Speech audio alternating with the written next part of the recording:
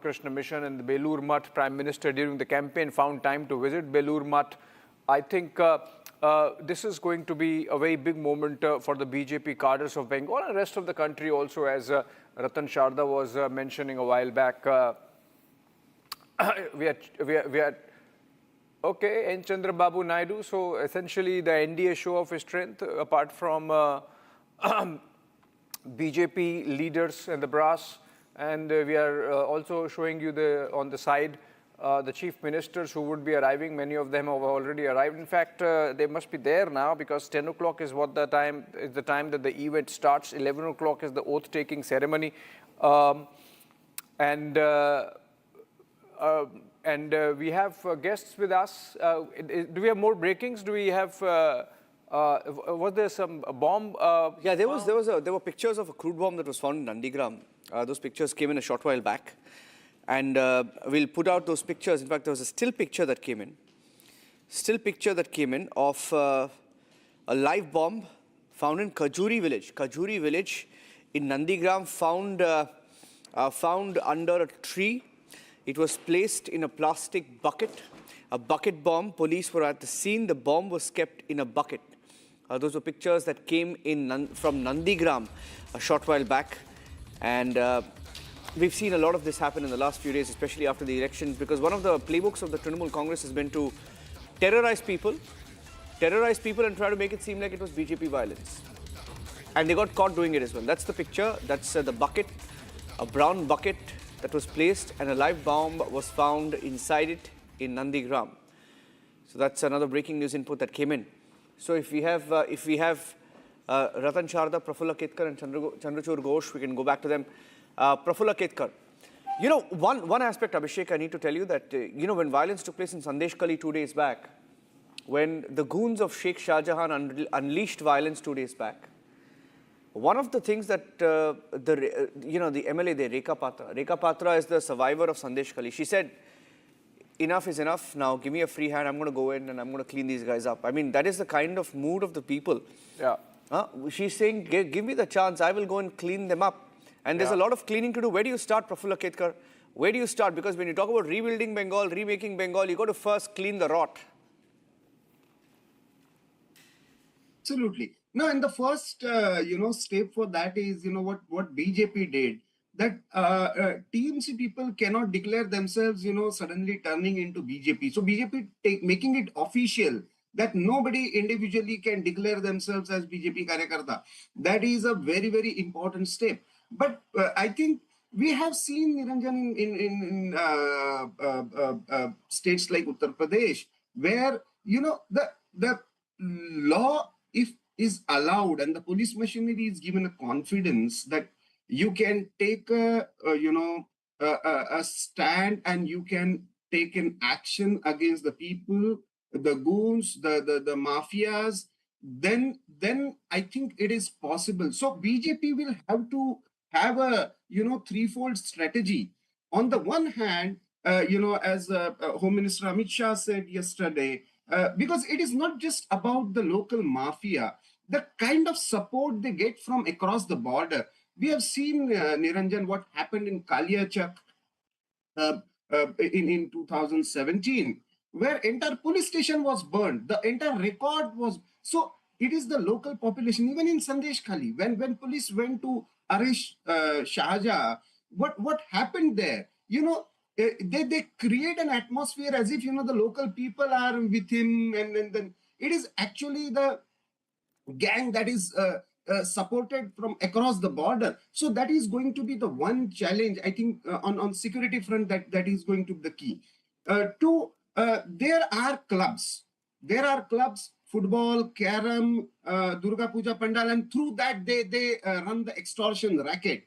Now, there I think the youth will have to be engaged.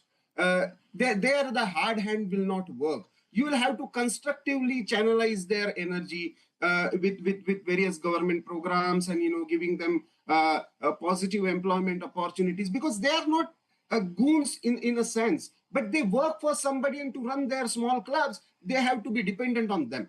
So that is the second important thing. But when it comes to the mafia, the local goons who are running, and there are multiple Shahjahans in Bengal.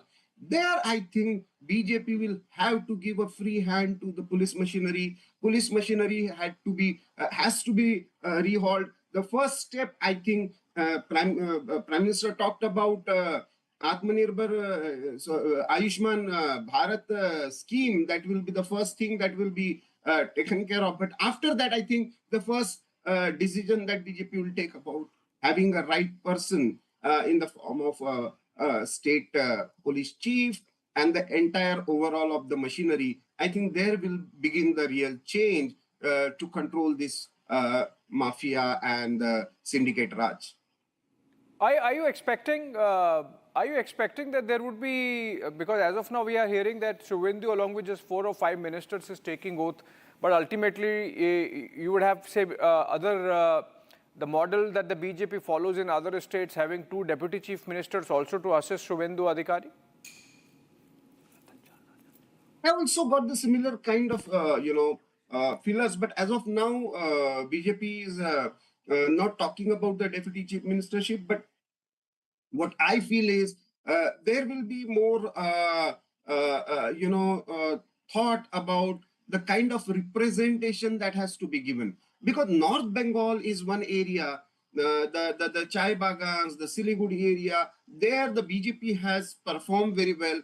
The people from there have stayed rock behind. Please hold on to your thoughts. R.N. Ravi there in the pictures we had. He was paying respects to Rabindranath Tagore. It's his birth anniversary today. And I think BJP also making a point of sorts there with this connect with the Bengali culture. Their government, the first government in Bengal, is going to take oath on the birth anniversary of Rabindranath Tagore. Remember, it had become an election campaign issue on the pronunciation of Rabindranath Tagore. The Bengalis prefer to call him Tagore, originally Thakur. And in Hindi, I think they still call him Rabindranath Tagore, but in English it becomes Tagore, and that's sort of stuck. And it was ironic that some of the people who were masquerading as the leaders of or the protectors of Bengali identity were more comfortable with Tagore than Thakur. R.N. Ravi, the governor of Bengal there, these are the pictures coming in just from a while earlier. Along with his family, paying respects to the literary giant. In fact, just a couple of days back, we had the Nobel Committee, put out the entire Jana Gana Mana 3 stanzas. Ratan Sharda, just a couple of days back, we had the union government making Vande Mataram at par with Jana Gana Mana in terms of bringing it in the ambit of the disrespect to the National Emblems Act. And so you cannot not stand when Vande Mataram is playing. You cannot show disrespect to Vande Mataram. And the fact that the Nobel Committee released the entire 3 paras of Jana Gana Mana, which makes us realize that it was an ode to Krishna, Lord Krishna, and not to George Pancham as it was projected by some leftists, I believe. See, the problem with us is that we want to be Hindu, but we want a castrated Hindu. We want a Hindu who has lost his identity, who has lost his historical memory. So you have to curtail Jana Gana Mana, you have to curtail Vande Mataram. This very thought led to the creation of Pakistan. If you go back to history, this demand was the precursor to demand for Pakistan, and we bent and see what happened. So if the patriotism cannot be conditional, your devotion to motherland cannot be conditional. Motherland or Bharat stands above everything else. And when you talk of Rabindranath Tagore, of course, he was also created in some sort of humanitarian international person, but he has written some wonderful essays like Swadeshi and all, those Swadeshi Samaj and various other essays, very clearly establishes the cultural moorings of Bharat, where he talks of Swadeshi Samaj, he talks of Hindu identity. And it is a significant day that we are this oath-taking ceremony is happening on his birthday. We were talking of the lawlessness also. I would like just to add that Punjab was in the worst condition when KPS Gill took over. Police was totally demoralized. Their houses were attacked. Their people were killed. They were kidnapped. It was much more worse than what we see in Bengal today. One leader, KPS Gill, one Chief Minister, Beant Singh, together they changed the face of Punjab. Same police became a lion, and the police crushed the separatist movement. Beant Singh ji paid a price, there's somebody who had to pay a price for what folly we had gone for. But it was unfortunate, very unfortunate. But that is how Punjab changed. In UP, which was known for its lawlessness, known for its gangland, known for its mafia, counterfeit currency, whatnot, all that was crushed over a period of few months when police was empowered. All you need is go by law. Give police full power and protect them. Yogi ji clearly, it seems that he had given them full assurance that if anything, anybody comes up a case against you, anybody tries to bamboozle you, I am standing behind you, I stand behind you even in the court of law. So when you give this kind of support to the police, things will change. These are petty criminals. These are criminals who are parasites on the society.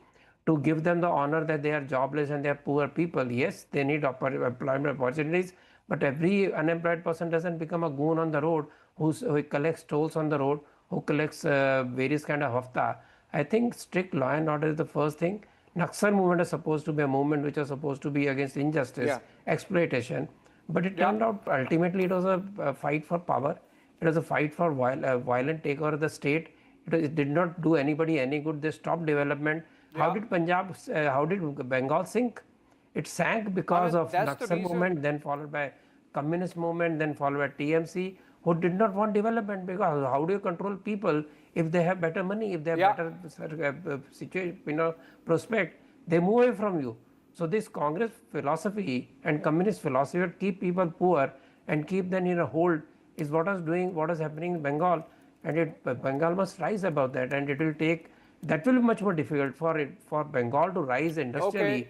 Commercially, it will take much more time. Chandrachud, just quick question from Chandrachud. We were talking about the connect with Bengal as Abhishek has just started talking about. Now, Suvendu Adhikari, there was a lot of, Trinamool was talking about Bengali Ashmita. We was talking about, there will be a Bohiragoto leaders in Bengal. But with Suvendu Adhikari, Mr. Ghosh, you feel that they are trying to counter. He's a street fighter. He's one who has experience, administrative experience also when he was in the TMC. And also the fact that how BJP has been, including the Prime Minister, trying to be, carve out an endearing figure with, Bengali culture from Jhalmuri to even March Bhat. You have Anurag Thakur also having, fish with Chandan Tilak on his forehead. So there has been a lot of connect with the Bengali culture, with all the leaders of the BJP coming together. You feel that Suvendu Adhikari is the one who will actually carry that forward and give that counter to the TMC? Absolutely, there is no doubt about it. Suvendu Adhikari is somebody who has risen from the ranks, who has toured the whole state, particularly during the past 5 years. He has stood beside the ordinary people, the BJP party workers, and stood like a rock beside them, giving them shelter, giving them assurance. But that apart, this whole thing of the BJP leadership endearing themselves to the Bengalis by adopting Bengali culture, there is no pretension in it. It is very natural. It's a very organic link. And, it had to be done in that way because of the misinformation campaign, the distorted campaign that was run by the Trinamool government that BJP is anti-Bengali and Bohiragat. They are outsiders. They don't belong to Bengal's culture. That was the whole distortion of Bengal's history. In this regard, I would like to point to one fact, which is Trinamool always claimed that they had the right over Rabindranath Tagore. But today, on Pochise Boishakh, the birthday of Tagore, I would like to remind everybody, all your audience, that a very clear-cut message was given by Tagore on the occasion of the foundation stone laying of the Mahajati Sadan, the iconic building in Kolkata, where he was invited by Subhash Chandra Bose, and he gave a speech there. And the theme of the speech was that Bengal should remain linked, connected with the united nationalism of India, and should never fall prey to egotistic selfishness and false pride. It should never try to pull away from India. And Trinamool was doing exactly that. It was posturing, it was posing itself as a force, as a political force, which was almost fighting against India. So they had developed the narrative. It was like Bengal versus India. Delhi versus Bengal. So that was a devastating thing that was happening playing in the psyche of the people. But one more thing I would like to come back to is the law and order question. You see, one of the first things that the BJP government will have to do to stop Sandesh Khali kind of incidences and even local the mafia rackets that have operated is to completely revamp the police bureaucracy, which had been made subservient by the Trinamool party, by party cadres. They were demoralized. Many of them almost became like party members, we will unofficial continue the party. conversation. We will continue the conversation. I have to take a very short break, but we will come back with live updates from the ground as well with our panel of guest viewers. We slip into a very, very short break. Don't go anywhere. We'll be right back.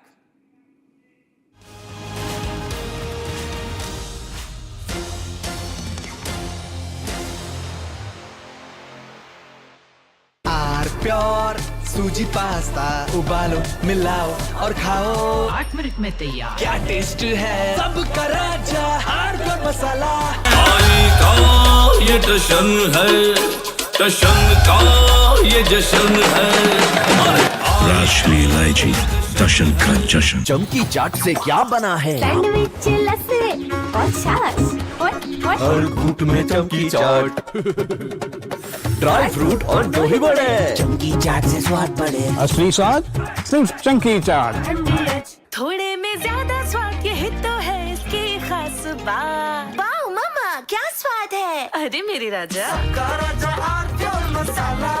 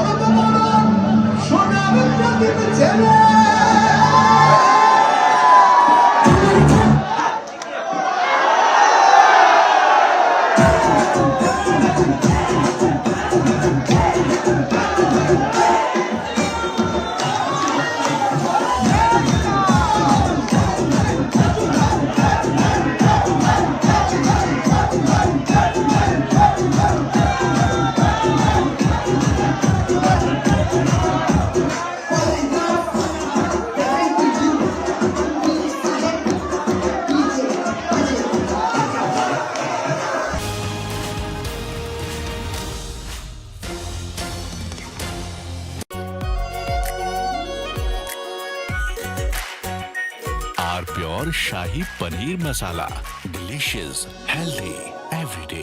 रानी, इस घर में कुछ है जो टूटता नहीं। ये pillar कभी नहीं टूटेगा। रुंगटा स्टील TMT से बना। रुंगटा नहीं तो घर स्ट्रॉन्ग नहीं। रुंगटा स्टील TMT बार एकदम सॉलिड। चमकी चाट से क्या बना है? आलू चाट या फ्रूट चाट, स्वाद बढ़ाए चमकी चाट। क्या बात है? स्वादिष्ट पकोड़े और बरसान, अरे चमकी चाट है इसकी जान। असली स्वाद सिर्फ चंकी चाट। केसरिया से मन जोगी हुआ रे, दिल झूमे देखो मतवारा हुआ रे। केसरिया से मन जोगी हुआ। हर पल मनाओ केसरी त्योहार। विमल, बोलो जुबान केसरी। आर प्योर सूजी पास्ता, उबालो मिलाओ और खाओ, 8 मिनट में तैयार। क्या टेस्ट है सबका राजा R pure masala.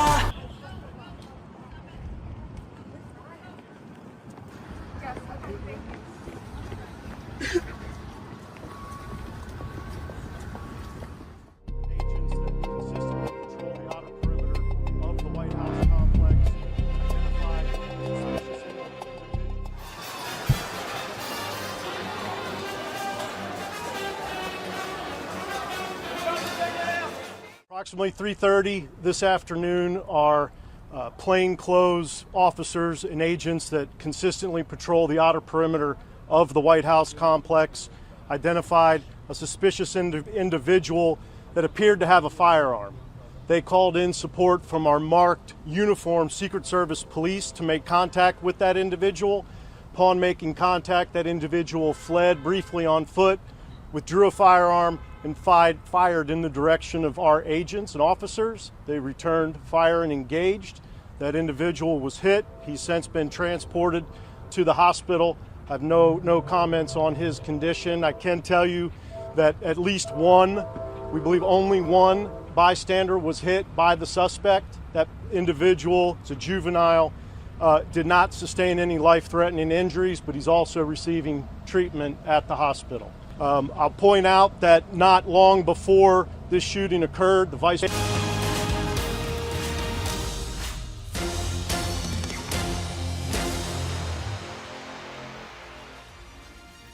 All right, we are getting these pictures of Prime Minister arriving in Kolkata with his special aircraft, and very soon he would be at the Brigade Parade Ground where the oath-taking ceremony of the first BJP government of Bengal is going to take place. Suvendu Adhikari to be the Chief Minister, taking oath as Chief Minister along with 5 other ministers. Other pictures coming in. Defence Minister Rajnath Singh arrived.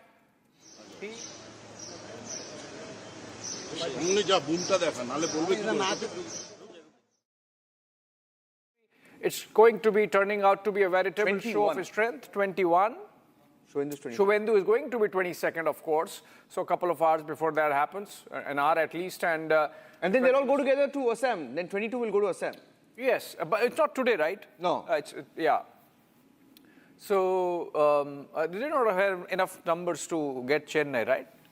Not yet. You never know, actually. Yeah. Anything could happen. Yeah, and can we go to Chennai and look at we had what's some happening breaking there? news coming in because it's complete. The suspense thriller that it's turning out to be, I think, It's like the 300 crore movies that Vijay used to dish out. Yeah. It's just that he's acting once, he's the actor once again, the main actor once again, except the villains this time are both Stalin and EPS, trying to sort of snatch that. And he can't have a fight sequence with them.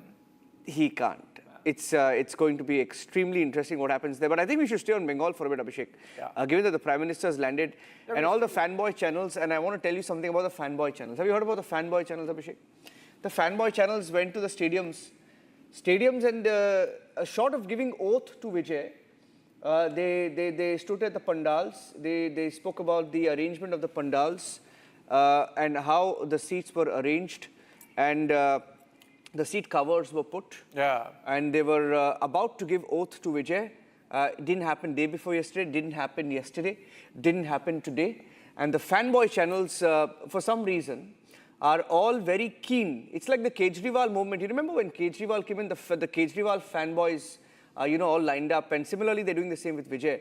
Except that, it's not looking good for them. But Kejriwal of, It's not but the Kejriwal of 2013 turned into Kejriwal of 2015 also. So with the kind of,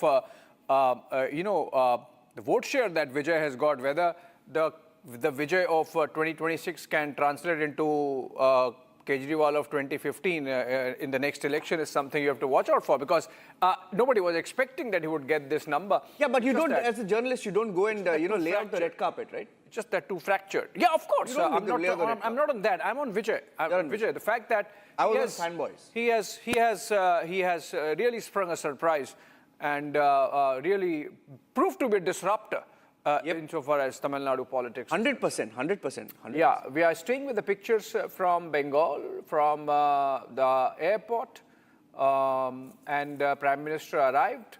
The BJP leaders are there. Okay, a different plane landing. We will see him out in a bit. And do we have more pictures? Something more from Brigade Parade Ground, perhaps? Has Suvendu Adhikari reached? Do we have pictures of the dash? Do we have a reporter there? We can go to the reporters to get a feel. We have a reporter, Harsha's there, but we are being told that the network there is terrible. Yeah.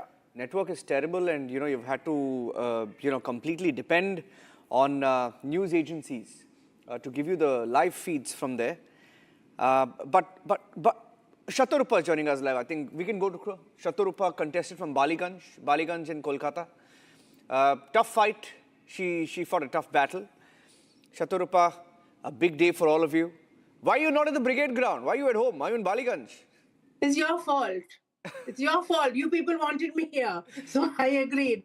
And then the central media said that, no, I need to be on television. So here I am, all decked up to go to the Brigade, but I'll have to see the Brigade through you people. But Shatarupa, we are already getting those reports that very low intensity post-poll violence continues. The BJP leaders have made statements of intent that this should not happen, that this is not allowed. Do you see a clean break from earlier culture of political violence in Bengal? 100%. You see, the intent is very, very, very clear from our leadership. Our state president has made it very clear that just by picking up a flag and overnight, coloring your forehead with saffron abid does not make you a BJP. You should have been part of the struggle to be called BJP now. Or you should have been a member. You should have understood our ideology and then call yourself a BJP after going through the official protocol of membership. But here, Shamikda has very clearly said that just by carrying a flag, you go and disrupt somebody else's office. This is not part of our culture. We don't do that. Our leadership down the ladder, middle leadership, the karyakartas have all been told no kind of violence will be tolerated. Nobody is to harass any Trinamool person, whether it is a spokesperson, whether it is a neta. Nobody is supposed to harass Trinamool under any circumstances. Nobody is supposed to talk ill of the Chief Minister and her ex-Chief Minister and her rest of her ministers. Nobody is supposed to make any kind of personal comments on them. Most importantly, the police have been told that pick up any miscreants irrespective of the color or political affiliation.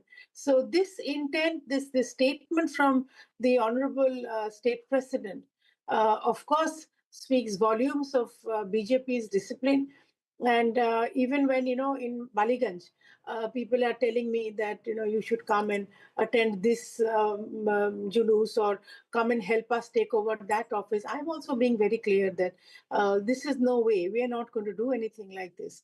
It is the mandate of the people with which we are blessed to come to power now. In a few minutes now, Suvendu, I think, has already reached the Brigade, as per my information goes. He will be sworn in. The Prime Minister, I think, has just landed. There have been several other chief ministers who have come. So today is a happy day for us that almost after 75 years after Shama Prasad Mukherjee's death and his struggle in 1952 to keep West Bengal as part of India during the time of partition in the Radcliffe Mission, It is after so many decades that BJP is now going to form a government in the birthplace of Dr. Shyama Prasad Mukherjee. I don't know if it's pertinent to say this here. I had coined a slogan that Shyama Prasader Janmo Bhumi Hobe Ebar Bijoy Bhumi, which means the land of Shyama Prasad Mukherjee's, the birthplace, will now become the symbol of victory, the land of victory for BJP. And it happened this time. It is an extremely emotional moment for us, all of us, because this victory comes to us after the death of some 300 people. In 2021, I remember lakhs of people had to run away from their home. We had to keep them safe in different states, different BJP states. People's houses have been razed to the ground. Women have been ravaged. Men have been killed. Our karyakartas were made to, they were killed and hanged from trees. My heart goes out to the memory of a boy called Abhijit. His brother Bishwajit is very much always in the news. He carries on the fight. He had little pet dogs, puppies. They were, smashed to death, and Abhijit was killed in his own house brutally. So this is something that our hearts, our memories are filled with these kind of, what shall I say, heavy, sad stories. And they're not even stories, they're things that we have lived through. I myself have been a member of BJP since 1986, and I have seen the year after year after year, our leaders would contest and we would... Well, Bengal is known indeed, ma'am, for, change, for revolution, for reform. And we see that BJP is promising that change. And we completely understand the sentiments that you are right now highlighting and expressing.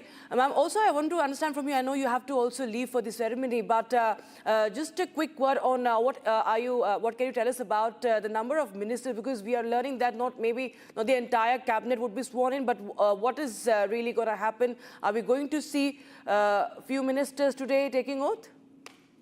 I don't have information about this. I'm not very clear about this, but as far as I know, today only the Chief Minister will be sworn in, and the winning MLAs will be sitting in the front row.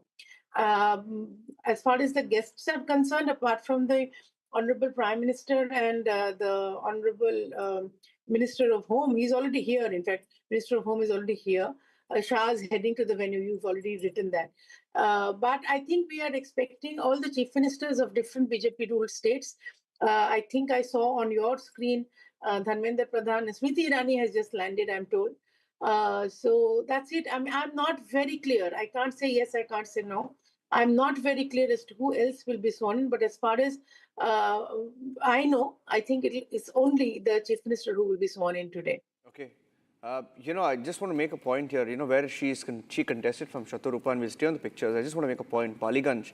Abhishek, if you know Kolkata, Ballygunge, the demography of Ballygunge has changed. In the last 10 years, I can tell you personally, I've seen Ballygunge, and you can't recognize Ballygunge there. I mean, let me just say infiltrators from Bangladesh. It is, yeah, she's saying something. No, not infiltrators. This is the irony of Ballygunge. Ballygunge has it's a constituency which is supposed to be, it is regarded as one of the most posh constituencies. Yeah. However, the Muslims who reside in Ballygunge is an official whopping count of 64% and an unofficial double whopping count of 79%. However, there are no infiltrators here. Here, the Muslims have chosen to live in India at the time of Pakistan. So they have not been, erased from the SIR list. They are very much part of this constituency. And when I was campaigning, I made it very clear to them. I met them. Some of them came over to meet me. That it is high time that you chose a government which thinks of you as human beings, thinks of you as citizens of India. Muslims of Ballygunge would ever vote for you? No, they didn't. They didn't. Would they ever vote for you? They didn't. No, they didn't. They didn't. They are like middle class, well-off Muslims? No, I don't think so. Because, when I saw the booth-wise, while in the counting room, when I was looking at it booth-wise, it was very clear that it was a very unfortunate divide.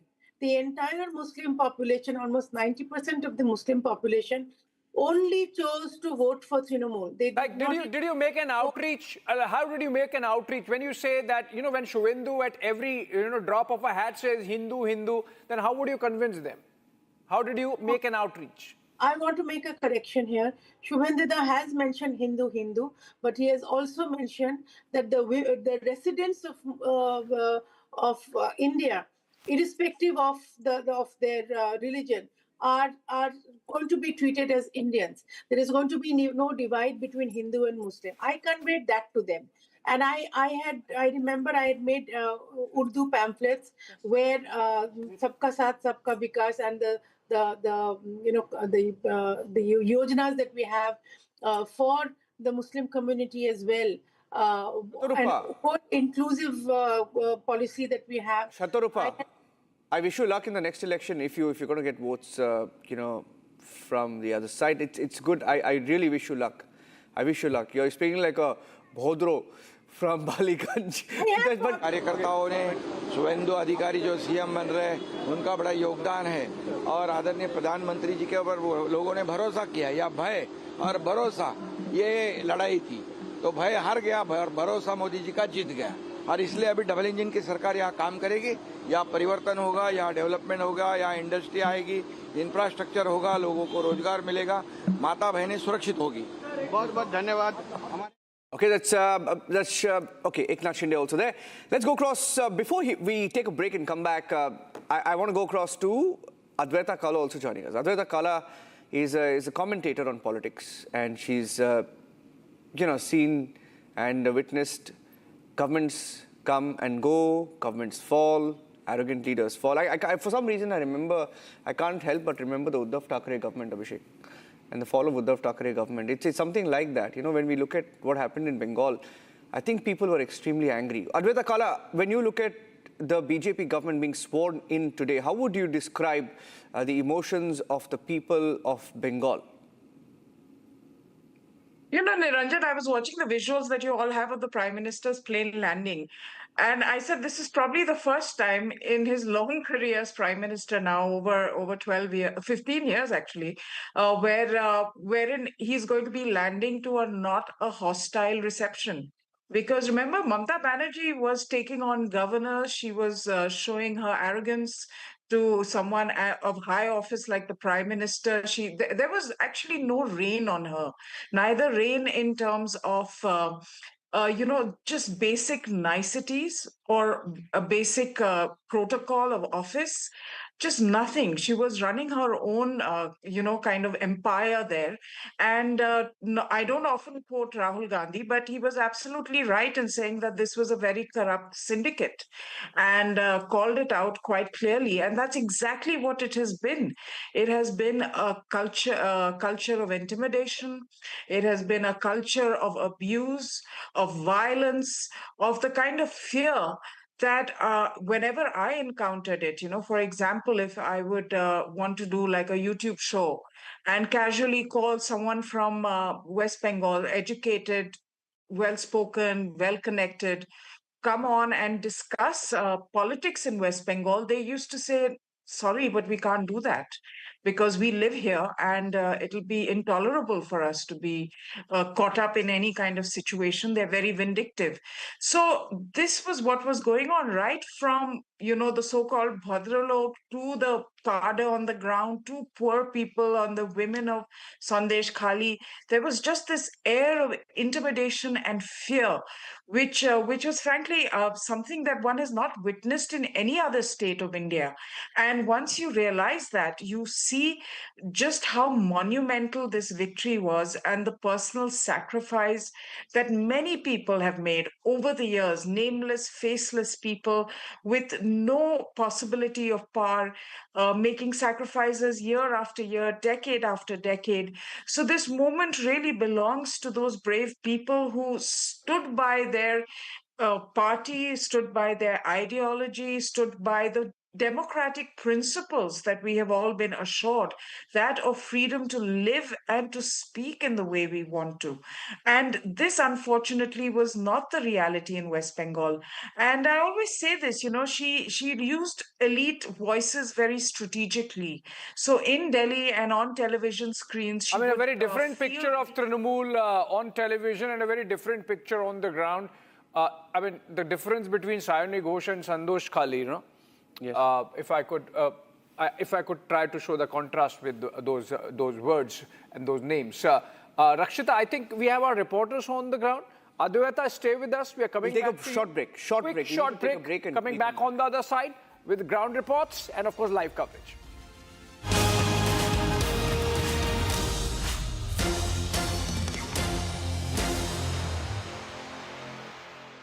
थोड़े में ज्यादा स्वाद ये तो है इसकी खास बात। वाओ मामा क्या स्वाद है? अरे मेरे राजा रानी, इस घर में कुछ है जो टूटता नहीं। ये पिलर कभी नहीं टूटेगा। रुंगटा स्टील टीएमटी से बना। रुंगटा नहीं तो घर स्ट्रॉन्ग नहीं। रुंगटा स्टील टीएमटी बार एकदम सॉलिड। प्यास बुझाए ठंडक लाए सबको भाई जीरा से MDH का जलजीरा जीरा से। जीरा से असली रिफ्रेशिंग, असली स्वाद, असली मजा। MDH।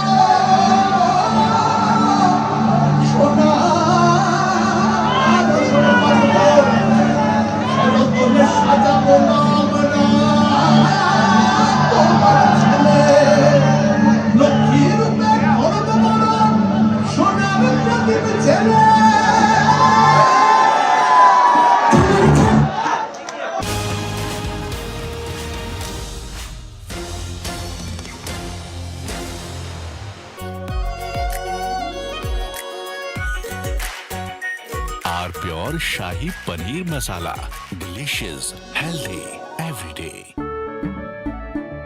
केसरिया से मन जोगी हुआ रे, दिल झूमे देखो मतवारा हुआ रे। केसरिया से मन जोगी हुआ। हर पल मनाओ केसरी त्योहार। विमल, बोलो जुबान केसरी। चमकी चाट से क्या बना है? सैंडविच, लस्सी और छाछ और हर घूंट में चमकी चाट। अब बताओ स्वाद आया? आया।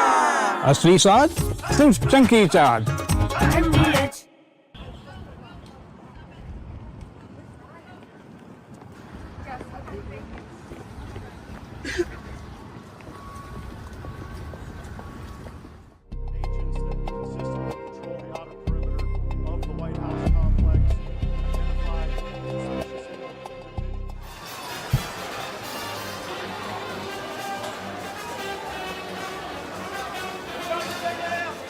Approximately 3:30 this afternoon, our plainclothes officers and agents that consistently patrol the outer perimeter of the White House complex identified a suspicious individual that appeared to have a firearm. They called in support from our marked uniformed Secret Service police to make contact with that individual. Upon making contact, that individual fled briefly on foot, withdrew a firearm, and fired in the direction of our agents and officers. They returned fire and engaged. That individual was hit. He's since been transported to the hospital. I have no comments on his condition. I can tell you that at least one, we believe only one bystander was hit by the suspect. That individual is a juvenile, did not sustain any life-threatening injuries, but he's also receiving treatment at the hospital. I'll point out that not long before this shooting occurred, the Vice President's motorcade did transit through this area. The investigation itself, in terms of the use of force in the shooting, will be conducted by Metropolitan Police Department.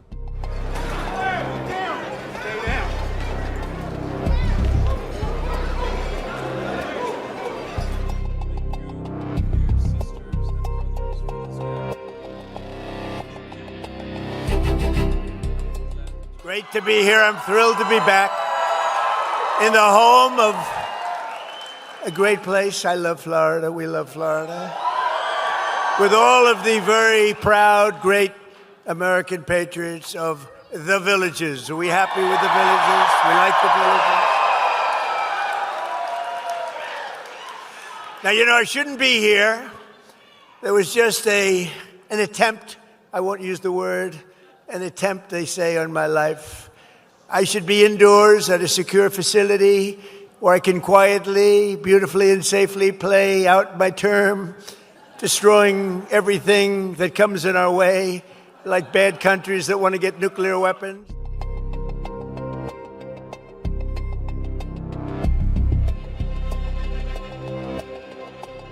Okay, live pictures coming in from Kolkata. Abhishek, the Prime Minister has landed.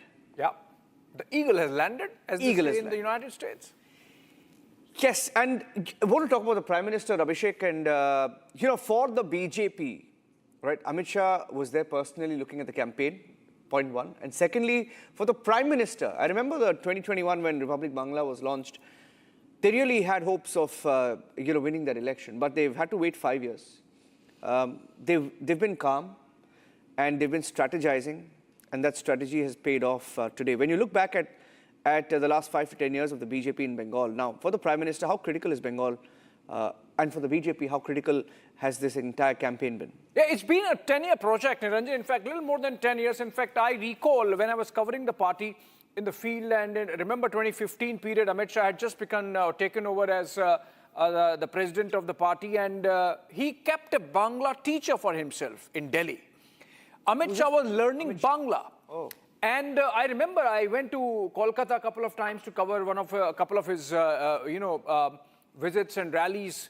And the manner in which he was going after the Bengal electoral map, literally with a scalpel, and the manner in which he was setting the stage, really, It took a while, obviously, because there was momentum already going in for Trinamool. And remember, 2011, Mamata got about 50% of the Muslim vote share. In 2016, it increased to 65%. And it peaked in 2021 at 75%. And that really explains why, even as BJP was consolidating its own vote share and seat share, Trinamool continued to have an edge. That edge now stands blunted because whatever maximum the Trinamool could extract from the Muslim vote bank, they have done, and BJP in the meanwhile consolidated the Hindu vote bank, translating into these number of seats. So it's been a long project. A lot of things remain unseen. So, for example, a small thing, Niranjan, the BJP held about 1,000 odd Narendra Cup football events. Yeah. Right? Narendra, of course, in the name of Swami Vivekananda also, it can be said, but also in the name of the Prime Minister. And that really made BJP go right into the paras, as it is called in Bengal, and, match Trinamool cadre for cadre. Similarly, of course, the booth systems that were put in place by Amit Shah finally coming of age in Bengal and translating into electoral dividends for the party this time. Prime Minister's chopper landing at the Brigade Parade Ground, which means we are looking at the event starting anytime. And 11 o'clock is the time that oath-taking has to take place, so the time being kept. We have our Hindi team live from the Brigade Parade Ground. Can we cut to it? वक्त है, लेकिन PM Modi Kolkata की धरती पर पहुंच चुके हैं। इससे पहले पीएम मोदी जितनी बार भी अब तक आए हैं बीते कुछ दिनों में, तो पीएम मोदी चुनाव प्रचार के सिलसिले में आए। पीएम मोदी ने यहाँ पे 20 से ज्यादा रोड शो किए, 40 से ज्यादा यहाँ पर रैलियां की, इसके अलावा नुक्कड़ सभाएं की, इसके अलावा झालमुड़ी खाई, हुगली नदी पर नौका विहार किया। लेकिन आज का मौका बहुत खास है, क्योंकि तमाम चुनाव प्रचार के बाद बंगाल की जनता ने बीजेपी के भरोसे पर जो अपना भरोसा जताया, उसके बाद आज ऐतिहासिक दिन है, क्योंकि आज शपथ ग्रहण का कार्यक्रम है ब्रिगेड परेड ग्राउंड, जिसका अपना बहुत पुराना इतिहास है। उसी ब्रिगेड परेड ग्राउंड पर कुछ देर में शुभेंदु अधिकारी बीजेपी के पहले मुख्यमंत्री के Waiting for the live feed to come in, Abhishek. When the live feed comes in, we're going to go across straight up. And as we do that, let's get you some breaking news from Tamil Nadu. Complete drama in Tamil Nadu. Vijay thriller continues. And 116, he needs 117, has just 116. AIADMK MLAs are returning from Puducherry. They are meeting EPS. Dinakaran claims his MLA has been abducted. DMK says this is no politics of change, and Vijay's turned out to be just one of them. It's complete drama in Tamil Nadu. Going across to Sharda with the updates. In fact, Dinakaran spoke to Sharda and showed how they faked the letters last night. We have that. Let's play that out, what Dinakaran said, and we'll come across to my colleague Sharda as well. Okay, Sharda, I'll come to you. If you can tell us what is happening there. All these leaders are coming back. Is there a meeting? Are they continuing to strategize? Why is VCK delaying the decision? Picture abhi baki hai. Niranjan, as of now, the VCK is yet to announce the two MLAs, whether they are supporting the TVK or whether they're going to continue with the DMK. However, yesterday the left parties, the communists, while announcing, said that the VCK is also along with them. The official letter has not yet been given. However, the meeting of the VCK went on from 5 p.m. to 8 p.m. last night, and following that meeting, Thirumavelan even met the former Chief Minister M.K. Stalin of the DMK party, so that created a lot of confusion if the VCK leader is going to be supporting the TVK or not, whether the decision is with the TVK or they are going to be continuing with the DMK. The question is still there. Vijay is right now at 116 numbers, and the two more is required from the VCK party whom he has approached, so we have to wait and see. In the few minutes, VCK is to be giving their official announcement of which they are supporting the TVK or not. We are still waiting for that. The game continues. Meanwhile, the AIADMK MLAs who were in Pondicherry are now returning to meet the party General Secretary at Party K. Palniswamy. If Vijay's number do not reach 118, AIADMK will move forward to the governor to give a letter, because last night we saw AMMK leader telling that AIADMK at Party Palniswamy should be called to form the government. AMMK leader speaking to us mentioned that while DMK has decided to go as opposition, it is the third party AIADMK AIADMK, which is a number with the leading numbers of 47, should be invited to form the government, following which they will call for an alliance with other parties, and if there is support, the third in line AIADMK might for the government is what AMMK leader Mr. Dinakaran has told us. So now the game continues on, whether the DMK is telling that they want to play the opposition, whereas the AIADMK says they want DMK supposed to come back to the first place and continue ruling, and whereas TVK's Vijay is still fighting for 2 seats to reach the majority of numbers, Niranjan. I think it's still a thriller, and the fact that 107 MLA party's leader Vijay has to go to the office of 2 MLA party VCK really shows the kind of pincer that that the situation is in so far as Vijay is concerned. It's despite the performance, it's not been a smooth sailing, and it seems like he just might about manage the numbers, but as of now, it looks like a little tight. We'll come back to you both, Aishwarya and Sharda. Okay, Aishwarya, in fact, is outside the VCK office. Aishwarya, how long before Vijay comes in? Because we are hearing that he's going to be there to plead for his case and get the support of those 2 MLAs.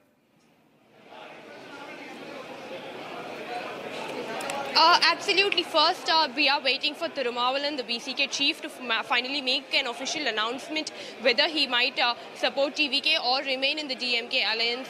But after Thirumavelan's official announcement, Vijay is also likely to come here and speak to Thirumavelan and, in fact, thank him or persuade him. That is what the situation might lead to. But what our sources is saying is that VCK is all likely to support TVK only, and the entire confusion that happened yesterday was just a courtesy meet with Stalin that had actually blown out of proportion by the media, is what the inside sources of VCK are telling us. But because the CPI, CPM, when they were officially announcing that they are supporting TVK and Vijay's party, they also mentioned that VCK will follow their footsteps as well, and they had also made an announcement on the behalf of VCK saying that VCK will also support TVK, and because Thirumavelan could not reach the press briefing on time, they are making an announcement on the behalf of VCK chief as well. But however, in the late night, there was... Just stay on with us, Aishwarya. We have to just right now go back to Bengal, and my colleague Anamika, in fact, is reporting from the Brigade ground.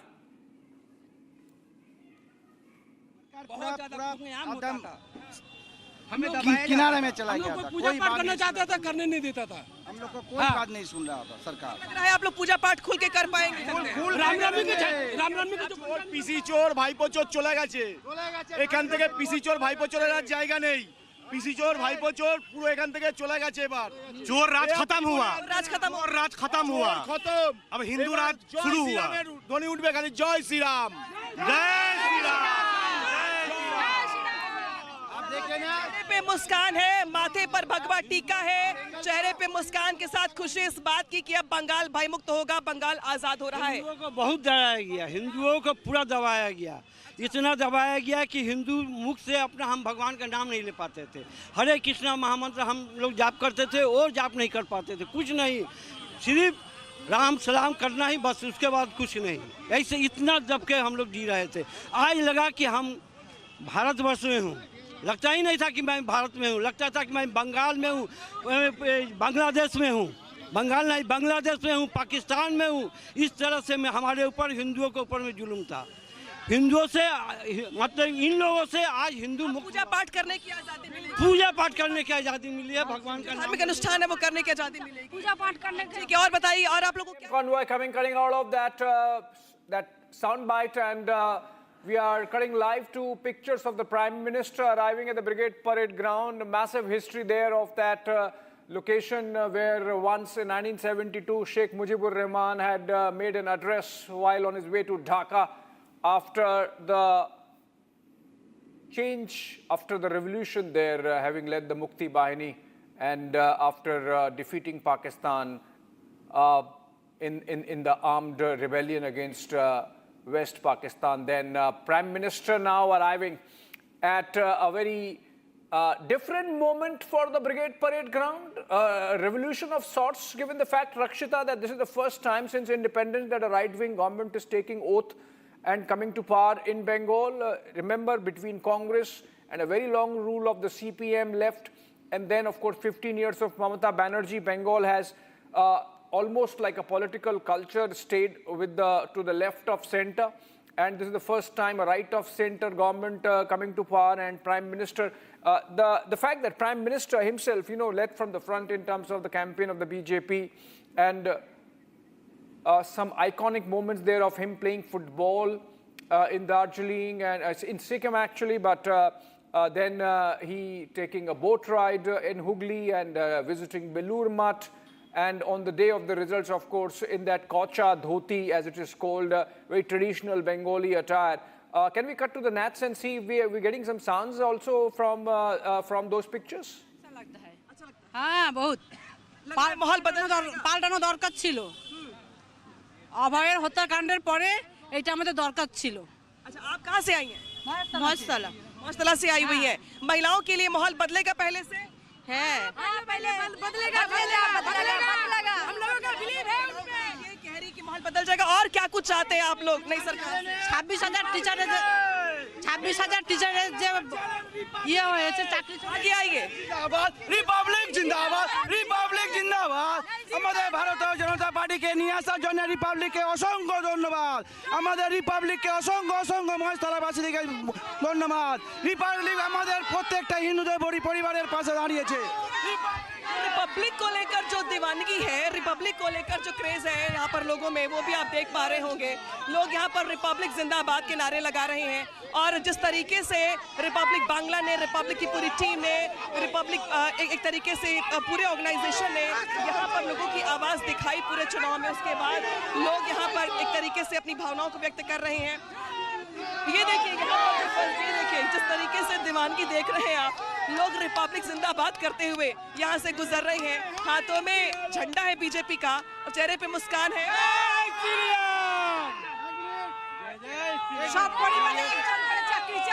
एक एक करके बोलिए। बंगाल में एक नया सूरज उगा है, बंगाल में एक नया सूरज उगा है बहुत दिनों बाद। आज बंगाल का सपना पूरा हो गया। जो हिंदुत्व का लिए जो गाली दे रहा था लोग हिंदुत्व को, आज हिंदुत्व क्या चीज है लोग अच्छी तरह समझ जाएगा। ठीक है ठीक है, तो जो हिंदुत्व क्या है आप लोग यहाँ के समझ जाएंगे। अब जरा मैं कुछ और लोगों से बात कर लूँ, आप लोग बताइए नई सरकार से जी আমাদের মহেশতলাবাসী সমস্ত যেসব কার্যকর্তারা এসে এবং মহেশতলার সমস্ত গ্রামবাসীরা যারা এসছে এই দিক থেকে সবাই মিলে আমরা রিপাবলিককে ধন্যবাদ এবং আমাদের তরফ থেকে প্রণাম জানাই। সবাই सभी लोग हाथ जोड़कर रिपब्लिक को धन्यवाद। फिर देखिए ये भरोसा है के लिए लड़ा है तो सबसे आगे रिपब्लिक है। হ্যাঁ सबसे आगे रिपब्लिक এই যদি না থাকতো আজ আমরা হিন্দু অনেক নিচে নেমে যেতাম, অনেক নিচে যেতাম। রিপাবলিককে ওই ভাষা কইতা এই রিপাবলিক বাংলা আমাদের সত্যের পথে নিয়ে গেছে। এই রিপাবলিক বাংলা আছে বলে আমরা যে এই পথে নামতে পেরেছি। এই সত্য সাংবাদিক কথার কারণে हम बोल रहे हैं, लेकिन कह रहे हैं कि रिपब्लिक बांग्ला ने, रिपब्लिक ने हमारी आवाज को बुलंद ভালোবাসি, খুব ভালোবাসি রিপাবলিক বাংলা সারা জীবন দেখে যাবে। कार्यकर्ताओं की आंखों में आंसू है बोलते हुए। We've seen that. Okay, we are getting in some visuals from. Okay, Keshav Prasad Maurya is also there. We can cut across to the sound. पश्चिम बंगाल के लोगों को नहीं, पूरे हिंदुस्तान के लोगों की थी और माननीय प्रधानमंत्री जी के वादे पर भरोसा करके पश्चिम बंगाल की जनता ने जो आशीर्वाद दिया है, भारतीय जनता पार्टी उन हर वादों को पूरा करेगी शुभेंदु अधिकारी जी के नेतृत्व में। कमल खिल गया बंगाल में। देखिए, आज मैं पश्चिम बंगाल के लोगों का बहुत बहुत अभिनंदन करता हूँ, बधाइयाँ देता हूँ। It's a very special day for the people of West Bengal.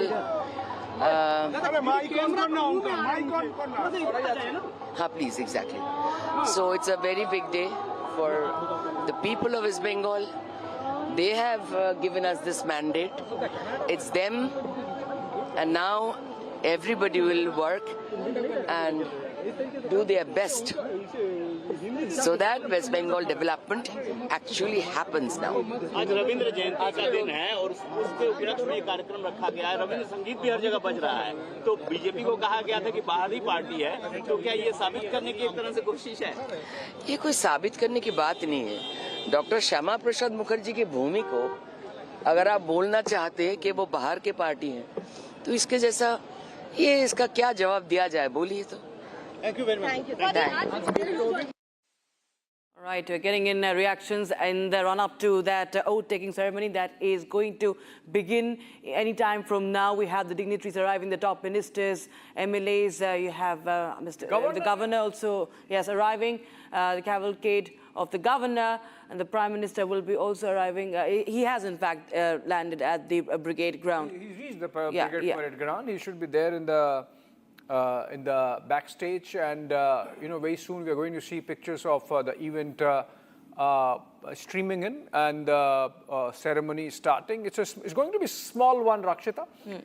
We are told 5 odd ministers to take oath. Some of the names are already there in public domain, but we would rather not speculate.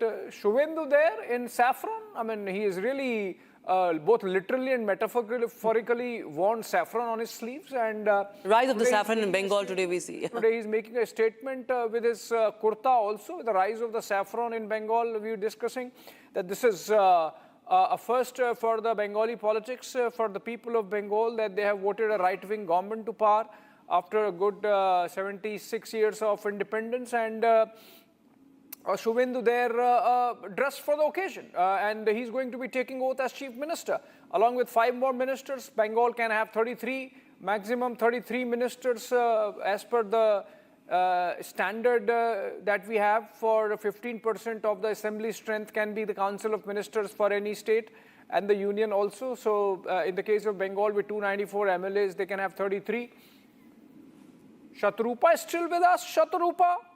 The regional dynamics in play, the fact that BJP has traditionally had its strongholds in North Bengal, and now, of course, breaching the South Bengal bastion of Mamata Banerjee, those dynamics would be coming into play in the Council of Ministers, as also the kind of work that's been done by Union Home Minister Amit Shah in terms of, mapping of electoral constituencies. The fact that SIR played its role, so many things that have gone into this BJP victory.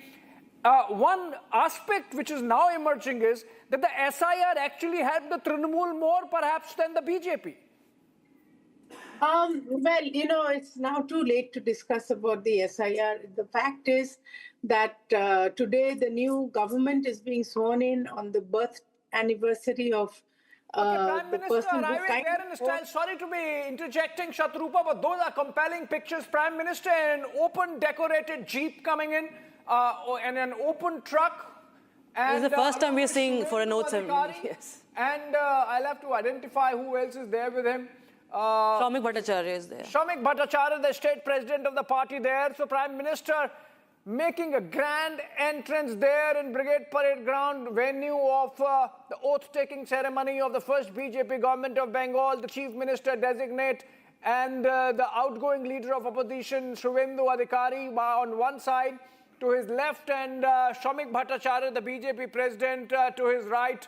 And the kind of work that the BJP has done, the kind of campaign they led to perfection, not making one mistake, one slip, not attacking Mamata Banerjee even once through the campaign, making sure that the focus remained on consolidating the BJP vote, and the double-engine Sarkar pitch, which is finally translated into this mandate. The mandate has been massive. The fact that SIR that we were discussing has actually helped the Trinamool and the opposition in the bloc, and wherever there were more deletions, and helped the Trinamool and the opposition wherever there were more additions, and not helped the BJP. So the SIR bluff has been called, and despite that, the BJP has made this tremendous victory in Bengal, 207 seats. Even if you account for the 27 lakh deletions that remain contested or under adjudication, if you give them proportionate to the mandate, even then the BJP lands at about 180, 190. And so this thing that because of SIR, the BJP has won, or SI has contributed in any manner to the BJP victory, falls flat. Prime Minister, they can make a ground entry. Can we cut to Nat sound there, live pictures, live sounds? No. আপনারা যাকে দেখছেন পর্দায় তার উপস্থিতিতে, তাদের সকলের উপস্থিতিতে, আর মঞ্চে হিন্দিতে বলে না চার চাঁদ লাগ গয়া, তো আপনারা দেখতেই পাচ্ছেন স্মৃতি ইরানিজি আমাদের মধ্যে এসে পৌঁছেছেন, আরও এরকম অনেকে আছেন। কতজনের নাম আমরা করব, যাদের উপস্থিতি ভিন রাজ্য থেকে এসেছেন, তাদের সকলের উপস্থিতিতে আজ কিন্তু সেজে উঠেছে ব্রিগেডের এই রঙিন মঞ্চ।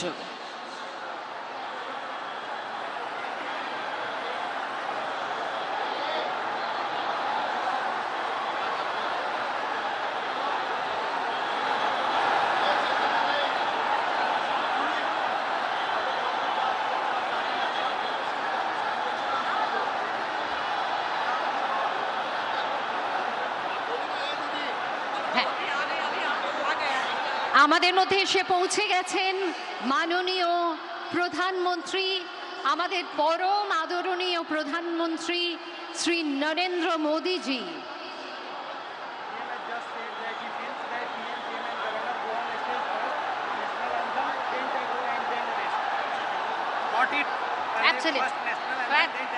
बस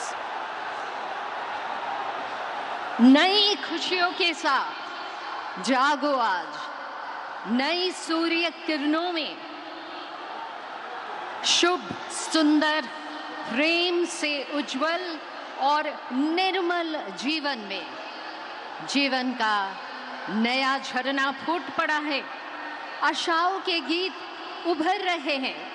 आज शांति की इस पवन में अमर पुष्पों की साथ सुगंध बह रही है।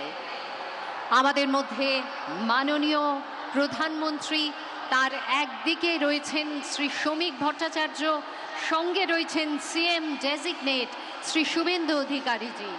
তারা এসে পৌঁছচ্ছেন এবং তারা মঞ্চে এসে পৌঁছলেই আমরা জাতীয় সঙ্গীত দিয়ে স্বাগত জানাবো। আজকে প্রথমেই আমরা সকলে মাননীয় প্রধানমন্ত্রী এসে পৌঁছানো মাত্র পরিবেশিত হবে জাতীয় সঙ্গীত, তারপরে অনুষ্ঠানের যে কার্যক্রম রয়েছে আমরা তাতে চলে যাব। বাংলার পক্ষে এক অত্যন্ত গুরুত্বপূর্ণ দিন। মাননীয় প্রধানমন্ত্রী আজ পশ্চিম বাংলার বিধানসভার শপথ গ্রহণ অনুষ্ঠানে উপস্থিত।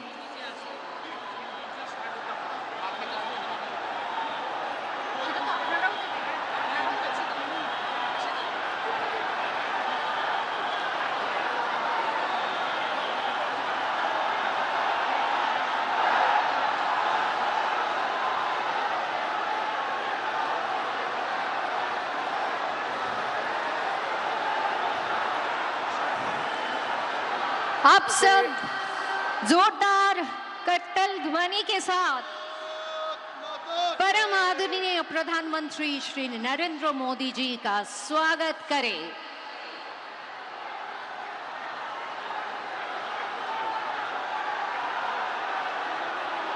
Prime Minister there arriving at the venue, and you hear the massive welcome that Prime Minister has received arriving with Suvendu Adhikari, the CM designate, and the BJP President Shamik Bhattacharya, rest of the BJP leadership on the dais. They have prepared one specific dais where the BJP is memorializing all the workers. কিন্তু যাতায়াতের পথ দুপাশে মানুষ উচ্ছ্বাস, তারা শুধুমাত্র একটু দেখতে চাইছেন, একটু কাছে যেতে চাইছেন।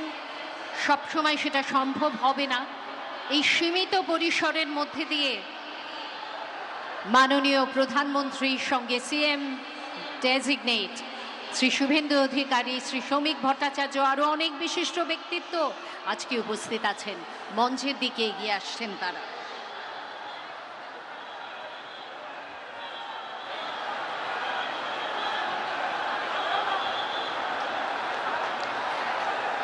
Can we all stand up and give a standing ovation to रक्षा मंत्री जी श्री राजनाथ सिंह, गृह मंत्री जी श्री अमित शाह और उनके साथ है बहुत सारे और व्यक्तित्व।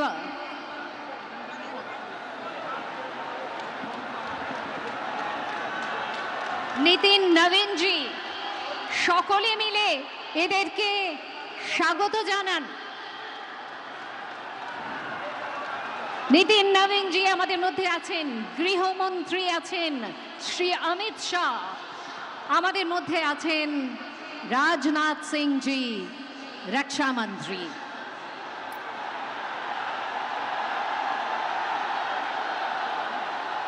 Prime Minister taking a walkabout among the masses there and accepting their greetings. Look at the rush and the pull that's there to greet the Prime Minister as he has just come off that decorated truck along with Chief Minister designate Suvendu Adhikari and Shamik Bhattacharya. Prime Minister there doing a walkabout of the ground where the crowd is present and accepting those greetings even as the rest of the BJP leaders are on the stage and ready for the oath-taking ceremony to begin anytime now. Prime Minister just coming up to the stage after going through that welcome amongst the masses. It's a big moment for the BJP cadres and the people of Bengal. But these are the people who are assembled, who have really slogged for a decade and more. Chief Minister of Uttar Pradesh, Yogi Adityanath, there also in the pictures. He was one of the star campaigners. Not many rallies, but still some. And essentially, if you look at it, the architect of this victory is definitely this man on screen, Union Home Minister Amit Shah, flanked by Rajnath Singh on one side and N. Chandrababu Naidu, key allies of the NDA, Chief Minister of Andhra Pradesh to his right. And we're going to see Prime Minister reach the dais anytime now. Look at the rush among the cadres to be taking selfies and pictures as the Prime Minister walks by. Prime Minister there, one of those few iconic moments of his campaign. He could split screen and run. By the time he reaches the stage, him taking a boat ride at the Hooghly, visiting the Belur Math temple, having Jalmuri in Jhargram, that really sort of trended for a while during the campaign across Bengal and sent a message of the Prime Minister's intent to be seen with the masses, Prime Minister's intent to identify himself. মানুষের উত্তেজনা and শঙ্খধ্বনি all right. সেই সঙ্গে মানুষের still there where Prime Minister is yet to arrive on the stage. কিছুতে মুখর Still milling through the masses, Brigade's the greetings.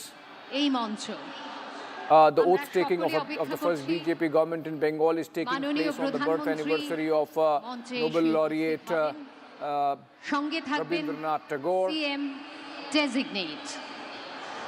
And they are on the stage now.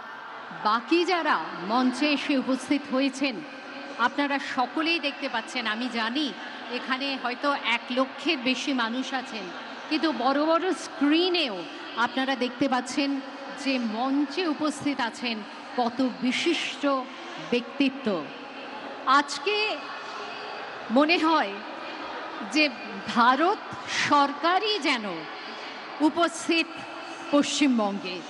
হঠাৎ করে একদিনের জন্যে ভারত সরকারের কাজকর্ম যেন পশ্চিমবঙ্গ থেকে, কলকাতার থেকে সংগঠিত হচ্ছে। সবাইকে ধন্যবাদ আজকের এই ঐতিহাসিক ঘটনার শরিক থাকার জন্যে।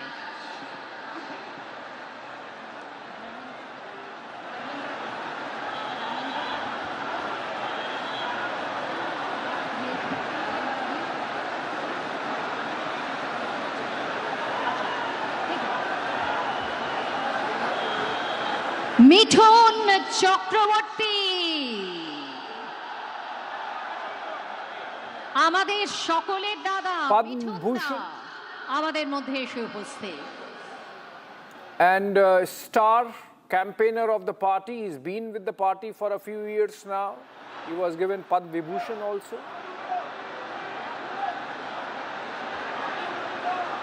And now we have closer pictures of the stage. You can see the BJP leadership there. Suvendu Adhikari comes with tremendous amount of legislative experience, twice a member of Lok Sabha, thrice an MLA, Mithun Leader of Opposition for 5 years, symbol of and energy. councillor 3 times from প্রধানমন্ত্রী chairman of the আমাদের Kontai পরম municipality, আদরণীয় the প্রধানমন্ত্রী Adhikari pocket Shri borough, Narendra Adhikari Modiji family.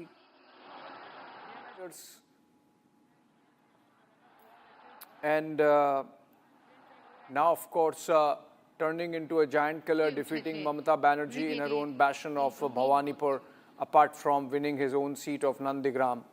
These are pictures from earlier when Prime Minister arrived at the venue, riding a decorated truck, and along with CM designate Suvendu on one side and the BJP President Shamik Bhattacharya on the other.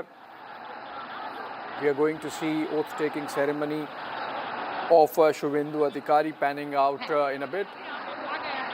আমাদের মধ্যে এসে পৌঁছে গেছেন From the time that the আমাদের পরম ruling slogan in Bengal. Shri Narendra Modiji Okay, do we go now? Okay, we have Mr. Abhijit Roy joining us on this broadcast. He's MD of Berger Paints, joining us live from Bengal. And Mr. Roy, there was one time when, once upon a time rather, that the ruling slogan in Bengal was Tomar Bari, Amar Bari, Naxal Bari. Now the slogan is Jai Shri Ram. But essentially, it is not just a transition to Hindutva politics. It is people of Bengal would expect that this is also a transition to a more industrialized Bengal, more developed Bengal, more progressive Bengal, a Bengal which looks at job creation as not just a capitalist enterprise, but also a welfare enterprise for which the government should be acting as an enabler. Yeah, absolutely. And that's the hope that is there. In fact, the government, of the day, which is now coming in, they have promised three things which are there in their poll manifesto as well. One, of course, is, giving employment to the youth who, in their own words, the large number of these guys have become sort of settlers outside in different cities, abroad as well. And they need to be brought back into West Bengal by creating opportunities in the state. And that's something which we are looking forward to in terms of developmental work happening, industrialization happening at a rapid scale. At the same time, services, sector also looking up in this state. So that's the expectation which is there, a lot of expectation from this new government. As was the change, when the left front went away and the TMC came, there were immense expectations at that point of time. Some of it got delivered, some did not. And in this case, it is even higher. 49 years, there was government which was mostly, center and state were different. This time it is the same government, same party government in both the places. The infrastructure development, we are expecting that substantial improvement should happen there, and that's something which we look forward to at this stage. And what about the culture which acts as an enabler or supportive of enterprise? Do you think that transition would be easy to make, or it's going to be a difficult enterprise altogether to bring in that culture of respecting enterprise, respecting capital, respecting the culture which leads to strengthening of those systems which are pro-capital formation, because that's a culture which has been lacking in Bengal. Yeah, so that is a legacy of the left, which was there, and initially they were very anti-industrialist sort of, and therefore, large number of the enterprises went away from here. They did try to amend it at the fag end of their, stint, but didn't work out. There were a lot of opposition from within, and it didn't work out at that point of time. We expect that such change in attitude of the people have become different, aspirational. They want industrialization. They want their kids to stay in West Bengal. They want the opportunities to open up in this state. So there is a pressure from within, you know, so it will be easier that way. It's the mindset of the bureaucrat and, you know, the politicians which need to change, meeting up these aspirations of the people. I don't think it should be that difficult. Given the track record of BJP elsewhere, you know, it should be relatively, you know, they are oriented in this direction. They have this, you know, they have no, you know, thoughts in their head that, you know, industrialization or industrialists are bad. So therefore, I would assume that this movement culturally that you are talking about, this change is already there within. You just have to, you know, enable that, as you rightly said, and that should happen now.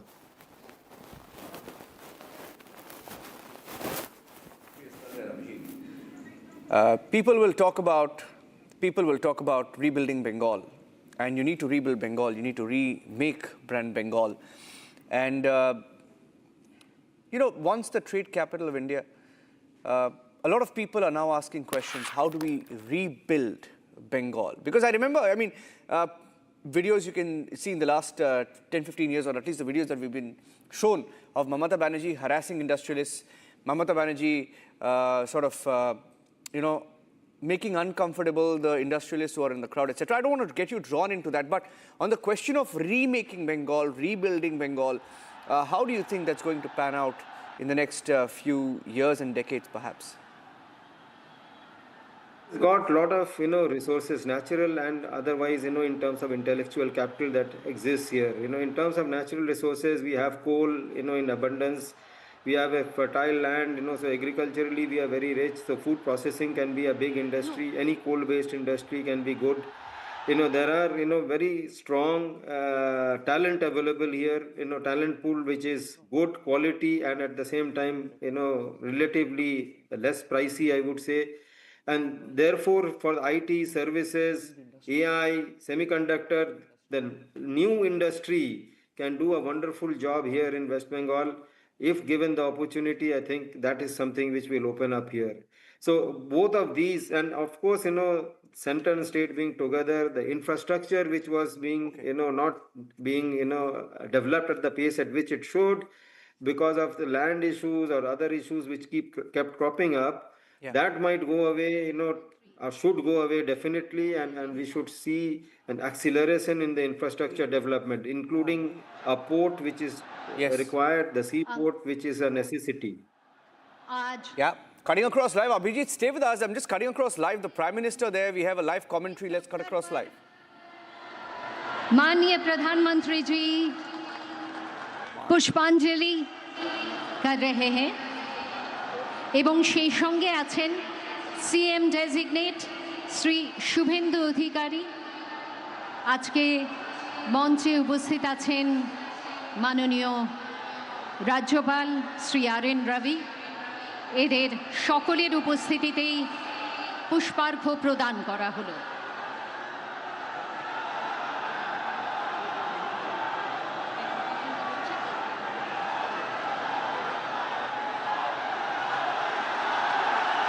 जोरदार कट्टल ध्वनि के साथ स्वागत कीजिए माननीय प्रधानमंत्री परम आदरणीय प्रधानमंत्री श्री नरेंद्र मोदी जी का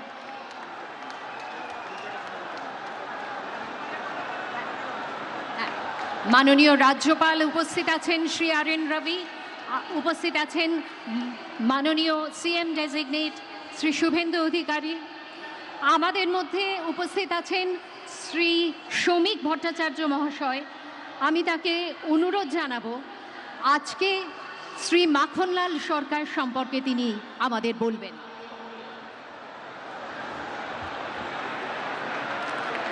শিলিগুড়ি নিবাসী শ্রী মাখনলাল সরকার সবরই প্রতীক্ষার মতো দীর্ঘ প্রতীক্ষা ভারত কেশরী ডক্টর শ্যামাপ্রসাদ মুখার্জি যিনি ভারতের সংবিধান এবং ভারতবর্ষের অখণ্ডতার জন্য এই বাংলায় জন্মগ্রহণ করে নিজের প্রাণ দিয়েছিলেন যাকে কাশ্মীরের জেলে রহস্যজনকভাবে কার্যত খুন করা হয়েছিল এবং তার সেই যাত্রার যিনি সহযোগী ছিলেন সেই মাখনলাল সরকার ৯৭ বছর বয়স হয়েছে তার, তিনিও আজকের দিনে আমাদের এখানে এসে উপস্থিত হয়েছেন। শ্রী মাখনলাল সরকার তারপরে দিল্লিতে একটি দেশাত্মবোধক গান গাওয়ার জন্য দিল্লি পুলিশ তাকে গ্রেপ্তার করে, কংগ্রেসের সরকার নিয়ে যাওয়া হয় বিচারালয়ে। বিচারপতি বলেন তার উকিলের পরামর্শে যে ক্ষমা চান, আপনার মুক্তি দেব, কিন্তু মাখনলাল সরকার বলেছিলেন আমি কোনো অপরাধ করিনি, সুতরাং আমি একটা গান গেয়েছি। বিচারপতি বলেন তাহলে আপনি গানটা গেয়ে শোনান। সেদিনের অপ্রাপ্তবয়স্ক মাখনলাল সরকার সেই গানটি গেয়ে শোনান এবং তারপর বিচারপতি নির্দেশ দেয় দিল্লি পুলিশকে যে একে ফার্স্ট ক্লাস কামরা করে এর বাড়ি পর্যন্ত পৌঁছে দাও এবং 100 টাকা দাও রাস্তায় যাতায়াতের জন্য। আজকে সেই মাখনলাল সরকার আমাদের মধ্যে আছেন, প্রধানমন্ত্রী তাকে সম্বোধন করবেন। माखनलाल सरकार जो श्यामा प्रसाद मुखर्जी की अंतिम यात्रा का उसका साथी रहे हैं, आज हमारा मंच पे उपस्थित है। हमारा बुजुर्ग जो जीवन में किसी का सामने सर नहीं झुकाया और ऐसे हजारों कार्यकर्ता का बलिदान और प्रतीक्षा का कारण आज इस पार्टी सत्ता में आए हैं। यह सिर्फ कोई सत्ता की परिवर्तन नहीं है, श्यामा प्रसाद मुखर्जी की धरती पर श्यामा प्रसाद का सरकार बनने जा रहे हैं। कश्मीर से कन्याकुमारी जैसा हमारा सपना है, वैसे ही गंगोत्री से गंगा सागर तक डबल इंजन सरकार भारत, हमारा सरकार श्यामा प्रसाद मुखर्जी की सरकार आज बन रहे हैं। ऐसी कितना माखनलाल सरकार ने अपने पूरा जीवन निछावर कर दिया, जिसका नाम जिसका पता किसी भी संवाद की सुर्खियों में नहीं है, किसी टेलीविजन चैनल में नहीं है, जिसका जीवन संघर्ष करते करते चले गए। आज वही माखनलाल सरकार हमारा बीच में उपस्थित है। प्रधानमंत्री जी भी उसको अभिनंदन करेंगे थोड़ी ही बाद में।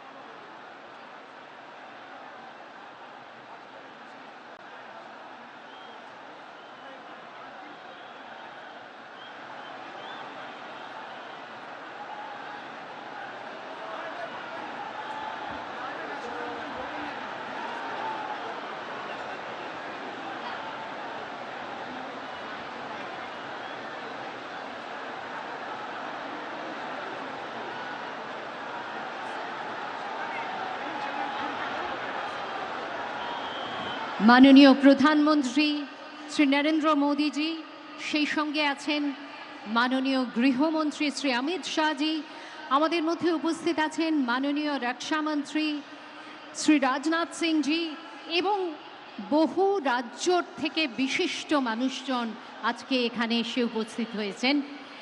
এবং আজকের এই অনুষ্ঠানে আপনারা তো সকলেই জানেন যে আজকে আমরা মাননীয় প্রধানমন্ত্রীরই এই বলা যেতে পারে পরামর্শ ছিল যে আজকের দিনটিকেই আমরা বেছে নিই 25শে বৈশাখ। কেননা 25শে বৈশাখ বাঙালির জীবনের সঙ্গে ওতপ্রোতভাবে জড়িত। রবীন্দ্রনাথ ঠাকুর, যাকে আমরা সুখে দুঃখে আনন্দে বিষাদে, যাকে আমরা নানান অনুভূতিতে, যাকে আমরা নানান অভিমানে, যাকে আমরা কখনো সুখে কখনো অসুখে তাকে একান্ত আপন করে নিয়েছি, সেই দিনটি আমাদের বারবার প্রথিত করে, আমাদের সংস্কৃতির সঙ্গে আমাদের এগিয়ে চলার পথের দিশা দেখায়। এবং এই দিনটিকে ওপরে আমাদের নির্ভরশীলতা, তার কোনো তুলনা হয় না। এই দিনেই বাংলার অপর এক ইতিহাস সৃষ্টি হবে, এটা সত্যি আমাদের কখনো আমরা কল্পনাও করিনি। কিন্তু মাননীয় প্রধানমন্ত্রী তার অদ্ভুত বিচক্ষণতার মাধ্যমে তিনি আজকের এই দিনটিকে এত সুন্দরভাবে, এত প্রাসঙ্গিকভাবে তিনি যুক্ত করলেন আমাদের বিধানসভার শপথ গ্রহণ অনুষ্ঠানের বা শপথ গ্রহণ সমারোহের সঙ্গে, যে সত্যি সেটা আমাদের কাছে একটি বিশেষ পাওয়ার দিন হয়ে উঠল। এখন থেকে 25শে বৈশাখে যেন যুক্ত হলো আরও এক পরব। 25শে বৈশাখ শুধুমাত্র আমাদের জীবন দর্শন, আমাদের সংস্কৃতির ধারা, আমাদের চড়ুইবেতির নিশানা হয়ে থাকলো না, সেই সঙ্গে রাজনৈতিকভাবে আমরা কতটা অগ্রসর হতে পারি তারও একটি সূচক দিন হিসেবে চিহ্নিত হয়ে থাকলো। 25শে বৈশাখের এই দিনে আপনারা সকলে এসেছেন। আজকে আমরা রবীন্দ্রনাথকে এইভাবে শ্রদ্ধা জানাচ্ছি। আজকের এই দিনটিকে আমরা সফল করে তুলছি। এটি সত্যি আমাদের সকলের কাছে একটি মনে রাখার মতো ঘটনা।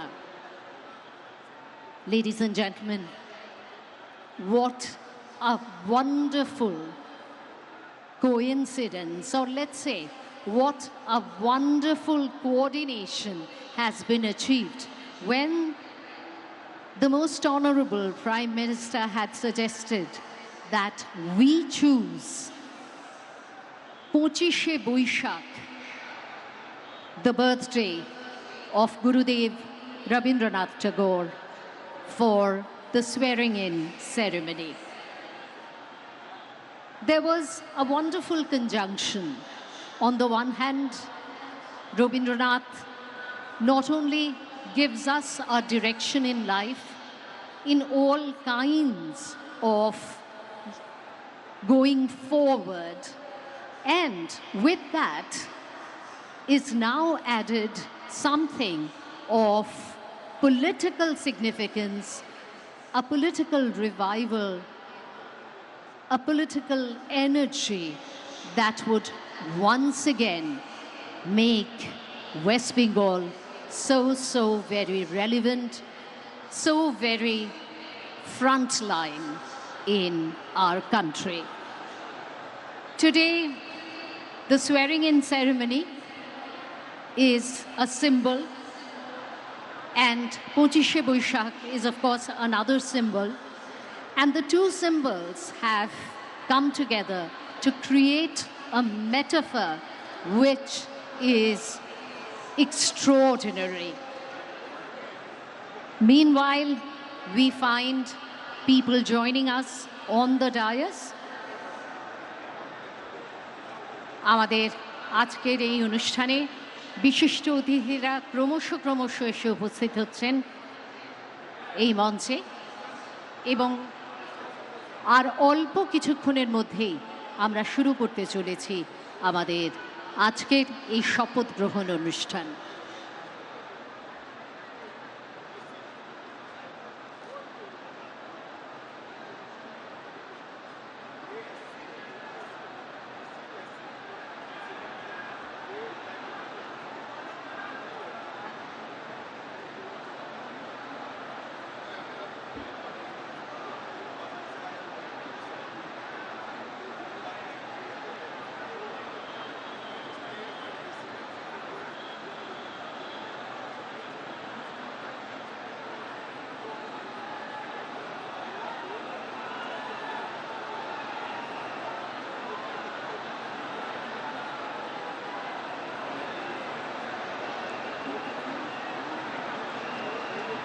Rakshita, the live pictures coming in from the Brigade ground, the historic Brigade ground in Kolkata, where the Prime Minister is on stage, and we are waiting for the moment when Suvendu Adhikari.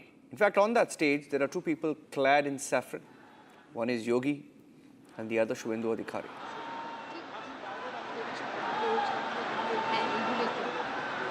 I think Ratan Charda is with us, Rakshita. I think we can go across to Ratan Charda until the swearing-in ceremony kicks off.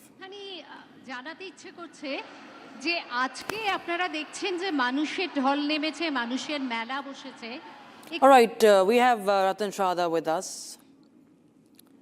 Wow, thank you.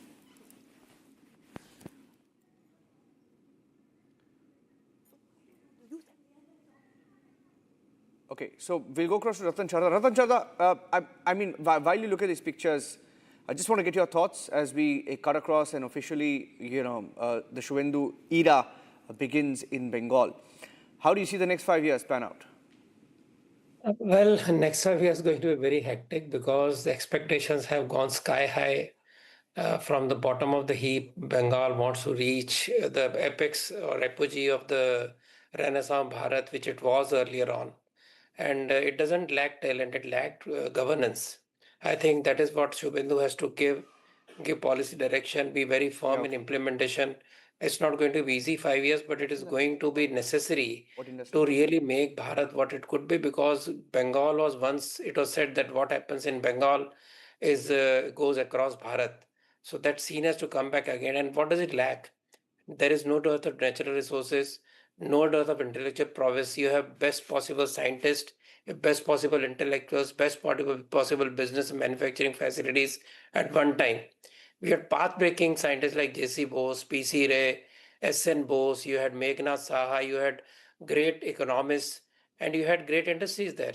So we just have to remind what Bengal was, and Bengal is itching to go back to its glory. I think that is what is most difficult task for Suvendu Adhikari. First of all, improve land order immediately, improve infrastructure so people can move around, not stuck in any place where you take 6 hours for a normal journey, which takes 2 hours anywhere else. All this is going to change. It's going to be very, very eventful 5 years. And I think those 5 years will turn into 15 years if the delivery is done well. I see no reason why it cannot be done, because the starting point is so low. The condition of Bengal is now so pathetic that any work will immediately change the scenario. And that is why I expect in coming months and years that once the mood turns positive, it will be kind of ghar wapsi for Bengalis.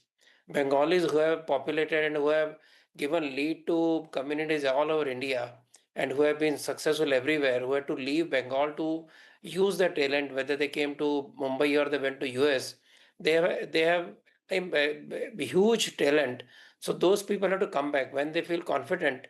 It's worth going back to Bengal and do something. I think we will see a lot of ghar wapsi in Bengal also, a lot of industries, a lot of intellectual leaders, a lot of economists and scientists will go back. And that's very important, Mr. Sharda. I'll put that point across to Mr. Abhijit Roy, who's the MD and CEO of Berger Paints. He is with us. As Mr. Sharda was talking about, the ghar wapsi factor. How do you bring back, workers? You bring back investment, bringing back people. Creating those opportunities. In your understanding, Mr. Roy, what steps could be taken? What measures need to be taken by the Suvendu Adhikari government now in West Bengal?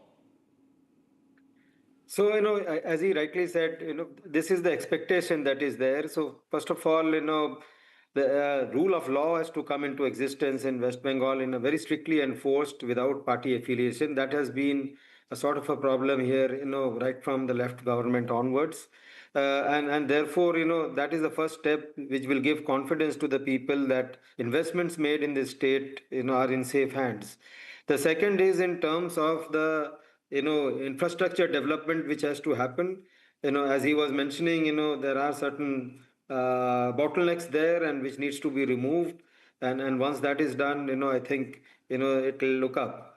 Third, there is, as we know, that there are 5 Nobel Prize winners from this state. There is no other state possibly which has this, and there are no dearth of intellectual ability here. It is just the environment has to be created for entrepreneurship to prosper here, and that is something which one would look forward to in terms of the environment. Maybe some big ticket investments initially, once they know that, this government is industry friendly, there will be attractive, attraction for the industries. There is one, missing link here, in terms of the fiscal incentives, which this, there is nothing like that in this state, whereas all other states around give this, so there is an lack of industrial policy along with fiscal incentive, which needs to be brought in immediately, possibly. There, of course, there is a constraint in terms of the financial ability of the state, but, the state will have to look at, how to increase revenue, and also at the same time look for giving this, having this industrial policy with fiscal incentives there.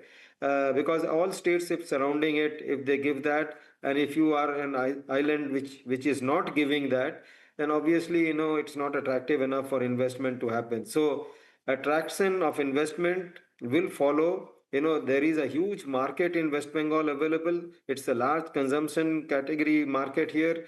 And therefore, when you combine that with the right impetus from the government, I'm sure that, there will be a lot of industries who would be looking forward to investment in the state.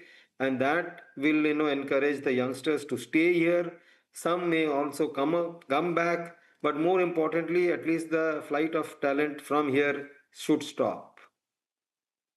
Many thanks, Mr. Chada and Mr. Roy, for joining us on the broadcast. Viewers, as we get shots in the run-up to the oath-taking ceremony, we are bringing this visual that is actually very heart-touching. You can see this visual is one of the most senior workers of the BJP in West Bengal, Mr. Makhanlal Sarkar, and he's 98. The first one who he felicitated, you can see with that shawl. The Prime Minister is sharing a very, very emotional moment, a very warm hug there. Early grassroots figures. You can understand he has been associated with the nationalist movement post-independence India.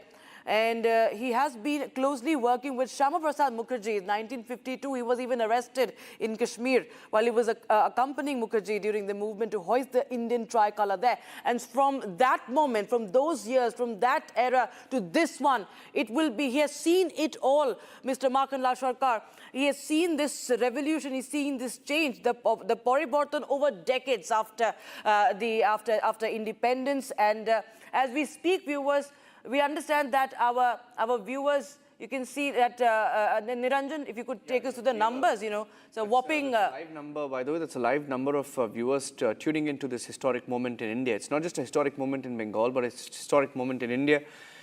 Over 1.5 lakh people watching the Republic live stream right now. That's 1.5 lakh people who are joining us in this broadcast. Remember that in Bengal, Rakshita, no other channel has faced what our network has under Republic Bangla. Our network was targeted. Our network was attacked. Our network was singled out because we just showed the mirror to Mamata Banerjee every single day. And she would file FIRs not just against our editor-in-chief, but against reporters, against anchors. Many of our journalists have been arrested in Bengal. They were arrested for the coverage of all the corruption, all the scandals, Sandesh Kali, RG Kar, the list never ended. And Mamata Banerjee hated Republic Bangla so much that, rather loved Republic Bangla so much that she would mention our Bangla, our Bangla, our Bangla. Our network, obsessed. It was like a nightmare to her. It was a nightmare. And eventually, they say that dictators fall. Mamata Banerjee's rule is ended. I'm not calling her a dictator. I just meant that her government has fallen. Ratan Chadha has fallen. Ratan Chadha is live with us. Ratan Chadha ji, waiting for, the oath to be administered to Suvendu Adhikari. But I think for the BJP, it must be a mixed feeling today. I remember in the last elections of 2021, we were all camping in Kolkata at that time. Ratan Chadha ji, I'll tell you a story because you know the story very well. Around the time when Republic Bangla was launched was around the time when the Uddhav Thackeray government was here in Maharashtra. And they were hounding us and we were on the run.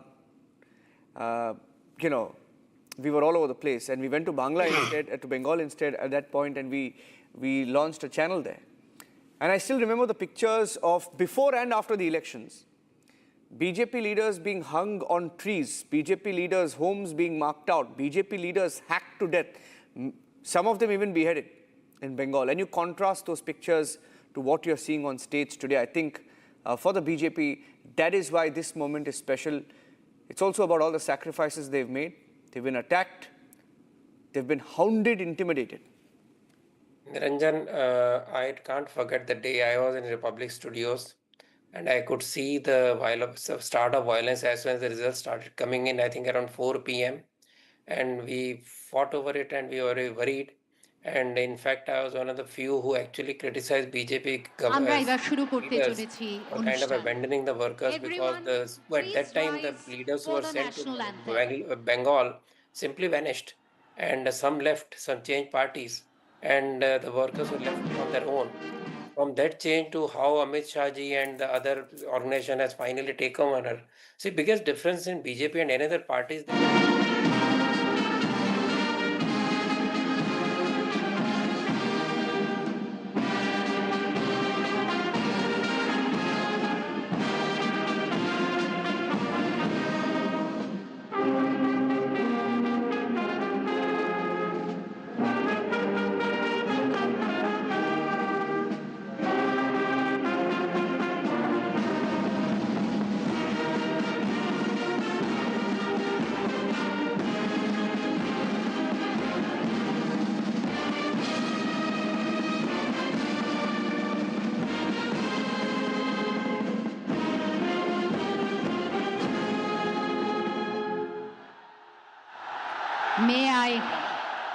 May I now request the Chief Secretary to take over the proceedings.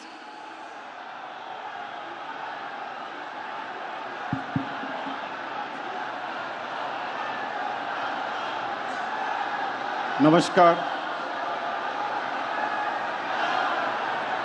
I request the permission of the Honorable Governor to commence the proceedings.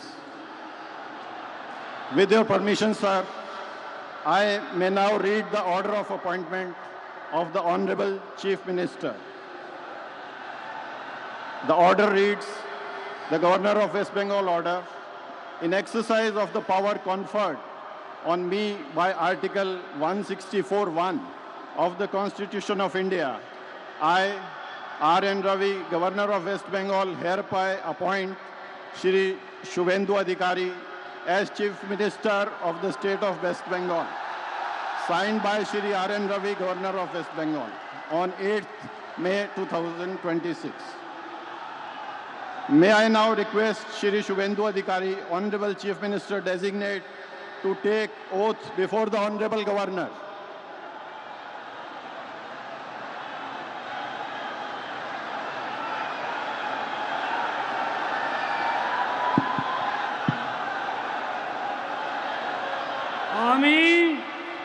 আমি শুভেন্দু অধিকারী ঈশ্বরের নামে শপথ করিতেছি যে বিধি দ্বারা স্থাপিত ভারতের সংবিধানের প্রতি আমি অকৃত্রিম নিষ্ঠা ও আনুগত্য পোষণ করিব। আমি ভারতের সার্বভৌমত্ব ও অখণ্ডতা রক্ষা করিব।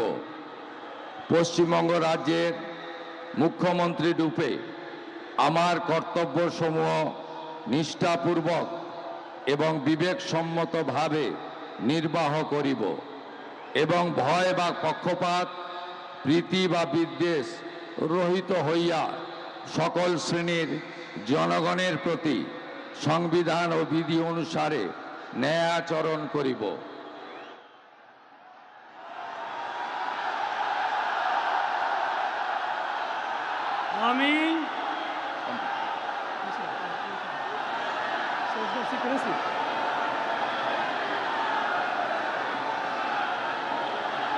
আমি শুভেন্দু অধিকারী ঈশ্বরের নামে শপথ করিতেছি যে পশ্চিমবঙ্গ রাজ্যের মুখ্যমন্ত্রী রূপে যে কোনো বিষয় যাহা আমার বিবেচনার জন্য আনীত হইবে বা আমি জ্ঞাত হইব, তাহা মুখ্যমন্ত্রী রূপে আমার কর্তব্যসমূহের যথাযথ নির্বাহের জন্য যেরূপ আবশ্যক হইতে পারে তদ্গতিকে আমি প্রত্যক্ষ বা পরোক্ষভাবে কোনো ব্যক্তি বা ব্যক্তিগণের নিকট জ্ঞাপন করিব না বা প্রকাশ করিব না।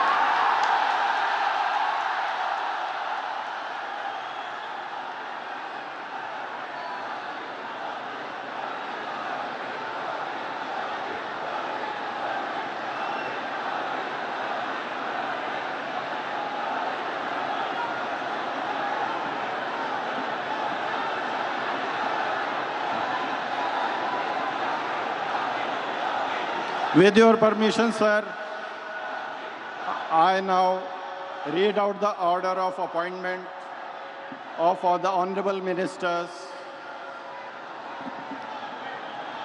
The order of Governor of West Bengal in exercise of the power conferred on me by Article 164(1) of the Constitution of India, I, Shri R.N. Ravi, Governor of West Bengal, on the advice of Shri Suvendu Adhikari, Chief Minister of West Bengal, hereby appoint the following persons in the Council of Ministers for the state of West Bengal: Shri Dilip Ghosh, Shrimati Agnimitra Paul, Shri Ashok Kirtinia, Shri Khudiram Tudu, and Shri Nishit Pramanik.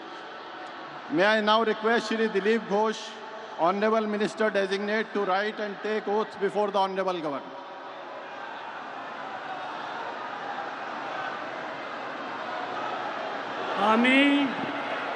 আমি ঈশ্বরের নামে শপথ করিতেছি যে বিধি দ্বারা স্থাপিত ভারতের সংবিধানের প্রতি আমি অকৃত্রিম নিষ্ঠা ও আনুগত্য পোষণ করিব।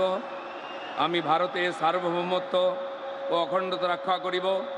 পশ্চিমবঙ্গ রাজ্যের মন্ত্রীরূপে আমার কর্তব্যসমূহ নিষ্ঠাপূর্বক এবং বিবেকসম্মতভাবে নির্বাহ করিব এবং ভয় বা পক্ষপাত প্রীতি বা বিদ্বেষ রহিত হইয়া সকল শ্রেণীর জনগণের প্রতি সংবিধান ও বিধি অনুসারে ন্যায়াচরণ করিব।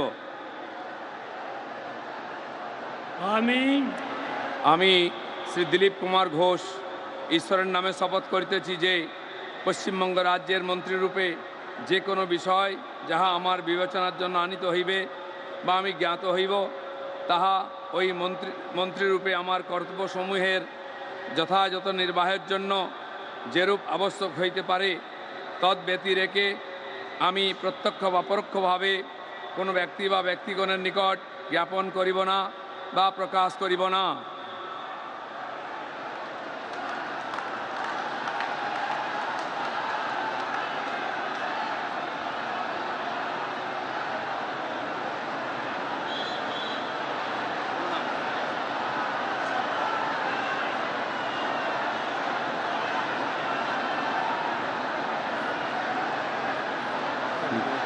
बोल दें sir.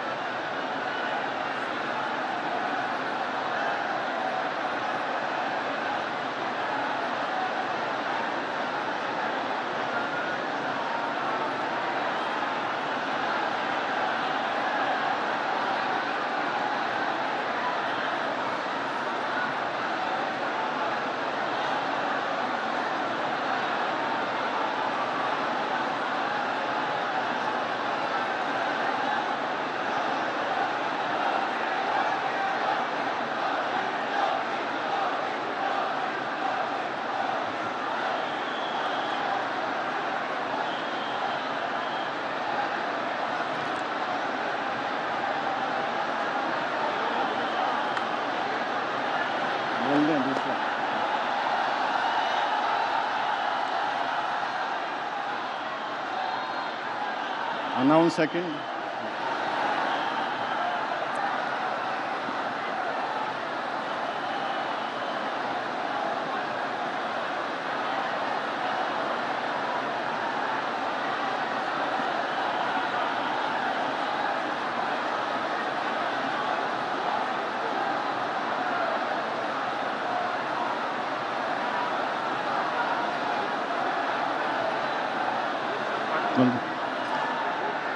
May I now request Shrimati Agnimitra Paul, Honorable Minister Designate, to rise and take oath before the Honorable Governor.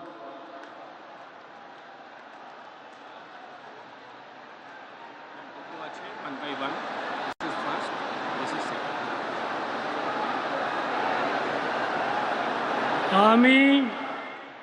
আমি শ্রীমতী অগ্নিমিত্রা পাল ঈশ্বরের নামে শপথ করিতেছি যে পশ্চিমবঙ্গ রাজ্যের মন্ত্রী রূপে যে কোনো বিষয় যাহা আমার বিবেচনার জন্য আনিত হইবে বা আমি জ্ঞাত হইব, তাহা ওই মন্ত্রী রূপে আমার কর্তব্যসমূহের যথাযথ নির্বাহের জন্য যেরূপ আবশ্যক হইতে পারে তদ্ব্যতিরিকে আমি প্রত্যক্ষ বা পরোক্ষভাবে কোনো ব্যক্তি বা ব্যক্তিগণের নিকট জ্ঞাপন করিব না বা প্রকাশ করিব না। আমি শ্রীমতী অগ্নিমিত্রা পাল ঈশ্বরের নামে শপথ করিতেছি যে বিধি দ্বারা স্থাপিত ভারতের সংবিধানের প্রতি আমি অকৃত্রিম নিষ্ঠা ও আনুগত্য পোষণ করিব।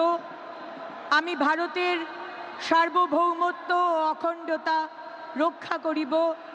পশ্চিমবঙ্গ রাজ্যের মন্ত্রী রূপে আমার কর্তব্যসমূহ নিষ্ঠাপূর্বক এবং বিবেকসম্মতভাবে নির্বাহ করিব এবং ভয় বা পক্ষপাত প্রীতি বা বিদ্বেষ রহিত হইয়া সকল শ্রেণীর জনগণের প্রতি সংবিধান ও বিধি অনুসারে ন্যায়াচরণ করিব।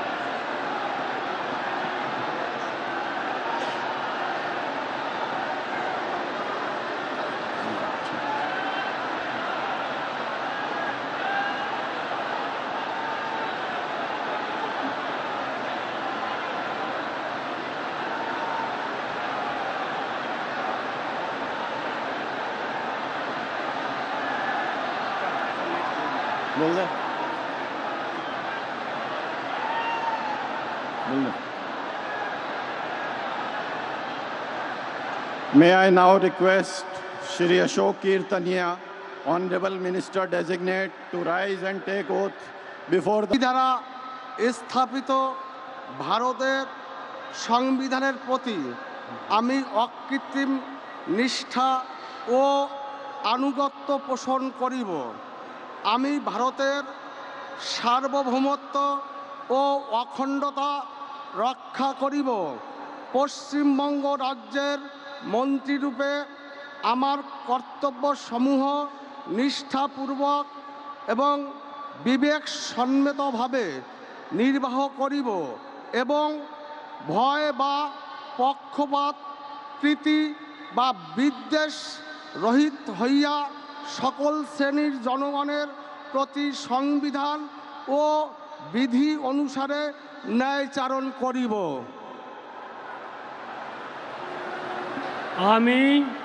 আমি অশোক কীর্তনিয়া ঈশ্বরের নামে শপথ করিতেছি যে পশ্চিমবঙ্গ রাজ্যের মন্ত্রীরূপে যে কোনো বিষয় যাহা আমার বিবেচনার জন্য আনিত হইবে বা আমি জ্ঞাত হইব তাহা ওই মন্ত্রীরূপে আমার কর্তব্যসমূহের যথাযথ নির্বাহের জন্য যেরূপ আবশ্যক হইতে পারে তদ্ব্যতিরেকে আমি প্রত্যক্ষ বা পরোক্ষভাবে কোনো ব্যক্তি বা ব্যক্তিগণের নিকট জ্ঞাপন করিব না বা প্রকাশ করিব না।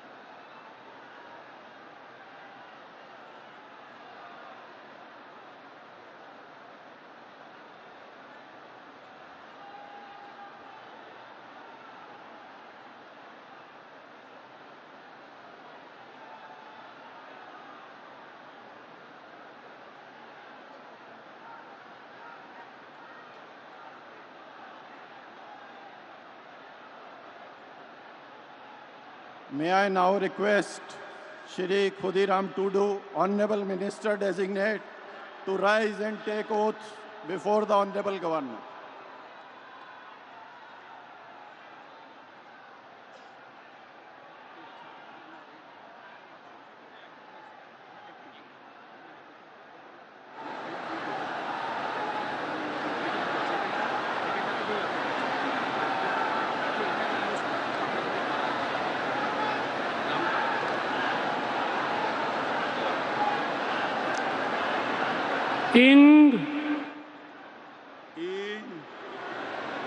Chandobunga Nyutumte Kiriyen Hataiden Sora Kulesa Monete Kiriyen Hataveda Ona Lekate Tolakan Bharot Disom Rena Songvidhan Chetan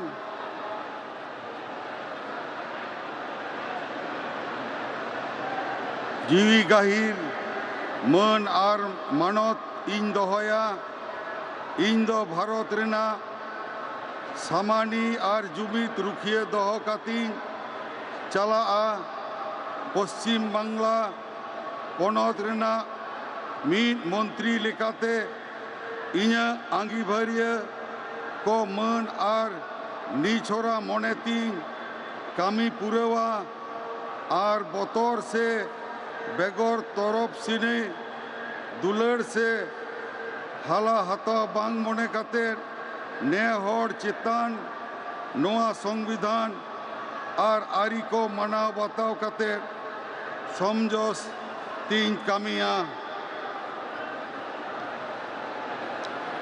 In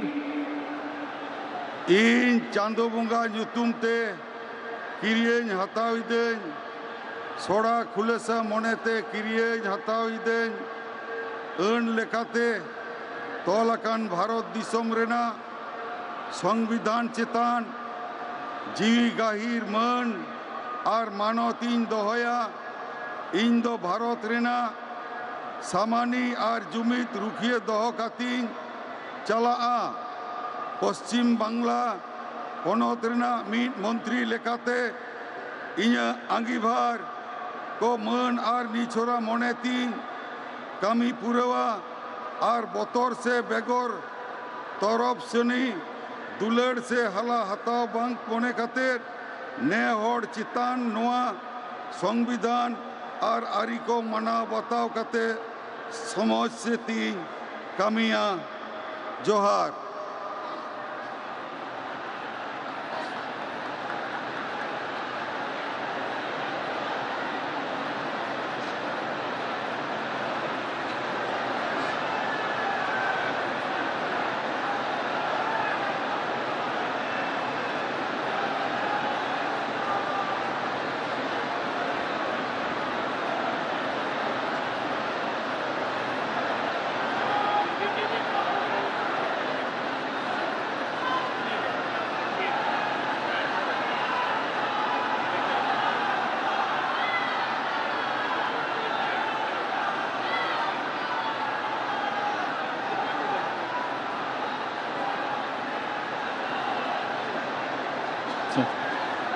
May I now request Shri Nishit Pramanik, Honorable Minister Designate, to rise and take oath before the Honorable Governor.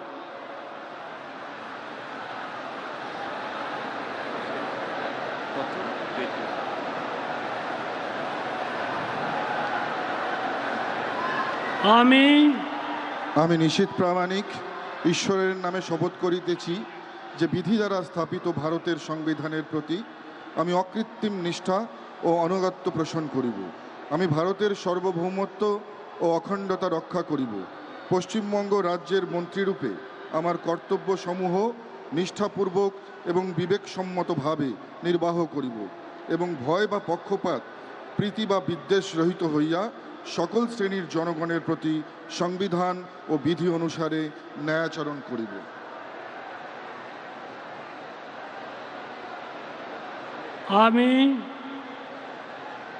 আমি নিশিত প্রামাণিক ঈশ্বরের নামে শপথ করিতেছি যে পশ্চিমবঙ্গ রাজ্যের মন্ত্রীরূপে যে কোনো বিষয় যাহা আমার বিবেচনার জন্য আনিত হইবে বা আমি জ্ঞাত হইব, তাহা ওই মন্ত্রীরূপে আমার কর্তব্য সমূহের যথাযথ নির্বাহের জন্য যেরূপ আবশ্যক হইতে পারে, তদ্ব্যতিরিকে আমি প্রত্যক্ষ বা পরোক্ষভাবে কোনো ব্যক্তি বা ব্যক্তিগণের নিকট জ্ঞাপন করিব না বা প্রকাশ করিব না।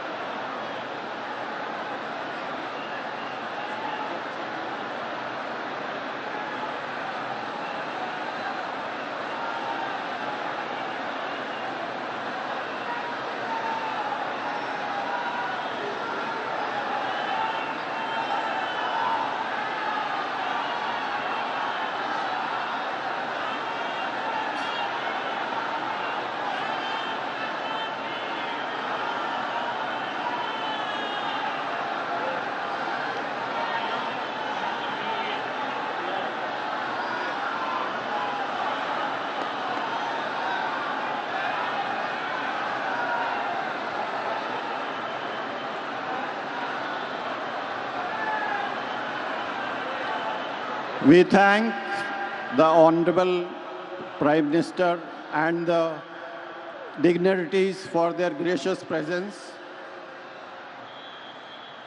And with the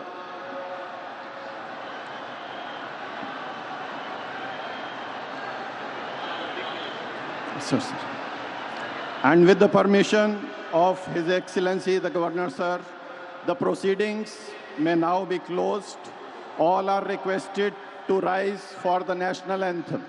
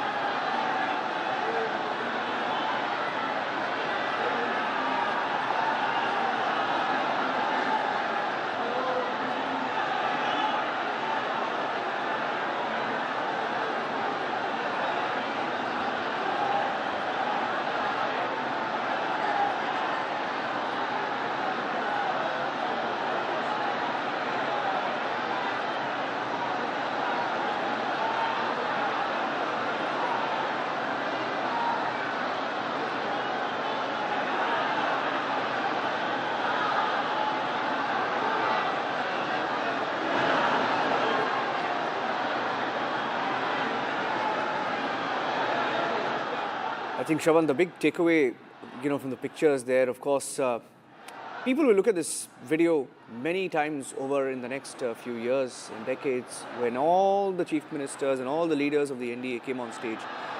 And that special moment when Yogi Adityanath gave his saffron gamcha to Suvendu Adhikari, I think it's symbolic, tells you the story of Bengal today.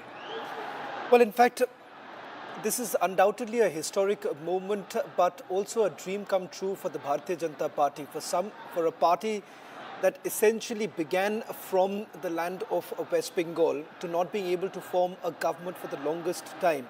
And that is the reason why time and again, Niranjan, you've had Amit Shah, in fact, the time that he became the party president, and drawing back from one of his old speeches where he essentially spoke about the dream of Shyama Prasad Mukherjee of being able to form a government in West Bengal. In fact, a lot has been under the wraps. Many of us really do not know what really went in to, finally see this very moment when you have the first chief minister from the Bharatiya Janata Party in the state of West Bengal, and the line that Amit Shah said, from Gangotri to Ganga Sagar.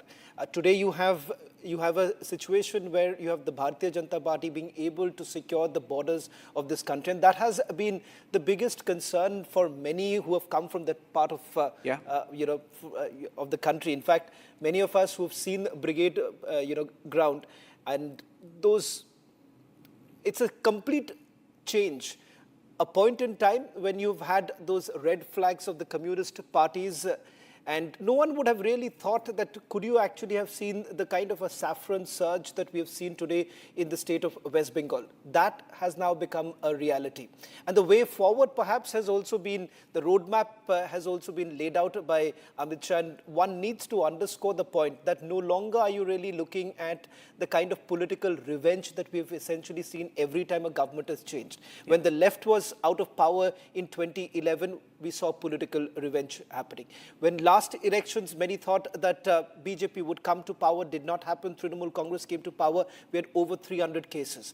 Today, the situation being the way it is, you've had Amit Shah putting the roadmap, laying the roadmap very clear, saying that this is, coming back of Sonar Bangla. And I guess that's the picture, that picture that epitomizes the roadmap that has been laid by Union Home Minister Amit Shah.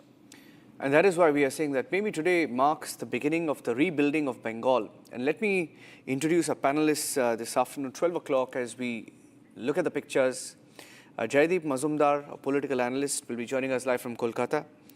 Anila Singh of the BJP and Ratan Sharda will also be joining us in a few minutes from now. But I think the pictures, Shravan, the next time you go to Diamond Harbour, Shravan was there in Diamond Harbour 5 years back. 5 years back? Was it 5 years back or in 2020? It was the last election. Last election. 2021.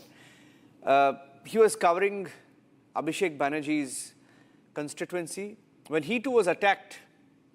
So I hope things change. 2019, I think. Yeah. There was a Lok Sabha election, 2019. 6 years back. I witnessed the Diamond Harbour model. Diamond Harbour model. You have been witness to the Diamond Harbour model. It will be interesting to see what happens to the Diamond Harbour model going forward. So, ladies and gentlemen, as we look at those pictures, let's show you some of the images, the defining images. Let's go full frame to those pictures because we'll speak over those pictures of Suvendu Adhikari. He's been the giant killer. Since 2021, he entered BJP in 2020, and since 2021, when the elections, when BJP's first big bid to Bengal took place, he has been the face, the central focus of the BJP. They saw something in him, isn't it, Shravan? They saw something in him. He was sent to Nandigram, and he promised that he would dislodge Mamata there. He won by a narrow margin, 1,956,956 votes. Came to Nandigram, 2026, won that election again, won in Bhawanipur by over 15,000 votes. So the journey of Suvendu Adhikari, and I've seen him, he's very unassuming. You meet him, very unassuming, and but extremely resolute, and he hasn't flinched. A lot of leaders in Bengal have, taken a back seat. Right. But the story of Suvendu has been of him going from strength to strength, isn't it? The man started with the Congress party, shifted to Trinamool Congress, as at one point in time was seen as closest aide of Mamata Banerjee, someone who took care of Nandigram. What really changed thereafter, from what he himself had spoken in multiple interviews that he has given? The very fact that Mamata Banerjee's party was basically being run as a family party. You've had Bhaipo running it. That is something that did not go down well with Suvendu Adhikari in one of his interviews to Republic Bangla, where he essentially spoke about the fact that there is no future of a Trinamool Congress, and no one within the Trinamool Congress had a future because it would have been handed over. The power shift would have taken place. Mamata Banerjee would have handed it over to Abhishek Banerjee. And Abhishek Banerjee, as far as ideology is concerned, that is questionable. And that is what Suvendu Adhikari has been saying. What about ideology? And that's where he says that he stands for the right. He stands for what he believes in the revival of Hindutva in the state of West Bengal. In fact, this picture that you see of Suvendu Adhikari and Yogi Adityanath is telling. It tells you a story of how Suvendu Adhikari has essentially branded himself as the icon of Hindutva in West Bengal. And that's exactly the narrative that was weaved by him throughout the campaigning, where he says that, where he went on telling that Hindus, there is going to be an uprising of Hindus. And that is exactly what we are also witnessing right now. The consolidation, the fear that the Hindus had for the very long time in the state of West Bengal, that has been completely shattered. And something that Suvendu Adhikari has maintained all through, that those who were not being allowed to vote were finally allowed to vote this time. And that is the reason why Poriborton has actually taken place, the change that many were basically longing for. And this calls for what many believe, resurrection of West Bengal, something that hasn't happened for a very, very long time. In fact, let me go across to Pratim Ranjan Bose, who's joining us on this broadcast. Pratimda, you have seen several governments come and go. In fact, as far as West Bengal is concerned, one government comes into power and stays for a very, very long time. Would you say that this is the end of Trinamool Congress now that BJP has given an alternative to what many would believe, no political revenge, a new beginning for the state? Obviously, it's a new beginning of the state. First of all, because after the Siddhartha Shankar Roy government, this is the first time we are having the same party in both state and center, number one. Number two is, for 50 years of left rule and Trinamool rule, there was a conscious effort to keep the state out of the national politics. And it actually peaked during Mamata Banerjee's time. So the conflict with the center was a constant theme. We want respite from that. I mean, people don't vote a party to fight with the center. If there is a perfect cause, let that be okay. But otherwise, it's not your job to keep on fighting. Your job is to do good for the state. So we want that. I mean, citizens would love to see that. The end of political violence. See, the violence of 50-year-long violence is no small thing.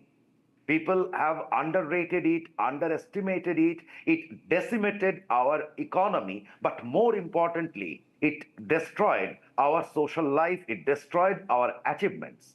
West Bengal is not livable today for a regular person.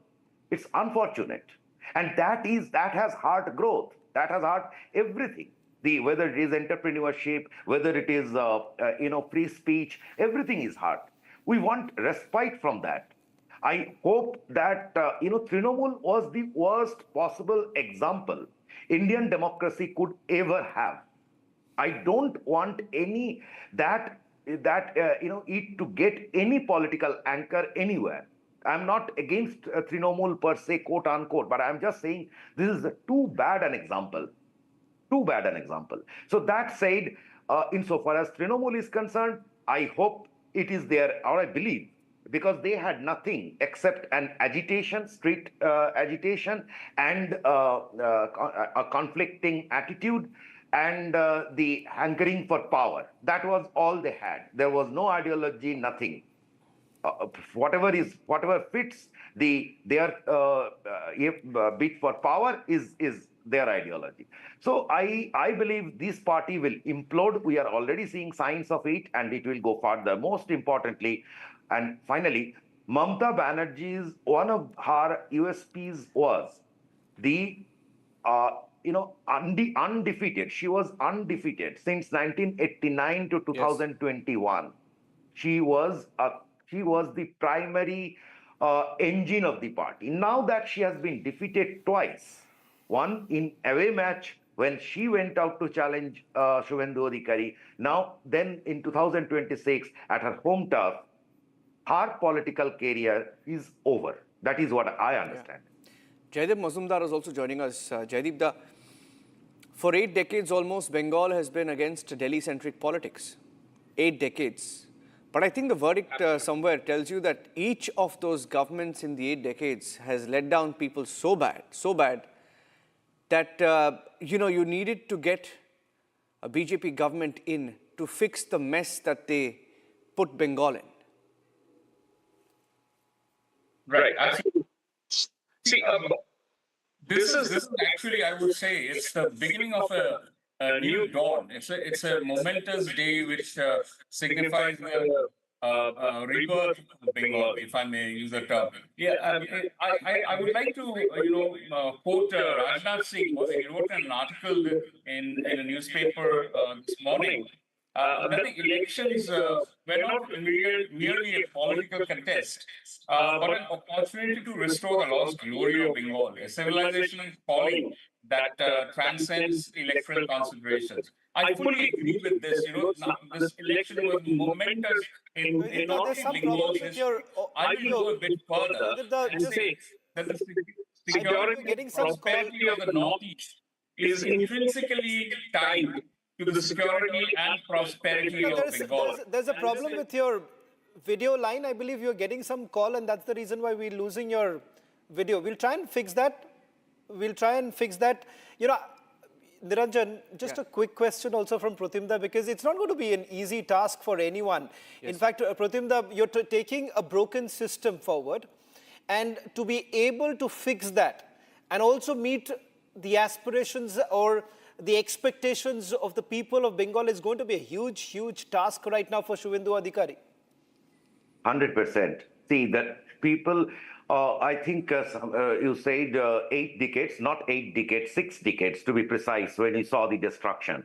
Because Bidhan Chandra Rai government and up to even Siddhartha Shankar Rai, there was a different focus. Bidhan Chandra Rai, we saw what can happen when a good government is in place. Whatever Bengal has today is because of Bidhan Chandra Rai. So that said, the challenge is now what a paradigm shift has happened in our political life.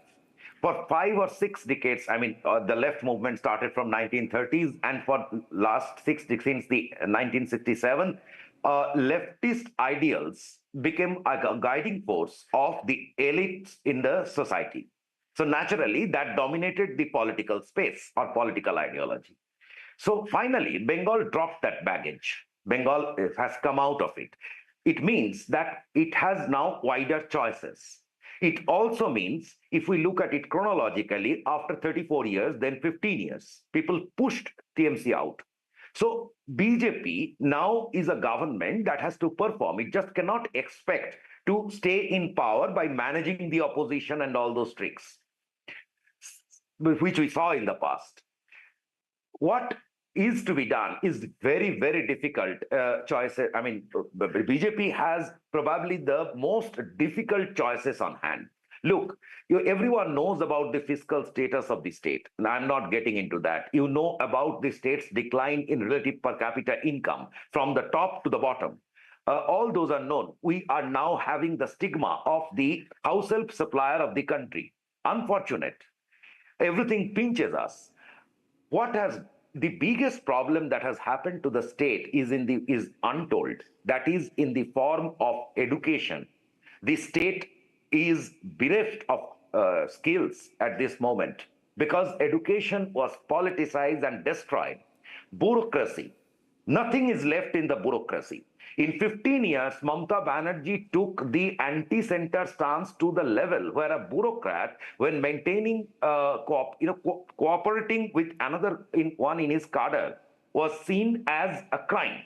So even the bureaucrats are divided between we and them, which is very prevalent in West Bengal. It is unbelievable. I have good friends in bureaucracy, retired bureaucrats, top bureaucrats, and the picture they draw is extremely gloomy that the BJP government will have tremendous shortage of resources, which they need. After all, no one can fix things from outside. There has to be insiders who will contribute. So there is a shortage of skills, shortage of resources. Then if you visit the villages, it did not come up that way in the media commentaries. What I noticed is that in the rural areas, one of the biggest grievances of women is that their children are not getting proper education. And this can be proved by various related data. So these have to be fixed. Now imagine you have to get the school teachers in. There are no school teachers. The 26,000 out. These 26,000 were selected on the basis of wrong scale. Everyone knows what happened over there. There were many good people also in that. So how are you going to fill up all those blanks? Of course, you will fill up. It will take time. And in the meantime, there will be... Can I just, Pratimda, just a quick question. Sorry I'm interrupting you, because everyone would want to know, what's that immediate challenge that Suvendu is going to face right now? What is it that he needs to immediately fix? First of all, he immediately needs to increase the job creation in the state. Quality job creation. In the sense, if agri wages are as low as 250 rupees, then we have to create some more jobs, say the construction jobs or whatever, where the low-skill job market, people can get job within the state, so that there are less supply of house helps. This is the biggest challenge, that people must not leave the state out of desperation. Second, and that would improve the government standing tremendously. The visible factors. The law and order is going to be the biggest and the single most task and the biggest challenge for Suvendu, because the whole policing system is broken, destroyed.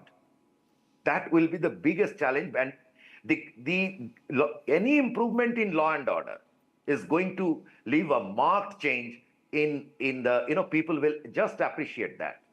The situation is pathetic at this moment. Right.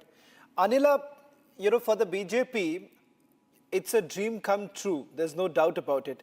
But for many of the karyakartas who've actually traveled to West Bengal in the run-up to the campaigning, one of the biggest fear that many had was, will you be able to, I believe we'll try and reconnect with Anila in a short while from now.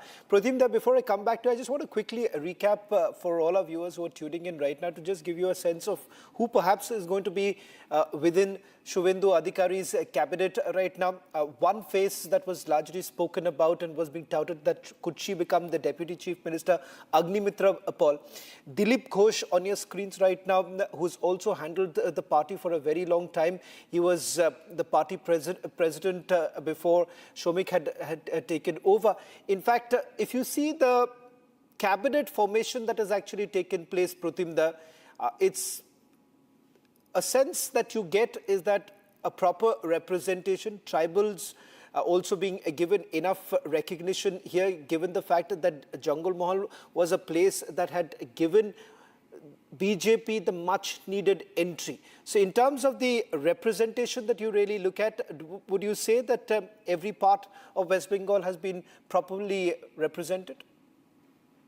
Obviously, every part, every community and every class. Most importantly, you see, this point is untold in media. Everyone is looking at Suvendu Adhikari's wings. But don't forget that in this cabinet, only he has been in the government in the past, and he handled various ministries. So he has experience of running the government. Also, he knows how and where things were misused. So he is that way. If you look at from administrative point of view, he has that ability. Then you look, Nishit Pramanik has some kind of exposure in administration. Ognimitra Paul is a fantastic choice. If we look at the chronology of the oath taking, then after Dilip Ghosh comes Ognimitra Paul. Dilip Ghosh was a perfect choice. If Dilip Ghosh was ignored, it would have been a blow to the moral, to the DNA of BJP. Why do you say that? Why do you say that? Because, within the circles in Bengal, a lot was spoken about whether at all Dilip Ghosh has been shafted, and also speculations about the relationship between Suvendu Adhikari and Dilip Ghosh. Not often would you have seen them together. So do you think that could be a problem? Both have to rise above that. There is no second choice, and I believe Suvendu will. Because, see, he has become chief minister, one of the youngest chief minister. If I'm not clear, I have not checked, but I believe he is the youngest chief minister of the state. So it's a huge honor. People are looking forward to him. This is not the, and look, also practically you look at it. BJP was not here. For long, it was referred in the local parlance as a vote katua party, meaning that they will stand, their job is to get some votes and that help someone X or Y to win the game. So that was their role for ages. From there, now they are in power. Their rise is meteoric. It hasn't happened in the history of Bengal. So that in that space, the inner party politics, there will be difference when you are growing too fast. There will be frictions. I'm so happy to see that they have surpassed that and are now in power. So I'm sure that all of them will understand their responsibilities, every side. So about Dilip Ghosh, why I'm so insistent is that, look, Dilip Ghosh gave the party the first charge to victory. There is no denying to this fact. He became president in 2016, and in 2019, you got the success. And he brought tremendous enthusiasm within the BJP fraternity, right. And it was his ability or his, that rhetorical stance to counter TMC in their own language had actually given a lot of courage to the grassroots BJP workers. Pratimda, I'm just taking a short commercial break right now. Okay, I'm told that Anila is already joined. Anila, I'll take that quick question with you and then slip into a short commercial break here. Anila, I want to get a sense from a BJP karyakarta. What does it really mean for all of you who have campaigned in West Bengal, who have gone there through the entire election period, perhaps telling the people of West Bengal the need for a BJP government?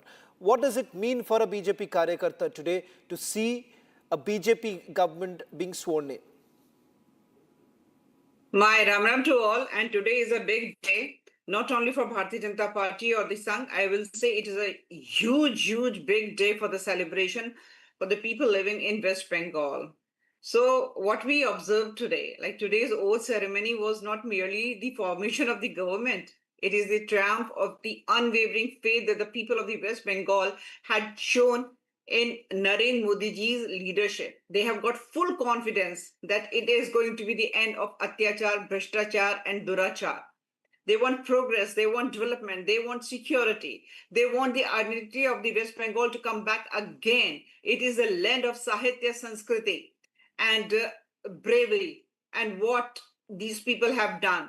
West Bengal has faced the wrath of three, that is Congress, Communists and TMC. Now it has ended and Bharatiya Janata Party government is going to be formed and the welfare of the West Bengal will be the priority. We are going to establish security internally and on the borders as well. And the illegal immigrants who had been nurtured by Mamta Didi, I even do not want to call her Didi, the type of behavior she had with the people living in West Bengal, and especially if I say towards Hindu, it was so shameful.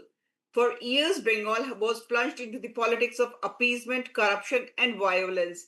Today, its citizens have broken the shackles of fear and chosen a new dawn of democracy. I am 100% sure all Sanatani Hindus, not halal Hindus, but Sanatani Hindus, they are celebrating. They have shown their trust in Bharatiya Janata Party, and I am so proud of my leadership. And I really remember all those karyakartas of Bharatiya Janata Party and Sangh who have given their lives for this West Bengal to bring the democracy back. So the era of the tollbazi, syndicates, and the cut commission people, it has ended. Today marks the true beginning of the Asol Poribortan. Bengal will no longer be held back. It will now scale the heights of the progress. I'm 100% sure in Bharatiya Janata Party leadership. So let us celebrate. Today is the day to cherish and celebrate. Well, thank you very much, Anila. In fact, Protimda, we're talking about a rebuilding of Bengal, and a lot has been spoken about whether at all that could be a possibility, given the fact that this is a broken system that we have been talking about, a broken system. Okay. I believe there is some latest visuals also now coming in with the Prime Minister there. I want to, also quickly, before we get those visuals in, Pratimda, the galaxy of leaders we saw on the dais today. This is the image, Prime Minister bowing before the people of West Bengal, thanking the people of West Bengal for fulfilling the dream of many. And that, I think so, this is an imagery that is going to find resonance among the people of West Bengal, because this has been a massive battle for the leaders of Bharatiya Janata Party. For a man who has crisscrossed Bengal and who has taken this extremely personally to be able to install a BJP government, Pratimda, this image, I'm not too sure whether you can see this, but I'm just going to describe this. The Prime Minister, typical to the manner that he has always done, always bowed before the people who have elected him, bowed before the people, respected the mandate that has been given to them. Previously also, when the Bharatiya Janata Party did not get the mandate, that time also we had a party respecting the mandate that was given to Trinamool Congress. Now, what a defining moment. The Prime Minister of the country bowing down before the people of West Bengal, thanking them for this historic mandate that his party has been given. What a moment it is today. This is perhaps one of the most defining images that we are looking at, Pratimda. Why Prime Minister Modi is so distinct. And, the best parties, they haven't said it in public, but what I hear, I'm sure you might have also access to such conversation. So a very, very top BJP leader, organization person, so he said, as a RSS background, so he said that their aim is to make Bengal more developed than Gujarat. Now look at the aspiration. They value the win in Bengal. I mean, this is what we want. I mean, we want Bengal to be back into its glory again. And don't forget that the Prime Minister, before he became Prime Minister, much before he became Prime Minister, as a pracharak, he has spent good time in the state. So he knows the state, he knows its people, he feels the pulse. And there, as an organization, as a party, or even as RSS, they all have an aim to make this entry everlasting. This is quite an opportunity for the state and its people who have been tired of watching violence not merely in physical sense of the term, but even in words. In fact, that is one thing I will expect from this new government, that they must not be, follow any of the past examples. This is all we need at this moment. Well, that makes Prime Minister Modi very different, a distinct leader who's able to connect with the masses. I'm going to stay with these images before we take a short commercial break. Anila, in fact, this image undoubtedly is going to go viral today. And Prime Minister Modi really knows how to connect with the people. Even though, a lot was spoken about whether at all Bharatiya Janata Party will be able to find its foothold in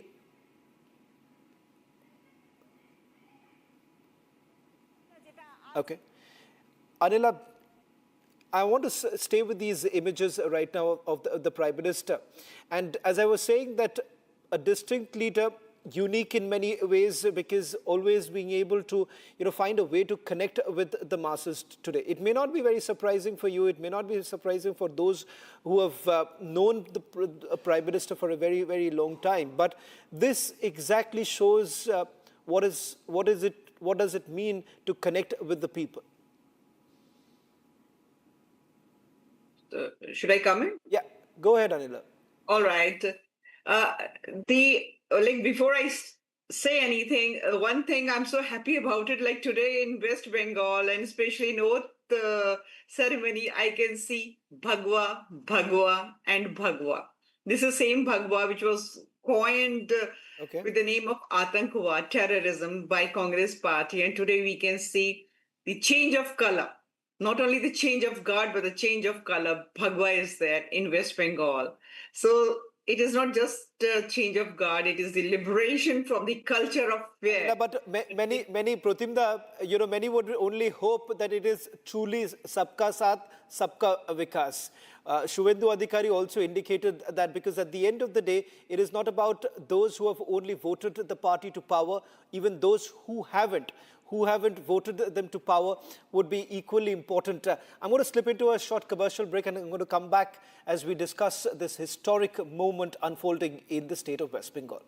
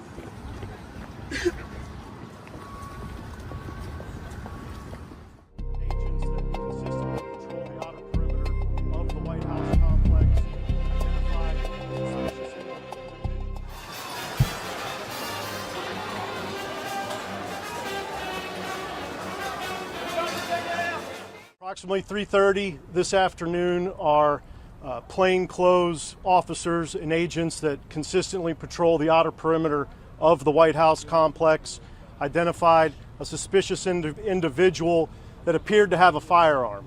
They called in support from our marked uniformed Secret Service police to make contact with that individual. Upon making contact, that individual fled briefly on foot, withdrew a firearm, and fired in the direction of our agents and officers. They returned fire and engaged.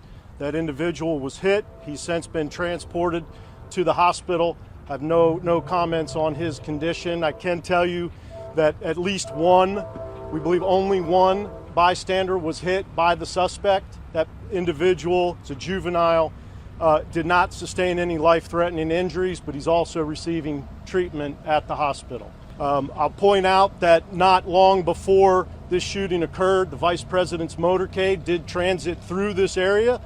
The investigation itself, in terms of the use of force in the shooting, will be conducted by Metropolitan Police Department.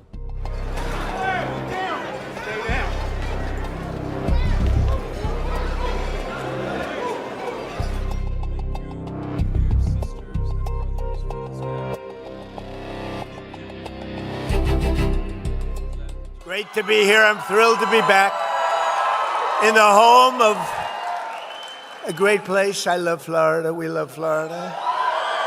With all of the very proud, great American patriots of the villages. Are we happy with the villages? We like the villages. Now, you know, I shouldn't be here. There was just an attempt, I won't use the word, an attempt, they say, on my life. I should be indoors at a secure facility where I can quietly, beautifully, and safely play out my term, destroying everything that comes in our way, like bad countries that want to get nuclear weapons.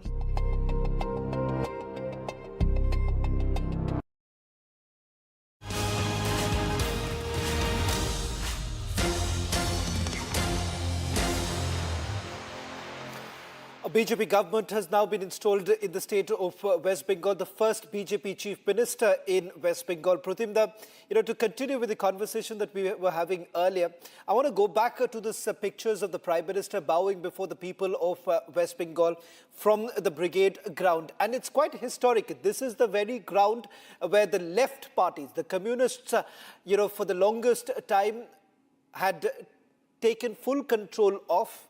And then, of course, you've had the Trinamool Congress too. What would you really say about the image of Buddhadev Babu and Biman Bose, who were basically present during the swearing-in ceremony of Mamata Banerjee? And today, the situation has changed. There was still a political culture, even when the left were in power, Pratimda. One can not forget the manner in which Buddhadev Babu had basically responded. In fact, I remember when the left front was almost voted out of power, around 1 o'clock in the afternoon, Buddhadev Babu had already tendered his resignation. He had gone to Raj Bhavan, and even before the numbers were basically settling down, Buddhadev Babu knew that left is now out of power. One. The second important imagery was of when Buddhadev Babu, along with Biman Bose, and I don't remember, there was another former minister from the left government, who were all sitting in that front row with Mamata Banerjee folding her hands before them. Now, that was also a political culture. Today, it seems that it has all gone. Niranjan, I said it, I'm very sorry to repeat myself. Trinamool was a curse for democracy, unfortunately so. They never had any respect for democracy. This is, you rightly pointed out, that left did not destroy the superstructure. Left remained within the superstructure. Whatever we say about them, they did not destroy the structure. But, Trinamool or Mamata Banerjee destroyed it. Any chief minister, why Buddha Babu? The Stalin the other day lost. He immediately went and tendered his resignation. Same happens across the country. Those who drafted the constitution has never, thought, it was not in even their dreams or nightmares, that there can be a situation where a chief minister will say, I won't resign. This is unprecedented, lacks there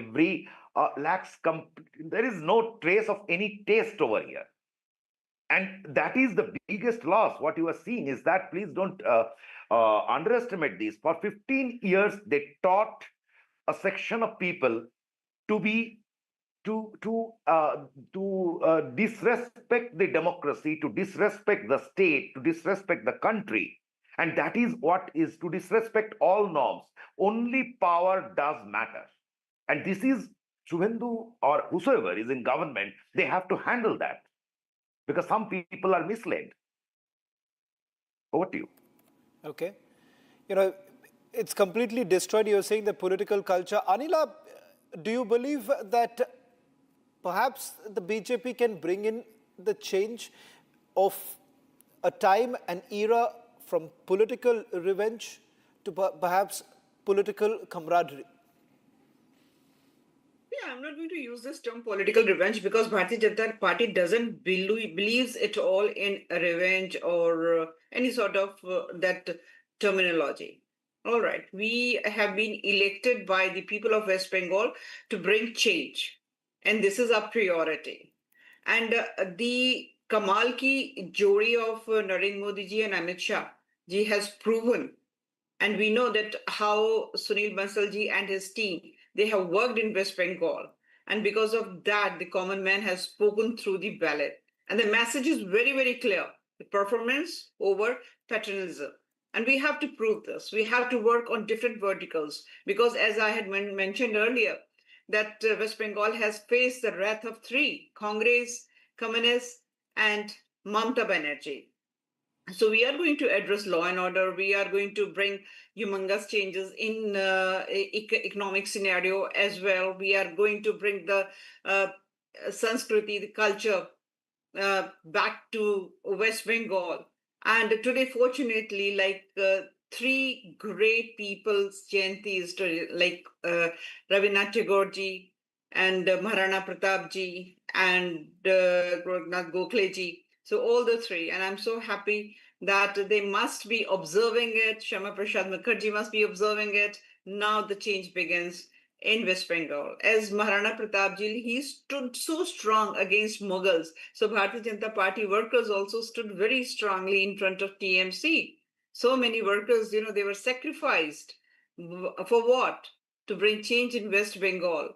So whatever Ms. Banerjee and her team of gundas, they did to West Bengal, now the time has come and we are going to bring change. So since 79 years, West Bengal was waiting for this change. And before you went for the commercial break, and I had said very happily that today I can see Bhagwa, Kesariya color. So Kesariya color, first of all, Kesar comes from Kashmir.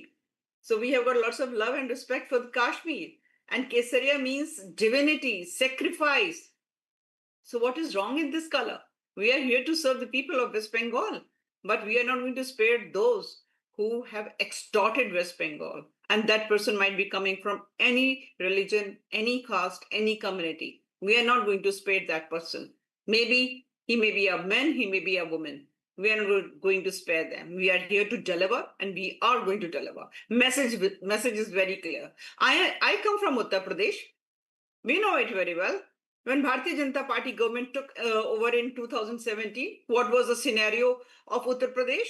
Industries had shut down. There was no safety, no security for women or the people living in Uttar Pradesh. And when Bharatiya Janata Party won and formed the government under the rule of Yogi Adityanath ji, we have seen the change.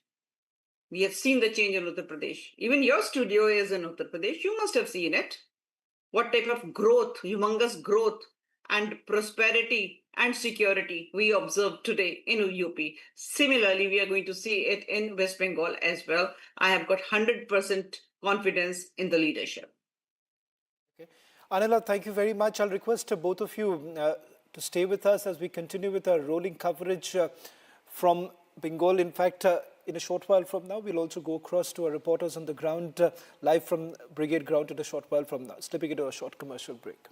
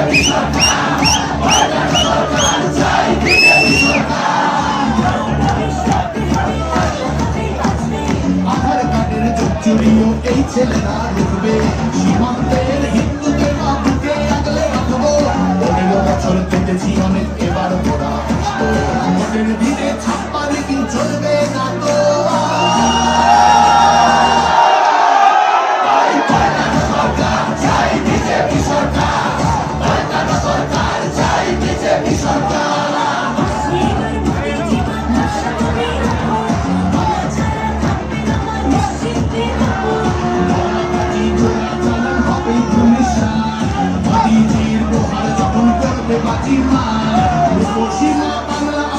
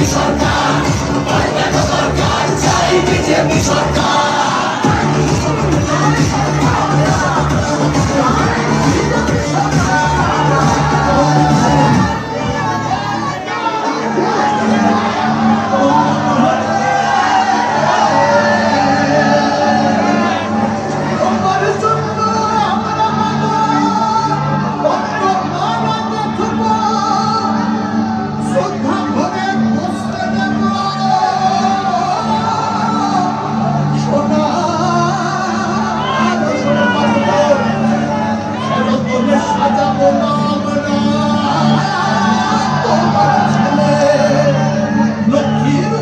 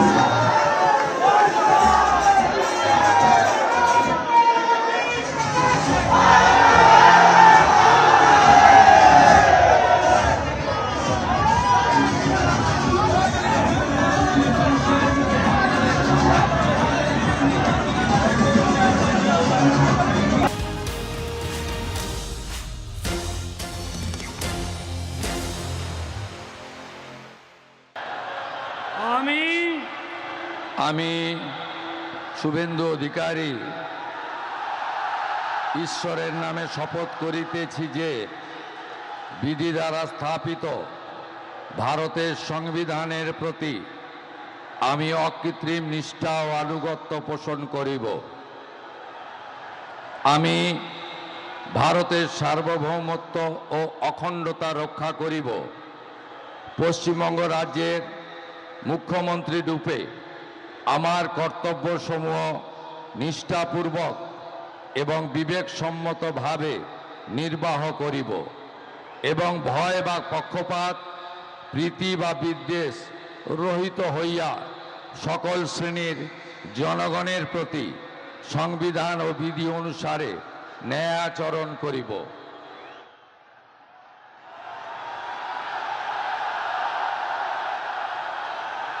আমি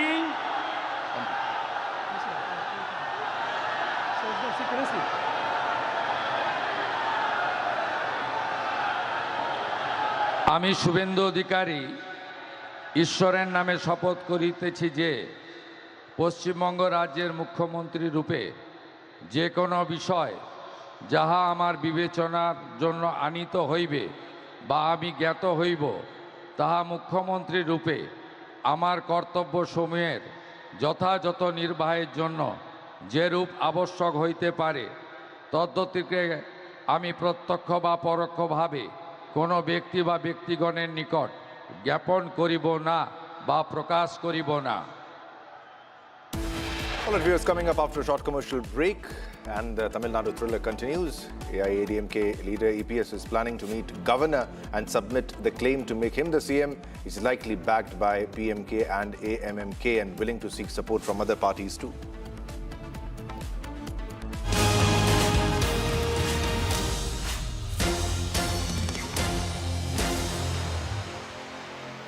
QS and THE, the world's foremost university rankings organizations, have ranked Amity amongst the top 3% universities globally, making it among the very few Indian universities to be included in both rankings. Yet another top ranking for Amity University. कोशिश को कामयाबी को शोहरत बनते देखा है। हाँ, पिछले 60 सालों में मैंने देश को बनते देखा है। कमला पसंद, 60 सालों से अनोखा स्वाद। चमकी चाट से क्या बना है? आलू चाट या फ्रूट चाट, स्वाद बनाए चमकी चाट। क्या बात है? स्वादिष्ट पकोड़े और फरसान, अरे चमकी चाट है इसकी जान। असली स्वाद सिर्फ चमकी चाट। केसरिया से मन जोगी हुआ रे, दिल झूमे देखो मतवारा हुआ रे। केसरिया से मन जोगी हुआ। हर पल मनाओ केसरी त्योहार। विमल, बोलो जुबान केसरी। रानी, इस घर में कुछ है जो टूटता नहीं। ये पिलर कभी नहीं टूटेगा। रुंगटा स्टील TMT से बना। रुंगटा नहीं तो घर स्ट्रॉन्ग नहीं। रुंगटा स्टील TMT बार एकदम सॉलिड। ये सब आप इसलिए कर रहे हैं ना सर, ताकि आप अपने RSS को बचा सके। वैसे भी आप RSS के भोपोई तो हैं। RSS का सच है मेरी थीसिस, जो सालों से छुपाया गया है। But I am going to unmask the truth. Class अब शुरू होगी because the professor is here. ये जो भी हो रहा है, ये injustice, ये conspiracies, ये manipulation, अगर आप इसको terrorism नहीं कहेंगे तो फिर किसको कहेंगे? ये है मेरा आखिरी सवाल. This is my last question to you. थोड़े में ज्यादा स्वाद, यही तो है इसकी खास बात। वाओ मामा, क्या स्वाद है? अरे मेरी राजा, सबका राजा और pure masala.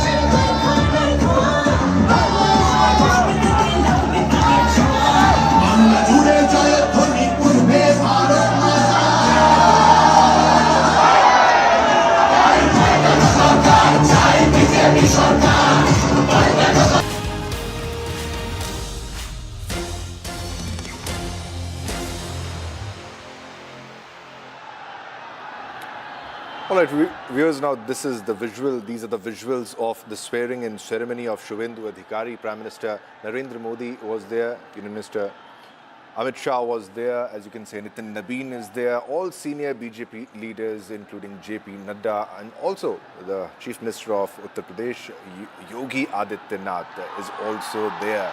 And Yogi Adityanath was the one who was advocating a double-engine government, and these are the visuals of that. Chief Ministers of various states on the stage. As you can see, it's a big day for West Bengal, for the citizens of West Bengal, and also for the Bharatiya Janata Party. But viewers, time to slip into a short commercial break, and we'll get you the latest updates on what's happening in Tamil Nadu. And because Vijay is short of the majority mark, the Tamil Nadu thriller continues. We'll get you more details after a short commercial break. Don't go anywhere.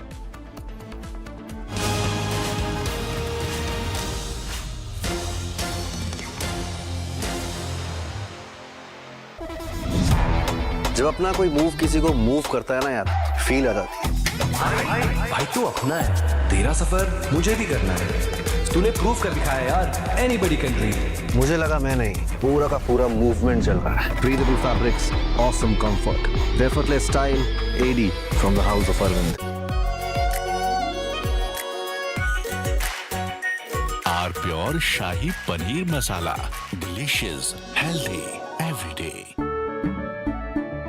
केसरिया से मन जोगी हुआ रे, दिल झूमे देखो मतवारा हुआ रे। केसरिया से मन जोगी हुआ। हर पल मनाओ केसरी त्योहार। विमल, बोलो जुबान केसरी। अरे ये डिबेट बाहर की सोचे विकी। डिबेट यानी विवाद, भारत विवाद नहीं, संवाद यानी कंस्ट्रक्टिव डिस्कशन, इसमें भरोसा रखता है। सच नरेट नहीं करना होता, नरेटिव को सच बनाना होता है। जब भी भगवे के ओर कोई कालिक दिखता है तो उसी स्याही से इतिहास लिखा जाता है। प्यास बुझाए, ठंडक लाए, सबको भाए जीरा से। MDH का जलजीरा जीरा से। जीरा से असली रिफ्रेशिंग, असली स्वाद, असली मजा। MDH।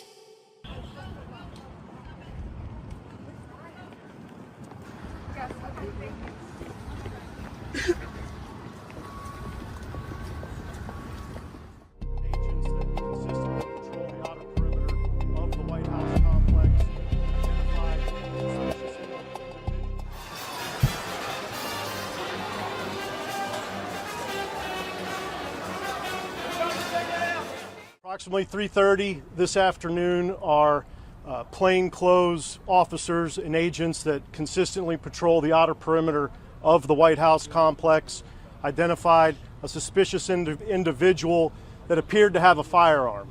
They called in support from our marked uniformed Secret Service police to make contact with that individual. Upon making contact, that individual fled briefly on foot, withdrew a firearm, and fired in the direction of our agents and officers. They returned fire and engaged. That individual was hit. He's since been transported to the hospital. I have no comments on his condition. I can tell you that at least one, we believe only one bystander was hit by the suspect. That individual is a juvenile, did not sustain any life-threatening injuries, but he's also receiving treatment at the hospital. I'll point out that not long before this shooting occurred, the Vice President's motorcade did transit through this area. The investigation itself, in terms of the use of force in the shooting, will be conducted by Metropolitan Police Department.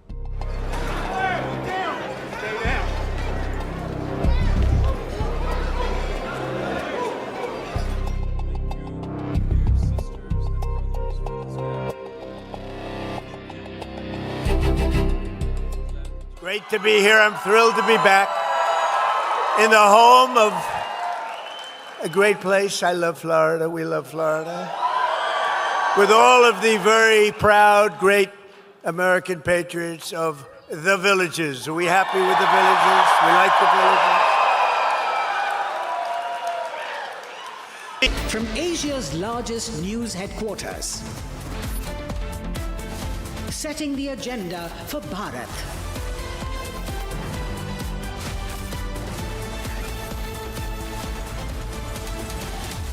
You're watching Republic.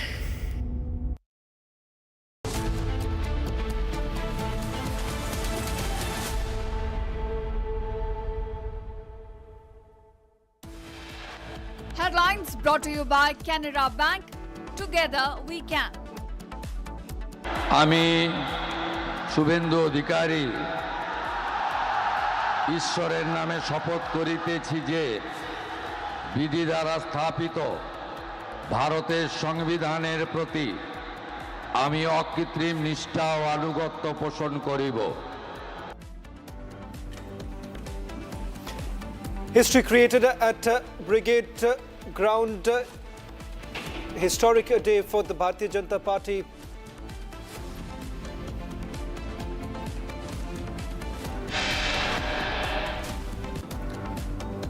After Suvendu's ceremony, Bengal gets its first BJP Chief Minister after independence.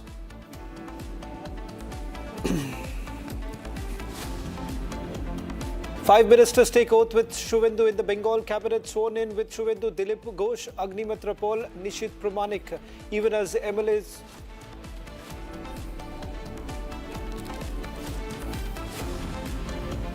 Will EPS take claim? That possibility is open. All eyes are on Tamil Nadu as the suspense continues, with Vijay not having the requisite numbers.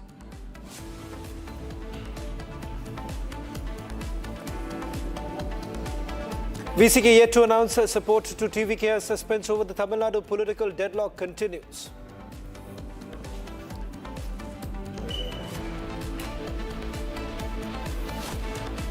TVK holds a key meeting. All eyes on Vijay, whether he will get VCK support. That's the only hurdle that he has left.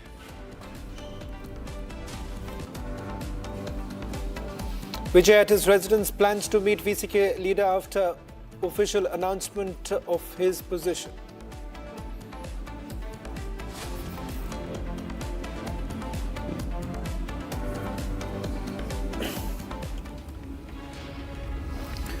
Well, starting with the suspense which continues in Tamil Nadu, Vijay yet to form the government. Governor has told Vijay that he does not have the number. What exactly has led to the situation? In fact, AIADMK MLAs are arriving one after the other at EPS's residence. It seems that there is a political thriller which is brewing right now, with AIADMK could play a major role. Niranjan. Shravan, VCK is a very small party with about 2 MLAs, and VCK with 2 MLAs seems to be the kingmaker right now, because CPI and CPM have 2 MLAs each, but they're giving outside support. If VCK is to join the Vijay government, they're asking for a killing. In fact, the buzz is they wanted the Deputy Chief Minister's post, but Vijay, as we understand it, is against that. And Sharda is joining us live. Now, VCK is also talking to EPS, we are told. Also talking to DMK, we are told, Sharda. There is buzz that VCK could be offered the Chief Minister's post. Now, all of this, of course, is speculation. We can continue to speculate, but this is the buzz. This is the buzz that maybe he's asking for the Chief Minister's post. Well, there's a lot of political buzz surrounding that, Niranjan, because the VCK party people have rightly asked on social media, why can't VCK leader Thirumavelan meet the Chief Minister and the DMK and the AIADMK be supporting him? This has been running yesterday on the social media because of the VCK party leaders have been wanting a solution done, and they've been giving various political suggestions on the social media, telling that the AIADMK and the DMK not coming might create a lot of trouble for the party's ideology in itself. So they're telling why not make Thirumavelan the Chief Minister in itself, and then why the DMK and the AIADMK not support him. Meanwhile, the talks are happening at the AIADMK's Chief Edappadi Palaniswamy's house, where we are right now. It's likely that the AMMK and the PMK extending support for Edappadi to become the Chief Minister, and the letter for the same was submitted to the governor last night by TTV Dhinakaran. He says that there is a claim that Edappadi wants to become the Chief Minister, and why not the governor call him? He's the third party, but DMK, the second-run party, has now stated that they want to be the opposition. They are telling that the AIADMK should form the government, and TTV Dhinakaran, speaking to us, clearly said that he might seek support from every other party, including DMK and the TVK if required, and that comes after governor calls Edappadi K. Palaniswamy. So now today, this important meeting is being held at Edappadi's house, where every MLA is arriving to talk to Edappadi, making the next, would be the next step of action for the AIADMK, whether they are going to be going with the DMK, whether they're going to reach out to the governor first and tell that they want to form the government, and then bring in the minority government, and then bring in the support that they have, showing it on the floor test. It all depends on that. At the same time, BCK leader Thirumavelan, who is initially said that he'll be offering support to the TVK all through yesterday evening, suddenly makes a change of stance, says that he will announce it officially only today evening at 4 p.m. This comes after the multiple news buzz that we have heard that the Deputy Chief Minister post was asked by him through Vijay, and however, TVK leader Vijay has not agreed for it as of the moment, and that's the reason there is a delay in announcement of the VCK, whether they are supporting or not. There's a lot of political tension in the state of Tamil Nadu because VCK leader is also meeting DMK leader M.K. Stalin. He met him last night. Likely a formal meeting to tell that he is leaving the DMK faction if he gets the Deputy Chief Minister post in the TVK's alliance. That's okay. I want to play out what TTV Dhinakaran said. TTV Dhinakaran of the AMMK. Now, earlier, TVK, that is Vijay's party, had claimed the support of AMMK and also issued a letter. They showed the letter to the governor. But AMMK came out and claimed that that letter was fake. Dinakaran claimed that his party was never supporting and that it was forged and that their MLA was captured. Here's what happened. I'd like to play out that soundbite of Dinakaran because the VCK, we are told, is going to just give, wait till 4 p.m. We don't know whether they're going to support. By the way, it's a spin. It's a spin, isn't it, Sharda? They're not going to support. They're not going to announce their support to Vijay by 4 p.m. They're going to announce whether they will support Vijay at 4 p.m. Let's just fix that. That's a spin being given. Sharda. Very true, Niranjan. VCK has been delaying this as much as possible, and this is completely because of the demands that the TVK has not met for the VCK. Likely, the sources from the party say that the Deputy Chief Minister post is talks is still underway. Whether Vijay wants to give that away or not is still a question because Vijay's party leaders have been constantly telling that the party runs with the ideology that Vijay makes the final decision. But if we have the VCK party, which is an ally of the DMK, still has not decided whether they are breaking from DMK or not. And what if they offer the Deputy Chief Minister post and then the VCK announces that they are still an ally with the DMK and only extending a support to the TVK, it will be a trouble for the TVK party because it will be as though the DMK has a hold on the TVK as well. So this is what Vijay fears. So making sure that the VCK, whether it's an alliance, complete announcement whether they are completely supporting the TVK as an ally party and agrees for the power sharing, or it is only an external support, just like how the Communist and the Marxists is doing. So there's a constant confusion between the TVK and the VCK's whether it will be an ally with the Deputy Chief Minister post or whether it will be an external support. In that case, Vijay will not give the Deputy Chief Minister post to VCK because that will bring up more trouble for him from the DMK as well, Niranjan. So that's the reason. So VCK has been constantly delaying this process of announcement. So they say it's 4 p.m. likely to support the TVK. The party cadres are openly telling that it is an open support for TVK. But yes, we have to wait for the official confirmation from the VCK leader Thirumavalan himself. Until then, it cannot be confirmed because Thirumavalan has been constantly meeting Udayanidhi Stalin, MK Stalin and other senior leaders from the DMK. So this puts in a question whether the VCK leader is still considering whether he is going to be supporting the TVK or whether he is going to continue his alliance with the DMK. Okay.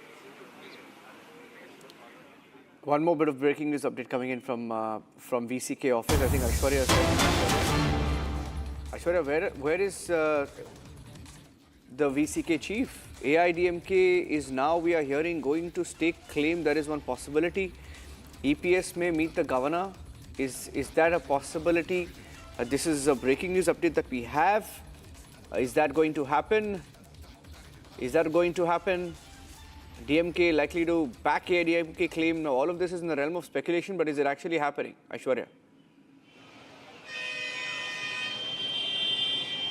Well, you can see that yesterday when we thought that the entire political thriller has ended, when Vijay had finally had the 118 seats, when all the left parties together announced that they will be extending support, which CPI, CPM officially announced, and they also said that on behalf of VCK, they are also announcing here that they will support Vijay, and that is why Vijay met the governor, and after that he also visited the CPI offices as a courtesy visit to thank the CPI leaders for extending the outside support to his party. But however, Vijay VCK backed out at the last moment, saying that they have not yet finalized about the support that they are going to extend to the TVK, and then Thirumavalan also met MK Stalin. But what we are learning here outside the VCK office, from where around 10 a.m., which was the original time given by the Thirumavalan to announce his, officially announce his whether he will be going with TVK or no. Now it has postponed to 4 p.m. So why is this delay in announcing a particular decision is what the question is, because what we are learning is that TVK as well as Thirumavalan are still going on. The talks between the two parties are still going on, and as Vijay is also expected to come here in the VCK in the VCK office, and that is why you can see the fans are also lined up. So Vijay coming to the VCK office and Thirumavalan also announcing postponing his official announcement at 4 p.m. likely indicates that VCK might extend support, but his VCK's also stance of meeting Stalin have speculated that he might be in a dilemma or on the floor whether he should extend outside support or like the CPM CPI, or should he be participating in the seat sharing, because while he is demanding, there are several demands that which VCK has kept forward front of the TVK is what we are hearing, but there are talks between TVK and VCK that are ongoing, and that is why the delay in announcement is what we are learning from this particular office. And by 4 p.m. Some announcement from the VCK office is expected regarding his decision on TVK. Sure, I think we should play out what Dinakaran said while we continue to get developments. Here's what AMMK's Dinakaran said. He met the governor last night, and he claimed that his party MLA never gave the letter of support. So there's suspense on that. Let's play that out. Here's what he said to Sharda, our correspondent.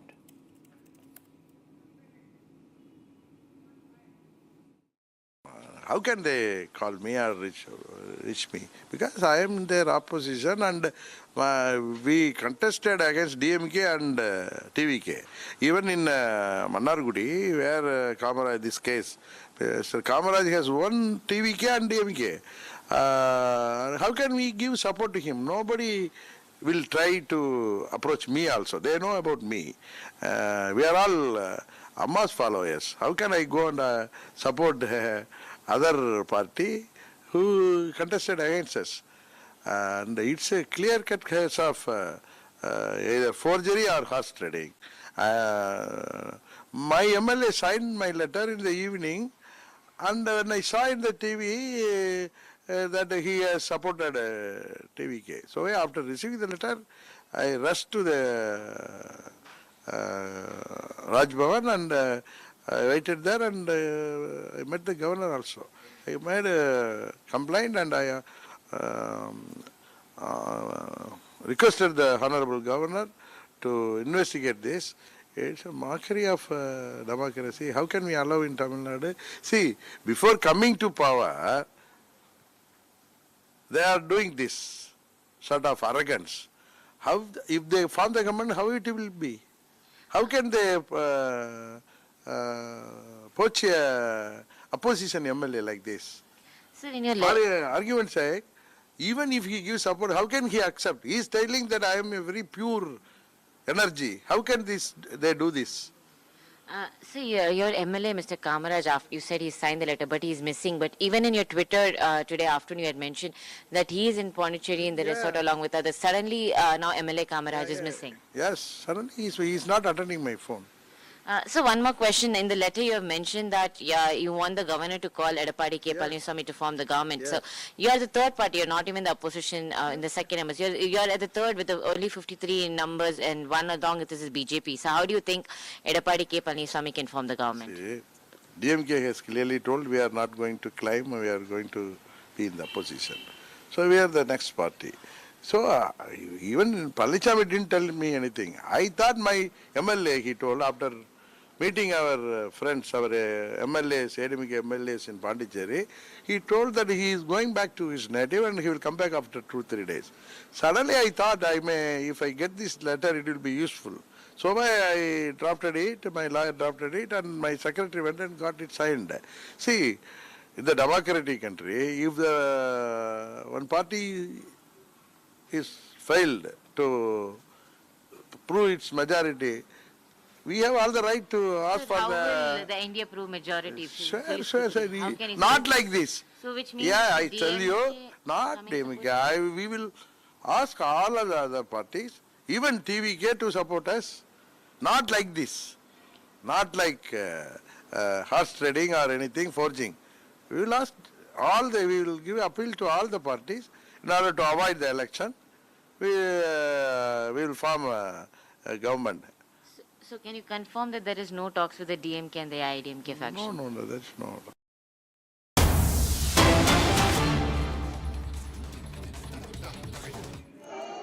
Getting live pictures of Suvendu Adhikari at the birthplace of Rabindranath Tagore. Let's cut across live. प्रणाम जानिए मुख्यमंत्री के शपथ नेওয়ালেন এবং আমরা দায়িত্বভার নিলাম বাংলা বাঙালির সংস্কৃতি কবিগুরুর চেতনাতে কবিগুরুর ভাবনাতে হবে তার আজকে শুভ সূচনা একটাই মন্ত্র স্বামীজির চোরইবতী চোরইবতী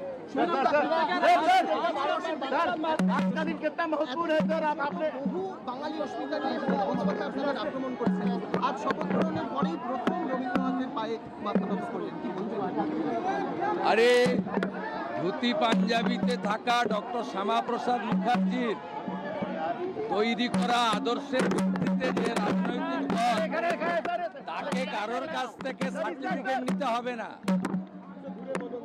আমি একটি বিতর্কিত কথা বলবো না আমি মুখ্যমন্ত্রী আমি এখন সকলের আমি চাই শুভবুদ্ধির উদয় হোক আমি শুধু বলবো যারা এখনো সমালোচনা করছেন তাদের চৈতন্য উদয় হোক আসুন বাংলার অনেক ক্ষতি হয়ে গেছে শিক্ষা হারিয়ে গেছে সংস্কৃতি ধ্বংস হয়ে গেছে আমরা বাংলাটাকে নবনির্মাণ করি অনেক দায়িত্ব এখন এইসব রাজনৈতিক কচকচানি একে অপরের সমালোচনার সময় নয় যারা করতে চাইছে করুন আমরা শুধু এগিয়ে যাব উইশাল পার কাম আমরা করব জয় আমি বিবেকানন্দের ভাষায় চোরইবতী चोरईबती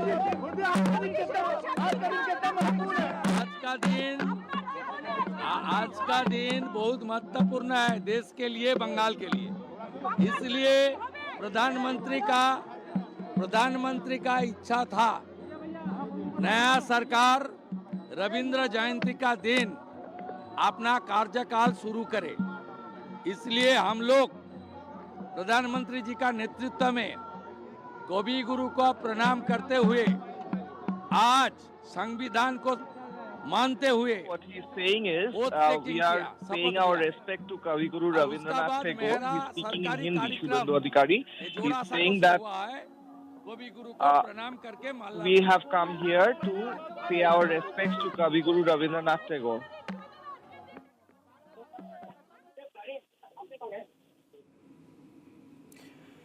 Okay, staying with the pictures there, Suvendu Adhikari, man of the moment in West Bengal. Chandrachud Ghosh, this has been a very symbolic, day, a symbolic showing for the BJP. The pictures, the visuals, the visits,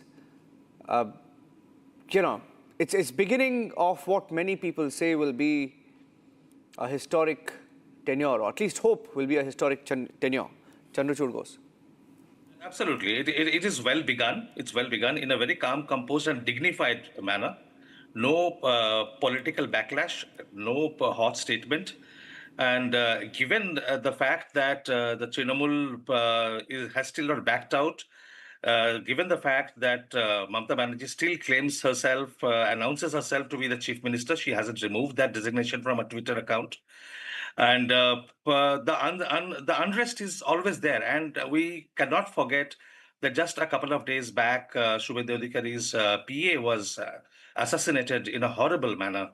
So all those factors and the pre-poll violence, the poll violence, or whatever little amount that happened, the atmosphere was heavy with the threats of violence and everything.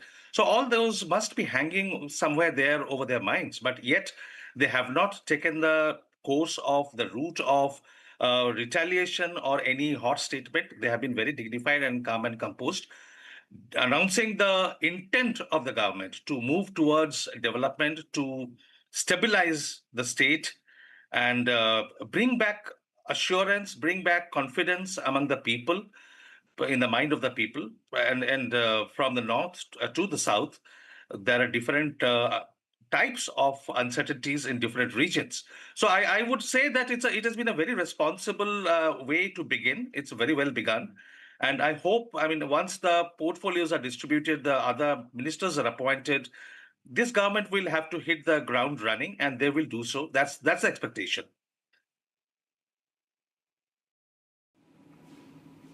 We've been joined by many industrialists through the morning today, Chandrachud Ghosh, and most of them talking about how this is perhaps a historic moment for the BJP to reshape Bengal, rebuild Bengal, remake Bengal, get the industries back, right? Get the investment going. Yes. Look, the symbolism is great, but one cannot stop at the symbolism. Then there has to be confidence-building measures to be taken very quickly. That's what I said. They have to hit the ground running, bring back investment, create the atmosphere for safe investment so that industrialists do come. They are not afraid of petty goons or well-networked mafia rackets who would thrive on extortion and proper returns. A long-term plan. So they have to have pose their faith in this government. The government will have to earn that faith, and they will have to move very quickly on that. And Bengal desperately needs that. The industrialization, the education system. Take up any particular area of governance. It's a horrible scenario. It's a nightmarish scenario. So the work of reconstruction, the work of rebuilding is humongous, and it's going to be tough. But I am very, very hopeful that this government, which has shown its intent, will move very fast, will move quickly, and will be able to. The per capita income, it has gone down below Odisha. That's at least Odisha used to be below Bengal, but now it's even below Odisha. So all these economic measures, not only cash benefit schemes, not only cash transfer schemes, but hard jobs, real employment, appointment of teachers in the schools, filling up the government, the vacant government posts. The entire administration has to be revamped, to be rebuilt.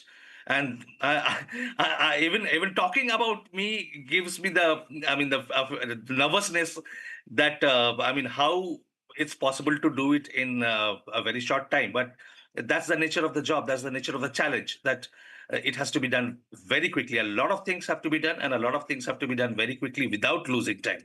And I think that's the main reason why they are not getting distracted by political debates and political fights, political bickerings, and focusing on the administration. Speaking somewhere, so we'll cut across live, and if you can just help us translate over it, it'll be nice, Chandrachud.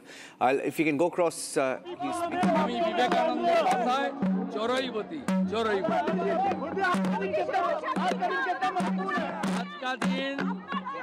आज का दिन बहुत महत्वपूर्ण है देश के लिए, बंगाल के लिए। इसलिए प्रधानमंत्री का इच्छा था नया सरकार रविंद्र जयंती का दिन अपना कार्यकाल शुरू करे। इसलिए हम लोग प्रधानमंत्री जी का नेतृत्व में कवि गुरु को प्रणाम करते हुए आज संविधान को मानते हुए ओथ टेकिंग किया, शपथ लिया है। और उसका बाद मेरा सरकारी कार्यक्रम ये जोड़ा साको से हुआ है, कवि गुरु को प्रणाम करके माल्यार्पण कर।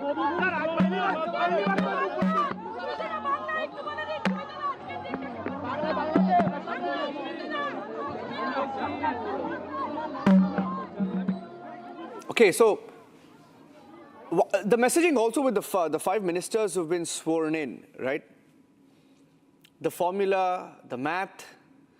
How do you explain that? How can you put it in perspective to all our viewers, Chandrachud?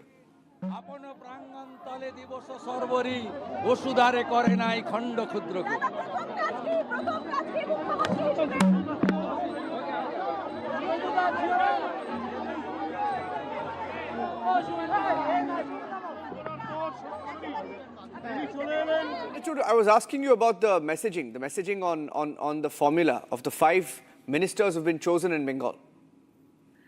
Yes, see, these are the most visible faces. There are many leaders who have played very important critical roles. And it's a symbolic swearing-in ceremony. The other leaders will have to be chosen, which is going to take some time. Portfolio distribution is another matter which need to be discussed amongst the top leadership. That's going to take some time because, as I said, the work of reconstruction is so humongous that it cannot be just any casual measure giving any department to anybody, which a formula process that was followed by the previous Trinamool government. That, somebody who has nothing to do with no expertise in any particular area was handed over a ministry just because of their face value, just because of their internet popularity or popularity over the movie screens. So I can see that they're clearly trying to avoid that trap. No gimmick, no gesture, so no posturing, but focus on the real hard work that needs to be done and distributing portfolios according to capability. So they haven't yet announced the full Council of Ministers, which I guess will be done very shortly, but that is expected to take some time. But when I was talking about what Suvendu Adhikari said about beginning the day at Jorasanko, the house of Rabindranath Tagore and the Tagore family, the Thakur family. And that was of great importance. And as he clarified that it was done on the oath taking was scheduled on this day, on Tagore's birthday, on the wish of the Prime Minister. And that was very important because BJP has been constantly harangued as an anti-Bengali party, a party that does not understand or sympathize with the culture and heritage of Bengal, which of course is a distortion, but they have had to counter it, they have had to face it for many, many years now. And even today, in social media, Trinamool's main line of attack had... Well, in fact, joining us on this broadcast is Sanjiv Goenka, a very prominent industrialist from West Bengal. Mr. Goenka, thank you very much for joining us. Today, many would say it's a new chapter in the history of West Bengal. But as an industrialist, Mr. Goenka, rebuilding Bengal is going to be one of the biggest challenge. I want to ask you, Mr. Goenka, what is it as an industrialist who's spoken about the well-being of the state? What do you have to say in terms of the challenges that this new government would be facing, and what is your expectation? Well, thank you for having me on your, Let me just say that there is a great expectation and in fact confidence from the BJP-led government. That's the first point. The second point I'd like to make is that this government has to deal with archaic laws, for example, the Urban Land Ceiling Act. And there are several like that, which don't exist in any part of the country excepting in Bengal. The third is going to be stabilizing the law and order. Confidence is already there. When BJP is there, confidence comes automatically. All of us believe that Modi hai to mumkin hai. So there is no shortage of confidence anymore. And there will be investments. There will be large-scale investments, multiple sectors. But I think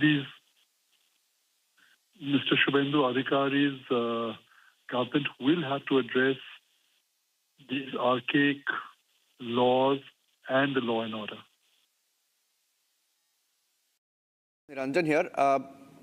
You have businesses across varied sectors, right? You have different portfolios. Now, there will be challenges in different sectors. I mean, I think you spoke about bureaucratic complexities, regulatory delays, some very archaic laws.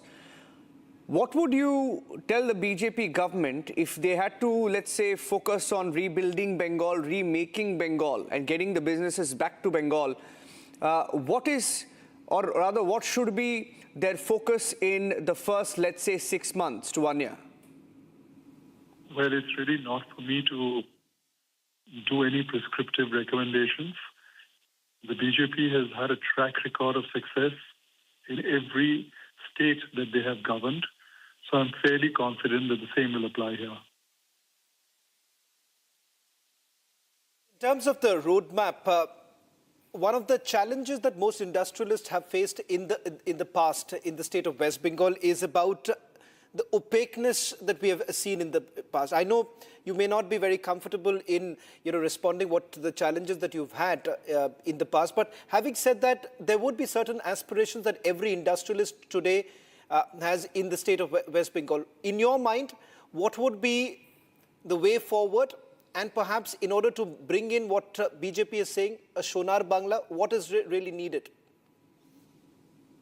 I think a sense of welcome to industry.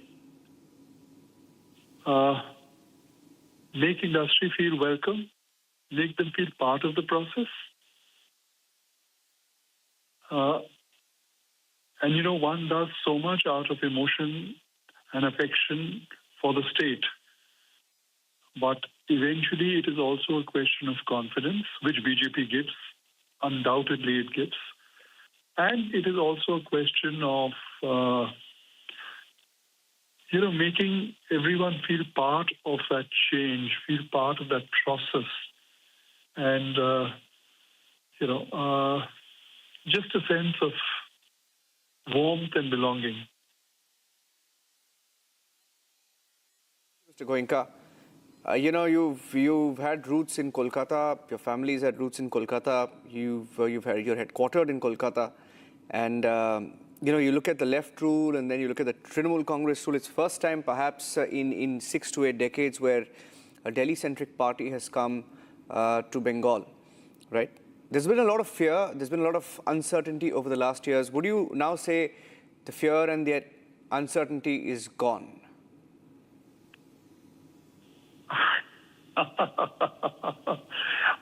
All I'd like to say is that people are walking with a smile.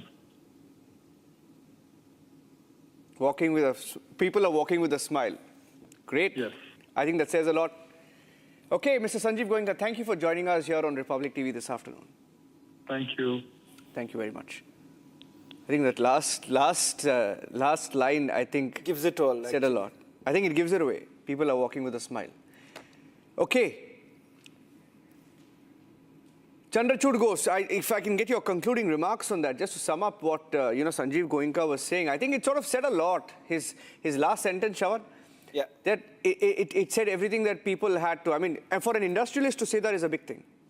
Well, in fact, one biggest takeaway from what most industrialists are now essentially saying, and I think so, our guest can also weigh in here. The very fact that ease of business never existed in the state of West Bengal. It just purely speaking in terms of numbers, a broken economy is what the BJP is going to inherit right now. It's not going to be an easy task. People are going to expect perhaps in a fast manner, things really changing on the ground. And that is where the most difficult aspect of this entire transition is going to be. Exactly. I mean, see what Mr. Goenka said about the people walking with a smile. He works with people. I mean, he has businesses, but those businesses are spread across people. So he can easily sense a sense of liberation among the common people. That's a very important thing. But more than that, in the system, the removal of ad hocness, the removal of the middlemen who would play havoc with extortion, and with that phrase which has become nationally famous, that cut money, where everybody, there are several chains, several stages where a percentage of the revenue has to go to party goons and leaders. That being removed, that will be removed. So all these things removed automatically creates an opportunity which is much bigger than what used to exist even. किसी को किसी तरह इज्जत करना, इज्जत करते हैं, इस सरकार जैसे करते हैं, इज्जत कैसे करते हैं, कैसे करना चाहिए ये सरकार जानते हैं। सजल जी, आपके ग्रेट ग्रैंडफादर ने पश्चिम बंगाल की भूमि से आते हैं, पश्चिम बंगाल का एक स्वप्न देखा था, पश्चिम बंगाल ऐसा होना चाहिए। बंकिम चंद्र चटर्जी का जो पश्चिम बंगाल है, उन्होंने अपनी कविताओं में लिखा है कैसा होना चाहिए पश्चिम बंगाल। तो आज आपको क्या लगता है कि वैसा पश्चिम बंगाल अब देख पाएंगे यहाँ के लोग, जैसा उन्होंने अपना स्वप्न में देखा था, जैसा वो पश्चिम बंगाल को बोलते थे, वो जिस पश्चिम बंगाल को? देखिए, शुभेंदु दा बैठे हैं, मोदी जी का नेतृत्व है, तो जरूर होगा, पश्चिम बंगाल का भला होगा ही होगा। हम तो पहले आपको बोला है, जो सारे जहां से अच्छा हिंदुस्तान हमारा, सारे जहां से अच्छा पश्चिम बंगाल हमारा, ये होगा ही होगा। मोदी जी का सपना पूरा होगा, मेरा दादाजी का सपना पूरा होगा, श्यामा प्रसाद मुखर्जी का सपना पूरा होगा, रविंद्रनाथ टैगोर का सपना पूरा होगा। और आज तो इसे उनका जन्मदिन है, उसका जन्मदिन दिन कितना खास है। वही तो उनका जन्मदिन में मोदी जी ने जो तय किया है, वो अगर कवि गुरु का भाषा में हम बोले तो যদি তোর ডাক শুনে কেউ না আসে তবে একলা চলো রে। मोदी जी ने अकेला ये पश्चिम बंगाल को सोनार बंगला बनाएगा, ये एकदम हम श्योर है। मेरा परिवार के तरफ से मोदी जी का साथ हम लोग हमेशा है, हमेशा रहूँगा, और बंगाल तो है ही उनके साथ, ये बंगाल का आदमी लोग दिखा दिया।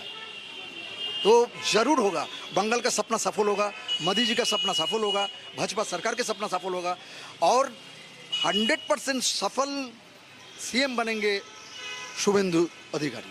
सजल जी, बहुत बोला गया भाजपा को यहाँ पे बाहरी पार्टी है, आउटसाइडर है, ये क्या कर पाएंगे यहाँ पे, ये तो यहाँ पे कल्चर को समझते नहीं है। लेकिन जिस तरह से आज का दिन चुना गया, जिस तरह से पूरे ब्रिगेड परिसर में रविन्द्रनाथ की अस्मिता से जुड़े हुए संगीत बज रहे थे, पूरी हवा में रविन्द्रनाथ की अस्मिता झलक रही थी। आज तो आपको लगता है कि नहीं, भाजपा ने बता दिया है कि नहीं, वो भारी पार्टी नहीं है? ये कौन बोला भाजपा भारी पार्टी है? जो लोग जानता नहीं है वो लोग ऐसा बोलता है। भाजपा बाहर का पार्टी कैसे होगा? श्यामा प्रसाद मुखर्जी कहाँ के हैं? पहले तो ये जानना चाहिए। जब वंदे मातरम को स्टॉप कर दिया गया था जवाहरलाल नेहरू जी ने, श्यामा प्रसाद मुखर्जी ने इसके लिए लड़ाई किए थे, वो तो आदमी लोग जानता नहीं है। तो श्यामा प्रसाद मुखर्जी, तब अगर भाजपा बाहर का है तब श्यामा प्रसाद मुखर्जी बाहर का है, ये तो मानना पड़ेगा। जो लोग बोलता है वो लोग बाहर का है, वो लोग लड़ाई में शामिल नहीं हो पाता, इसीलिए बोलता बाहर का है। आज भाजपा सरकार दिखा दिया, ब्रिगेड का जो सभा हुआ है वो दिखा दिया, वो बाहर का है या बंगाल के घर के है, वो दिखा दिया। जी, कोई खास पंक्ति जो आपके दिल के बेहद करीब हो, जो आपको बार बार ये मतलब याद दिलाती हो कि नहीं, मेरा बंगाल, मेरा पश्चिम बंगाल ऐसा दिखना चाहिए, मेरा सोनार बंगाल ऐसा होना चाहिए, कोई एक आध पंक्तियाँ जो खास हो, जो आप सुनाना चाहे दर्शकों? देखिए खाली तो सोनार बांग्ला नहीं है, अभी सोनार भारतवर्ष हो गया, अभी डबल इंजन सरकार हो गया। तो हम एक ही बात बोल सकते हैं, श्यामा प्रसाद मुखर्जी का भारत है ये, बंगाल है ये, बंकिम चंद्र चटर्जी का बंगाल है ये, भारत है ये, रविंद्रनाथ टैगोर का बंगाल है ये, भारत है ये।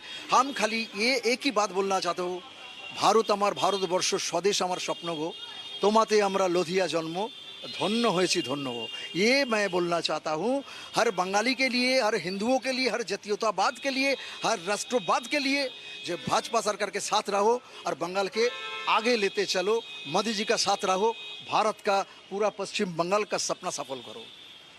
Sachal Chatterjee, great grandson of Bankim Chand Chatterjee, and the way beautifully he has described how Pashchim Bengal should be and what is actual Sonar Bangla.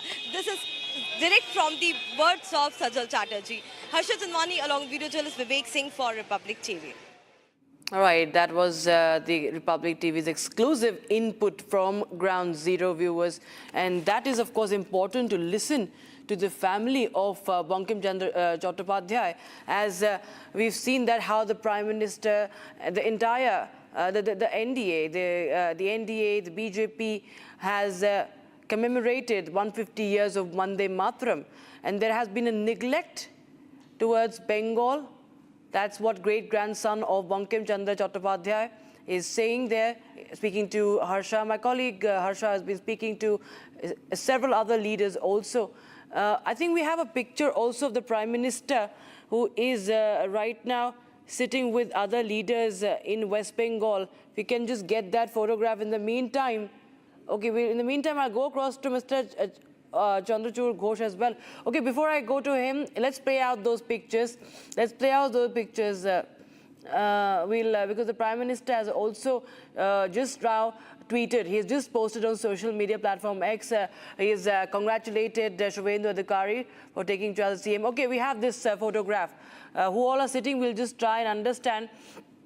But this is the Prime Minister who is sitting with leaders, the MLAs, he's meeting everybody. And Mr. Chandrachud Ghosh, I'll just go across to you. Mr. Chandrachud Ghosh is a well-known author, and he's written on several topics, including that of Subhash Chandra Bose as well. And Mr. Ghosh, well, we've seen that so many, for the first time we see that everybody, what I am observing here is that everybody in Bengal is coming out in the open and speaking fearlessly. So, Bharosha over Bhoy, this, tagline is very, very important. That has been, in fact, I'm told, scripted by none other than Amit Shah himself. And today, right from the people out on the streets to even the great-grandson of Bankim Chatterjee, he's saying that, he has, of course, joined the BJP also, and he has been very vocal about how the legacy of West Bengal, the true, Sonar Bangla, the Bengali Asmita, how it has been compromised when the TMC had been in power. Yeah, absolutely. On various counts. See, this whole issue of Bengali Asmita has never been a political debating point. Yeah. Because, I mean, nobody thought about it. Trinamool actually made it a political point to score over the Bharatiya Janata Party, to paint the BJP as a party of outsiders, anti-Bengali party. So they put on that cloak of Bengali Asmita. No single political party has ever claimed that garb. There was no need for it. Rather, everybody has been asking for the development of the province, so the economic development in education, cultural development, and on all sorts, sports and everything. But on every count, in every sector, we have seen Bengal going back, stepping back, because of the policies and the practices of the political party of the TMC and its government. We have seen investments being cut down, budgetary allocations being cut down from industrial investment and reallocated to the cash distribution system.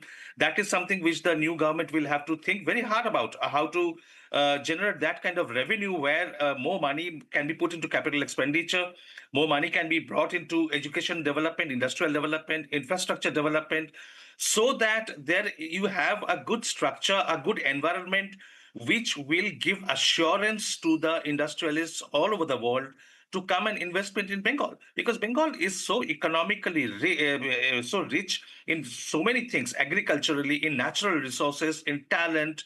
The brain drain that has happened from Bengal over the past few decades.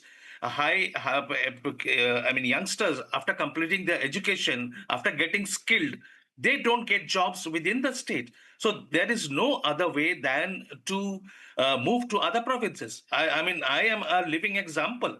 After completing my graduation and post-graduation, I had to move out to Delhi, and I have been living in Delhi from 1998.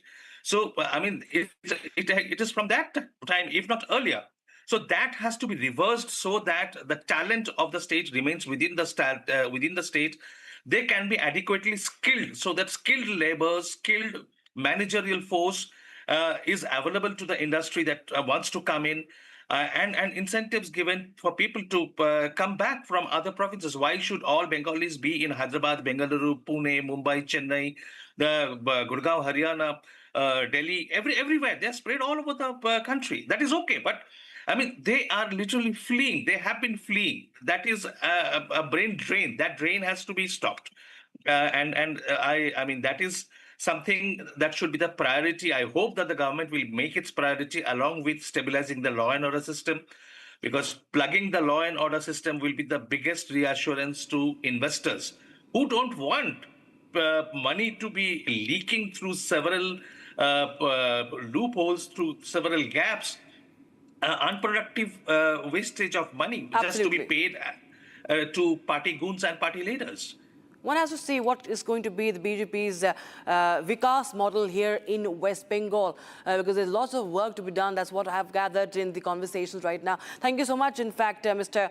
Bose, for joining us here on Republic TV. We have to step into a very, very short break, viewers, but on the other side, we continue to get you the top moments also from the oath-taking ceremony and much more that's lying ahead. And also not to forget the Tamil Nadu poll drama that's reached the Supreme Court, as former IS officer asked the governor of TN to let Vijay and his party TVK to form the government.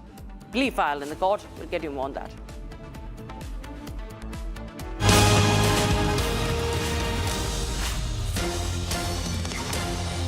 QS and THE, the world's foremost university rankings organizations, have ranked Amity amongst the top 3% universities globally, making it among the very few Indian universities to be included in both rankings. Yet another top ranking for Amity University. चमकी चाट से क्या बना है? Sandwich, लस्सी और छाछ और हर घूंट में चमकी चाट, ड्राई फ्रूट और दही बड़े। चमकी चाट से स्वाद बढ़े। असली स्वाद सिर्फ चमकी चाट।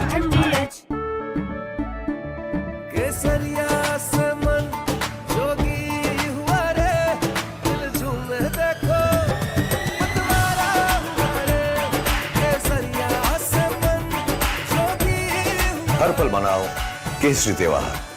विमल, बोलो जुबान केसरी। ये सब आप इसलिए कर रहे हैं ना सर, ताकि आप अपने आरएसएस को बचा सके। वैसे भी आप आरएसएस के भोपोई तो हैं। आरएसएस का सच है मेरी थीसिस, जो सालों से छुपाया गया है। But I am going to unmask the truth. Class अब शुरू होगी, because the professor is here. ये जो भी हो रहा है, ये injustice, ये conspiracies, ये manipulation, अगर आप इसको terrorism नहीं कहेंगे, तो फिर किसको कहेंगे? ये है मेरा आखिरी सवाल. This is my last question to you. R pure सूजी पास्ता उबालो, मिलाओ और खाओ। 8 मिनट में तैयार। क्या टेस्ट है सबका राजा, आर प्योर मसाला।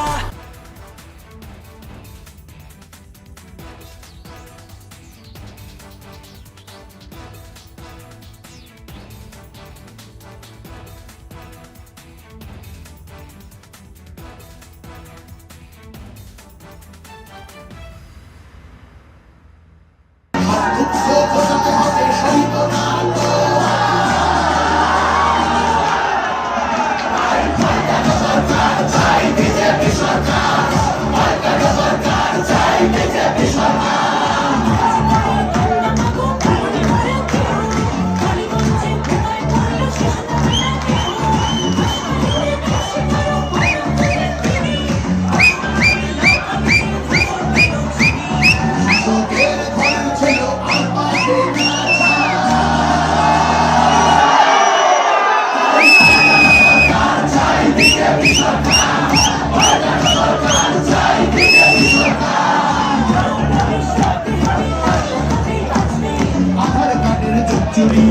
ছেলেরা ঢুকবে সীমান্তের হিন্দুদের বুকে আগলে রাখবো 15 বছর কেটেছি অনেক এবার ঘোরা ভোটের দিনে ছাপ্পা রেখে চলবে না তো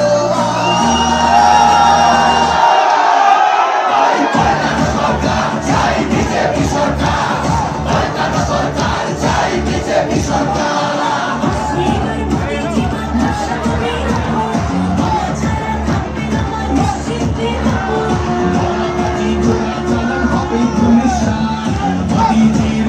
যখন করবে বাঁচি মা সীমা বাংলা আমার কাঁদবে না তো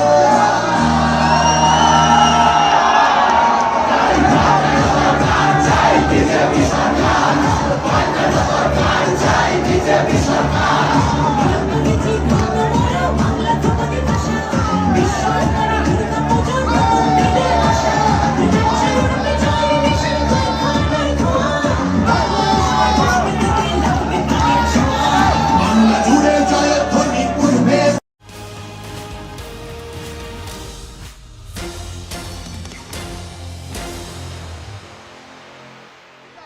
রিপাবলিক জিন্দাবাদ রিপাবলিক জিন্দাবাদ আমাদের ভারতীয় জনতা পার্টিকে নিয়ে আসার জন্য রিপাবলিককে অসংখ্য ধন্যবাদ আমাদের রিপাবলিককে অসংখ্য অসংখ্য মহেশতলাবাসীকে ধন্যবাদ রিপাবলিক আমাদের প্রত্যেকটা হিন্দুদের পরিবারের পাশে দাঁড়িয়েছে रिपब्लिक को लेकर जो दीवानगी है रिपब्लिक को लेकर जो क्रेज है यहाँ पर लोगों में वो भी आप देख पा रहे होंगे लोग यहाँ पर रिपब्लिक जिंदाबाद के नारे लगा रहे हैं और जिस तरीके से रिपब्लिक बांग्ला ने रिपब्लिक की पूरी टीम ने रिपब्लिक एक तरीके से पूरे ऑर्गेनाइजेशन ने यहाँ पर लोगों की आवाज़ दिखाई पूरे चुनाव में उसके बाद लोग यहाँ पर एक तरीके से अपनी भावनाओं को व्यक्त कर रहे हैं ये देखिए यहाँ पर जो तस्वीर देखिए जिस तरीके से दीवानगी देख रहे हैं आप लोग रिपब्लिक जिंदाबाद करते हुए यहाँ से गुजर रहे हैं हाथों में झंडा है बीजेपी का और चेहरे पे मुस्कान है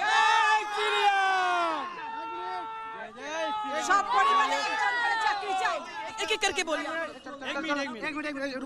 बंगाल में एक नया सूरज उगा है बंगाल में एक नया सूरज उगा है बहुत दिनों बाद आज बंगाल का सपना पूरा हो गया जो हिंदुत्व का लिए जो गाली दे रहा था लोग हिंदुत्व को आज हिंदुत्व क्या चीज है लोग अच्छी तरह समझ जाएगा जय श्री राम ठीक है तो जो हिंदुत्व क्या है आप लोग यहाँ के समझ जाएंगे अब जरा मैं कुछ और लोगों से बात कर लूँ आप लोग बताइए नई सरकार से जी আমাদের মহেশতলাবাসী সমস্ত যেসব কার্যকর্তারা এসে এবং মহেশতলার সমস্ত গ্রামবাসীরা যারা এসছে এই দিক থেকে সবাই মিলে আমরা রিপাবলিককে ধন্যবাদ এবং আমাদের তরফ থেকে প্রণাম জানাই সবাই হাত জোড় सभी लोग हाथ जोड़कर रिपब्लिक को धन्यवाद तस्वीरें देखिए ये भरोसा है के लिए लड़ाई है तो सबसे आगे रिपब्लिक है হ্যাঁ सबसे आगे रिपब्लिक এই জয় না থাকতো আজ আমরা হিন্দু অনেক নিচে নেমে যেতাম অনেক নিচে যেতাম রিপাবলিককে कोई भाषा कहता এই রিপাবলিক বাংলা আমাদের সত্যের পথে নিয়ে গেছে এই রিপাবলিক বাংলা আছে বলে আমরা যে এই পথে নামতে পেরেছি এই সত্য সাংবাদিক কথার কারণে हम बोल रहे हैं लेकिन कह रहे हैं कि रिपब्लिक बांग्ला ने रिपब्लिक ने हमारी आवाज को बुलंद খুব ভালোবাসি রিপাবলিক বাংলা সারা জীবন দেখে যাবে कार्यकर्ताओं की आंखों में आंसू है बोलते हुए रिपब्लिक भारत जिंदाबाद जिंदाबाद रिपब्लिक जिंदाबाद After twist in Tamil Nadu, viewers, inside scoop now coming in from the MLA meeting. Now what we're getting to know is that there is a meeting that's going on at E. Palaniswamy's residence. And the AIADMK MLAs are going to stick to EPS no matter what. That's what we are picking up. And also, EPS is likely to offer support, to lend support to TVK. Now, this is the twist. Because earlier we were learning of the AIADMK trying to be, trying to prepare to claim power if TVK fails to show majority support. But now what we are learning after the uncertainty of VCK, it still it still hasn't taken a call yet out in the open. Vijay's TVK has been in panic, and now AIADMK, what we understand, was preparing to meet the governor. Till now we were getting this update. But now the inside scoop from E. Palniswamy's residence, the meeting that is underway there, is that that EPS is likely to extend support. Sharda is tracking all the details. Sharda, what is happening now? What is the reason that now we learn EPS will be lending support to the TVK? Well, the MLA meeting is just now considered, Rakshita, and it's likely that the EPS, as earlier said, the DMK and the AIADMK might not go together. Likely, EPS tweet indirectly says that he's congratulating who is forming the governance. In this case, it is Vijay who is very, very close to the numbers, so the DMK and the AIADMK might not go together. According to the sources from the MLA meeting who attended it, told Republic that it is possible for AIADMK to extend support to TVK if the governor is not calling for the Vijay's party to form the government. So this is what you're hearing, that the AIADMK's leader, Edapadi K. Palaniswamy, is deciding that he will not be forming an alliance with the DMK because it is not a proper alliance. As per multiple advices they have got, it's likely that the AIADMK General Secretary will not go with the DMK to form the alliance, as the rumors have been saying, as the news that's been coming out, that the AIADMK, DMK, PMK will come together to form the government. Instead, the AIADMK might give an external support to the TVK is what we are hearing, because we earlier saw the AIADMK faction wanted to extend support to the TVK by trying to not break the party. Edapadi K. Palaniswamy had them in Puducherry for 3 days in the resort. Now the MLA's meeting having constantly happening the last 3 days virtually, and now today, Edapadi K. Palaniswamy, after the MLA's meeting, has put out a tweet telling that he wishes whichever party is going to form the government. This tweet indirectly points out that he will not be forming the government, and the sources from the MLAs say to Republic that likely that Edapadi will extend an external support to the TVK without forming an alliance with the Vijay's party. Meanwhile, the news of the AIADMK and the DMK party. Meanwhile, the news of the AIADMK and the DMK coming together might not be completely true, because it has been only the backdoor talks that's been happening. No official talks happen between the two parties. So, Edapadi's faction is now likely to support TVK's Vijay forming the government. Absolutely. Many thanks, Radha, but we will come back to you after this very short break that we are right now going into. But I think we have a soundbite of... okay, we will continue to get more details, and Sharada will be with us on the other side. Top of the hour at 2 p.m. viewers. We sipped a very, very short break, but also getting you the update from Supreme Court, where the petition has been filed by a former IS officer asking the governor of Tamil Nadu to let Vijay and his party TVK form the government, and also the hectic parleys that are going on, viewers. We'll get you more on that.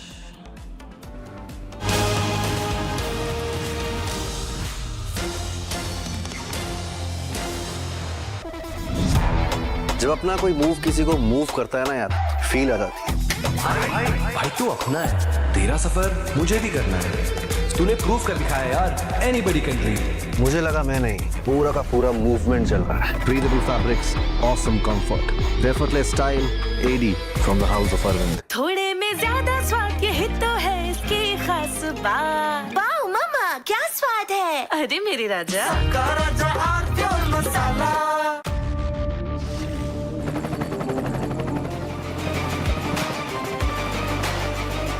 Character, the taste of success. अरे ये debate बाहर की सोचे Vicky. Debate यानी विवाद, भारत विवाद नहीं, संवाद यानी कंस्ट्रक्टिव डिस्कशन, इसमें भरोसा लगता है। सच नरेट नहीं करना होता, नरेटिव को सच बनाना होता है। जब भी भगवे के ओर कोई कालिक दिखता है, तो उसी स्याही से इतिहास लिखा जाता है। चमकी चाट से क्या बना है? सैंडविच, लस्सी और छाछ और हर घूंट में चमकी चाट। अब बताओ, स्वाद आया? आया। असली स्वाद सिर्फ चमकी चाट।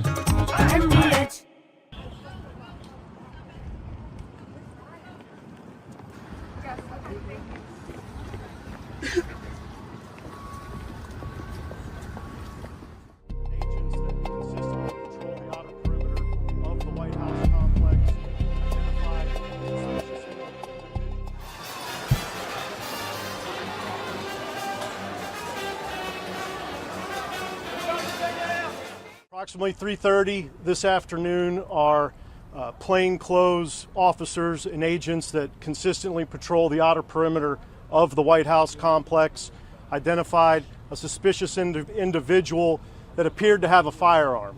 They called in support from our marked uniformed Secret Service police to make contact with that individual.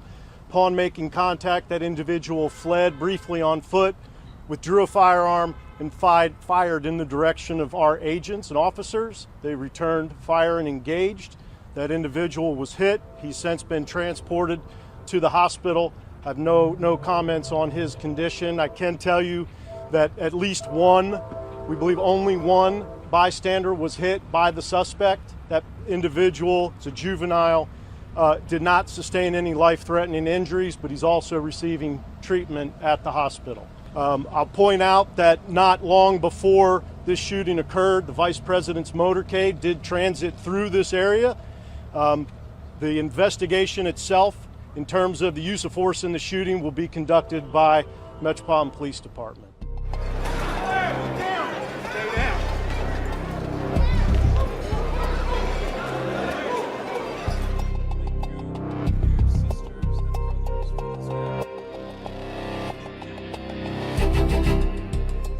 Great to be here. I'm thrilled to be back in the home of a great place. I love Florida. We love Florida.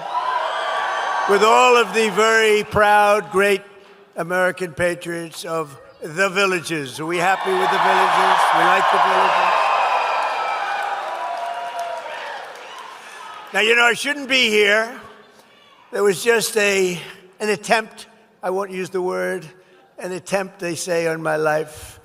I should be indoors at a secure facility where I can quietly, beautifully, and safely play out my term, destroying everything that comes in our way, like bad countries that want to get nuclear weapons.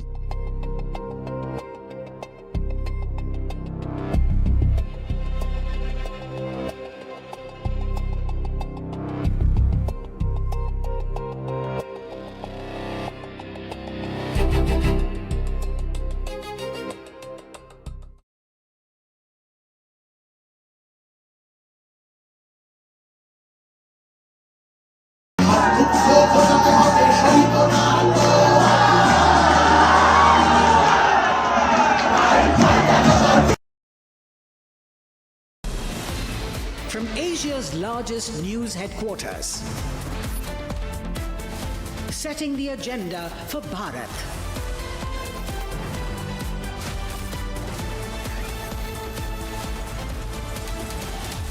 You're watching Republic.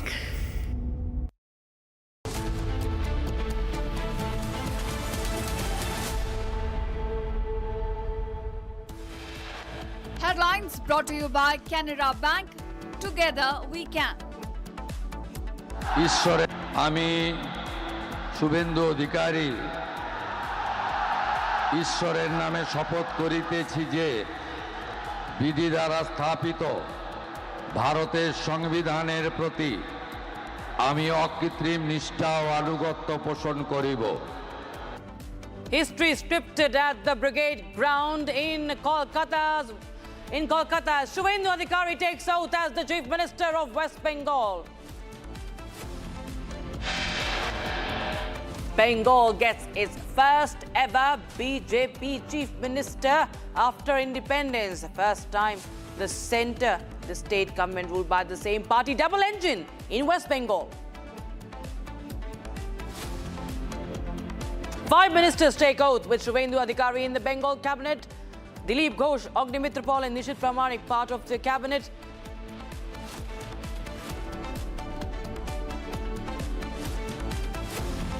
In an exclusive conversation with Republic, billionaire investor and chairman RPSG Group, Sanjiv Goenka says there will be large-scale investments in Bengal now that Modi hai, to mumkin hai. Even as MLAs meet EPS E. Palaniswamy at his residence, reports say that if not Vijay, EPS will meet the governor to stake claim to form the government. And VCK yet to announce support to TVK. Suspense over the Tamil Nadu political deadlock continues.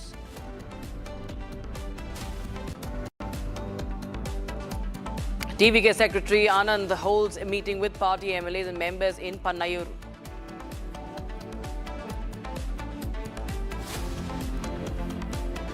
Vijay, at his residence, plans to meet VCK leaders after official announcement of his stance.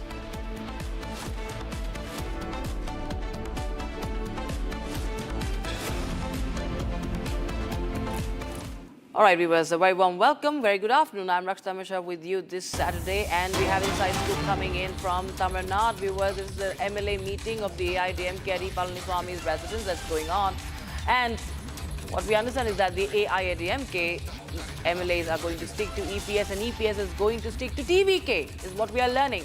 VCK continues with the suspense. It delayed the announcement. If it's going to support, will it, won't it, we don't know. VCK will clear the stand in short while from now, maybe. But what we know is that E. Palaniswamy, who we earlier learned was going to stake claim to form the government if VCK does not come out with numbers, and if TVK does not manage the numbers, we now are learning that EPS will be lending support to TVK. We'll connect with Sharda, my colleague. Sharda, tell us more. What's really going on and what has prompted this move of E. Palaniswamy? Well, Rakshita, as we speak, the MLA's meeting is concluding one by one, are leaving Edappadi K. Palaniswamy's house right now.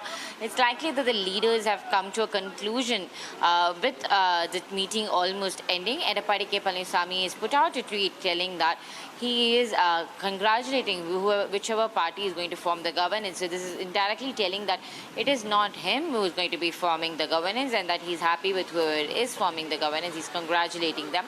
The MLAs, especially the sources from the party who attended the MLAs meeting along with them, the members are also indirectly telling that likely that the AIADMK might not go with the DMK. Like the likely AIADMK and the DMK is that the talks that were going on, the backdoor talks, unofficial talks between the two parties going in alliance, might not happen, and then that the AIADMK might give an external support to Vijay's TVK if Edappadi K. Palaniswamy wishes. All the party members would give their external support to TVK is what this meeting is likely have spoken all about. So in this case, we also know that earlier 25 MLAs under the CV Shanmugam's factor wanted to support TVK initially, and the talks on the first day concluded with them telling that the AIADMK will not split and that the talks will continue between the party to decide what the next step of action will be. So now the next course of action from the AIADMK is likely to be that the AIADMK's leader Edappadi K. Palaniswamy will not agree for a split of the party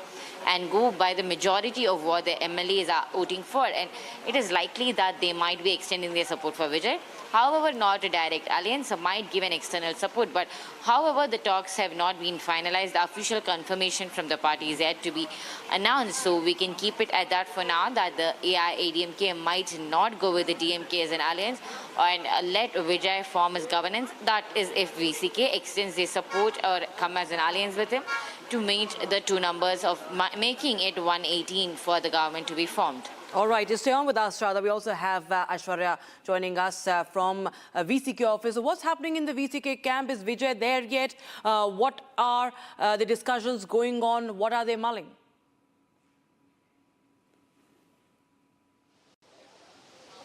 Rakshita, here VCK is having talks with the TVK as well, but they were supposed to officially announce their result today at 10 a.m. But however, the delay is because that what we are learning is that VCK, the Supremo, Thirumavalan, as well as the TVK party cabinet, party chief and the party members are also having a discussion with Thirumavalan whether he will extend an external support or will he be part of the cabinet. That is the entire discussion is about, because if will VCK follow the same steps as the CPI, CPM, who have offered the external support to form the government, but they have clearly said that they do not want any stake in the cabinet or or be part of the government. But on the other hand, VCK is in a dilemma whether should it follow the left party's route, giving an external support, or should it also have a stake at the cabinet, because the delayed talks as well as the delayed support is stemming from that VCK is asking for a seat sharing and cabinet berth.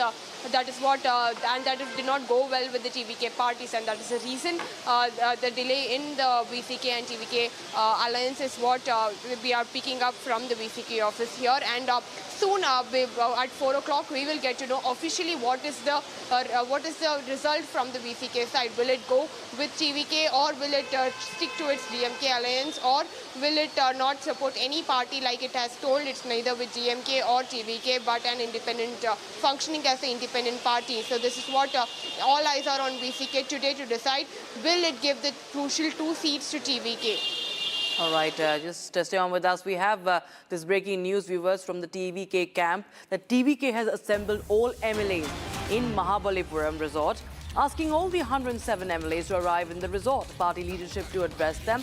So yes, viewers, as there are fears of poaching, of horse trading, are on the rise with this delay in the formation of a government in Tamil Nadu. TVK, the single largest party in these elections, is now, of course, trying to protect its MLAs, and that's what we are learning. You know, I'll go across to Aishwarya once again. Aishwarya, well, we are learning that clearly there are threats, there are fears of horse trading. So we see that TVK is leaving no stone unturned to keep the flock together, to keep all its MLAs intact.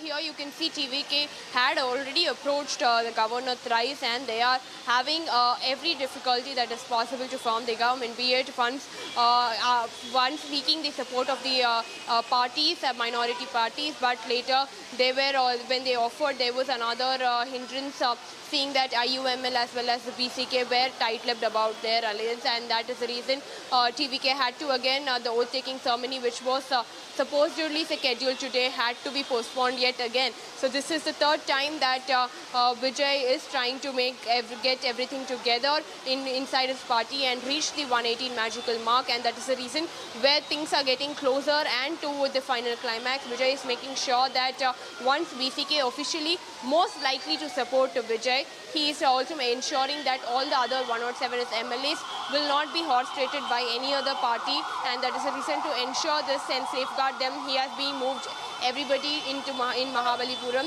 to officially address his party cadres as well. Once VCK will also announce its most likely will announce its support to TVK.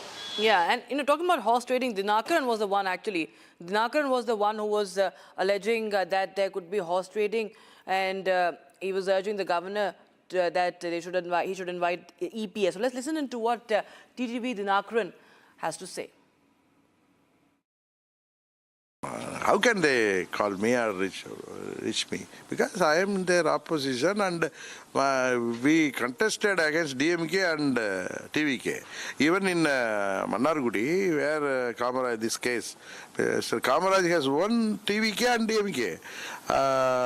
How can we give support to him? Nobody will try to approach me also. They know about me. We are all Amma's followers. How can I go and support other party who contested against us? And it's a clear-cut case of either forgery or horse trading. My MLA signed my letter in the evening, and when I saw in the TV that he has supported TVK. So after receiving the letter, I rushed to the Raj Bhavan, and I waited there, and I met the governor also. I made a complaint, and I requested the Honorable Governor to investigate this. It's a mockery of democracy. How can we allow in Tamil Nadu? See, before coming to power, they are doing this sort of arrogance. How, if they form the government, how it will be? How can they poach a opposition MLA like this? Sir, in your For argument's sake, even if he gives support, how can he accept? He is telling that I am a very pure energy. How can they do this? So your MLA, Mr. Kamaraj, you said he signed the letter, but he's missing. But even in your Twitter today afternoon, you had mentioned that he is in Pondicherry in the resort along with others. Suddenly, now MLA Kamaraj is missing. Yes, suddenly he's not attending my phone. So one more question. In the letter, you have mentioned that you want the governor to call Edappadi K. Palaniswamy to form the government. Yes. So you are the third party. You're not even the opposition in the second numbers. You're at the third with the only 53 numbers, and one along with this is BJP. So how do you think Edappadi K. Palaniswamy can form the government? See, DMK has clearly told we are not going to climb, we are going to be in the opposition. So we are the next party. So even Palaniswamy didn't tell me anything. I thought my MLA, he told, after meeting our friends, our MLAs, AIADMK MLAs in Pondicherry, he told that he is going back to his native and he will come back after 2-3 days. Suddenly I thought if I get this letter, it will be useful. So I drafted it, my lawyer drafted it, and my secretary went and got it signed. See, in the democratic country, if the one party is failed to prove its majority, we have all the right to ask for how will the India prove majority? Sure. How can it Not be? like this. So which means I tell you, not DMK. We will ask all of the other parties, even TVK, to support us. Not like this. Not like horse trading or anything, forging. We will ask we will give appeal to all the parties in order to avoid the election. We will form a government. So can you confirm that there is no talks with the DMK and the AIADMK faction? No, that's no. Well, that's the big breaking news we have. AMMK's TTV Dhinakaran has put forth these questions to Vijay, to TVK. Question number 1 is, where is the original letter signed by Kamaraj, the lone AMMK MLA designate? He's asking, where is the original letter signed by Kamaraj in support of TVK? Question number 2, who took the video of Kamaraj signing it? Because there's a video that the TVK is peddling, viewers, it's circulating, it has shared that video. Question number 3 from AMMK to TVK, that if it is not the AMMK party letterhead with the that is Dinakaran's signature, do they agree it was an attempt to horse trade? That's the breaking news, viewers. And, what really happened? Okay, I'll just go to Sharda, viewers. Sharda, just tell our viewers a little bit of background, because there's a video that TVK had actually shown permanently where there is signatures that are taking place. We have, Kamaraj writing a letter, signing a letter, but then there are allegations of forgery also that are leveled by Dinakaran. And he's saying that he's missing. Yesterday evening, TTV Dhinakaran met the governors and he made a claim that his MLA, Kamaraj from the Manarudi constituency, went missing, and he also pointed out that there is a letter given to the governor from the TVK that points out AMMK supporting the TVK party forming the government. So he met the governor to point out that the AMMK has not decided to support TVK and that they are the opposition of the TVK and they would like to continue with Edappadi K. Palaniswamy under the India alliance, and that there was no possibility of his party member to give the letter. And he also claimed that there is horse trading happening and that if AMMK leader had signed the letter, where is the proof of the party letterhead? He's now questioning Vijay as to if the video is true, who shot the video and where was it shot. He's asking the claims of the video, and he's also asking Vijay, it's been 12 hours, why has he not opened up about the complaints that's been given against him telling on poaching the AMMK leader? Why has the TVK not released a letter or a statement, and why is Vijay silent when people are constantly telling that AMMK leader was poached by the TVK and that there was no proper letter of approval from TTV Dhinakaran? The third question he also asks is, why was he not approached if he wanted the AMMK support? Why was the AMMK party leader directly not asked for the support, and why did Vijay have to poach the MLA and get a signature in the video that they claim that it was the AMMK leader who came forward to support them as an independent MLA and not through the party? In that case, why was Dinakaran not informed of this from the TVK side as well? Absolutely. Well, just stay on with this.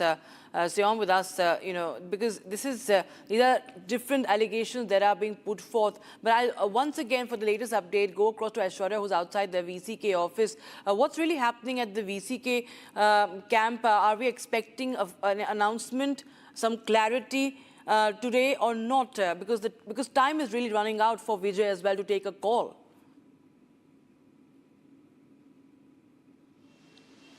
Most definitely, time is definitely running out for Vijay, because what governor has given time to Vijay is until he has given under 48 hours where Vijay can prove his majority. Otherwise, governor has clearly said that he will look for other options. But now with VCK at the VCK office, what we are hearing is that Vijay will also come to the VCK office along with the Ramabalan, and that clearly indicates maybe VCK's support to TVK and an entire climax to this entire political thriller. But we have to wait at 4 p.m. for their official announcement. But on the other hand, we're also learning that VCK did support Vijay yesterday, but then they backed out because of some power tussle between Vijay and with Ramabalan. But today, and that is the delay he had, that is the only reason, because there was a delay in his announcement. But finally, we will get an official announcement by VCK at 4 p.m. Today, and that after which Vijay might again approach Raj Bhavan, showing his numbers as 118. But all eyes are currently on VCK, whether they will lend that crucial 2 seats to Vijay to form the government, and finally let him take him as the oath as the Chief Minister of Tamil Nadu. Absolutely. Well, the suspense still continues and race against time indeed. The thriller continues, and so does our coverage from Tamil Nadu viewers. But in the short time, we will be coming back with this commercial break. We'll be going across to our correspondents on ground. Also, we get you the highlights from the big moment, the big ceremony in Kolkata as Bengal gets its first BJP Chief Minister.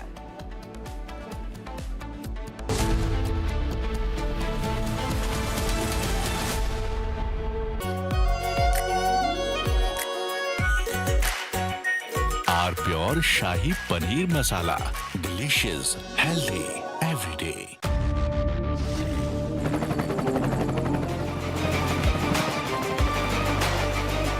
Character, the taste of success.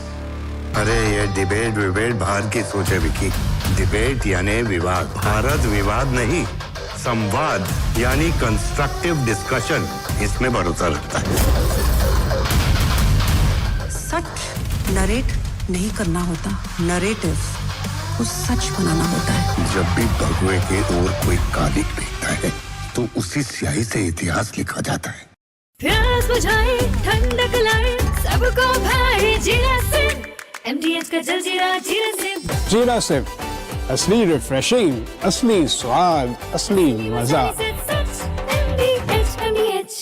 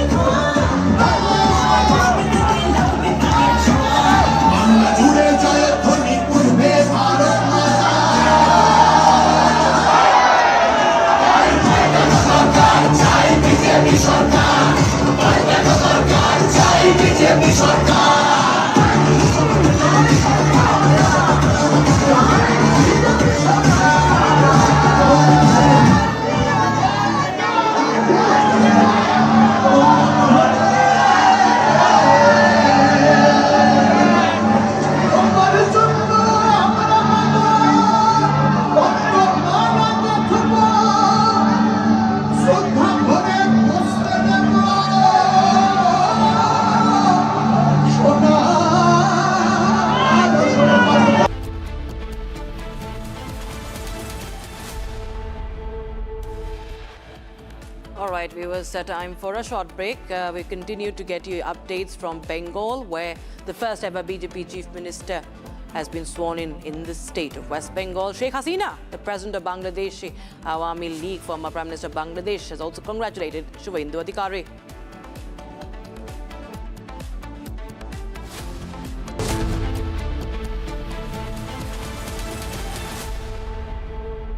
QSMTHE, the world's foremost university rankings organizations, have ranked Amity amongst the top 3% universities globally, making it among the very few Indian universities to be included in both rankings. Yet another top ranking for Amity University. सूजी pasta उबालो मिलाओ और खाओ 8 minute में तैयार क्या taste है सबका राजा आर मसाला ये सब आप इसलिए कर रहे हैं ना सर ताकि आप अपने आरएसएस को बचा सके वैसे भी आप आरएसएस के भोपोई तो है आरएसएस का सच है मेरी थीसिस जो सालों से छुपाया गया है But I am going to unmask the truth. Class अब शुरू होगी because the professor is here. ये जो भी हो रहा है, ये injustice, ये conspiracies, ये manipulation, अगर आप इसको terrorism नहीं कहेंगे तो फिर किसको कहेंगे?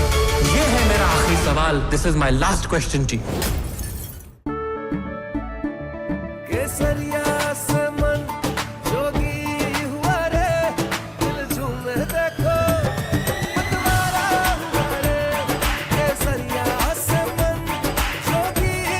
हर पल मनाओ केसरी त्योहार विमल बोलो जुबान Kesari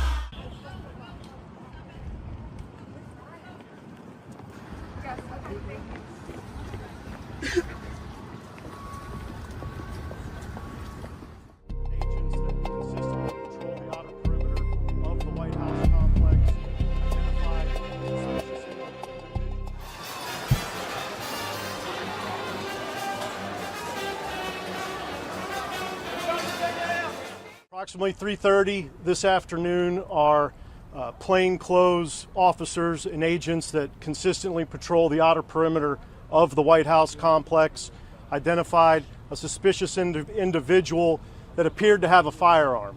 They called in support from our marked uniformed Secret Service police to make contact with that individual.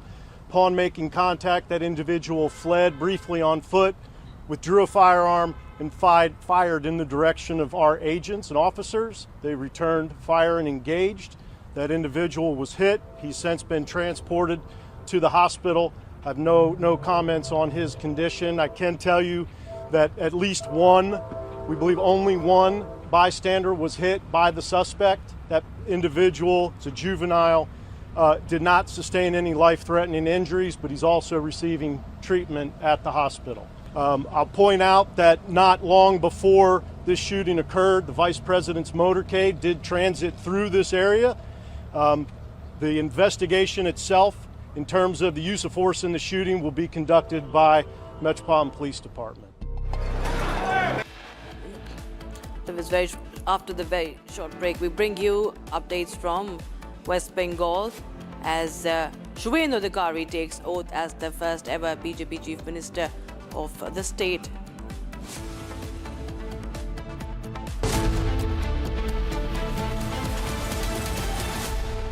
चमकी चाट से क्या बना है आलू चाट या फ्रूट चाट स्वाद बनाए चमकी चाट क्या बात है स्वादिष्ट पकोड़े और बरसात अरे चमकी चाट है इसकी जान असली स्वाद सिर्फ चमकी चाट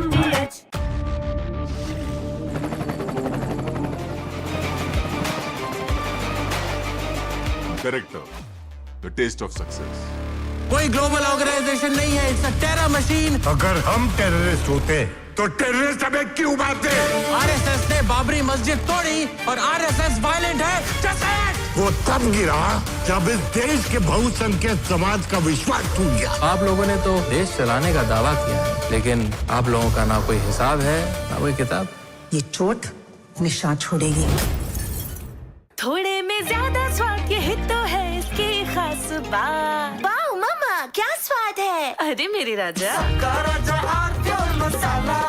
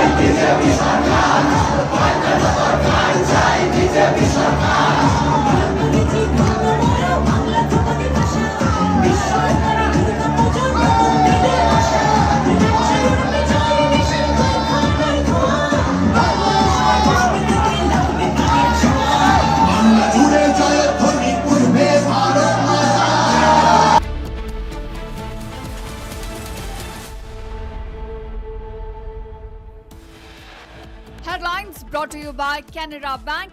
Together we can. Suvendu Adhikari, ঈশ্বরের নামে শপথ করিতেছি যে বিধি দ্বারা স্থাপিত ভারতের সংবিধানের প্রতি আমি অকৃত্রিম নিষ্ঠা ও আনুগত্য পোষণ করিব। Suvendu Adhikari sworn in as Chief Minister of West Bengal.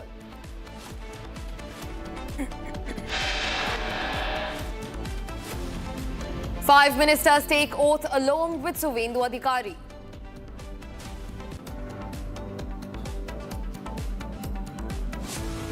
Industry leaders confident post BJP's victory, broad consensus in Bengal to rebuild Bengal into a sonar Bangla.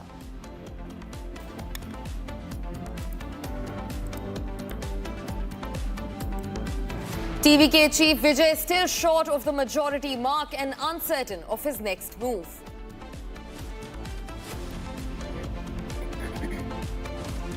Key announcement by VCK likely at around 4 p.m. on whether or not they will support the TVK.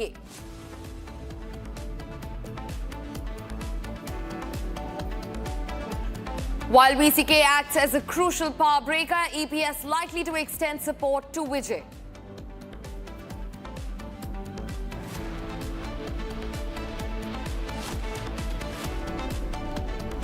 All eyes on the 4 p.m. meeting between Kerala Congress leaders and Mallika Arjun Kharge.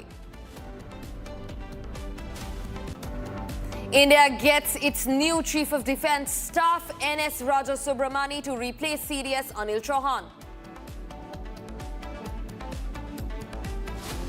Vice Admiral Krishna Swaminathan appointed as the new naval chief.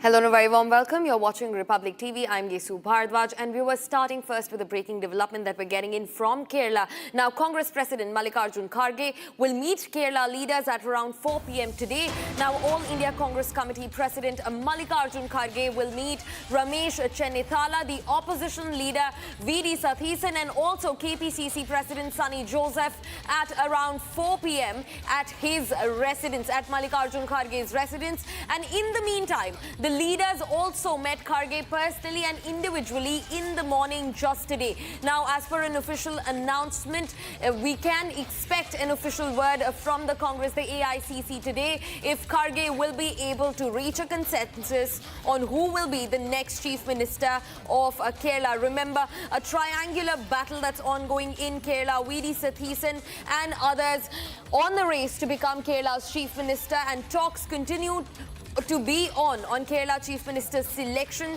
and these talks will begin today. In fact, they started in the morning today. By evening, some sort of concrete decision is expected from the AICC President Mallikarjun Kharge. In fact, High Command is likely to decide in the next 24 hours who will be the Chief Ministerial face of Kerala. This comes after the Congress and its allies sweep the Kerala elections.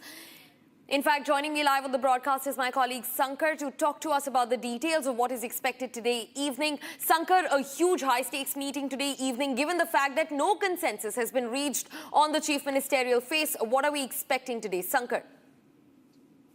Yes, all the three leaders, Ramesh Chennithala, K.C. Venugopal, and even V.D. Sathisen, opposition leader, they are not ready to compromise on this stance by raising several claims on the Chief Minister's post.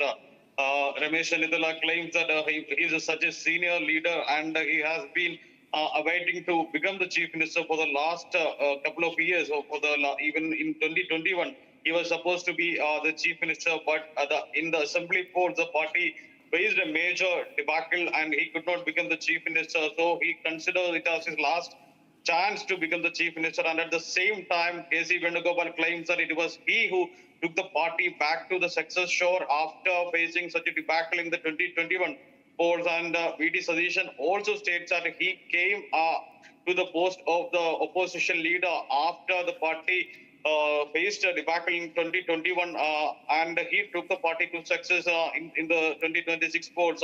When all three leaders raise such claims, the central leadership of AIC is in trouble to fix a candidate, fix a person, fix a leader for the CM post.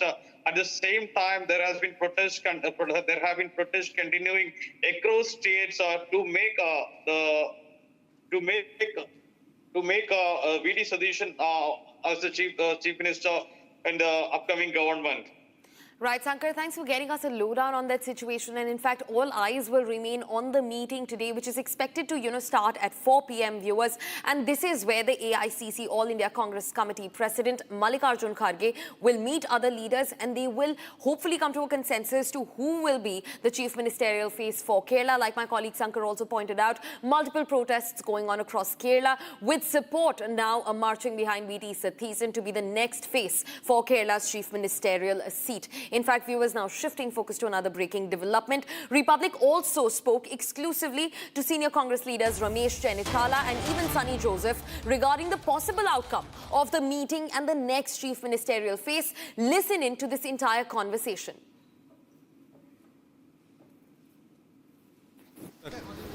Sir, one question. Who will be the next CM, sir?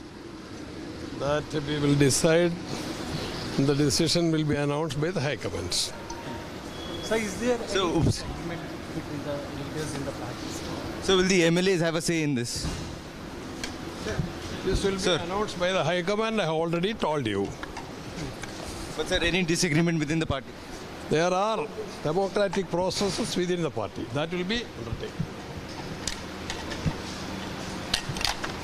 So who is the front runner, sir? So who is the front runner? That will be announced by the High Command as told by me earlier.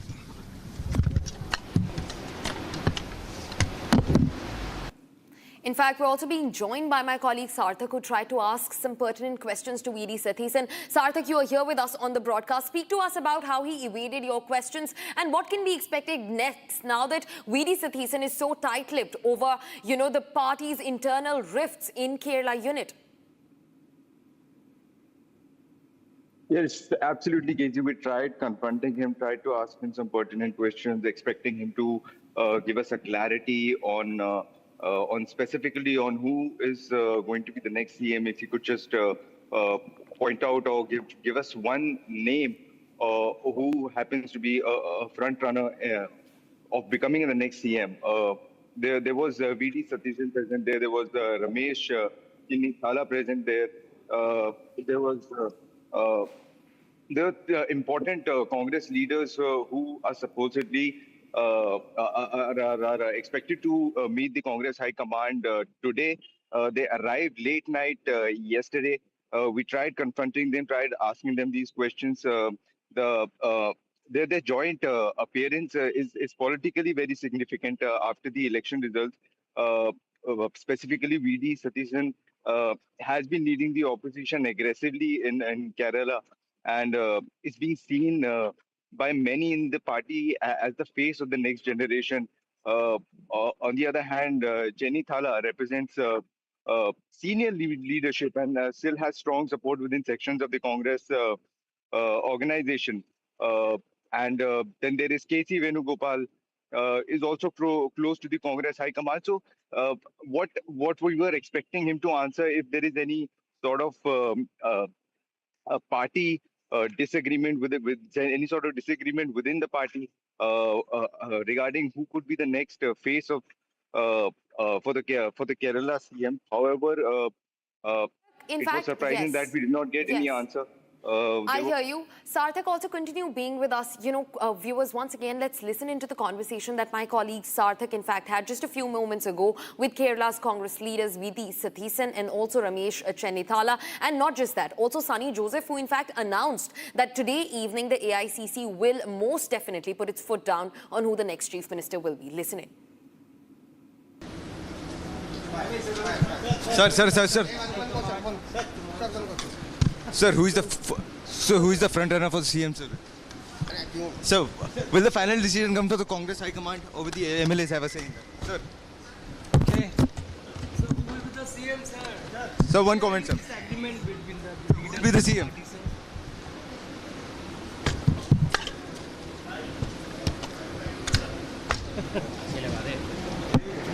Sir, only one question. So, who will be? Who? Okay, sir, but sir, one name, sir. One name, sir. Who will be the next CM, sir? Sir, you are going to meet High Command tomorrow, sir? Sir, is there some disagreement?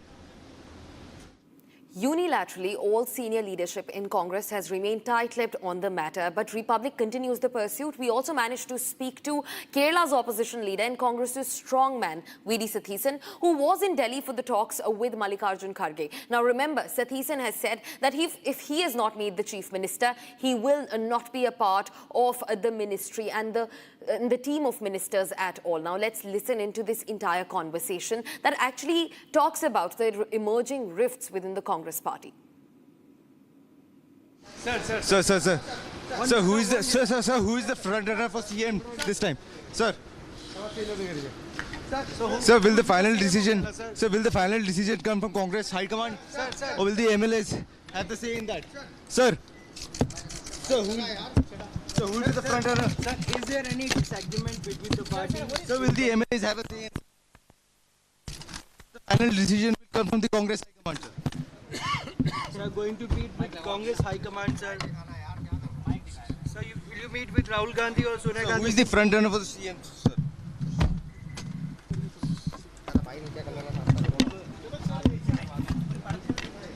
Sir, only one comment about the CM post, sir. So who is the front runner for CM, sir? One name, sir.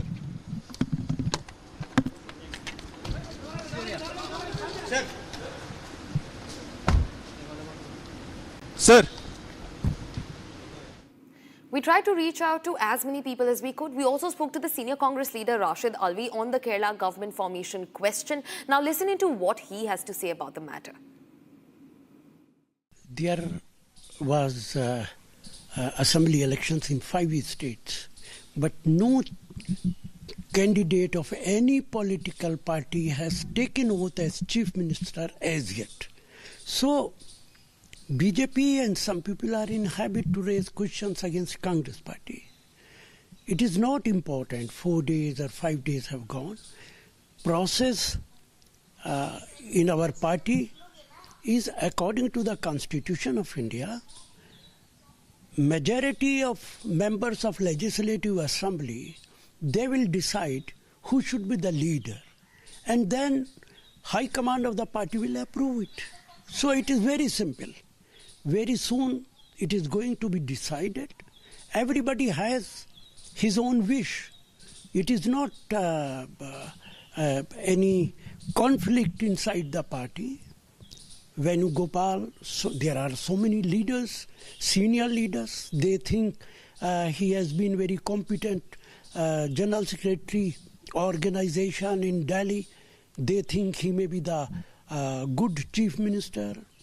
Some leaders, they think that from Kerala, one should be Chief Minister. So let the opinion of members of Assembly comes and then it will be decided by the High Command.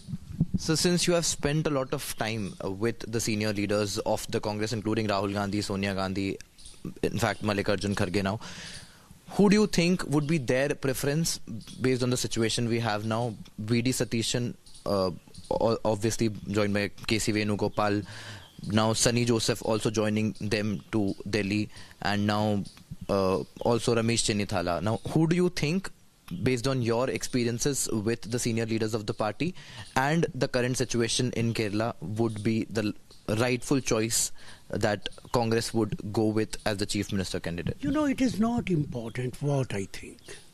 Important thing is majority of the members of Assembly of Congress party, what is their wish.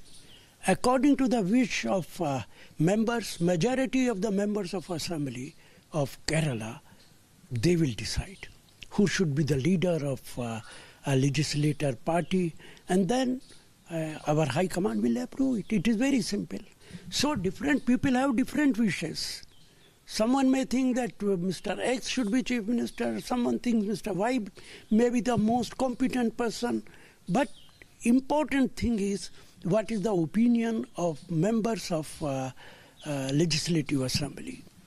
Sir, how soon do you think can the decision be made? Because I think it will be very soon. Within 2-3 days, it will be decided. So today they'll be meeting. There is a meeting that is scheduled at 4 p.m. with Mallikarjun Kharge, who is the party president, obviously. Do you think a call can be taken in this meeting? Has any message been conveyed to you, because you are a senior leader yourself? You know, I am sure that within 2-3 days, you will see who will be the Chief Minister of Kerala, and whatever promises are made by Congress party will be implemented immediately. Sarthak continues being with us on the broadcast. Sarthak, you spoke to, V.D. Satish, and you also spoke to Sunny Joseph. In fact, Harsh got a conversation in with Rashid Alvi, and all of them tight-lipped. They're giving us generic answers. So do you think that there is no clarity over who the next Chief Minister will be, and that the Congress unit really is struggling hard to, in fact, pick one person and make them the most competent face of this entire electoral race? Sarthak. Well, Geju, as a matter of fact, it's very unlikely to say that there is, whether there is any form of unity among the Congress leaders, or because it could all be speculative, because this is not just a routine airport arrival. The three important leaders, V.D. Satishan, Sunny Joseph, and Chennithala together, they did not come together. It sends a message of that there is some form of disagreement within the party. In the past as well, Kerala Congress politics, CM discussions have often led to some sort of factional tension. And this is why every sort of public appearance by any senior leaders who are in that race, who are top contenders for becoming CM, that becomes very politically important after the election. So, VD Satishan specifically has gained visibility over the last few years through his aggressive opposition politics against the LDF government and Cheni Thalla, despite no longer being leader of the opposition, remains one of the most experienced Congress faces in Kerala, and in some of the other ways still has influence within the party structure. So there are important leaders. Last night it was around 12:30 or 12:45 when they came out. Right, they did not come out together. Yes, Sarthak, requesting you to hold your thought there. We will continue the conversation. Right now, we're running slightly short on the time. Viewers, that's all that we could wrap for you in this edition, but don't go anywhere. I'll meet you on the other side with more updates on what's ongoing in Kerala. We'll also talk about what's happening in Tamil Nadu, where Vijay's party now has taken all MLAs to a resort. TVK has assembled all their MLAs in the Mahabalipuram resort, now bringing back Tamil Nadu's resort politics. We'll get you all the details on what's happening in Tamil Nadu. On the other side, stay tuned.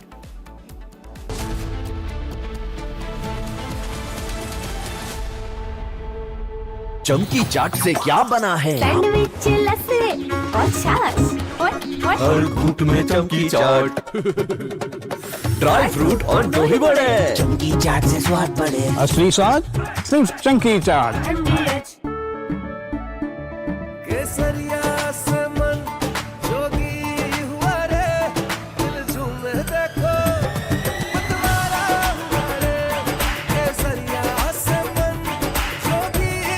हर पल मनाओ केसरी त्योहार। विमल, बोलो जुबान केसरी। कोई global organisation नहीं है, it's a terror machine. अगर हम टेररिस्ट होते तो टेररिस्ट हमें क्यों मारते? आरएसएस ने बाबरी मस्जिद तोड़ी और आरएसएस वायलेंट है। वो तब गिरा जब इस देश के बहुसंख्यक समाज का विश्वास टूट गया। आप लोगों ने तो देश चलाने का दावा किया है, लेकिन आप लोगों का ना कोई हिसाब है ना कोई किताब। ये चोट निशान छोड़ेगी।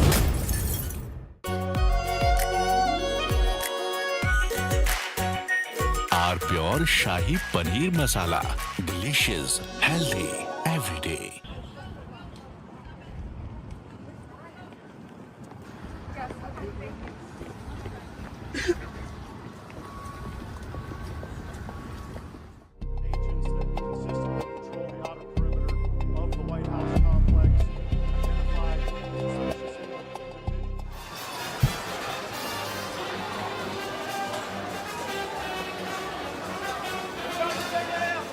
Approximately 3:30 this afternoon, our plainclothes officers and agents that consistently patrol the outer perimeter of the White House complex identified a suspicious individual that appeared to have a firearm. They called in support from our marked uniformed Secret Service police to make contact with that individual. Upon making contact, that individual fled briefly on foot, withdrew a firearm, and fired in the direction of our agents and officers. They returned fire and engaged. That individual was hit. He's since been transported to the hospital. I have no comments on his condition. I can tell you that at least one, we believe only one bystander was hit by the suspect. That individual, it's a juvenile, did not sustain any life-threatening injuries, but he's also receiving treatment at the hospital. I'll point out that not long before this shooting occurred, the Vice President's motorcade did transit through this area.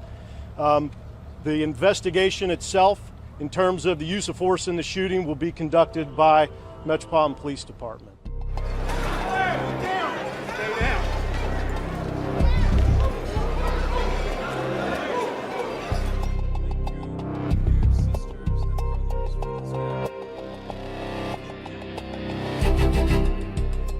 Great to be here. I'm thrilled to be back in the home of a great place. I love Florida. We love Florida. With all of the very proud, great American patriots of the villages. Are we happy with the villages? We like the villages. Now, you know, I shouldn't be here. There was just an attempt, I won't use the word, an attempt, they say, on my life. I should be indoors at a secure facility where I can quietly, beautifully, and safely play out my term, destroying everything.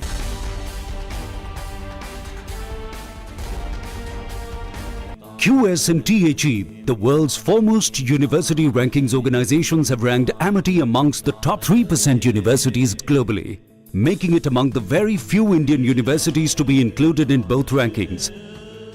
Yet another top ranking for Amity University. ये सब आप इसलिए कर रहे हैं ना sir, ताकि आप अपने आरएसएस को बचा सके। वैसे भी आप आरएसएस के भोपोई तो हैं। आरएसएस का सच है मेरी थीसिस, जो सालों से छुपाया गया है। But I am going to unmask the truth. Class अब शुरू होगी because the professor is here. ये जो भी हो रहा है, ये injustice, ये conspiracies, ये manipulation, अगर आप इसको terrorism नहीं कहेंगे तो फिर किसको कहेंगे? ये है मेरा आखिरी सवाल. This is my last question to you. Pure सूजी पास्ता उबालो मिलाओ और खाओ 8 मिनट में तैयार. क्या टेस्ट है सबका राजा hardcore masala.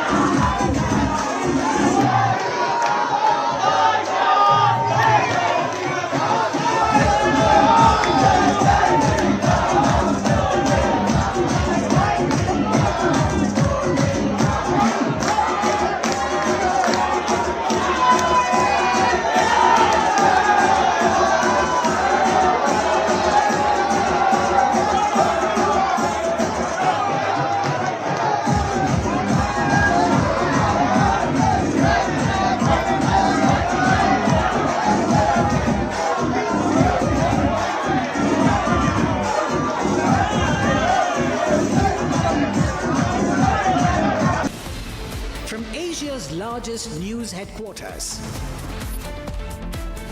Setting the agenda for Bharat.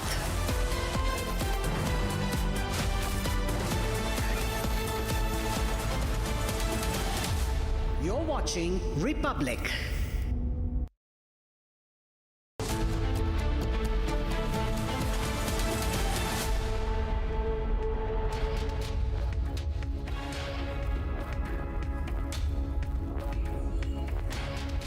Hello and a very warm welcome. You're watching Republic TV. I'm Gesu Bharadwaj. And while on one hand, Suvendu Adhikari swearing in as the Chief Minister of Bengal is through in West Bengal, in Tamil Nadu, the hung assembly election is only going and getting more complicated. We're getting you all the details on both of these explosives after your check on the headlines. Headlines brought to you by Canara Bank. Together we can. Suvendu Adhikari ঈশ্বরের নামে শপথ করিতেছি যে বিধি দ্বারা স্থাপিত ভারতের সংবিধানের প্রতি আমি অকৃত্রিম নিষ্ঠা ও আনুগত্য পোষণ করিব। Suvendu Adhikari sworn in as Bengal's Chief Minister. In fact, Adhikari leads the state's first BJP government.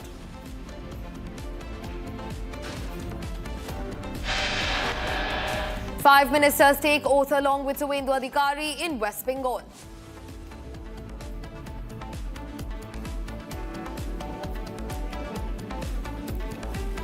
Industry leaders confident post-BJP's victory, broad consensus in Bengal to rebuild Bengal into Sonar Bangla.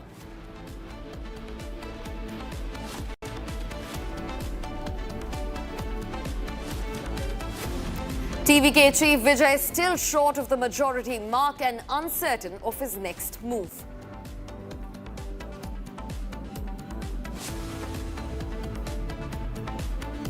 Key announcement by VCK likely at around 4 p.m. on whether or not they will support the TVK.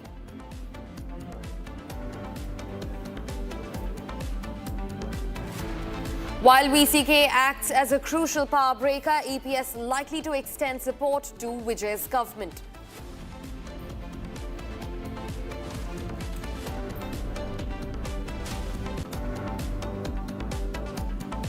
All eyes on the 4 p.m. meeting between Kerala Congress leaders and Mallikarjun Kharge.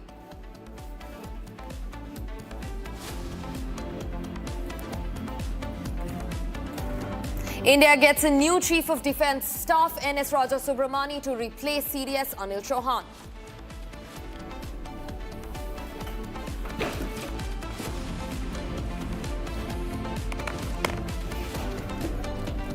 Vice Admiral Krishna Swaminathan appointed the new Naval Chief.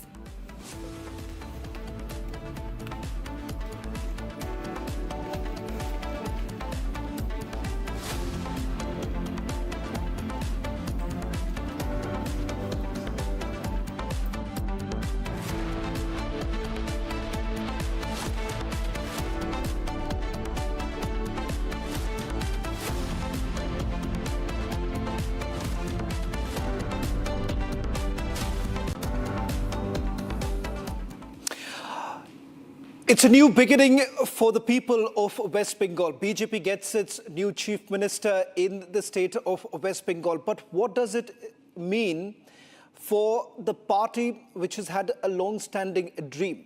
In fact, today when we saw a host of dignitaries there at the Brigade ground, a dream that has finally been fulfilled. But it's also a broken system that would be inherited by the new BJP government. In fact, joining us this afternoon is a very special guest, Mr. Sanjiv Sanyal, the economic advisor to the Prime Minister.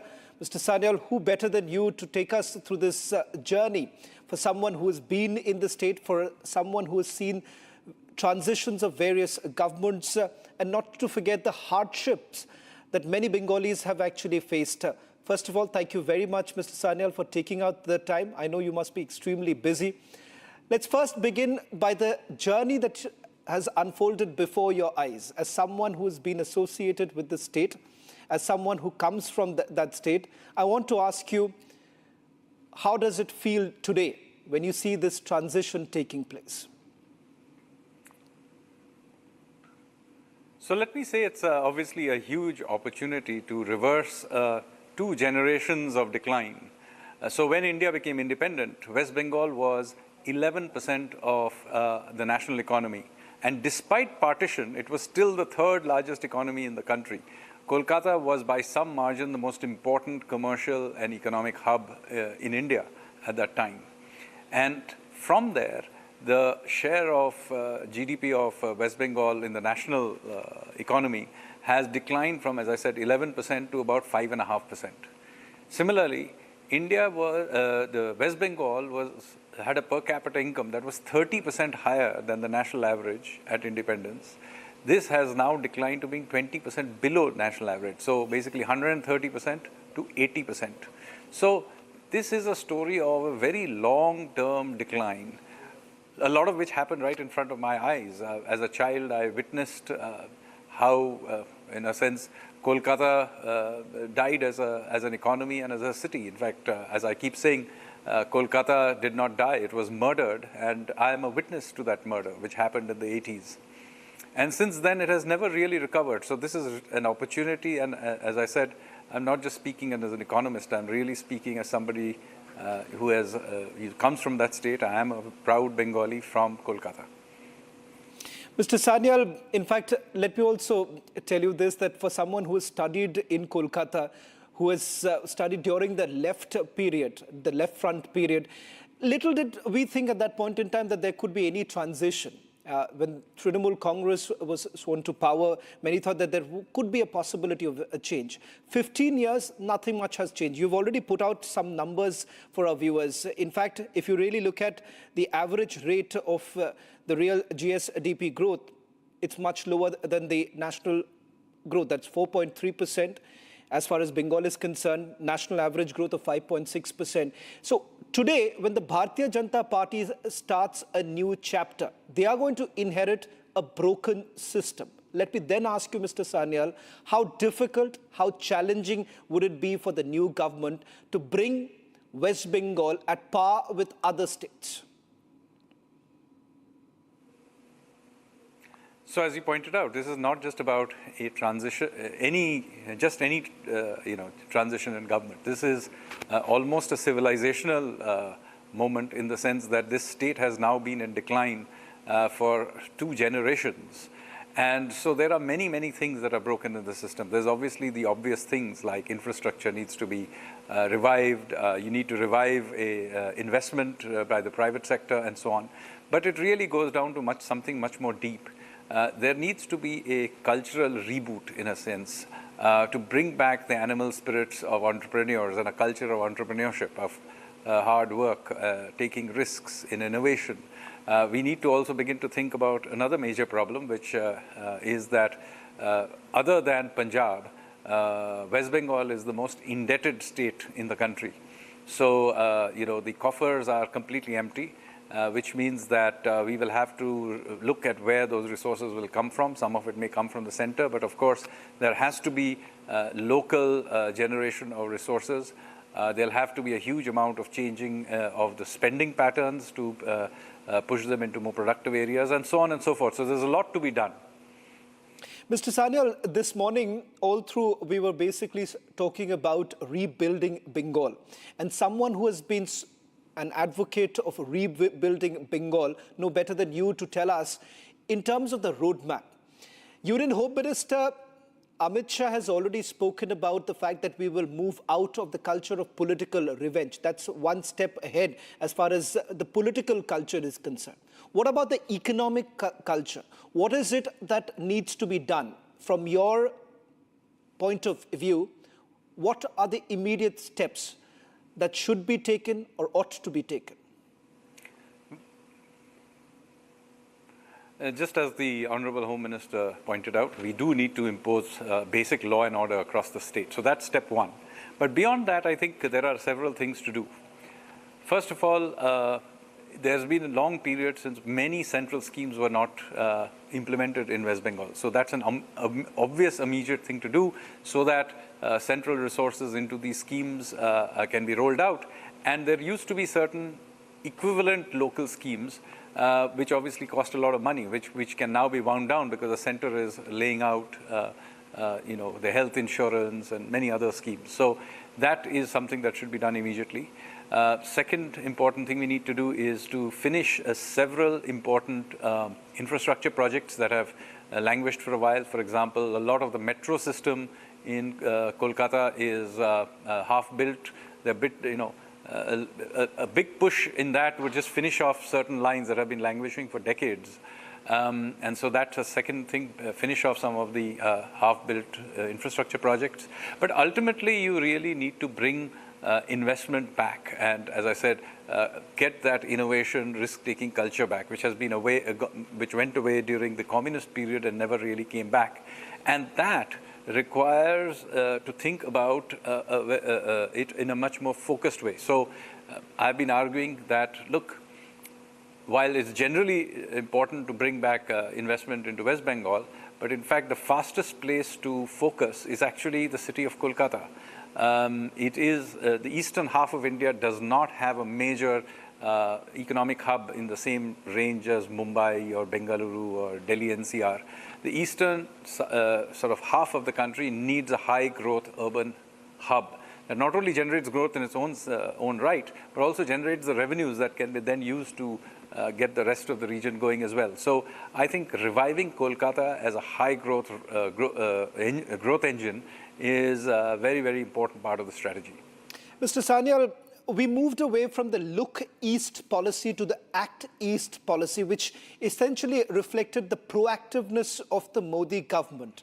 Let me then ask you, with Bengal in the BJP government, in the BJP kitty right now, how do you really look at the transformation? Do you believe that, yes, it is a golden period that we are looking at? And if at all it is the golden period, how do you really achieve that? Well, I mean, the golden period is a matter of achieving. We cannot. It's a goal to be achieved, but that requires a lot of hard work from here on. And I can tell you, given the deep damage that was done over the last 50 years, it will require at least a decade of very hard work, which will, of course, have to be done in the state itself. But let me say that there are some surrounding states also that need to be taken into this overall sort of Eastern India rebuilding project, which includes Bihar, it includes Jharkhand and Odisha, of course, and not to mention the Northeast. Of course, the Northeast has, over the last decade or so, seen significant inflows of hard infrastructure spending and so on. But that now needs to be integrated through to West Bengal and then connect through to these other states I just mentioned. So I think a more regional approach to economic growth, so not just thinking about West Bengal, but the wider region. In fact, historically, this entire region has very strong cultural and economic links. They are Ang, Bang, Kalinga, and Kamrup. These are the ancient names of these areas, and historically they were very closely connected. Mr. Sanyal, let's also look at the brass tacks here. I was looking at the State Finances Audit Report, and during the period from 2016 to 2017 to 2020 to 2021, the state was unable to even eliminate the revenue deficit. And not just that, it has met its fiscal deficit targets in only 2 out of the 5 years. It is undoubtedly a humongous task that the Suvendu Adhikari government will have. So the question here is that with some of the promises that have been made by the BJP, where will the money really come in from? So you're right, and I mentioned right in the beginning that barring Punjab, West Bengal has perhaps the worst state finances of any state in India. Now, one part of it, as I said, is to bring back all the schemes that had not been implemented in West Bengal, which at least allows a lot of central government fund flow to come to the state.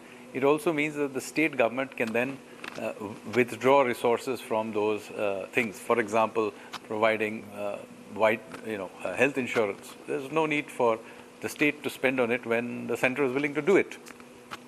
Similarly, you need to also think about a huge amount of wasteful expenditure that was done.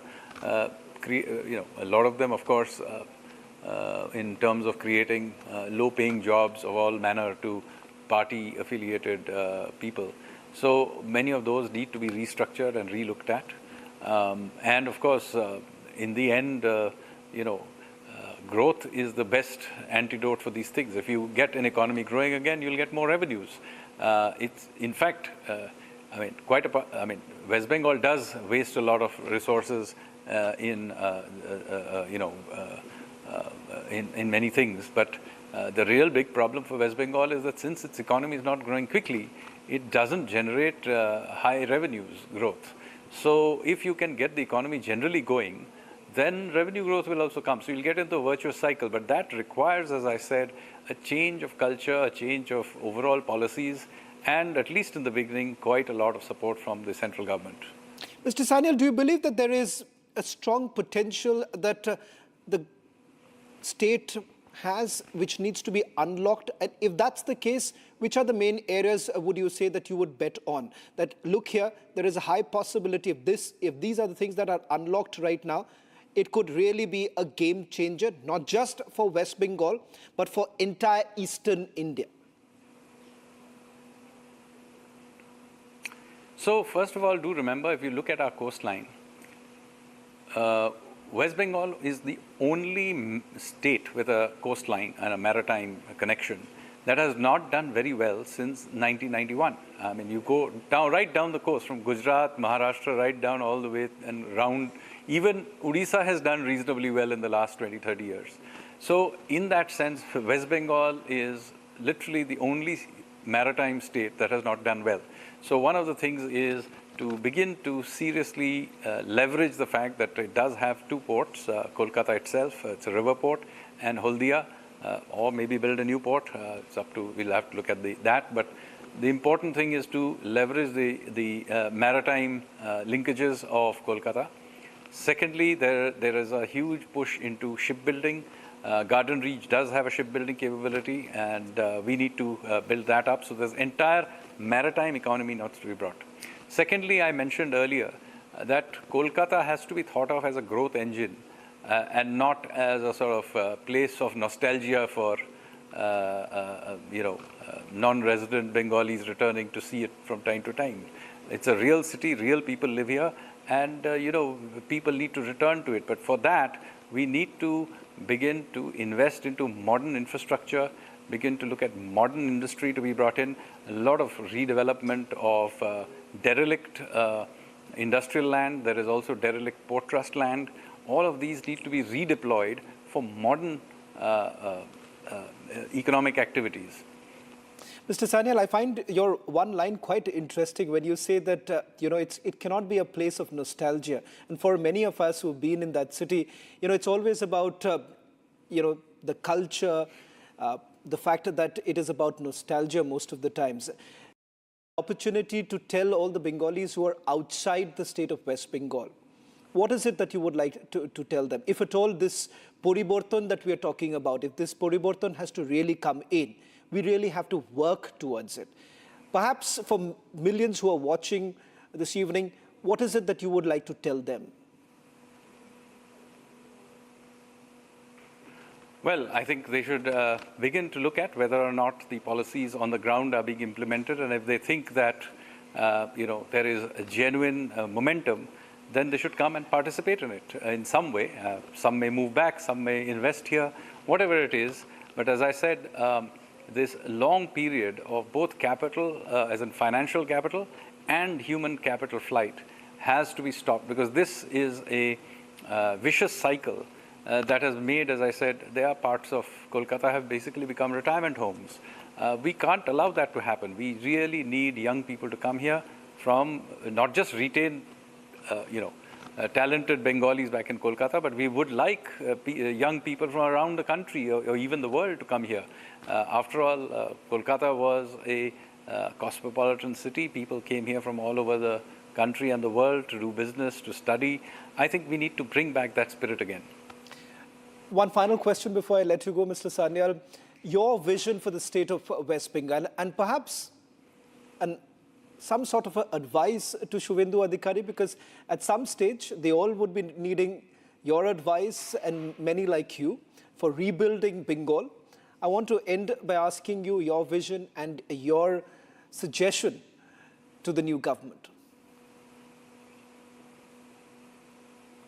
So, half a century of left and ultra-left policies have basically meant that a lot of the state government's ecosystem of rules, regulations, and so on are tilted against business.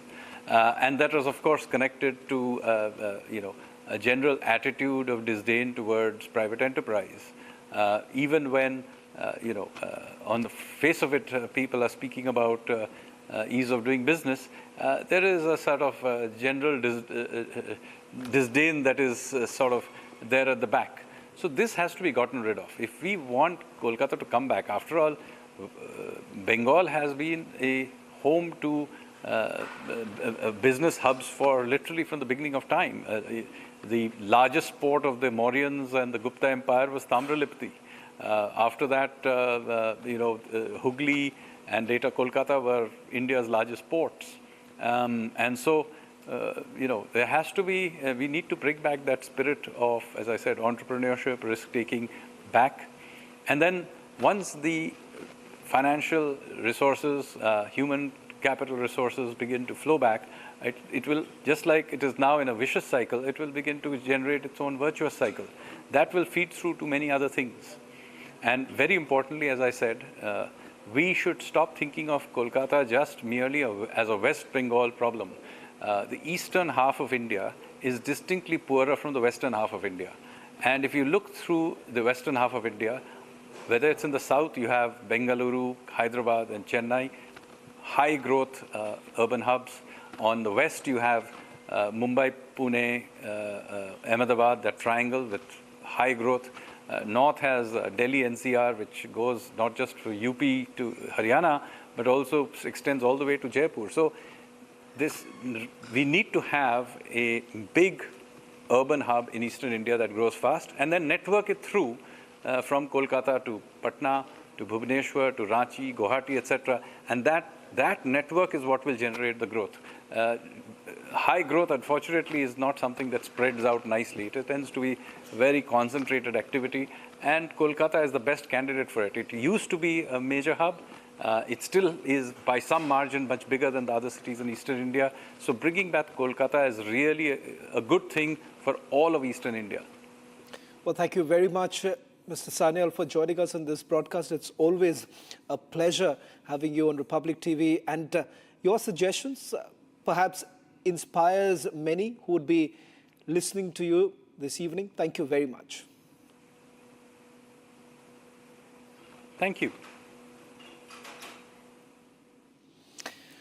Well, in fact, the big concern right now shifts to Tamil Nadu. Does Vijay really have the numbers? Some reports now coming in that VCK has finally offered unconditional support to the TVK. Story coming up in a short while from now.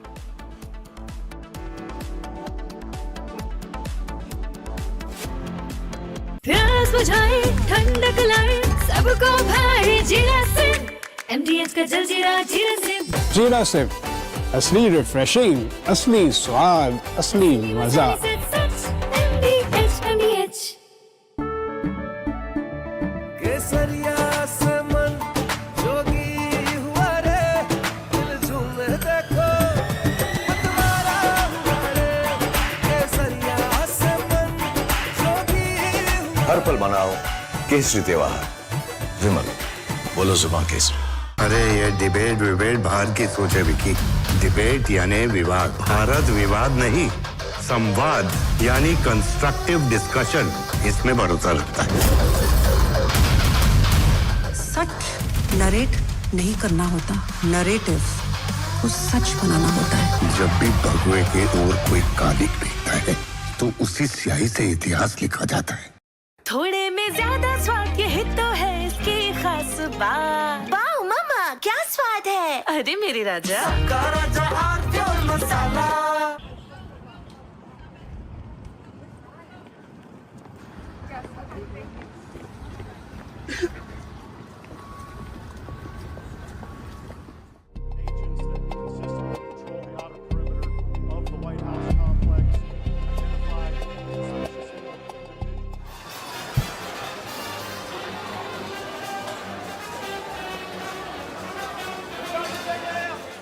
Approximately 3:30 this afternoon, our plainclothes officers and agents that consistently patrol the outer perimeter of the White House complex identified a suspicious individual that appeared to have a firearm. They called in support from our marked uniformed Secret Service police to make contact with that individual. Upon making contact, that individual fled briefly on foot, withdrew a firearm, and fired in the direction of our agents and officers. They returned fire and engaged. That individual was hit. He's since been transported to the hospital. I have no comments on his condition. I can tell you that at least one, we believe only one, bystander was hit by the suspect. That individual is a juvenile, did not sustain any life-threatening injuries, but he's also receiving treatment at the hospital. I'll point out that not long before this shooting occurred, the Vice President's motorcade did transit through this area. The investigation itself, in terms of the use of force in the shooting, will be conducted by Metropolitan Police Department.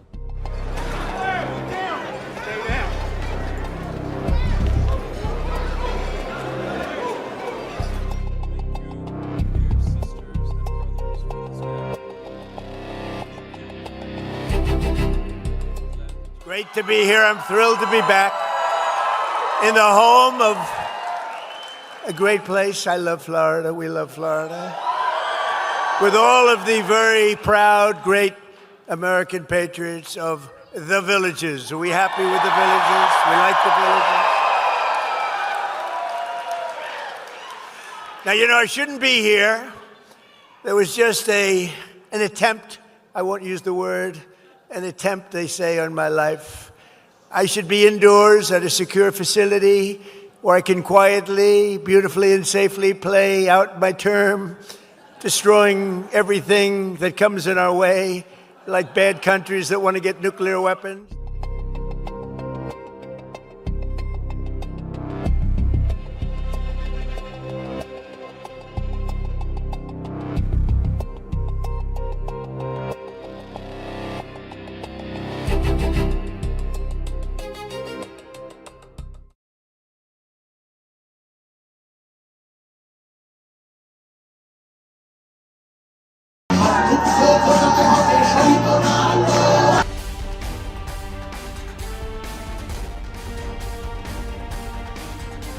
चमकी चाट से क्या बना है? Sandwich लस्सी और छाछ और हर घूंट में चमकी चाट। अब बताओ स्वाद आया? आया। असली स्वाद सिर्फ चमकी चाट। रानी, इस घर में कुछ है जो टूटता नहीं। ये पिलर कभी नहीं टूटेगा। रुंगटा स्टील TMT से बना। रुंगटा नहीं तो घर स्ट्रॉन्ग नहीं। रुंगटा स्टील TMT बार एकदम सॉलिड। ये सब आप इसलिए कर रहे हैं ना सर, ताकि आप अपने RSS को बचा सके। वैसे भी आप RSS के भोपोई तो हैं। RSS का सच है मेरी थीसिस, जो सालों से छुपाया गया है। But I am going to unmask the truth. Class of शुरू होगी, because the professor is here. ये जो भी हो रहा है, ये injustice, ये conspiracies, ये manipulation, अगर आप इसको terrorism नहीं कहेंगे, तो फिर किसको कहेंगे? ये है मेरा आखिरी सवाल. This is my last question to you.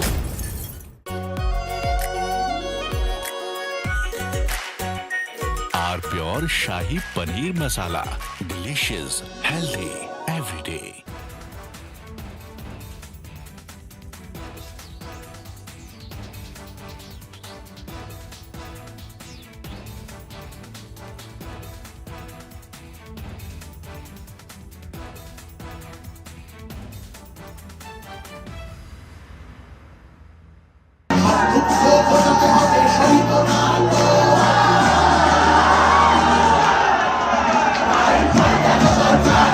BJP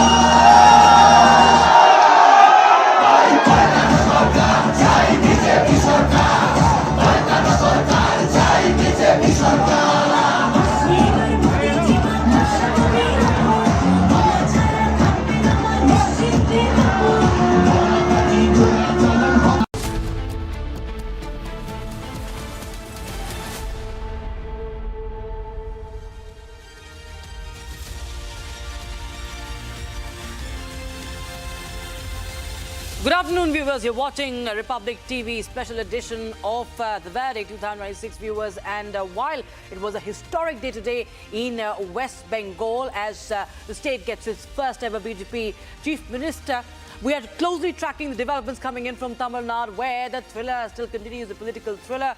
What's really going to happen? Who is going to form the government in Tamil Nadu? The question remains. Republic TV, with its biggest network, continues to bring you all the latest. Quick check of the headlines and then we go straight to Chennai. Headlines brought to you by Canara Bank. Together we can. Ami Suvendu Adhikari ঈশ্বরের নামে শপথ করিতেছি যে বিধি দ্বারা স্থাপিত ভারতের সংবিধানের প্রতি আমি অকৃত্রিম নিষ্ঠা ও আনুগত্য পোষণ করিব। Suvendu Adhikari is sworn in as the Chief Minister of West Bengal, the first ever BJP Chief Minister of the state.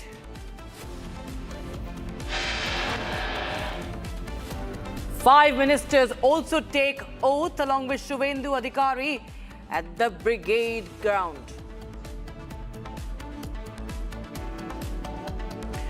Industry leaders confident post-BJP win brought consensus in Bengal to rebuild the state into Sonar Bangla.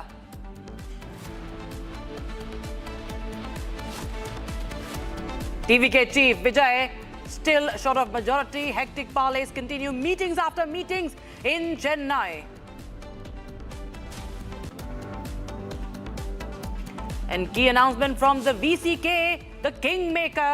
Shortly, we get you the inside scoop.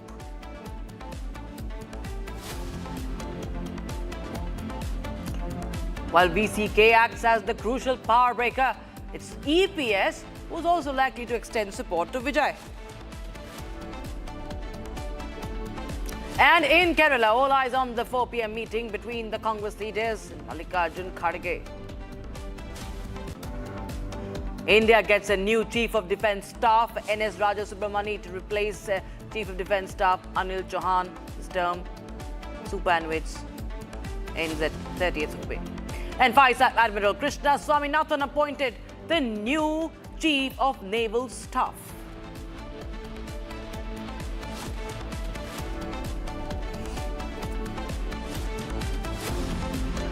Republic TV getting you the big update from the VCK camp, viewers. So the Kingmaker finally might just have made the move, and VCK has offered support to Vijay's TVK as per sources. The announcement will be made after half an hour at any time after 4 p.m. That's what we know. VCK, the big power breaker, or rather the Kingmaker in Tamil Nadu, will be finally lending support to Vijay's TVK after much flip-flop. So this is as per our sources. Vijay is likely to meet the VCK chief also very, very soon. He's going to meet Mavalan soon. And that's the inside scoop that Republic TV is getting you, which no other channel has.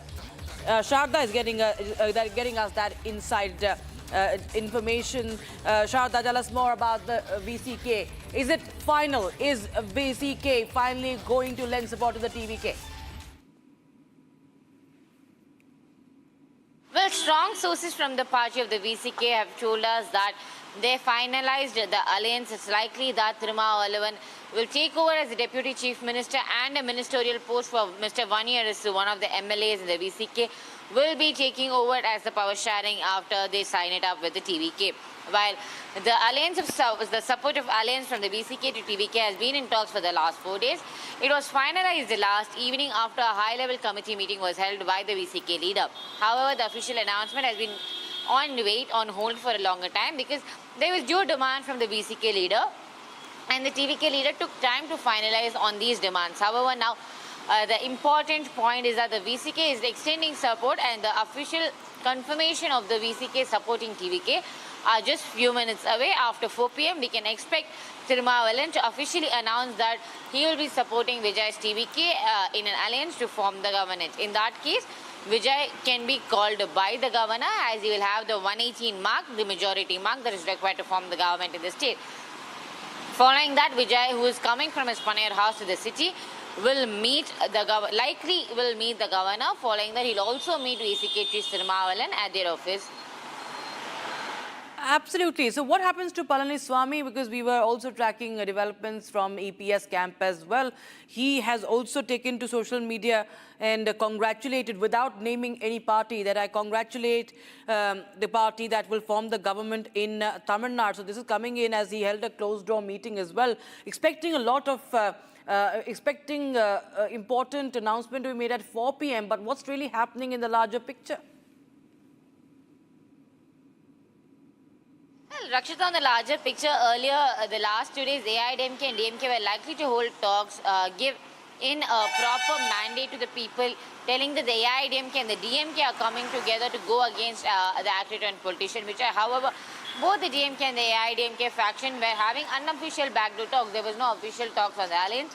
There were only backdoor talks between the two parties, telling that if the AIADMK seeks support of the DMK, will the DMK be giving them an external support to go against Vijay. However, it has now come to a standstill after multiple meetings in the AIADMK faction and the DMK faction as well. The AIADMK current MLA-elects had a meeting with Edappadi K. Palaniswamy today, and all the leaders who are present made their stance, telling that it is better to stay as a tertiary party or give external support to TVK rather than going on an alliance with the DMK, because there's always a bigger picture for the politicians in this case, because after 5 years, DMK and the AIADMK once again will have to split before they are going for an election. In that case, both the AIADMK and the DMK will not have a proper enemy apart from the TVK. In that case, they cannot fight as 3 parties. It will again be as 2 parties.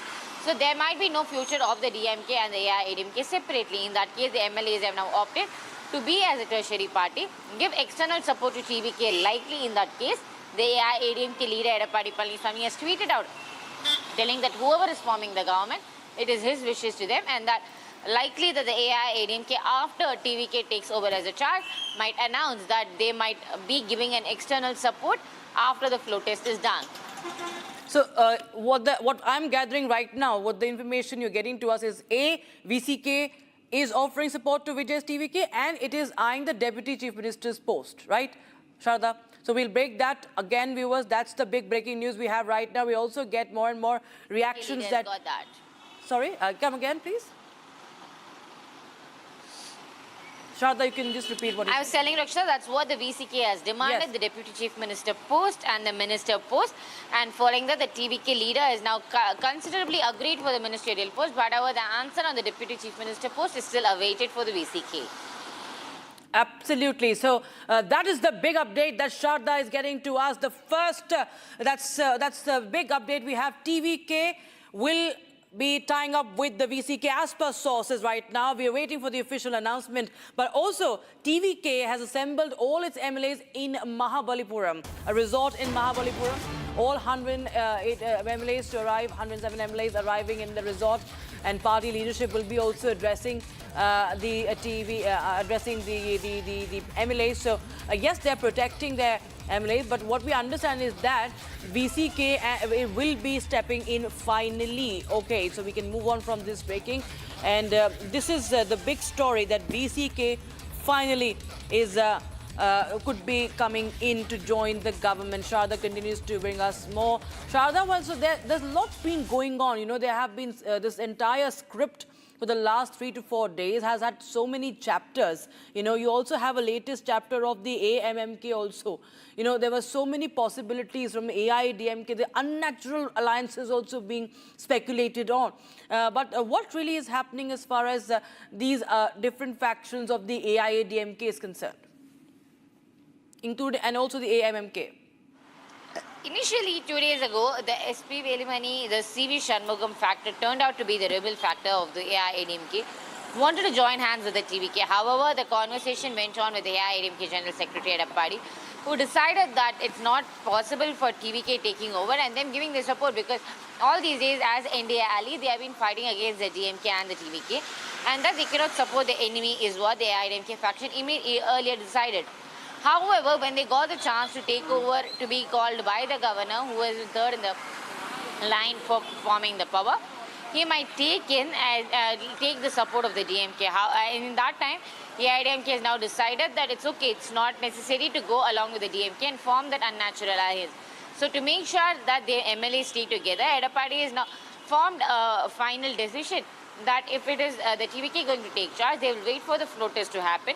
Following that, will the AIADMK be in support of the TVK for the decisions that they take outside the flow test that is done, which is they will not be helping them in the alliance, they will not be helping them in forming the government, but giving an external support after the flow test is done. So now, the TVK faction is likely to lead the government with 118 seats from the VCK, the communists. And meanwhile, the AMMK leader's name was mentioned in the TVK's letter given to the governor last night. And that is why TTV Dhinakaran cleared it up, telling that it was not his party support given to Vijay. And in that case, now Vijay stands at 116 and the 2 seats are crucial from the VCK to give the exactly majority mark of 118. So in this case now, DMK is going to be playing the opposition. The AIADMK is going to be giving the external support to the TVK after they form the government, whereas the TVK is forming a new secular front with TVK, the CPI, the CPM and the VCK all put together. Absolutely. So, viewers, that's the big update we're getting in right now. We also have many reactions that have coming. We will try and get more details, viewers, because there's a fresh political controversy that has erupted as AMMK General Secretary TTV Dhinakaran also accused Vijay's TVK of using a forged support letter, and allegedly AI generated video to claim the backing of MLA Kamaraj. AMMK's Kamaraj addressing a press conference. Dinakaran launched a sharp attack on DVK and questioned the authenticity of the visuals.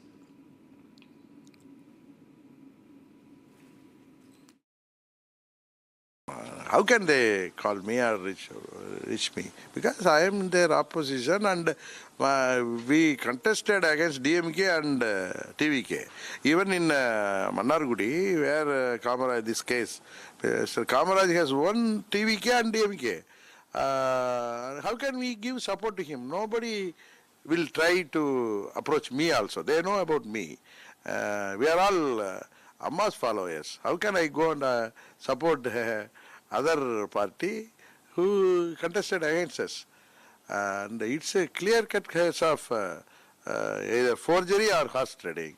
My MLA signed my letter in the evening, and when I saw in the TV that he has supported TVK. So after receiving the letter, I rushed to the Raj Bhavan and I waited there, and I met the governor also. I made a complaint and I requested the Honorable Governor to investigate this. It's a mockery of democracy. How can we allow in Tamil Nadu? See, before coming to power, they are doing this sort of arrogance. How, if they form the government, how it will be? How can they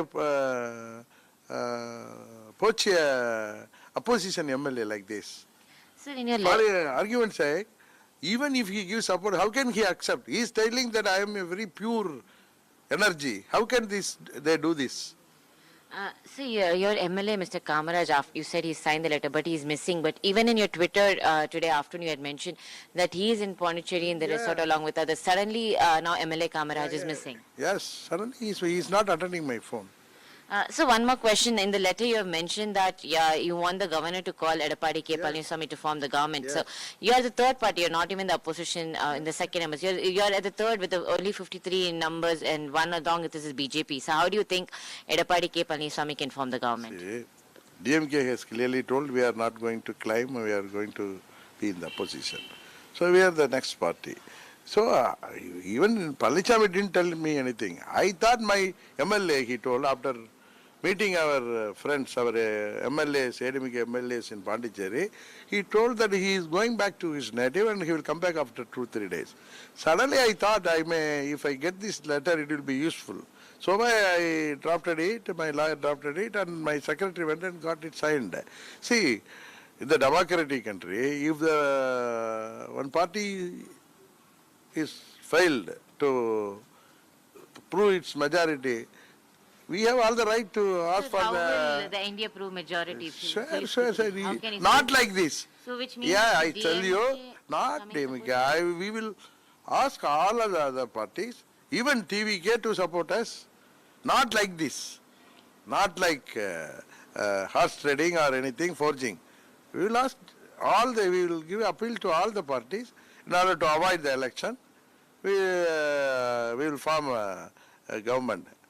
So can you confirm that there is no talks with the DMK and the AIADMK faction? No, that's not. More from Tamil Nadu as the situation evolves and everybody waiting for that official announcement from the kingmaker that is the VCK. We now shift our focus to the other stories.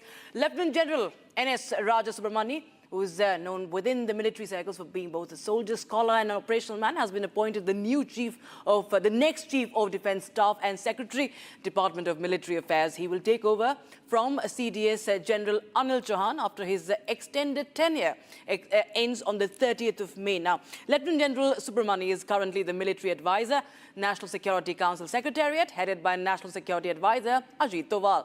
He was appointed to that post on the 1st of September last year, following his superannuation as the Vice Chief of the Indian Army on the 31st of July 2025. General Anil Chauhan's tenure as the Chief of Defence Staff is coming to an end soon, on May 30 this year. And the next man replacing him is going to be retired Lieutenant General N.S. Raja Subramani. Not only CDS, he will also function as the Secretary of the Department of Military Affairs. Lieutenant General Subramani is presently serving as military advisor in the National Security Council Secretariat. He retired from the Army as the Vice Chief of the Army Staff on July 31st last year. During his 39-year career in the Indian Army, he also served as the General Officer Commanding-in-Chief of the Central Command. For his distinguished service, Lieutenant General Subramani has been awarded the Param Vishisht Seva Medal, PVSM, Ati Vishisht Seva Medal, AVSM, Sena Medal, SM, and Vishisht Seva Medal, VSM. He was commissioned into the 8th Battalion of the Garhwal Rifles on December 14, 1985. Lieutenant General Subramani has served across a wide spectrum of conflict and terrain profiles during his stint, spanning almost 4 decades with the Army.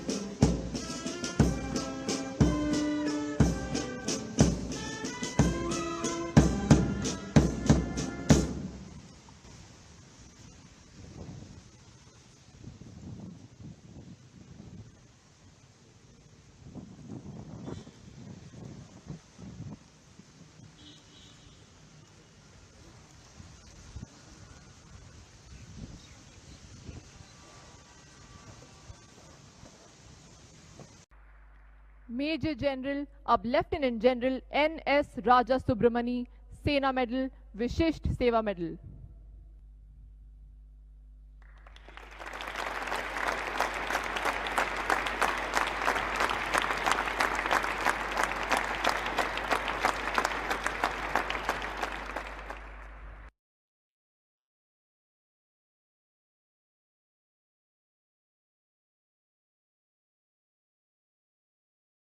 To a very, very short break, viewers, but we continue to track all the updates coming in from Kerala and also the big moment in West Bengal, the history that has been scripted, and industry leaders on Republic TV talking about the rebuilding, the remaking of West Bengal into Sonar Bangla. We'll be right back with more at 4 p.m.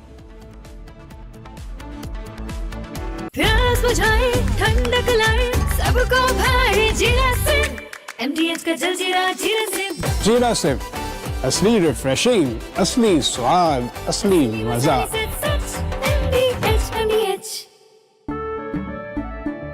केसरिया से मन जोगी हुआ रे दिल झूमे देखो मतवारा हुआ रे केसरिया से मन जोगी हर पल मनाओ केसरी त्योहार विमल बोलो जुबान केसरी कोई ग्लोबल ऑर्गेनाइजेशन नहीं है, इट्स अ टेरर मशीन। अगर हम टेररिस्ट होते तो टेररिस्ट हमें क्यों मारते?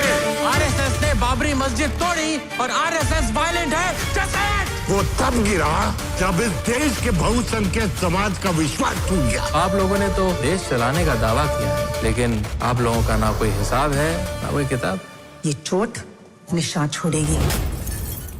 आर प्योर सूजी पास्ता उबालो मिलाओ और खाओ 8 मिनट में तैयार। क्या टेस्ट है सबका राजा R pure masala.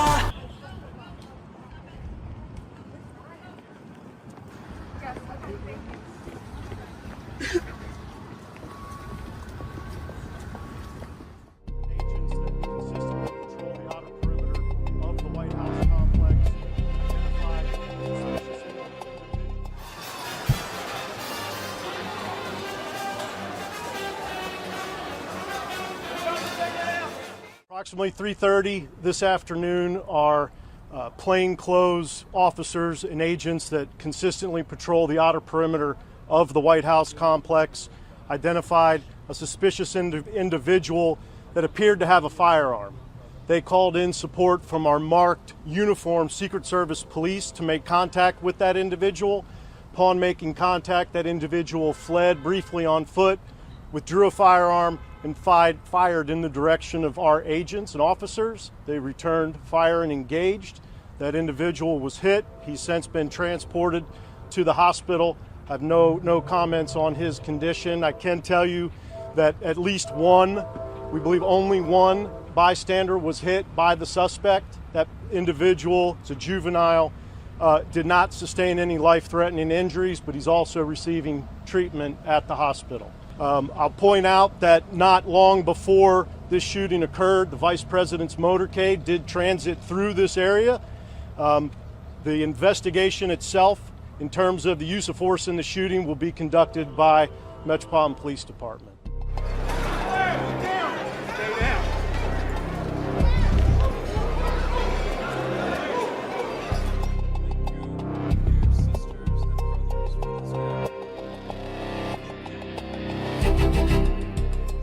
Great to be here. I'm thrilled to be back in the home of a great place. I love Florida. We love Florida. With all of the very proud, great American patriots of the villages. Are we happy with the villages? We like the villages. Now, you know, I shouldn't be here. There was just an attempt. I won't use the word. An attempt, they say, on my life. I should be indoors at a secure facility where I can quietly, beautifully, and safely play out my term, destroying everything that comes in our way, like bad countries that want to get nuclear weapons.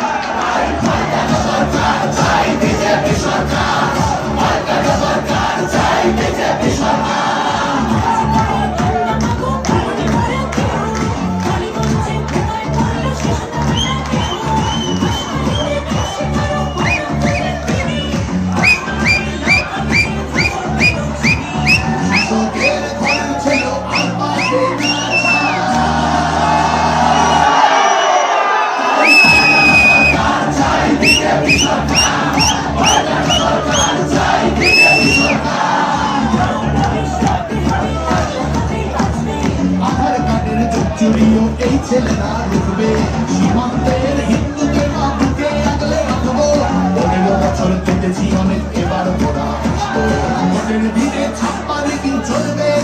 week on Get Me Right, what does exit of Mamata Banerjee mean for the politics of secularism and Hindutva?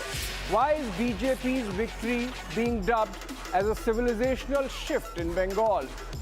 Does it mean an end to the politics of Muslim vote bank of the so-called secular parties in India? More significantly, how is Bengal connected with the larger national security question in the backdrop of recent developments in Bangladesh and the comments from Pakistani leadership that their next attack might come from east of India? This weekend, Saturday and Sunday, only on Republic TV. थोड़े में ज्यादा स्वाद ये ही तो है इसकी खास बात। वाओ मामा क्या स्वाद है? अरे मेरे राजा राजा और मसाला केसरिया से मन जोगी हुआ रे दिल झूम देखो मतवारा हुआ रे केसरिया से मन जोगी हर पल मनाओ केसरी त्योहार। विमल बोलो जुबान केसरी। अरे ये डिबेट बाहर की सोच है विकी। डिबेट यानी विवाद, भारत विवाद नहीं, संवाद यानी कंस्ट्रक्टिव डिस्कशन, इसमें भरोसा रखता है। सच नरेट नहीं करना होता, नरेटिव को सच बनाना होता है। जब भी भगवे के ओर कोई कालिक फेंकता है तो उसी स्याही से इतिहास लिखा जाता है। चमकी चाट से क्या बना है? आलू चाट या फ्रूट चाट, स्वाद बनाए चमकी चाट। क्या बात है? स्वादिष्ट पकोड़े और फरसान, अरे चमकी चाट है इसकी जान। असली स्वाद सिर्फ chunky chaat.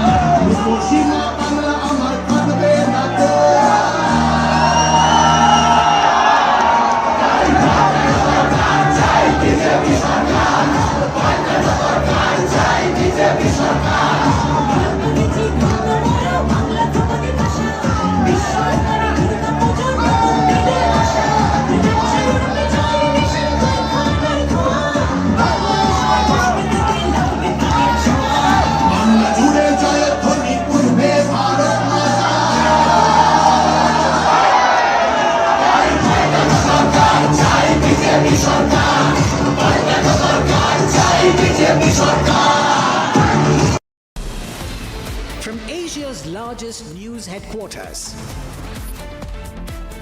setting the agenda for Bharat.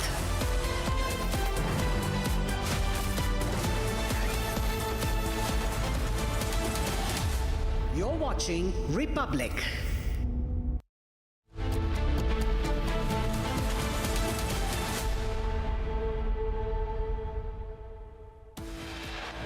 Headlines brought to you by Canara Bank. Together we can. Suvendu Adhikari ঈশ্বরের নামে শপথ করিতেছি যে বিধি দ্বারা স্থাপিত ভারতের সংবিধানের প্রতি আমি অকৃত্রিম নিষ্ঠা ও আনুগত্য পোষণ করিব।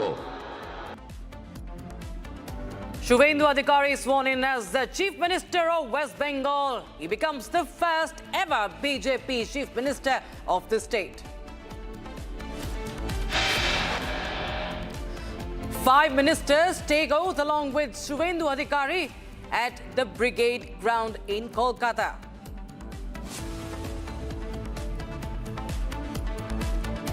And industry leaders exude confidence post BJP win in West Bengal. Broad consensus to rebuild Bengal into Sonar Bangla now. TVK Chief Vijay is still scrambling in talks with VCK to form the government. Sources say VCK to offer support to Vijay. Key announcement likely in a short while from now.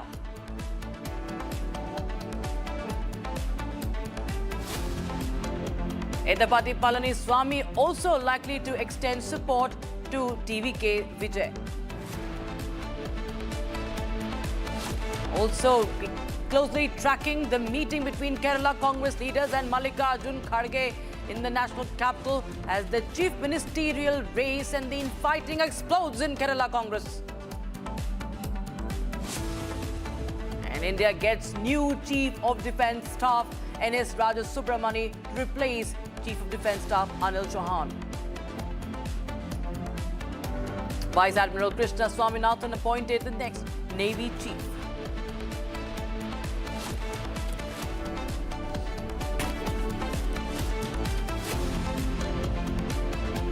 And viewers, we're getting in a big update from Punjab. First on Republic TV, Punjab Industries Minister has been arrested. Sanjiv Arora, accused of round-tripping over 100 crore rupees, has been arrested. He was allegedly exporting mobile phones and generating fake invoices. So it's a case that has been probed by the Enforcement Directorate. Shavan Sen, Deputy Executive Editor, joins us live from the newsroom. Shavan, tell us more details. More trouble for the Punjab government minister, sitting minister, arrested. Well, in fact, we do have a confirmation from top sources within the Enforcement Directorate that a short while back, Punjab's Industries Minister Sanjiv Arora has been taken into custody. This was after questioning that took place earlier today. 5 places where the searches were being carried out, which also includes the national capital. Now, the charges that have been leveled against Sanjiv Arora is that he was running a company through which they were exporting mobile phones and also indulging in fake invoices. In fact, this is what they are saying, that the company named Hampton Sky Reality Limited was basically being searched in Chandigarh as well as in the national capital. The charges of round-tripping of funds, he was indulging in money laundering, and the money was being round-tripped through Dubai. In fact, this is what the Enforcement Directorate has already indicated, that the exports to round-trip and illegitimate funds from Dubai to India were essentially being brought in. Multiple fake GST bill purchases have taken place. They've obtained from non-existing firms in Delhi to claim ITC and also refund of GST on export credit and also on duty drawback. Now, let me just quickly explain what does this essentially mean. You have a company which is being used to basically round-trip funds that were being sent out of India and then effectively being brought back through fake invoices. There were under-purchasing that was essentially taking place. In fact, inflated bills that were being brought in, and also the fact that GST was not really paid. The fact of the matter is that whether at all this was actually used for political purposes, that is not known at this stage. But effectively, that would also be another part of the investigation as to what exactly was the money being used. But this is yet another setback for the Aam Aadmi Party. Of course, you've had the Chief Minister a short while back making a statement saying that this is nothing but political vendetta. And the very fact that all attempts are essentially being made by the Bharatiya Janata Party to break Aam Aadmi Party in Punjab ahead of the elections. Absolutely, that's a big, it's a trouble mounting for the Bhagwant Mann government very, very clearly. Minister accused of round-tripping over 100 crore rupees. Shravan and getting us that update. A big story from Punjab First on Republic TV. Thank you so much, Shravan. We move across to the developments from the national capital. Now, from Tamil Nadu to West Bengal, it's also a headache now as far as the Kerala Chief Minister. Who is going to be the Chief Minister? There's infighting exploding in the Congress, and now we have the KPCC President Sunny Joseph at Mallikarjun Kharge's residence. Other Kerala Congress leaders also expected in a short while from now. VD Satishan also to meet Mallikarjun Kharge. So there is KC versus VD that is unfolding in Kerala. And the Kerala Pradesh Congress Committee President also arriving at Kharge's residence, Sunny Joseph. We will go across to my colleague Harsh if he's connected right now with us live. Okay, in a short while from now, he's closely tracking those details. But this crisis for Congress, which had begun even earlier, we've seen that these posters had come up. The poster wars have reflected, there's a lot of cadre support that has come in for Satishan, but KC Venugopal's name has also been pitched, so it's up to the High Command, and it's up to Mallikarjun Kharge, who is the president of the Congress party. He will be holding this meeting with the Kerala Congress leaders, and the question remains, who is going to be the Chief Minister of Kerala? That is infighting within the Congress once again that we are witnessing. Final decision. All right, my colleague Harsh is joining us live from outside Mallikarjun Kharge's residence. Harsh, well, political cliffhanger, and the ball is in the court of the Congress High Command now.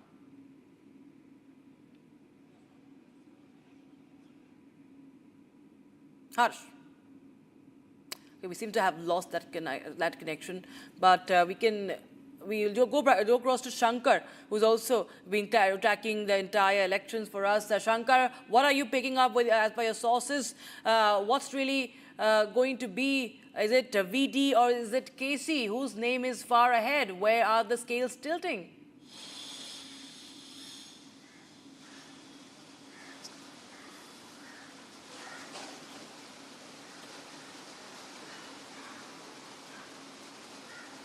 Shankar, can you hear me? Yes, actually, the Congress party is going to face a tough crisis in the state. As 2 days ago, there was a voting conducted by the AICC leaders in Tirunelveli at KPCC office, and most of the MLAs, out of the 63 MLAs, nearly 50 MLAs supported KC Venugopal. But on the other hand, the VDs, the people who support the Congress party workers who support VD Satishan went onto the street, destroying the flex boards of KC Venugopal and even Chennithala. And they say if VD Satishan is not chosen as the next chief minister of the state, they will KC Venugopal has to face the election.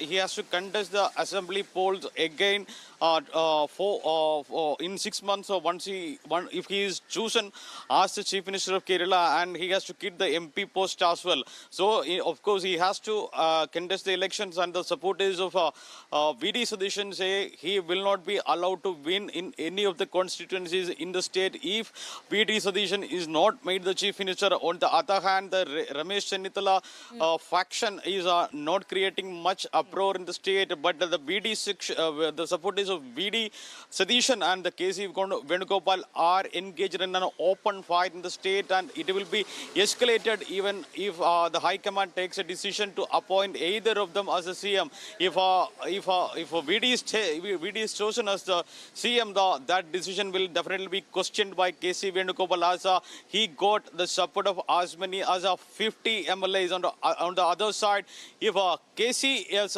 chosen as the CM, the VD section will boycott the decision and boycott the party programs, and they will go for a revolt in the state, as they claim that VD has the support in the grassroots level, and it was his earnest endeavors that took the party to the success after the 2021 poll debacle.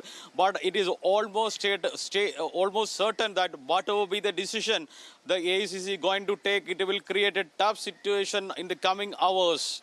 Oh, it's going to be really, really troublesome right now. Kharge's position, the High Command's position right now, and the Congress will be, one to watch out for. Harsh is tracking the Congress party from the national capital. What are you picking up from the meeting that is going to begin, Harsh? Well, right, Rakshita, meeting is scheduled here at Mallikarjun Kharge's residence in a short while from now.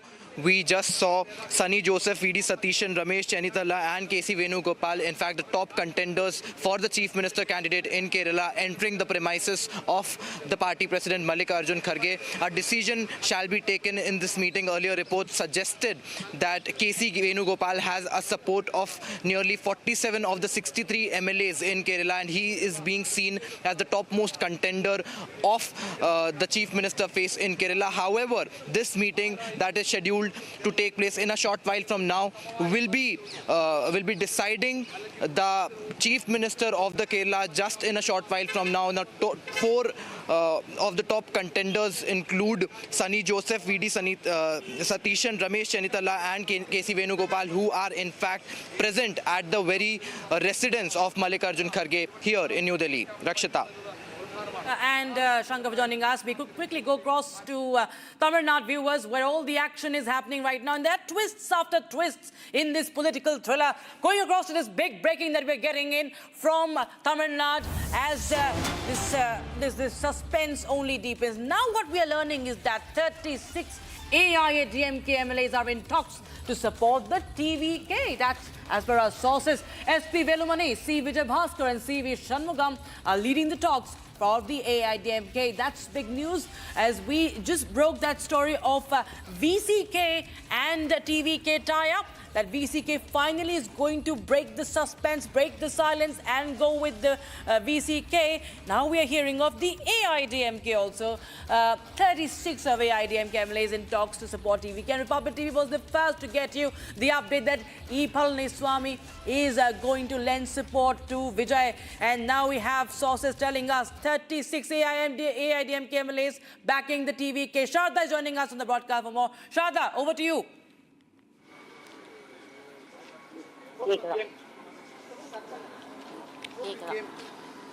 Rakshita, as you can see, after a meeting at the Edappadi K. Palaniswamy's house, now 36 MLAs have come out to C.V. Shanmugam's office in MRC Nagar. It also includes C. Vijay Bhaskar and SP Velumani, the senior leaders in the AIADMK, are now engaged in talks. As you can see, 36 MLAs have arrived here in the AIADMK second sector of the office, discussing about if they are going to be extending their support to TVK. The question comes after SP Velumani was absent in the meeting that was held in Edappadi K. Palaniswamy's house. Well, the decision there was unanimously made that they will not be forming the government, and EPS also put out a tweet telling that he's congratulating who is forming the governments following that. Now, today we see 36 MLAs of the rebel factor of the AIADMK, after staying for 3 days in Pondicherry today, still not agreeing to what Edappadi K. Palaniswamy's decision of not supporting the TVK or not forming the government along with the DMK. So now we have 36 MLAs from the AIADMK AIADMK, who have now come to CV Shanmugam's office leading the talks on whether how is it they're going to be extending the support to TVK. The decision is yet to be made, but likely that the faction is going to be supporting Vijay's TVK to form the government. So this comes in the meantime, but the VCK leader Thirumavelan is yet to give his support for the party to reach the 118 majority number. At the same time, it is now if the AIADMK 36 MLAs do join, there's a question if there's a two-thirds of the party MLAs giving support to TVK, will the entire party be shifted to the file on whether the AIADMK will be splitting into a factor of 2 and AIADMK will be splitting into a factor of 2 and who the party belongs to, the symbol belongs to. It's a long story coming, but however, right now the important point is 36 MLAs from the AIADMK are planning to extend their support to TVK. The official statement from these leaders are yet to be made, however, on the same. So we have to wait and watch if the AIADMK leaders, the rebel factor of the AIADMK, is going to be extending their support to TVK leader Vijay. All right, many thanks, Radha. We'll keep coming back to you as this political thriller continues in Tamil Nadu. It's time for a very, very short break, viewers. But, it's another day, and 3 times we've seen Vijay going to the governor, but he falls short of majority. Could this be the day when we see Vijay finally making the deal, sealing the deal? We do not know yet. There are hectic parleys going on. We'll get you more on that after a short time. Okay, we'll just come back to Sharda because we have more and more updates that are coming in. So there are at least 36 of the AIADMK MLAs. Now, this is trouble what we are, making out it to be. This is 36 AIADMK MLAs backing the TVK, and clearly it could be a sign of AIADMK breaking up. And on the other hand, we're also, tracking what the VCK is doing. So after this very, very short break, viewers, we'll just come back to those updates coming in. Sharda and my colleague Aishwarya are tracking every detail, every update from Chennai.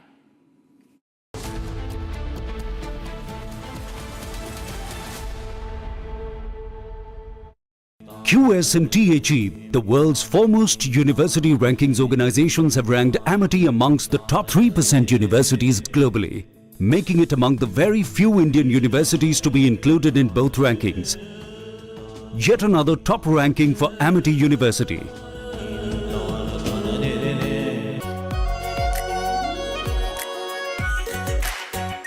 Our pure Shahi Paneer Masala. Delicious, healthy. Every day. कोई global organisation नहीं है, it's a terror machine. अगर हम terrorist होते तो terrorist हमें क्यों मारते? आरएसएस ने बाबरी मस्जिद तोड़ी और आरएसएस वायलेंट है।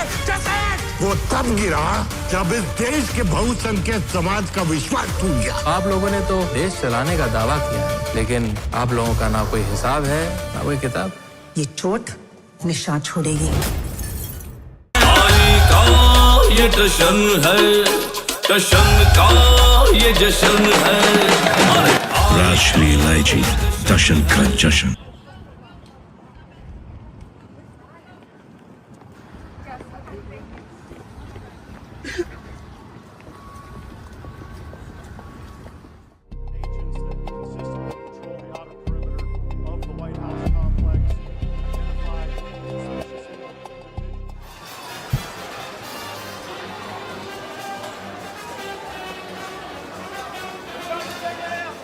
Approximately 3:30 this afternoon, our plainclothes officers and agents that consistently patrol the outer perimeter of the White House complex identified a suspicious individual that appeared to have a firearm. They called in support from our marked uniformed Secret Service police to make contact with that individual. Upon making contact, that individual fled briefly on foot, withdrew a firearm, and fired in the direction of our agents and officers. They returned fire and engaged. That individual was hit. He's since been transported to the hospital. I have no comments on his condition. I can tell you that at least one, we believe only one bystander was hit by the suspect. That individual is a juvenile, did not sustain any life-threatening injuries, but he's also receiving treatment at the hospital. I'll point out that not long before this shooting occurred, the Vice President's motorcade did transit through this area. The investigation itself, in terms of the use of force in the shooting, will be conducted by Metropolitan Police Department.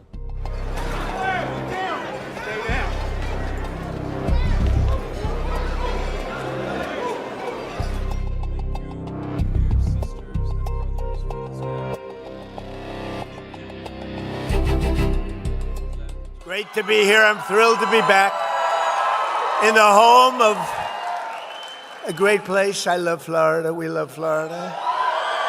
With all of the very proud, great American patriots of the villages. Are we happy with the villages? We like the villages.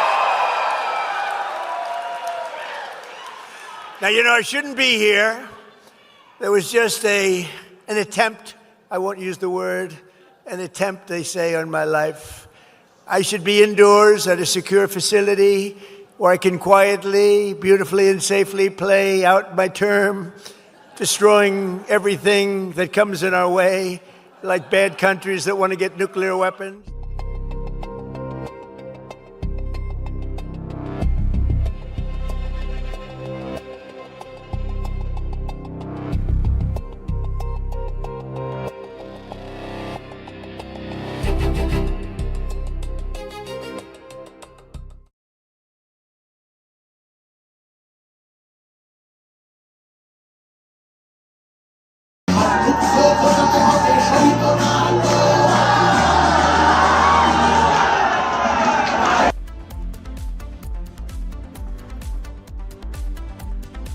रानी, इस घर में कुछ है जो टूटता नहीं।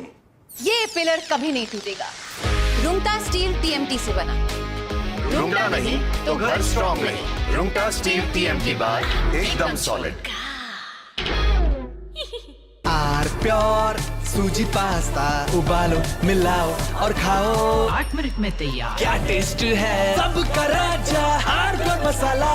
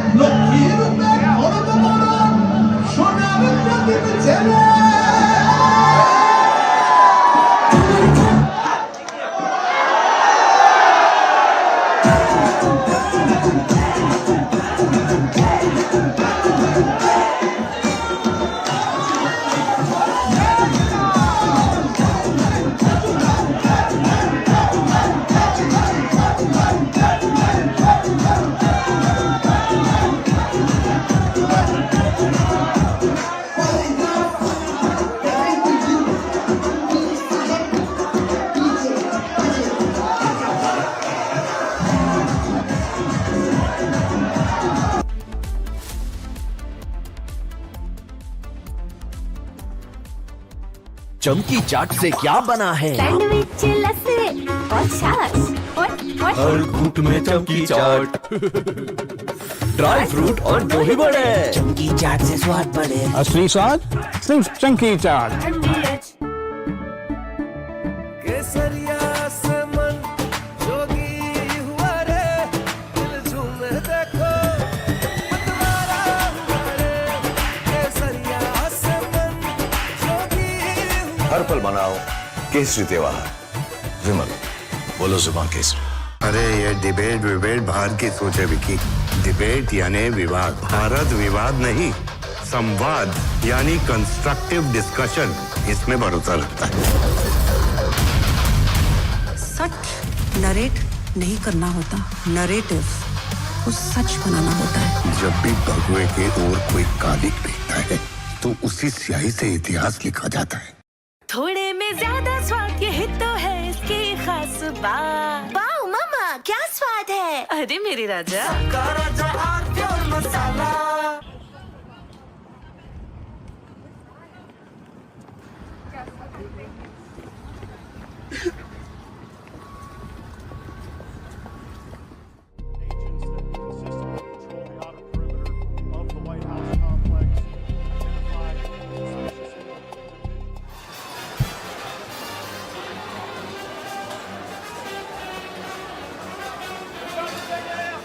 Approximately 3:30 this afternoon, our plainclothes officers and agents that consistently patrol the outer perimeter of the White House complex identified a suspicious individual that appeared to have a firearm.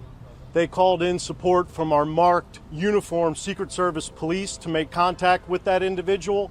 Upon making contact, that individual fled briefly on foot, withdrew a firearm, and fired in the direction of our agents and officers. They returned fire and engaged. That individual was hit. He's since been transported to the hospital.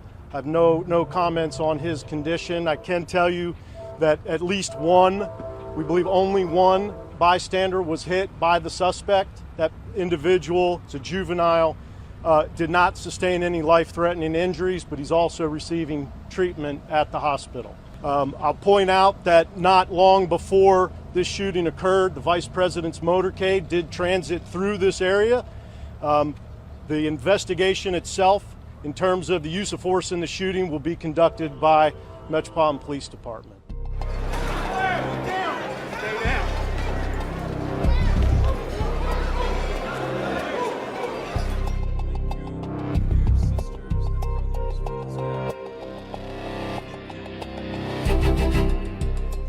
Great to be here. I'm thrilled to be back in the home of a great place. I love Florida. We love Florida.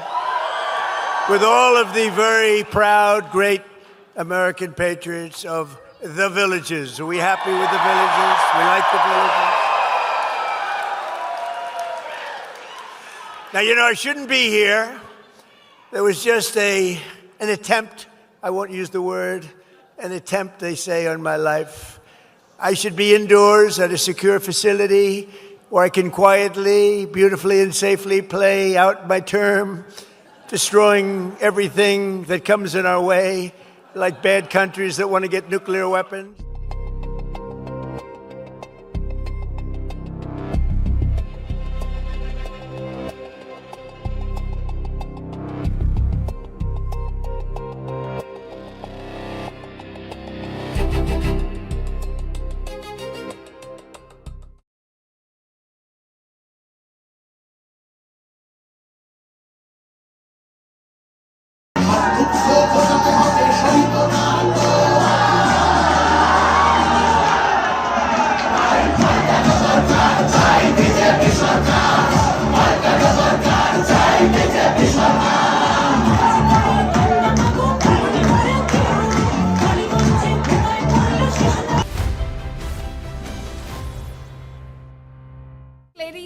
gentlemen, and a very warm welcome to Republic's Education Conclave.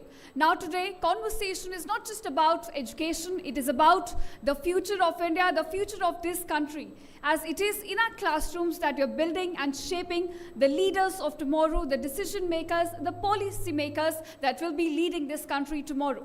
So today we will have a powerful mix of voices from policy makers who are changing the national education framework, from innovators who are driving the new age learning, educators who are transforming the learning on the ground, as well as thought leaders who are changing how India learns. Education is now becoming a tool of change on the ground. Now move our conversation to Startup India. Now we have seen Prime Minister Modi, different leaders talking about this buzzword called Startup India. And this is because India is turning into a hub of startups. We have a lot of startups coming up which are led by young innovators, young leaders. And today, in fact, we also have several young innovators among us. Now, when I was in college just a few years back, the conversation was about getting placed, gaining employment. We were all excited to just become employees. But today, as all of you, and in fact, most of you are in college right now, the conversation has evolved. You're talking about entrepreneurship, you're talking about creating employment and building something of your own, which is, of course, a welcome change for all of us and for our country as well. So today, one such example where, young leaders are getting a breed, it's about Galgotia's University, where strong placement performance is going hand in hand with a growing culture of innovation and industry exposures. So it's time to welcome all of these students from Galgotia's University who will be presenting their ideas, their solutions, as we welcome on stage these young innovators. Let me call upon you, Team 1, Carbon Sync, which is presented by Pushkar Singh. Team 2, Kavach AI, presented by Abhishek Kumar. Team 3, Kisan Drishti, presented by Soumya Gupta and Swastik Gupta. Team 4, Tacto, presented by Gaurav Pant, as well as Kavya Singh, Ayush Raj, and Srishti Mandolia. And you also have Team 5 called Tech Curious, presented by Akash and Yash. Let's give a huge round of applause for all of these young innovators. Hello everyone. Let me begin with a question first. Have you guys noticed that today's the products which you are using have carbon neutral or eco-friendly written on them? Do you know the reason why? Hi everyone, my name is Pushkar Singh and I am the founder and CEO of Carbon Sync. I am currently an electrical engineering student at Galgotia's and building at the intersection of climate and infrastructure. I have been studying about the carbon markets for the last 3 years and found out that the carbon markets have one infrastructural problem. Now, moving to my question, the answer is the Energy Amendment Act 2022.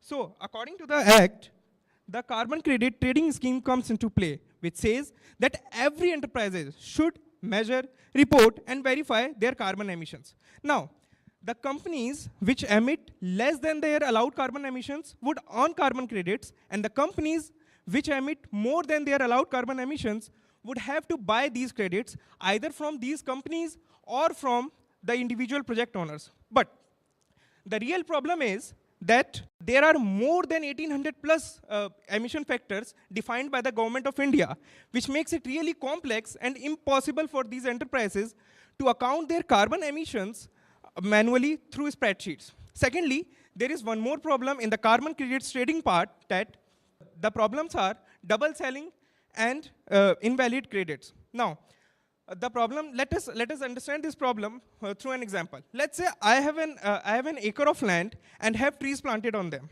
These trees eliminate over 100 tons of emissions per year. Now, a company comes to me and buy these credits from me to offset their emissions. But the very next after the deal, I sell my land and the whole land full of trees got cut down. Now, what happened here is the emissions got reduced on paper but have made no real world impact. And that's what the infrastructural problem in the carbon credits market. Now here comes Carbon Sync. Carbon Sync is a unified platform for all the carbon needs of an enterprise, from carbon accounting to carbon offsetting, all at one place. Now how Carbon Sync works is, the enterprise just upload their invoices on Carbon Sync, and our artificial intelligence-based algorithm simply calculate the type of emissions and segregate it on the amount and type of emissions and upload it to your company's dashboard, which is available on Carbon Sync. Secondly, to solve the carbon credits trading problem, we are integrating unique tokenization system which acts as an immutable ledger for the carbon credits, and also the carbon credits traded through carbon sync at the end got publicly released, which technically stops double selling of the credits. Now, the market is big and the problem is real. Carbon markets are projected to reach $50 billion by 2030, and carbon sync would become the technical enforcement for the carbon markets. Carbon sync is a pure example that whenever trust becomes programmable, climate impact could be scalable. Thank you everyone for listening to me. Now I would request my colleague, Mr. Abhishek Kumar, to come on the stage and present his startup, Kavach AI. So, hello everyone. तो जैसा कि आप सब जानते हैं, कोई भी school हो, बिल्डिंग हो या रिटेल स्टोर हो, आप सब जहाँ भी जाते हो, आपको हर जगह सीसीटीवी कैमरे से दिखते हैं. अच्छा, पता है, कहते हैं कि ऊपर वाला सब कुछ देख रहा है, बट अनफॉर्चुनेटली वो देखता सब है, बट करता कुछ नहीं.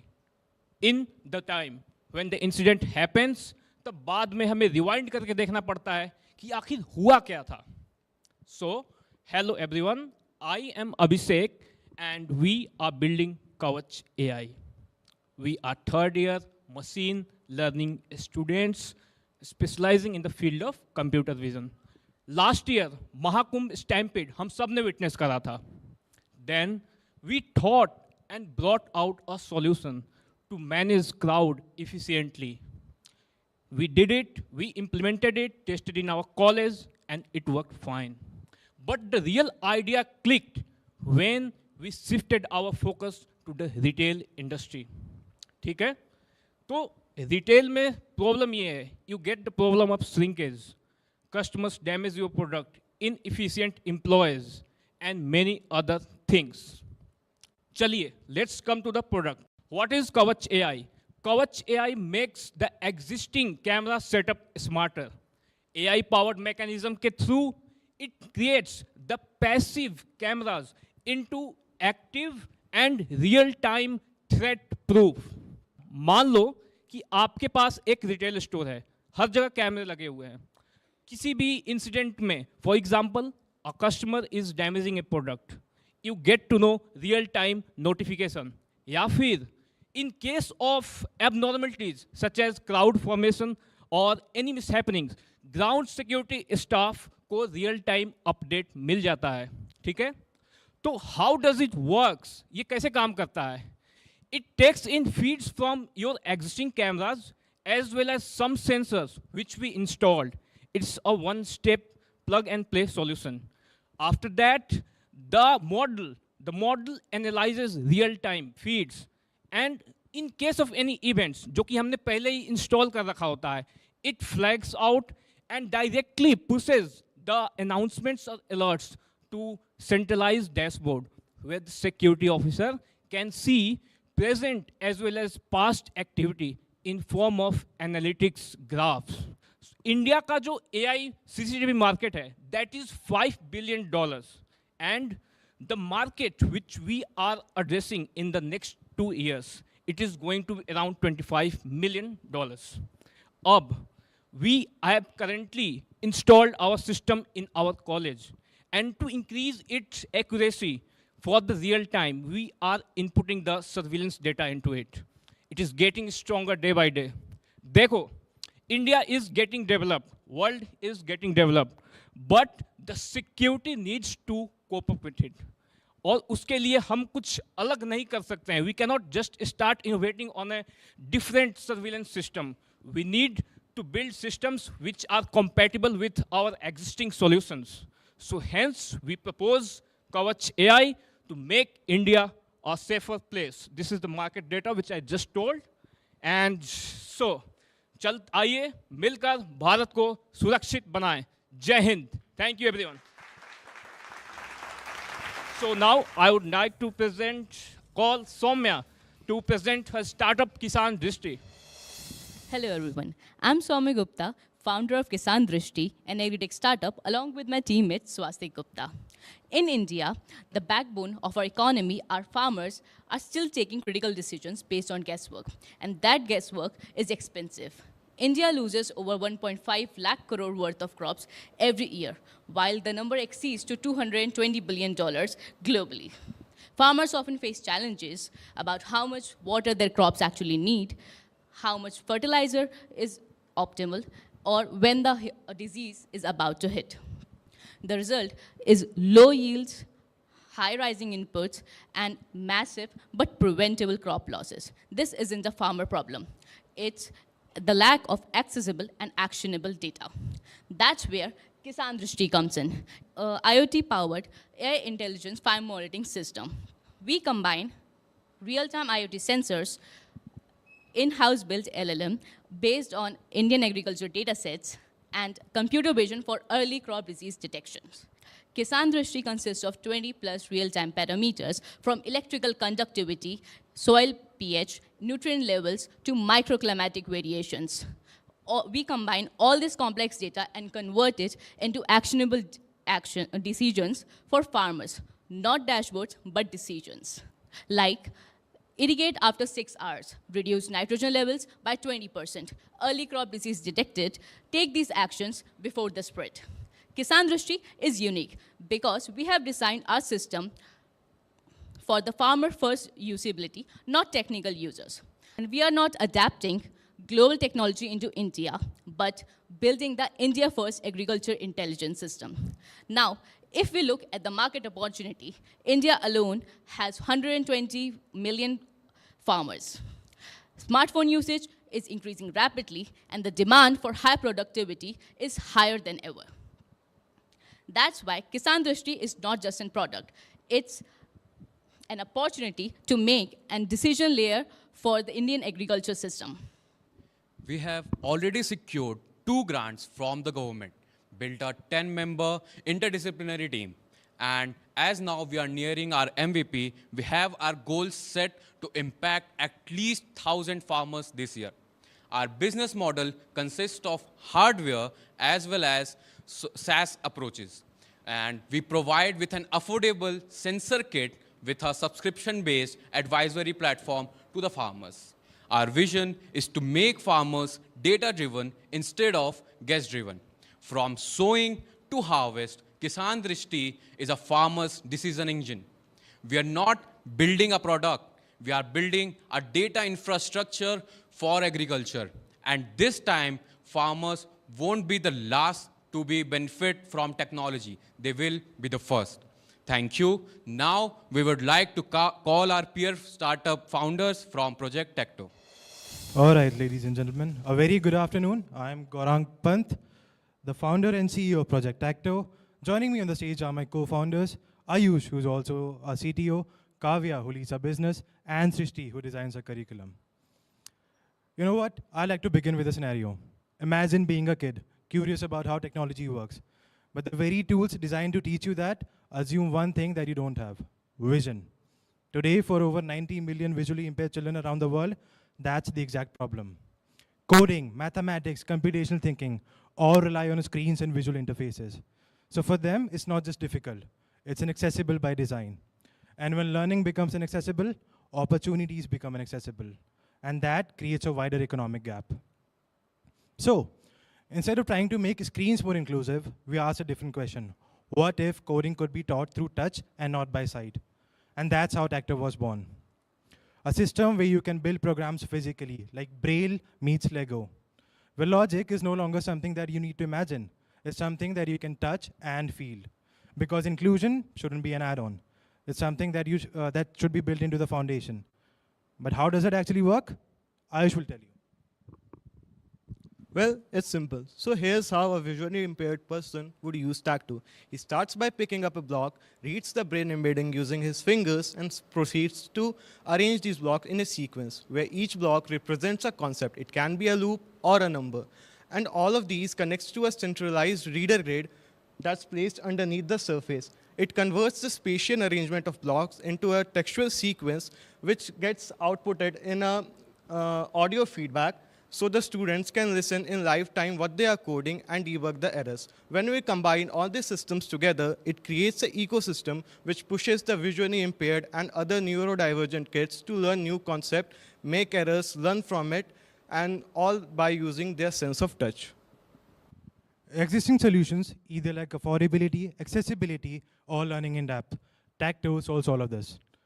We remove dependency on screens, are built for independence from the ground up, and we eliminate complexity at the block level. This makes Tacto not only a better product, but also a category-defining one. But to be really honest, building the product, solving the problem is only half the challenge. Getting it into real classrooms, that's what creates real impact. And that's exactly what Kavya has been leading. I'm not standing here introducing why Tacto is a better product, but the shift it's create. From screen-based learning to tactile-first learning, from assisting tools to universal learning design, and from something from very expensive and complex to very cheap and scalable. Why? Because the already existing systems want children to adapt. But through Tacto, we want the system to adapt to a child's need. Our goal is very simple, to create an independent, intuitive, and active learning classroom. And to bring this to life, our market strategy is very simple.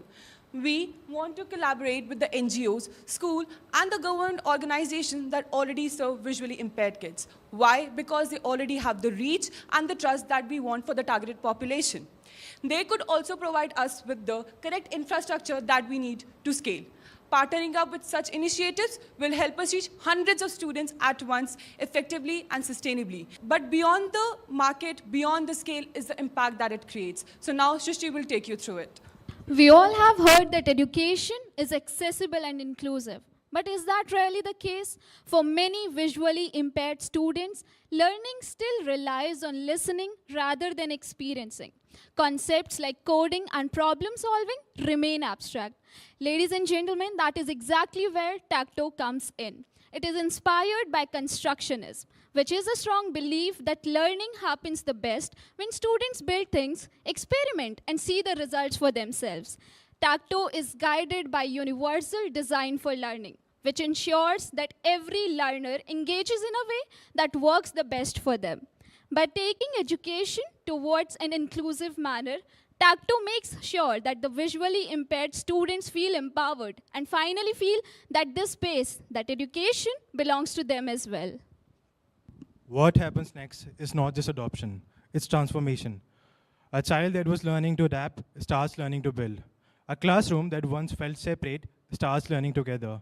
And a system that was just coping starts creating real opportunities. Because once you change how someone learns, you change what they believe they can become. And once that shift happens, it doesn't just change education. It changes who gets to be a part of the future. And that happens just because we believe in one thing, that every child can code if we design it right. Thank you and have a nice day. Now I'd like to call a very talented duo, my partners from Tegurius. Good morning, everyone. So let me tell you a dream. Imagine a world where every single learner gets the opportunity that they deserve, the future that they deserve because of their knowledge, their potential, not because of the pin code, right? That's what we are building here at Tegurius. Let me introduce to our team. We have our Akash Kumar, our CEO, who is responsible for the tech behind the VR knowledge that we're bringing. Our co-founder, CTO, Anup Kumar Maurya, who is behind the outcome-driven content that we have. And me, Yashwardhan Raj, the CBO, I'm responsible for our market strategy and the scalability of our company. So I will invite Akash to tell us about the whole Tegurius and what we are doing here. Thank you, Yash, for a wonderful introduction. Now, one of the biggest gaps in today's education is not access to schools, but access to quality practical learning, especially in Tier 2 and Tier 3 cities, which forms the backbone of developing countries like India. Proper access to lab infrastructure is limited. And this is not by chance. It is happening because, first, setting up physical lab is expensive. It requires equipments, chemicals, and safety compliances. Secondly, even when the lab exists, they are not scalable or fully accessible due to safety risks and limited capacity. Science often gets reduced to theory, and this doesn't just affect learning. It kills curiosity, creativity, and confidence to innovate. And that's where Tech Curious exactly comes in. We are building a VR-based immersive lab platform where every student can perform experiments in a controlled virtual environment. Our Tech Curious remove the exact barriers which we mentioned. Instead of physical expensive lab, schools can get access to fully equipped VR labs at a much lower cost than the physical ones. Instead of limited capacity, every student can perform experiments in a controlled way and simultaneously. So what happens? It transforms learning from passive to experiential. It also adds curiosity, creativity, and gives confidence to innovate so that our future kids also knows how to innovate. They should know what is actually happening behind experiment, not just cram up the theory part. The technologies which we have used are general Unity and Unreal engines in a VR-based platforms. These are some of the snippets which our lab has offered. And now, for the business part, my partner will explain about how big the market is. Thank you, Akash. So now you know what Tech Curious is all about, but let me tell you how it works as a business. Right now, the VR in education industry values about $20 billion annually, and it's projected to grow to $80 billion annually in a decade, which means a compound annual growth rate is about 16 to 30%. In simple terms, the total addressable market sits around $20 to $31 billion, which means all of the market that we have is completely open for us. Tech Curious has 1.5 million schools in India as their serviceable optimal market, which means all these schools are in dire need for us to come and help them to integrate the education with AI. Now, the question is that if the market is so big and the demand is so high, why the competitors are failing? Why there's no penetration? Because there are three different things that they're lacking at. First, the cost efficiency. Second, the scalability. And the third, which is very important, is the outcome-driven content. All of these parameters are being bridged by Tech Curious altogether. We are bringing B2B service to education board, to libraries, and to the schools in Tier 2 and Tier 3 cities so that they can have the same level of education as us Tier 1 city students. Now, one thing that I have to tell you is that we are not a linear economy-based startup. We are a compound economy growth startup, which means that from year 1 to year 5, we are projecting about 3 to 5% growth annually so that our growth income would subside the same way as the growth of our addressable market right now. Tech Curious is just not a startup. Tech Curious is just not another company in this economy of India. It's basically revolutionizing the education system of India at its core. At the end of the day, talent is everyone, but opportunity should also be available. Thank you, everyone. Thank you so much to all these young innovators for presenting their wonderful ideas, and I think they all deserve a huge round of applause for the conviction with which they presented their ideas.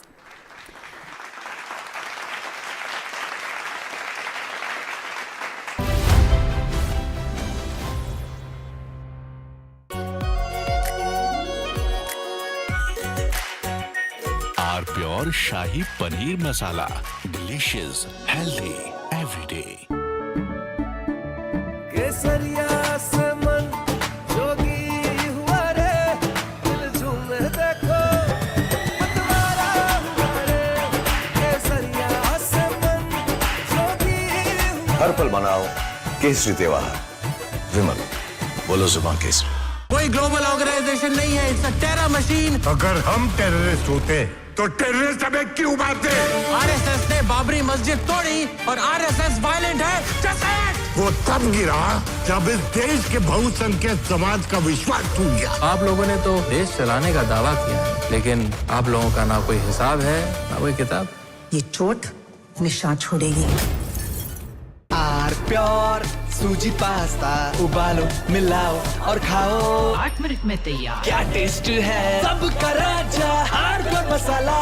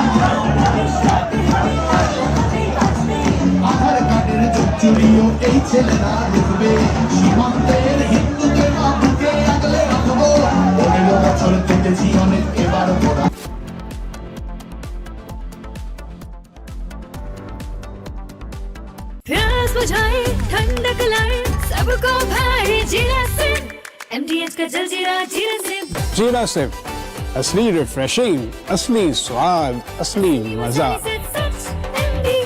MDH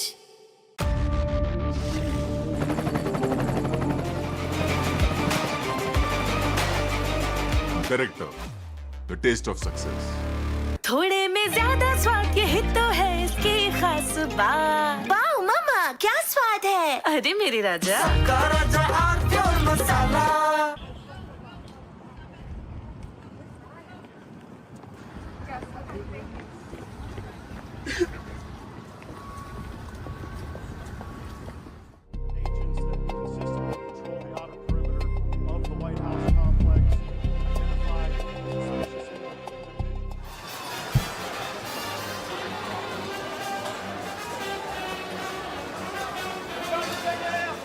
Approximately 3:30 this afternoon, our plainclothes officers and agents that consistently patrol the outer perimeter of the White House complex identified a suspicious individual that appeared to have a firearm.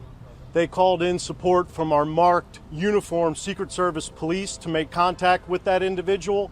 Upon making contact, that individual fled briefly on foot, withdrew a firearm, and fired in the direction of our agents and officers. They returned fire and engaged.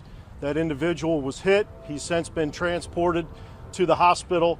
I have no comments on his condition. I can tell you that at least one, we believe only one bystander was hit by the suspect. That individual, it's a juvenile, did not sustain any life-threatening injuries, but he's also receiving treatment at the hospital. I'll point out that not long before this shooting occurred, the Vice President's motorcade did transit through this area. The investigation itself, in terms of the use of force in the shooting, will be conducted by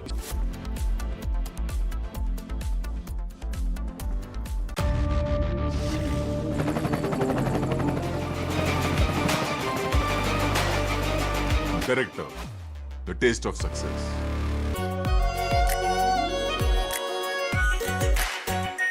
are pure शाही पनीर मसाला, delicious, healthy, everyday. रानी, इस घर में कुछ है जो टूटता नहीं। ये पिलर कभी नहीं टूटेगा। रुंगटा स्टील TMT से बना। रुंगटा नहीं तो घर स्ट्रॉन्ग नहीं। रुंगटा स्टील TMT बार एकदम सॉलिड। कोई ग्लोबल ऑर्गेनाइजेशन नहीं है, इट्स अ टेरर मशीन। अगर हम टेररिस्ट होते तो टेररिस्ट हमें क्यों मारते? आरएसएस ने बाबरी मस्जिद तोड़ी और आरएसएस वायलेंट है। Just say it! वो तब गिरा जब इस देश now it is official that VCK is lending support to TVK, and Vijay gets the numbers this time. We are hoping, as he's going to go to the governor's house once again for a fourth time, and in a short while from now, he will be meeting the governor. We are closely tracking that route. Vijay is going to meet the governor for a fourth time as VCK extends support to TVK. Aishwarya and Sharda tracking all the developments from different points. Join us on the broadcast. Sharda, get us more details. Do we say that finally there is a climax to this thriller? And are we finally going to see Vijay taking the oath? Well, Rakshita, it's all over now. Finally, Vijay is going to take oath as the Chief Minister. He's going to the Raj Bhavan with all the Alliance Party leaders just to make sure that the governor does not point out that this time it's a minority government and Vijay does not have the numbers. Splitting out the numbers for you, it is TVK at 107, Congress with 5, CPI and CPM together at 4, VCK at 2 put together 118. So Vijay is forming the exact majority government number required, 118, and he's going to be Raj Bhavan with the leaders along with them, the VCK leader Thirumavelan, the CPI and the CPM leaders Veera Pandiyan and Shanmugam, and also the Congress leader Girish Shorankar, Selva Perendagai and Nivedita Alva, who will all be going to meet the governor in just a while. Vijay's party TVK is now forming the government in the state of Tamil Nadu. It's still not official from the governor's side. The Lok Bhavan is yet to give the letter of confirmation that Vijay will be taking oath as the Chief Minister. Let's hope there's no more number game being played, because right now Vijay is going with 118 numbers, and he also has the list of the leaders, the party supporting him, and also the Alliance Party leaders coming along with him. This might be a minority government with the support of the LF parties, giving him enough support and share to get the majority number of 118. It is only the CPI and the CPM is going to be the parties that's giving him the external support. Meanwhile, the VCK and the Congress are going in as alliance parties. So it's going to be a minority government, but a coalition government for Vijay's TVK. Absolutely. Well, all eyes again will be on the governor, because it's been 3 times. As they say, 3rd time's the charm. At least that time has passed. It's the 4th time. Let that be a charm for the TVK. All eyes on Rajesh Arlekar, because many questions have been raised as to what's really happening. But the fact that if he gets these numbers, at least the arithmetic will allow him to have that majority to form the government. Okay, we are getting some visuals also. What's happening? If you could just describe those visuals, Sharda. I'm getting a frame there. I know there's some people who are talking to the policemen there on ground. Well, it's preparation starting to get ready at the Raj Bhavan once again.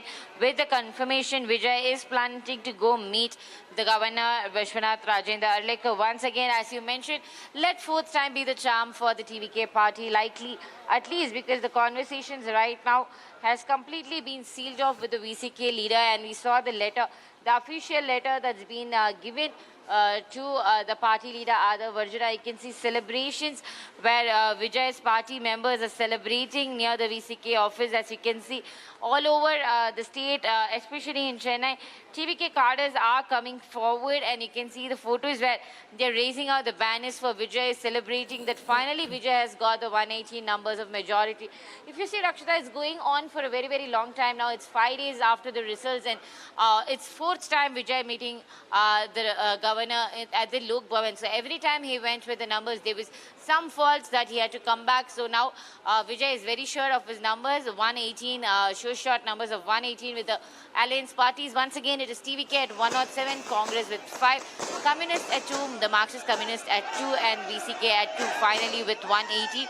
However, whatever the deals, the talks between the alliance parties, what is the coalition's government policies, we are yet to know whether if it is the Deputy Chief Minister post that the VCK is getting, or it is only the ministerial post that the VCK and the Congress are getting.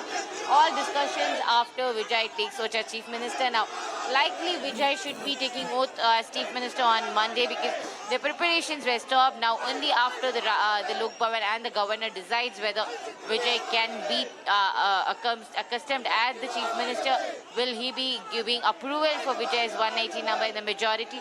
Rakshita, we also have to keep one thing in mind. There is a complaint raised against TVK leader Vijay today. AIADMK leader TTV Dhinakaran said a formal complaint will be registered against Vijay for trying to poach his party MLA-elect Kamaraj from the Mannargudi constituency. So we have to see if the governor will bring that up, because yesterday's letter of TVK has mentioned AIADMK support to him. So now governor might question if the horse trading really did happen, and if it is the TVK which tried to forge the number. So there is also one tricky part here, because we have to see if the governor is going to point out the complaints that was raised against TVK leader Vijay against by the AIADMK leader TTV Dhinakaran. He met the governor last night along with his MLA, Mr. Kamaraj, the MLA-elect from the Mannargudi constituency. So let's wait and see if the governor is giving a green signal or it is an yellow signal once again for TVK's Vijay. Absolutely, all eyes will be on the governor. As you can see, the enthusiasm amongst the supporters of the TVK, the workers of the TVK, they've all gathered outside the governor's house and they're all waiting. They're cheering the name of the TVK chief, Vijay, and they're, of course, waiting for that moment when finally the governor gives that confirmation. The convincing of the governor is of utmost importance here. But viewers, we've seen the past 72 hours have been nothing much less than a thriller. And now we have the VCK finally extending support, Vijay crossing the majority mark. And finally, it could be that tomorrow or day after we can see the oath-taking ceremony happening. Vijay gets the numbers. VCK extending support to TVK, Congress and the left parties coming together. So that's, of course, a boost for Vijay. And for a fourth time, viewers, we see that Vijay will be heading to the Lok Bhavan, the Raj Bhavan. And Sharda has been tracking all the details. Okay, Aishwarya is also there with us. Aishwarya is also now, Aishwarya, I'm getting an update.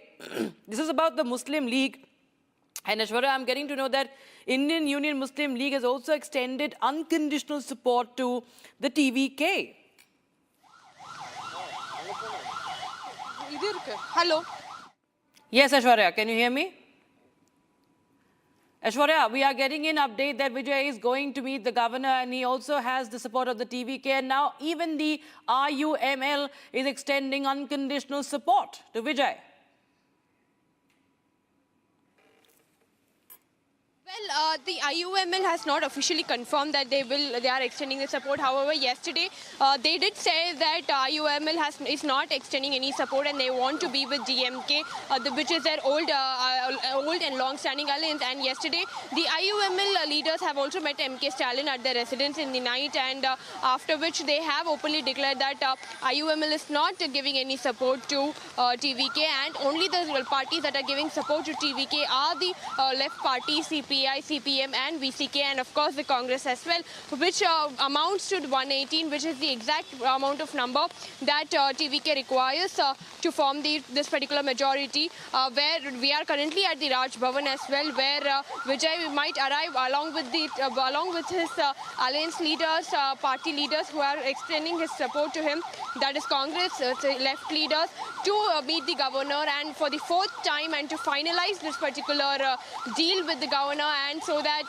he can actually show the numbers, and this time he has the letters as well, because the third time when he went, in the assurance that the left parties are supporting him, the governor said that he had only received the letters of CPI and CPM but not from VCK. And that is the reason the number amounted to 116 and not 118. And that led to another fallout where Vijay, who was set to take oath today, was scheduled supposedly to take oath today, had once again postponed the plan of taking the oath as the Chief Minister. And this time he made sure that there are all the letters, and he's meeting with the governor with all the letters, all the formal letters from all the parties and along with the leaders, so that for once and for all, this entire political thriller should come to an end. Well, the weather gods are happy as it's raining in Chennai, and it seems that it's whistle-blow time for the fans also, the supporters of Vijay as well. Sharda, it's 120 the number now, 120 the number, because the more numbers gathered, the more stability and security for TVK, isn't it? Well, Rakshita, right now the number has jumped up to 120, not 118 anymore. It's 120 for Vijay. IUML officially lands in the letter to the governor.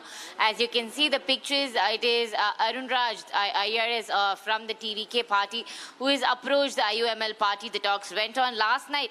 They did take a backlog telling that they will not be supporting. They just said that the support that would be given to form the government, but they did not mention it was TVK.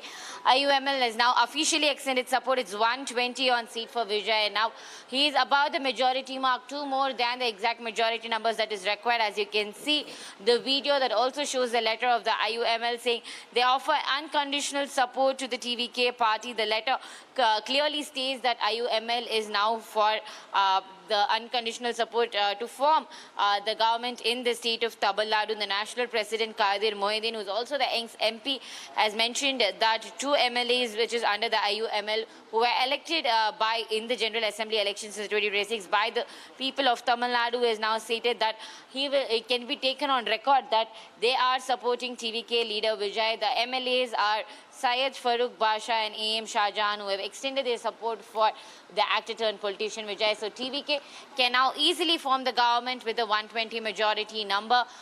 We still have to All right, wait you for have the governor. shots. I have to interrupt you there, Shah. The live visuals coming in. First on Republic TV, as the IUML, the Muslim League there at its headquarters in Chennai, shows the letter of confidence. This is what the governor has been asking for in black and white. It wants the letter. It wants the confirmation on the letterhead of the parties. So they have it right now. That is the IUML extending support officially to the TVK after hectic parleys continued for the past 72 hours. Or more than that, perhaps, because viewers, this is been a long drawn process as we've seen TVK scrambling for support to get parties on board, to cobble up the numbers to form the government in Tamil Nadu. And this is the latest we have. Finally, we see that the IUML and VCK today come on board. Even as we see, there have been hectic parleys going on with other parties as far as at least the AIADMK is concerned. What really happened with the AIADMK, Sharada, if you can tell us? Well, Rakshita, as of now, we can see the AIADMK split into 2 factors unofficially. They have not officially confirmed whether the party is going to be split from the party General Secretary Edappadi K. Palaniswamy. A set of 36 MLAs from the AIADMK party is now gathered at CV Shanmugam's residence as we speak at MRC Nagar.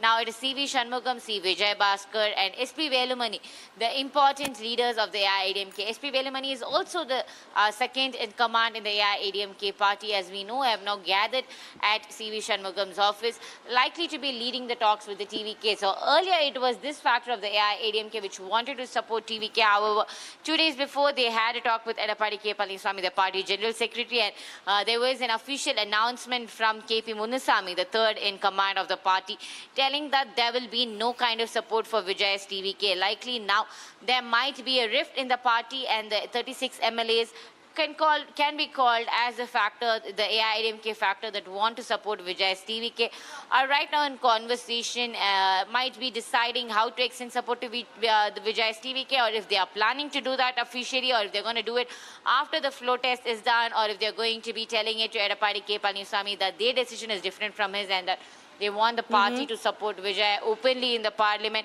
All that are to know in the next few minutes. All right, just stay on with us. We have JVC Sriram, a political analyst, also joining us. Mr. Sriram, well, it seems that there's no stopping the Vijay Rath. It seems finally he has the number. But what do you have to say about that 120, total? How much of a secure, stable government are you expecting this one to be? See, I think, it's going to be a stable government or not is dependent on the numbers and the kind of issues that they're going to take up.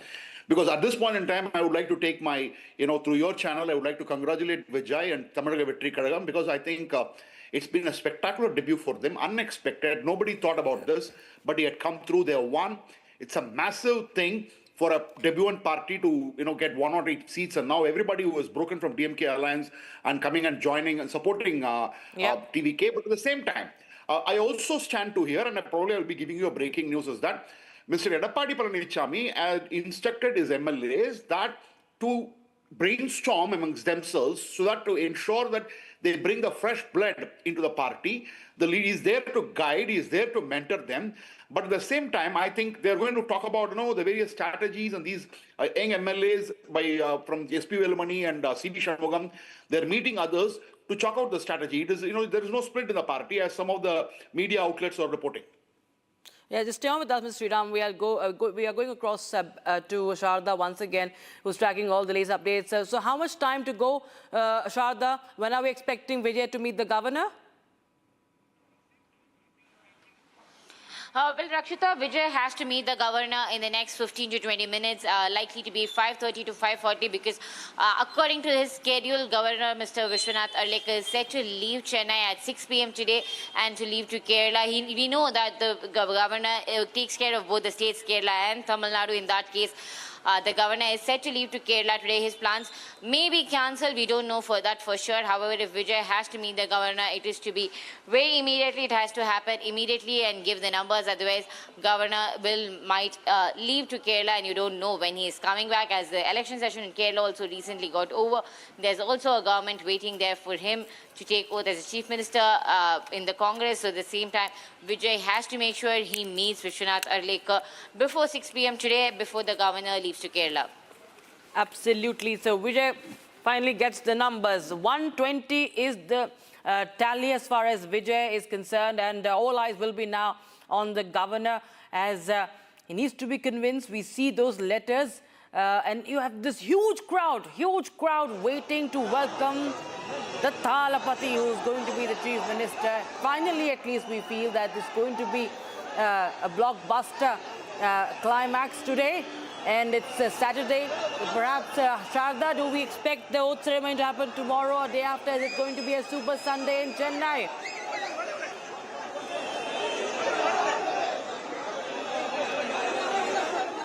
Tomorrow or Monday. As I said, all eyes on governor now, the Lok Bhavan, and the governor has to decide officially if Vijay can take oath. Because there is a small problem right now, because AIADMK leader TTV Dhinakaran officially raised the complaint with Governor Arlekar, saying that Vijay's party TVK tried to poach his MLA Kamarajan of the Managuri constituency. So we don't know whether if governor is going to be asking Vijay to clear that issue first, because there was claims of horse trading happening by the TVK leaders. So if it is that, in that case, Vijay should take time to clear that there is no proof of actual horse trading happening, and there is no. You know, Sharda, I think there is a leader who we can see in the shots coming in, a lot of commotion and a lot of fanfare. I think there's a vehicle. I don't know if it's Vijay or who is it. That there is a lot of loud cheers, and we have the policemen also somewhere. You can see struggling to control the crowd. It's flooded. The street is flooded. If you could just describe the visuals, who's really passing through, what's happening? Well, Rakshita, it's happening right outside the VCK office in Ashok Nagar, Thirumavalan's office. It is Thirumavalan, the VCK leader, who is arriving at his party office. This commotion and this crowd of people is coming to VCK office after the VCK leader announces his alliance with TVK leader Vijay. So we can see how long the VCK party has been waiting for VCK leader Thirumavalan to announce that they are going together. As you can see, the visuals are all from the VCK office, and the person in the car was the party president of VCK, Thirumavalan, who has now announced that he's going to be officially with Vijay's TVK. We can also point out right now that the VCK's delay was also because of the demands that the party had kept. Yeah. It could be the Deputy Chief Minister that Thirumavalan will be getting, and a ministerial post as well. The party will get a ministerial post as well. Absolutely, that's very important. So are we expecting one Deputy Chief Minister only?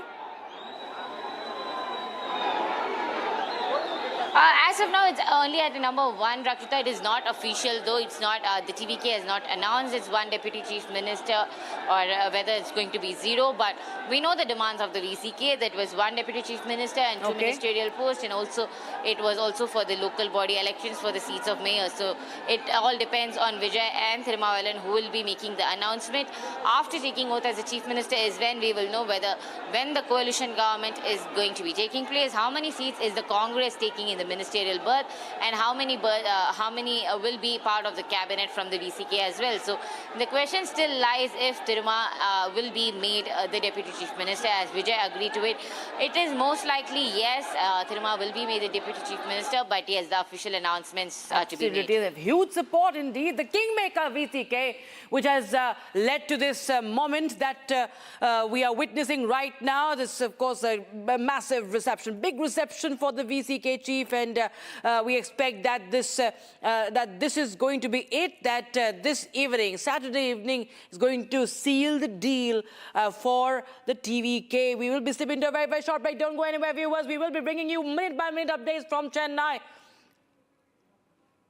All right, I think we are getting in some more visuals. More visuals from Chennai. I think it is TVK Chief Vijay en route, the governor's house.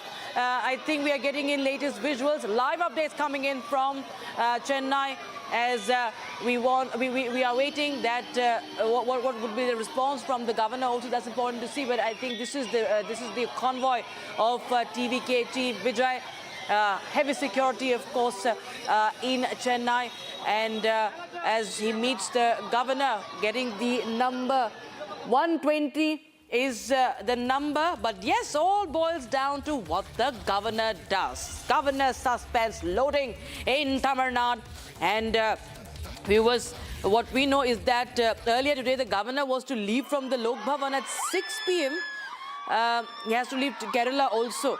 So all eyes are on him as well. Okay, you can see the loud cheers, the way fans are shouting.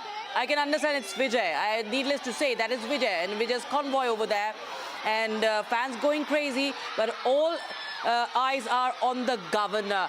Is he going to be convinced with the numbers that Vijay puts out today? Is the big question. So it's not over till it's over. It's not over till it's over. But it seems to be something that is a ray of hope, we can say, at least, because it's on paper. VCK, we know VCK has officially given support, and the IUML also has on paper shown that letter also, if you see on their social media, and we got those visuals from their headquarters also.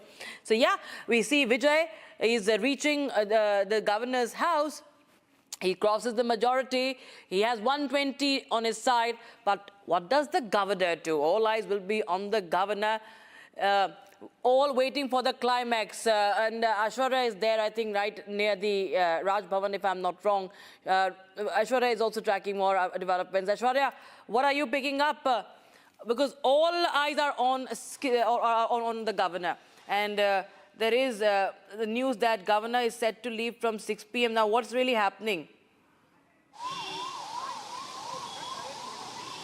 Absolutely, as you said earlier, fourth time can be the charm for Vijay, and we are outside the Lok Bhavan here, where all the preparations for Vijay coming to governor has begun, and there are barricades being put up, ropes being tied, so that as you already know, the kind of fans that Vijay pull, the kinds of crowd that Vijay is pulling everywhere he goes, and to make sure that that doesn't happen, there are being barricaded, there are being restrictions everywhere, and the police are being beefed up. So because Vijay can arrive anytime now, because he has left his residence officially and now he's reaching the governor. And this sudden immediate appointment was also because governor was leaving to Kerala. Leaving to Kerala, and that is the reason the TVK party had taken an immediate appointment from the governor, and they are already on their way to meet him. And this time we probably for the best and for the best, because he has the numbers, he has the letters, he has the physical proofs, and he has the alliance party leaders who have officially stated that they are extending their support. On the other hand, the main two leaders of Tamil Nadu, EPS and Stalin, have also officially extended their support to the government, the new formed government that is going to form in Tamil Nadu on their Twitter accounts. So this is how I think the climax of the Tamil Nadu political thriller is coming to an end, with Vijay coming to meet the governor, and oath-taking might be scheduled soon, is what we are also hearing, with Vijay coming to meet the governor before he leaves to Kerala.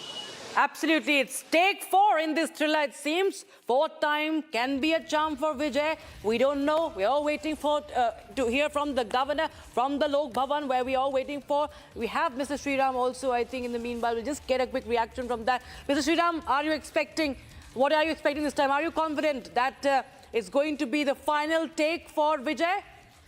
I think so. You know, I have just a 1% he might talk about, this TTV's allegation, but I don't think that should be coming through at this point in time. He has the numbers. He had the mandate as the single largest party. Now he has the numbers, and he should be allowed to form the government and let him run a good government. We need to wish him good luck, because It's a change which has happened. Tamil Nadu has been yearning for a change, and the change had happened. I have been telling right through consistently that there has been huge anti-incumbency, although nobody else, none of the other channels were reporting the same thing. But I said anti-incumbency, and I personally thought anti-incumbency would go in favor of AIADMK. But people have trusted Vijay, and that's a huge mandate. It's like 108 is not a huge mandate, but this change of Mr. Stalin himself losing, those were my indications that this is a big anti-incumbency. And they tried everything in their book to hide the anti-incumbency, but anti-incumbency has spoken, anger has spoken, and people wanted change, and people wanted something different from what they had experienced in the last, say, 69 years. So as a result of which, they did not want to go with either one of the Dravidian parties. So they've gone to an actor who has promised a change and who has promised a lot of things in his manifesto. So it is time for us to look at Vijay as a change agent, congratulate him, and then give him the honeymoon period of the first 100 days, and then look at his actions, and probably, if it is good, applaud him. If it is not good, criticize him. That's it. All right. Many thanks, Mr. JVC Sridham, for joining us with your quick thoughts there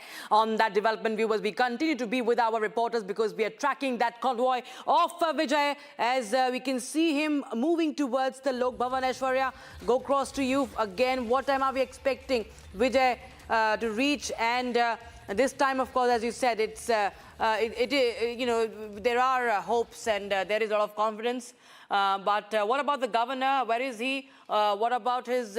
He has to leave for Kerala as well. So what are you picking up? Absolutely, Governor, he is here in Lok Bhavan waiting for Vijay, and Vijay has left his residence as what we also saw in the visuals, and he might be here anytime soon to meet the Governor and officially hand over the letters of support from all the parties that he has who have extended support to him.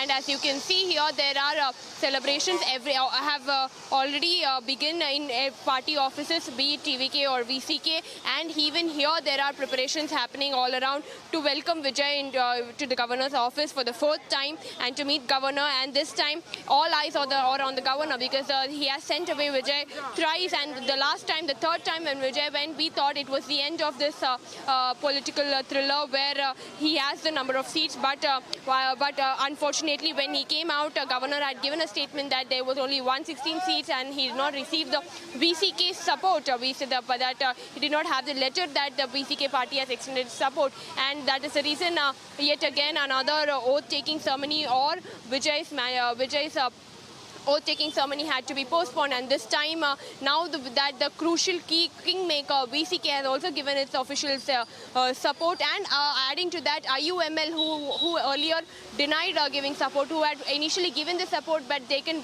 later withdrawn, saying that they would always want to stick with DMK, but now they have also given their support to IUML because and IUML has also given their support to TVK, which takes Vijay's total mandate to 120, which is more than what is required because 118 is the majority number, and with VCK's and IUML's both support coming to him back to back, he has reached 120. With the same number, he had actually gone to Governor's place yesterday, but unfortunately both VCK and IUML had collapsed his dreams, had collapsed his dreams, and that is the reason the Governor had to deny oath-taking ceremony or even invite him for one, and now all eyes are on Governor for the fourth time. What is set to happen? Absolutely. Oath-taking is going to happen only after the examination of the letters. That those will be verified, of course, as the Governor also told us in that telephonic conversation with the Republic TV's editor-in-chief Arnab Goswami. So, yes, that's going to be the drill. He's going to examine those letters, verify them, and all eyes will be on the Governor's word. Sharda, if she's still with us, we can go across to her live. Sharda, well, everybody is waiting for this meeting between. We're going to see again this the same scene. You know, there is a retake of this scene at the Lok Bhavan, but we do hope, everybody is hoping that the script finally changes this time, and there is a go-ahead to TVK, the single largest party these elections, the debutant party, the party that has scripted history in Tamil Nadu. Rakshita, as you just mentioned, it's a political debutante party, the first time a non-Dravidian party, and also for the very, very first time in Tamil Nadu, a coalition government is going to get placed, because we saw that it is the TVK, the Congress and the VCK and alliance with getting an external support from the other three parties. These three parties going in as a coalition government, the very first time in the political history of Tamil Nadu, we are going to see Tamil Nadu having a chief minister who is not from the Dravidian party. It is TVK, which is going to be taking over as chief minister and be going to forming the government. As you mentioned, it's a debut party. The numbers are the same, 120, but this time the alliance leaders are also going along with Vijay, so maybe the governor might allow for them to form the government with, because the majority number has been crossed, it's 120. So all eyes on governor stay on with us, Sharda. We have a BJP leader, Tamilisai Soundararajan, joining us on the phone line. Thank you so much, ma'am, for joining us on Republic TV. And the thriller continues. We're expecting that it hits the climax finally, as we see TVK chief en route governor's office. Ma'am, this has been going on for 72 hours at least. We've seen twists after twists, Mr. Tamilisai Soundararajan. What do we expect today? Are we going to see a chief minister, a party finally making a government in Tamil Nadu? Oh, first of all, I wish the new government and the new chief minister a grand success. But at the same time, I'm concerned about the support he has got from the DMK alliance partners. Because first the IUML told they will be supporting, and all the arrangements for swearing in were made, and suddenly they withdrew their opinion to support the government. And Thirumavalavan told, ECK leader Thirumavalavan told en bloc with the communists, our decision will be to support the new government. But suddenly, even though the communists announced their support quite earlier, Thirumavalavan took longer time after meeting DMK chief, and then he announced the support. So I'm concerned about the stability of the government, because the alliance partners, even the communist states, even though we support the new government for policy decisions and in people's issue, we will be with the DMK party. So the individuality and the independence of the government may be questioned, because whether the new government will be able to take decisions on its own without the influence of... Ms. Tamilisai, ma'am, what do you have to say about the talks that the AIADMK, there were some AIADMK MLAs, more than 30 of them that were ready to offer support to TVK also, we have been picking up. So AIADMK has been your partners. So what do you have to say about AIADMK also being in talks with TVK? No, that there are no confirmed news that they had a talk with TVK, as far as I know.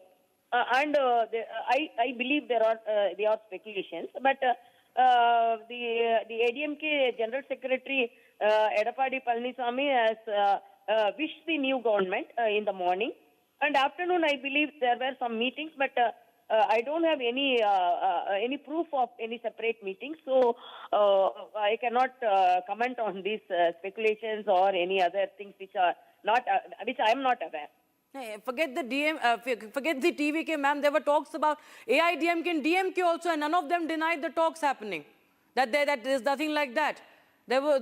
No, when they were not confirmed news, why they have to deny? According to me, because a person viewing the political situation in Tamil Nadu, whatever were projected as if DMK and ADMK coming together, all should have been the speculations, and because that could not happen according to me. The way I have known about the political situation and the ideology and the pattern of the both Dravidian parties, these are the some narratives, false narratives that would have set. That is my opinion. Yes, but so you mean to say that this is not going to be a secure, stable government in Tamil Nadu? Yeah, I'm concerned about that, because when they have one hand with the DMK saying that with the permission of DMK I'm supporting, and with people's issue I will be with the DMK. DMK shadow will be there in this government. So with the individuality and the independence of this government in policy decisions and taking forward the people's issues, there may be a concern, and the cooperation will be lacking, and I am concerned about all these things. All right, Mr. Tamilisai Soundararajan, many thanks for joining us. First reaction of the BJP on Republic TV, but now we cut across to VCK's press conference in Chennai.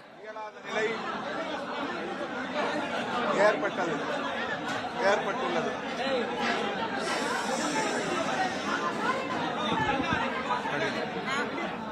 Dravida Munnetra கழகத்தின் தலைமையிலான மதசார்பற்ற முற்போக்கு கூட்டணியில் விடுதலை சிறுத்தைகள் கட்சி இடம்பெற்று 8 தொகுதிகளில் போட்டியிட்டது. 2 தொகுதிகளில் அதேபோல VCK stood in 8 places during the 2026 state assembly elections, but only 1 in 2 places.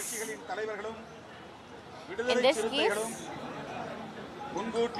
along with the left parties, that is the Communist and the Marxist Communist, the VCK had a conversation with them and have now decided unanimously that they will be supporting TVK leader Vijay. மக்கள் பிரச்சனைகளின் அடிப்படையில் Says that the left parties altogether has always been facing about the people's problems and would like to continue to do so, and that's the reason they have taken a decision unanimously to help the TVK form the government.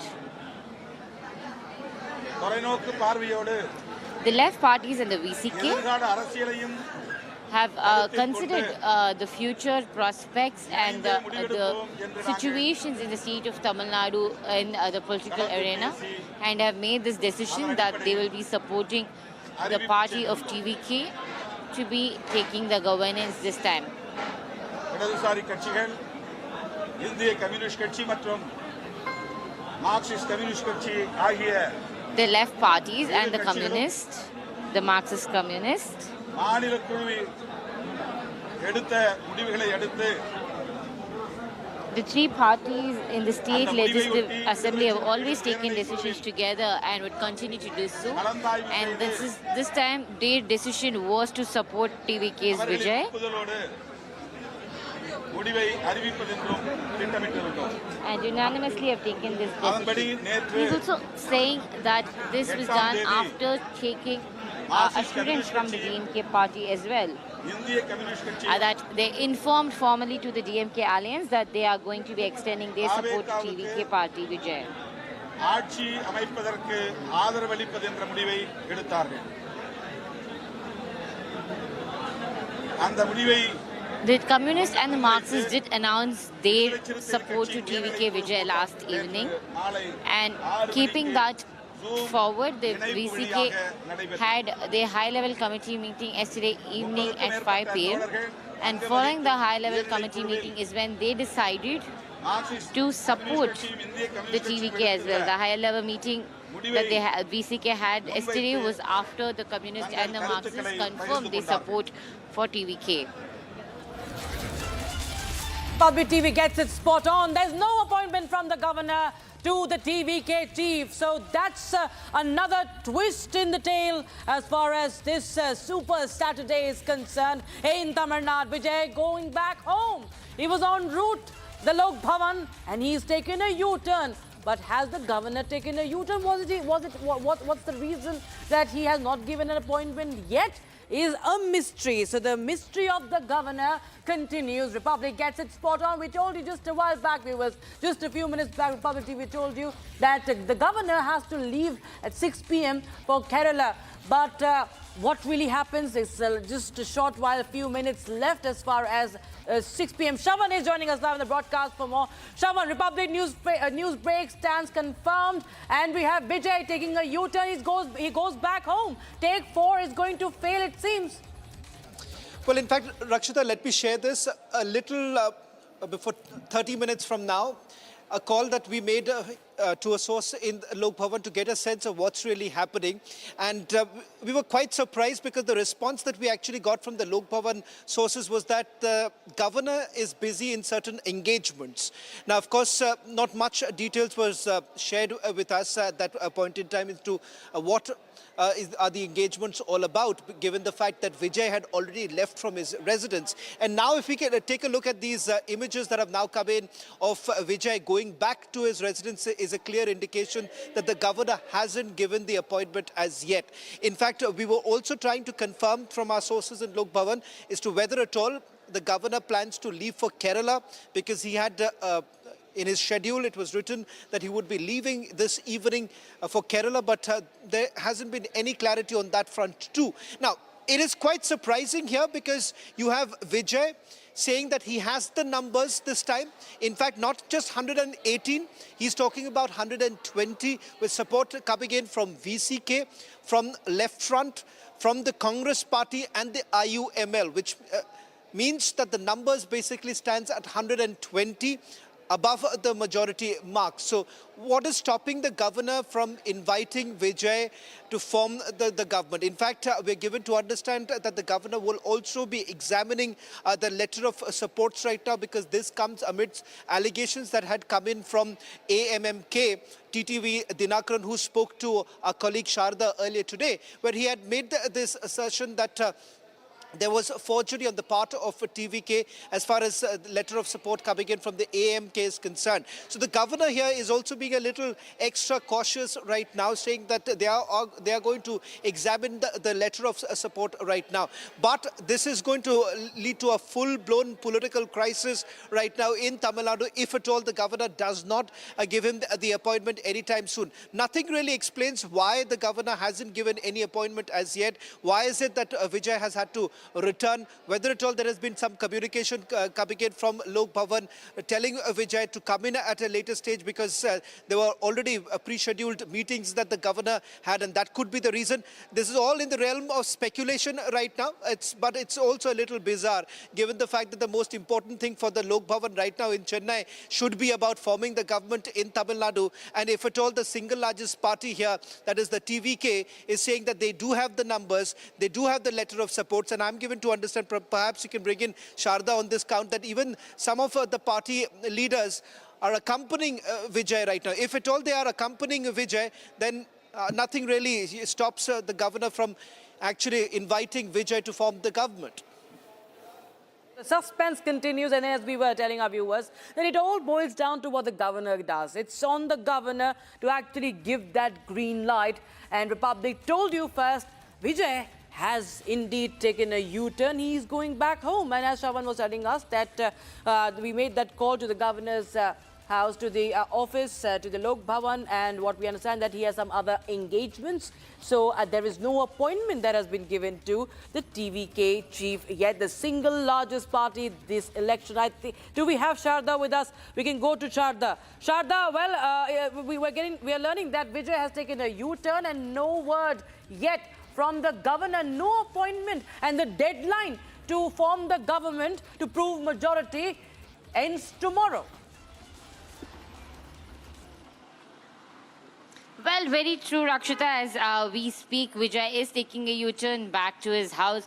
The question comes when the leaders, the alliance leaders, are also going to meet the governor. We saw a few minutes back, the Communist Party leaders have already met governor and have left the house. So it's only VCK leader and the Congress leaders, along with Vijay, who had to meet the governor, submitting the letters officially telling that they are all with Vijay to form the government. Now, because as per the official note of governors today, his plan is to leave to Kerala at 6 p.m. because his flight is at 7:10 to Kerala. In that case, the governor will be leaving the Lok Bhavan at 6 p.m. sharp, and that's the reason the sources from the Lok Bhavan are telling that the appointments are not being given to the actor turned politician Vijay, and that he has now taken a U-turn. He has initially started to go meet the governor at Lok Bhavan. Now, with his absence, it is not possible to meet the governor. So we have to wait and watch what Vijay's next move is, whether the governor is going to be giving the approval through form of the official letter after approving all the alliance party letters and also talking to the leaders virtually. Maybe that can happen. If not, we have to wait for the governor to return to Chennai,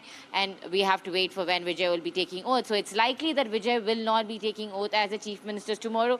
So let's wait for Monday. If Monday, will Vijay take oath as a chief minister is all the remaining questions that we have to answer for. Oh, it's going to be a long weekend, it seems. Well, we will continue to get more updates from you, Sharda and Ashwarya, as Vijay takes a U-turn. So the thriller does not end here. The suspense does not end here. Vijay awaits the appointment of the governor, Arlekar of Tamil Nadu. Be right back with more.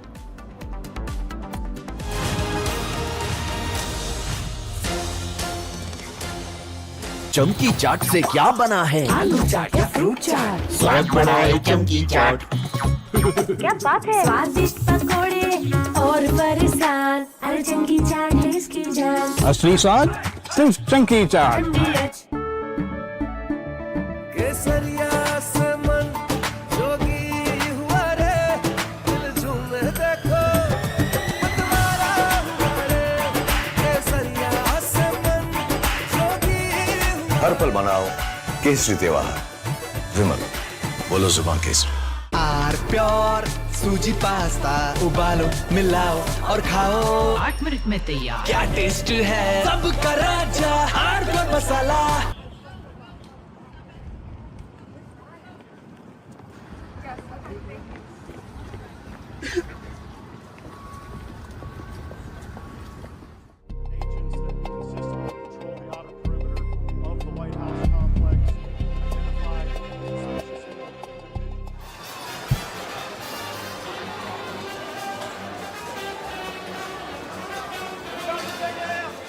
Approximately 3:30 this afternoon, our plainclothes officers and agents that consistently patrol the outer perimeter of the White House complex identified a suspicious individual that appeared to have a firearm.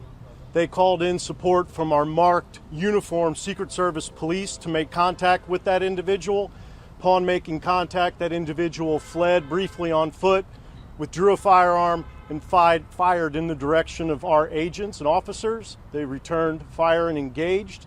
That individual was hit. He's since been transported to the hospital. I have no comments on his condition. I can tell you that at least one, we believe only one bystander was hit by the suspect. That individual is a juvenile, did not sustain any life-threatening injuries, but he's also receiving treatment at the hospital. I'll point out that not long before this shooting occurred, the Vice President's motorcade did transit through this area. The investigation itself, in terms of the use of force in the shooting, will be conducted by Metropolitan Police Department.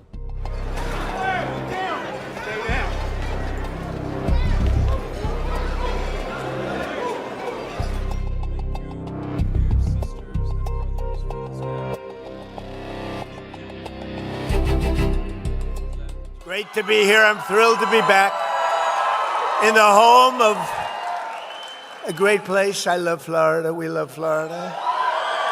With all of the very proud, great American patriots of the villages. Are we happy with the villages? We like the villages. Now, you know, I shouldn't be here. There was just an attempt, I won't use the word, an attempt, they say, on my life. I should be indoors at a secure facility where I can quietly, beautifully, and safely play out my term, destroying everything that comes in our way, like bad countries that want to get nuclear weapons.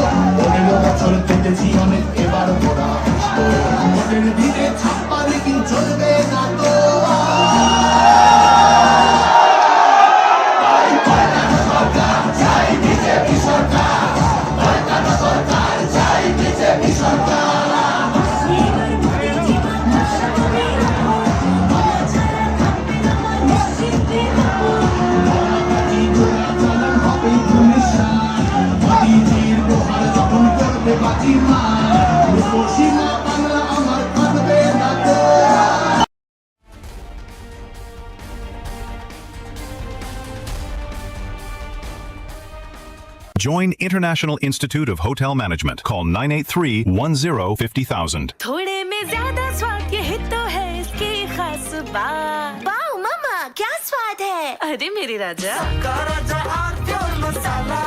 कोशिश को कामयाबी को शोहरत बनते देखा है। हाँ, पिछले 60 सालों में मैंने देश को बनते देखा है। कमला पसंद, 60 सालों से अनोखा स्वाद।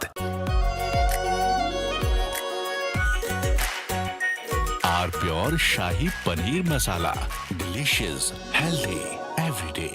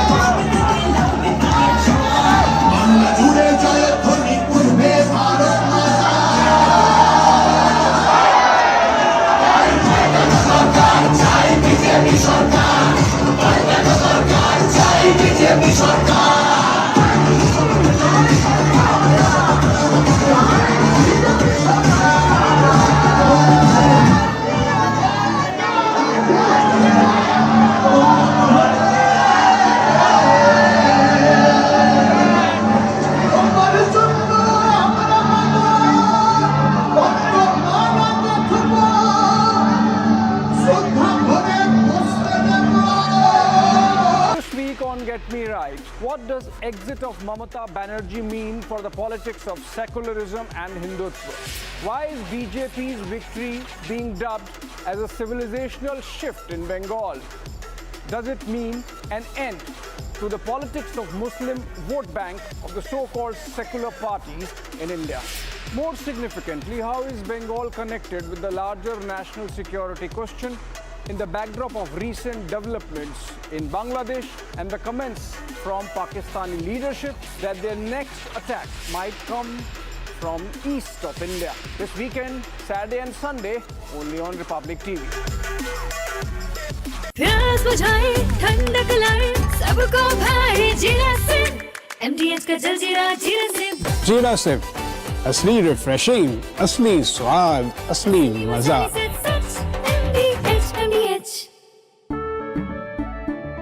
केसरिया से मन जोगी हुआ रे दिल झूमे देखो मतवारा हुआ रे केसरिया से मन जोगी हर पल मनाओ केसरी त्योहार विमल बोलो जुबान Kesari.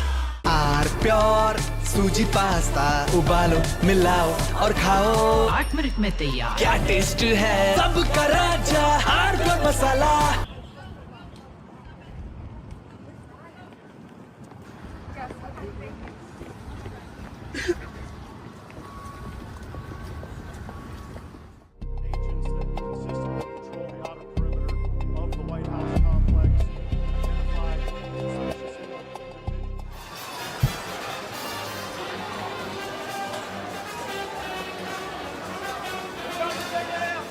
Approximately 3:30 this afternoon, our plainclothes officers and agents that consistently patrol the outer perimeter of the White House complex identified a suspicious individual that appeared to have a firearm.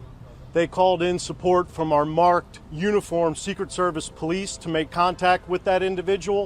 Upon making contact, that individual fled briefly on foot, withdrew a firearm, and fired in the direction of our agents and officers. They returned fire and engaged. That individual was hit. He's since been transported to the hospital.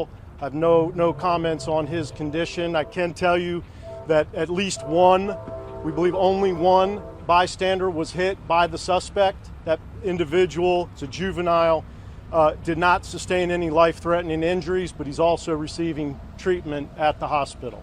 I'll point out that not long before this shooting occurred, the Vice President's motorcade did transit through this area. The investigation itself, in terms of the use of force in the shooting, will be conducted by Metropolitan Police Department.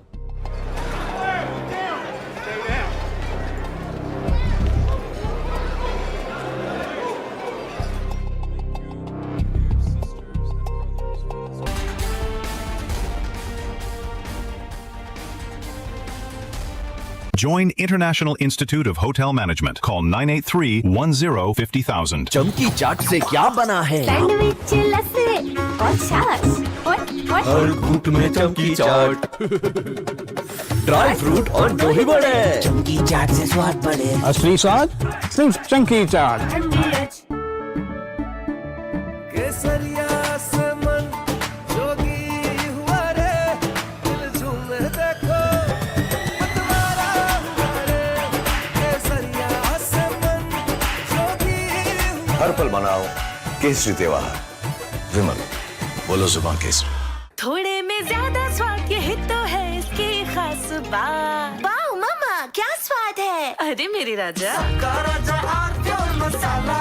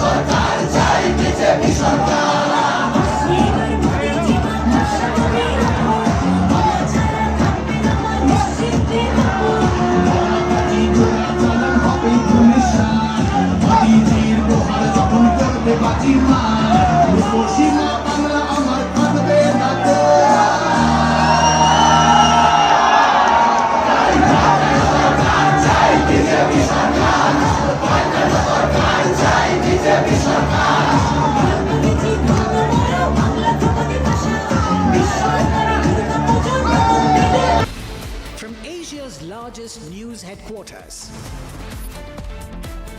Setting the agenda for Bharat.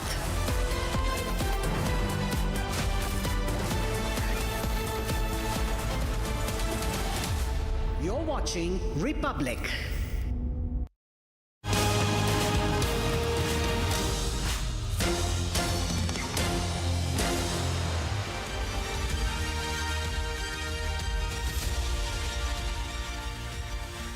Hello and a very warm welcome. You're watching The Verdict 2026 with me, Gesu Bharadwaj, on Republic TV. And a lot's been ongoing in Tamil Nadu. A question that hangs in balance over who will form the government, even as TVK has now managed to surpass the majority mark. They stand at a number of 120 seats now, in fact. But the scuffle with governor remains. In fact, we'll also take you through West Bengal, where Suvendu Adhikari has now led the BJP into forming its first ever government. We're getting you all the details. Here's a check on your headlines.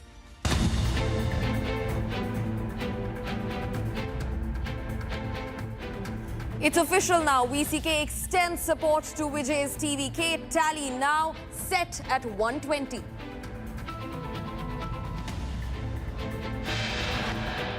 TVK tally increases to 120 seats. Vijay is set to become Tamil Nadu Chief Minister.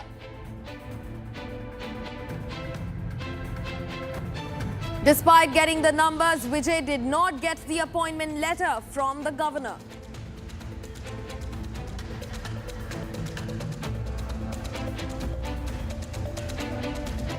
আমি শুভেন্দু অধিকারী ঈশ্বরের নামে শপথ করিতেছি যে বিধি দ্বারা স্থাপিত ভারতের সংবিধানের প্রতি আমি অকৃত্রিম নিষ্ঠা ও আনুগত্য পোষণ করিব। Suvendu Adhikari, sworn in as Bengal's Chief Minister, becomes the first BJP Chief Minister of the state.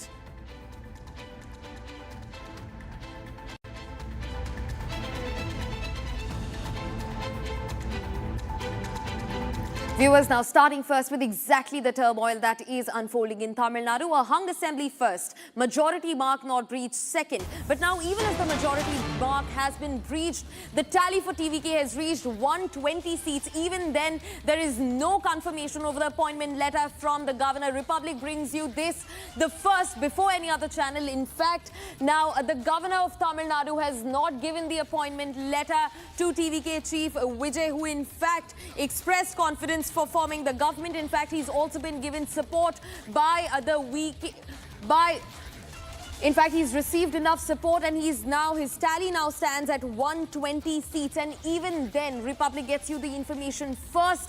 Vijay was meeting the governor of Tamil Nadu, but the governor's appointment remains in balance for Vijay and the TVK. In fact, joining me live on the broadcast is my colleague Sarda to get us more updates. Sarda, speak to us about exactly what's unfolding now. Now, TVK has the numbers. They've in fact breached the majority mark by 2 more seats. Even then, no appointment letter for the TVK chief Vijay. Sarda. Well, Gesu, as of now, the 120 mark Vijay has given is more than the majority. He was ready to form the coalition government with these alliance parties, which is the Congress, the VCK, the CPI, CPM, and the IUML, which is giving an external support from the outside. The 120 numbers were given. This is what the governor was asking about. The coalition government. 118 was the mark that he had given. Now 120 numbers. However, governor is now not available to meet Vijay. Vijay started from his house. We saw the visuals of him leaving from his house at Patnapakam towards governor's Lok Bhavan. However, governor has an appointment fixed at 7:10 to take the flight to Kerala. He has commitments in the other state as well, so he had to leave Lok Bhavan at 6. So there was no appointment fixed for the acting politician Vijay. But however, the CPI and the CPM leaders met governor at 5:15. So likely there might be developments for the governor to approve it virtually from Kerala. So that is what the next move that the TVK is looking at, because Vijay was not able to meet the governor today. And to not delay any more process in taking oath as a chief minister, the TVK is likely to approach the governor virtually, sending all the letter of proof to the governor's office, and also email, and also a word of confirmation from all the alliance party leaders, because it was not just Vijay but also VCK leader Thirumavalavan and Congress leaders Girish Shorankar, Selva Perindegay, the TNCC president, and Nirivedita Alva, who is also the Congress MLA's representative at the Legislative Assembly, was to meet the governor today evening. But however, as the governor is leaving to Kerala, now it's likely to be postponed when he is coming back. In the same time, it's likely that the TVK will start approaching the governor's office virtually and to be getting the word of approval from him tomorrow. So Vijay can take oath as a chief minister on Monday is the forward plan of the TVK, Yesu. Right, Sarda, thanks for getting us that detailed lowdown, in fact, and we will come back to you for a conversation after this also. But first, viewers, let's take a quick look at what the numbers for the TVK and Vijay look like as of now in Tamil Nadu. Now, right behind me, we're going to show you what are the consolidatory numbers for TVK and what gives the TVK a new confidence to be able to form the government in Tamil Nadu. Now, TVK already emerged as the single largest party in the assembly elections. They bagged about 107 seats, and the Congress was the first ally that the TVK reached out to since they were unable to breach the 118 majority mark in Tamil Nadu assembly in the 234 total assembly seats. Now, Congress came in with 5 more seats. Even then, TVK remained short of seats to breach the majority mark. And then the VCK today has announced its support. The VCK support is crucial. It does not only help the TVK breach the majority mark, but now the seat tally stands at 120. In fact, CPI, CPM and IUML, each with 2 seats, had announced their support for TVK and Vijay just yesterday. So even then, an appointment letter has not been received by Vijay, who looks to be the Chief Minister of Tamil Nadu. Now, Sarda continues being with us on the broadcast. Sarda, speak to us about the number game. You know, the majority mark has not only been breached, it's been crossed. The tally stands at 120. And even then, no appointment letter in the hands of Vijay, the TVK chief. So, Sarda, speak to us about the details of this. And, you know, Republic is the first channel to have gotten this information that Vijay met the governor, yes, but he left empty-handed. So, what's next, Sarda? Well, right now, the next step is the governor is likely cancelling his trip to Kerala. So, as we speak, the breaking news coming in, governor to cancel his trip to Kerala would be coming to Lok Bhavan. The Congress leaders have reached out to governor saying that giving a complaint telling that the governor is leaving right at the time and Vijay wants to form the government. So likely the governor is cancelling his trip to Kerala and will soon be calling Vijay to the office is what we are hearing. Our sources are telling that the Congress party leaders, which were initially at the Lok Bhavan, have now left, but however have given a letter of complaint to the governor telling that he should be calling the Vijay and the Alliance party leaders now at the now to the Lok Bhavan, and also make sure to check these letters, as it is a very crucial letter that they have to submit, and it's a very crucial moment of time for the Tamil Nadu governance to be formed. So Congress has now requested governor, so likely that the governor will be cancelling his trip to Kerala and soon will be calling Vijay back to the Lok Bhavan. Right, Sarda. In fact, you know, that breaking development that you just got for us, the fact that Tamil Nadu governor has now cancelled his trip to Kerala, the Congress remains defiant of the governor's decision, and the fact that the governor is delaying the decision of giving Vijay the appointment letter, and the fact that he stays back in Chennai. In fact, you know, Sarda, speak to us about whether or not we're eyeing at, you know, another meeting that could happen between the Tamil Nadu governor Adhikari and Vijay, the TVK chief, just today. Sarda. Well, this is the 4th meeting that Vijay will be getting if he's meeting the governor today. If the official letter of appointment for Vijay is being called for, then it is the 4th time he'll be meeting.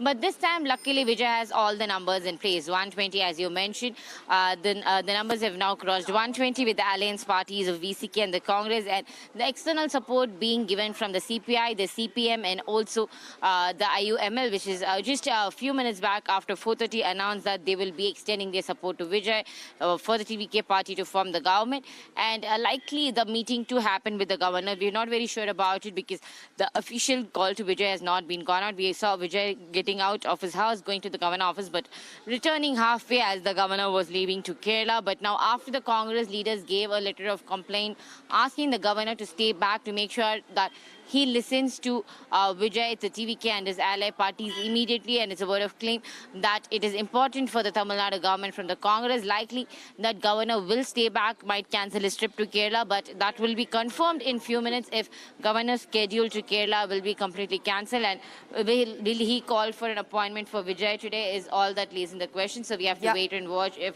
Vijay is being called back. So all eyes on governor and Vijay. Right. Sarda, in fact, also speak to us about, what happens to the AIADMK amid all of this. Because remember, the AIADMK was, somewhere trotting the line between wanting to and not wanting to support the TVK. There was a faction also that was then sent to a resort in Puducherry. But all of that was culminating. It seemed like the AIADMK is also going to announce their support for the TVK. So what happens to that now, Sarda?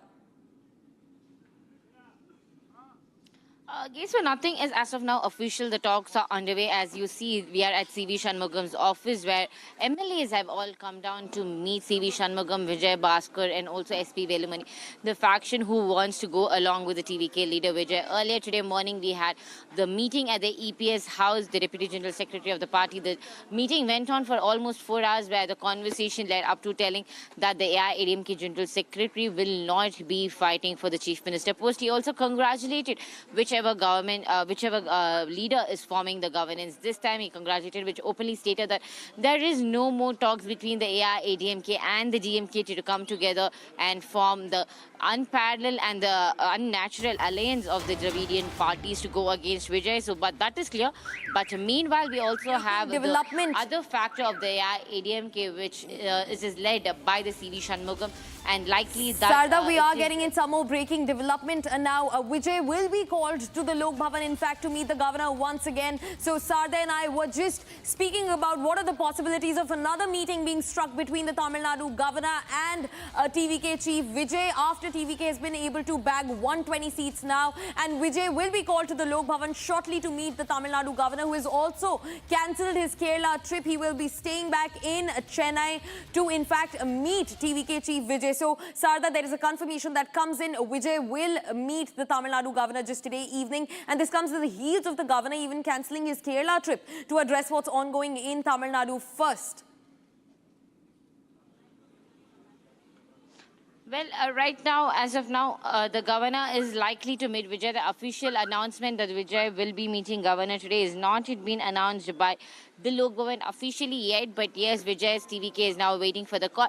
The Congress has got down to tell a complaint letter being addressed to the governor, telling that it is important of notice that Vijay and alliance parties be called by the governor and met immediately, as the VCK and the IUML has only now extended support and have called called for a meeting with the governor. So governor, who's set to go for Kerala, has now cancelled his trip and is likely to stay back in Chennai. The appointment for Vijay is yet to be given. A call for Vijay and the TVK party and alliance party is yet to be given. So we can wait and watch if Vijay is going to meet the governor for the 4th time today. We do not have it officially on paper that the Lok Bhavan is calling for an appointment, but yes, we know that the governor is cancelled his trip to Kerala and is staying back. Right, Sarada. Thanks for joining in and getting us a lowdown. Now, we're also being joined by Kasturi Sankar, who is a political analyst and a huge political voice in Tamil Nadu, to get us more updates into the matter. Now, Mr. Sankar, thanks very much for speaking to Republic. I want to understand from you, ma'am, this time around, what does it look like for the TVK going forward? They have the numbers. They now have 120 seats, given the fact that, VCK has also announced their support and coalition with the TVK officially now. But even then, Vijay had to return from the governor's office without any appointment. So what's next? We're also getting in reports that the governor may meet TVK chief shortly from now. Yes, in the beginning, just a few minutes, up until a few minutes ago, we thought that the governor will not be meeting Vijay today because the 6 o'clock appointment was not secured. Yeah. But, today has been yet another day with as many twists and turns that you can imagine, or even beyond our imagination. So now, the latest update is that the governor will, in fact, invite Mr. Vijay to Lok Bhavan. The meeting will happen. And, at this point, after watching 4 days of twists and turns, I don't want to say anything.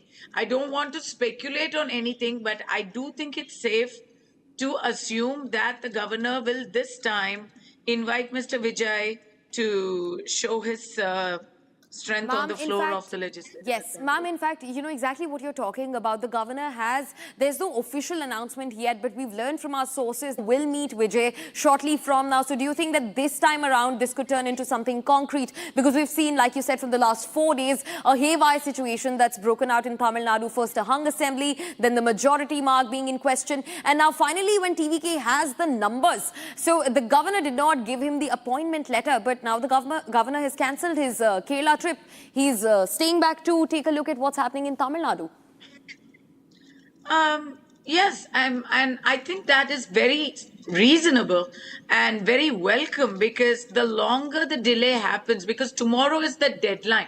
Tomorrow is the last day of the 5-year term that the previous government enjoys. So any further delay will result in a president's rule. And frankly, talking from a BJP point of view as well, I think that is not going to do anybody any favors, least of all the BJP, because conspiracy theories, number one, and political posturing by all the aggrieved parties, so to speak, in Tamil Nadu right now, they will jump on the opportunity to create a narrative, false though it may be. They will create a narrative against the BJP. That's not going to do even if the BJP, in fact, in this particular situation, they have one MLA, they literally have nothing else to do but have, watch from the ring side. But the DMK will milk the situation. As it is, the DMK is sailing on a very, very interesting and very peculiar advantage. They are going to be the opposition party if Mr. Vijay forms the government with the help of all these DMK allies. And I say DMK allies because everybody except the Congress in that hodgepodge still remain DMK allies. They have actually given official statements to that effect. They've said, we will remain with the DMK allies. These are the live footages that Republic has accessed. In fact, Republic has accessed it before any other channel gets it. These are the live footages that we're getting in from Chennai now. That's what looks like TVK chief, who is headed to meet the governor. In fact, it's been made clear, there is a confirmation that TVK chief Vijay will in fact meet the governor tonight, and that will hopefully clear the cloud over who the next chief minister of Tamil Nadu will be. High possibility, of course, that it's going to be Vijay, but for the last 4 days, the back and forth that the state has seen, in fact, the governor has held back the appointment letter even now, even after the TVK has managed to breach the majority mark. The tally now stands at 120. Sarda continues to be with me from Ground Zero. Sarda, speak to us about the movement that's ongoing on your screens right now. Sarda, talk to us about the details of this. This is again the second trip that the Vijay is taking to the governor's office today evening. Earlier he left and he had to take a U-turn because the governor did not approve for the appointment and that he was leaving to Kerala. But now that the trip has been cancelled, Vijay is once again leaving from his residence in Pattanapakam and is travelling to the Lok Bhavan to meet the governor. Meanwhile, the Congress leaders will also be present there. Selva Perunagai, the TNCC president, Girish Srivankar, the election in charge of the state, and MLA Nivedita Alva, MP Nivedita Alva of the Congress are going to be there while to meet the governor along with Vijay. The updates here that we are getting, as you can see on the screens, Vijay is once again left from his house in Pattanapakam. Yes, if we see arithmetically, this is the 5th time. Luckily, the 4th time he couldn't meet the governor. We can say the 4th appointment that he's getting with the governor. But it is the 2nd time for today he's leaving for governor's office. So hopefully this time he will meet the governor. If you see, it's likely, if you count it exactly, it's the 5th time that he's leaving to the governor's office. So the 4th time was not successful. He came back halfway. So let's hope that this time Vijay will meet the governor and get the appointment with the Congress officials and also meet him with the Alliance party leaders. So it's likely a coalition government in the state of Tamil Nadu for the very first time. It's history in the state of Tamil Nadu in the politics, especially first time a coalition government in 70 years in the state of Tamil Nadu, and in the last 50 years a non-Dravidian party is coming to power, and it's again a secular alliance with TVK, the VCK, the CPI, CPM, IUML and Congress in place. Right, Sarda, thanks very much for joining in. In fact, we will stay with these pictures. These are the visuals of TVK Chief Vijay leaving his residence to once again meet the Tamil Nadu governor who has cancelled his trip to Kerala. He will be staying back in Chennai to address what's happening and what happens next to the government of Tamil Nadu. Remember, tomorrow, the first government that was there before TVK takes over. DMK and MK Stalin is the chief minister. It's their last day tomorrow. And after that, in case there is no clarity over the Tamil Nadu's next chief minister, then a precedence rule could be pressed onto the state. But these are the visuals of TVK Chief Vijay making a U-turn right when he reached his home to once again go back and meet the governor.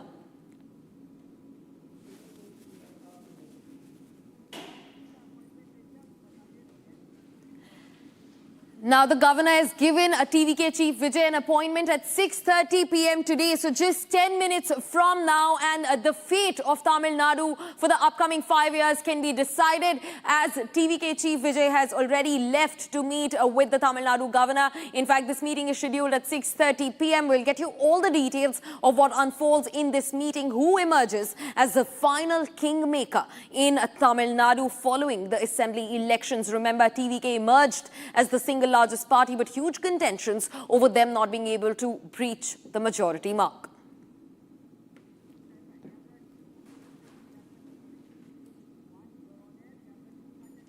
Viewers, that's all that we could wrap in this edition of The Verdict 2026. Don't go anywhere. On the other side, we keep getting you more and more details into what's unfolding in both Tamil Nadu and also West Bengal, where BJP has formed a government for the first time with Suvendu Adhikari as the lead, as the chief ministerial face.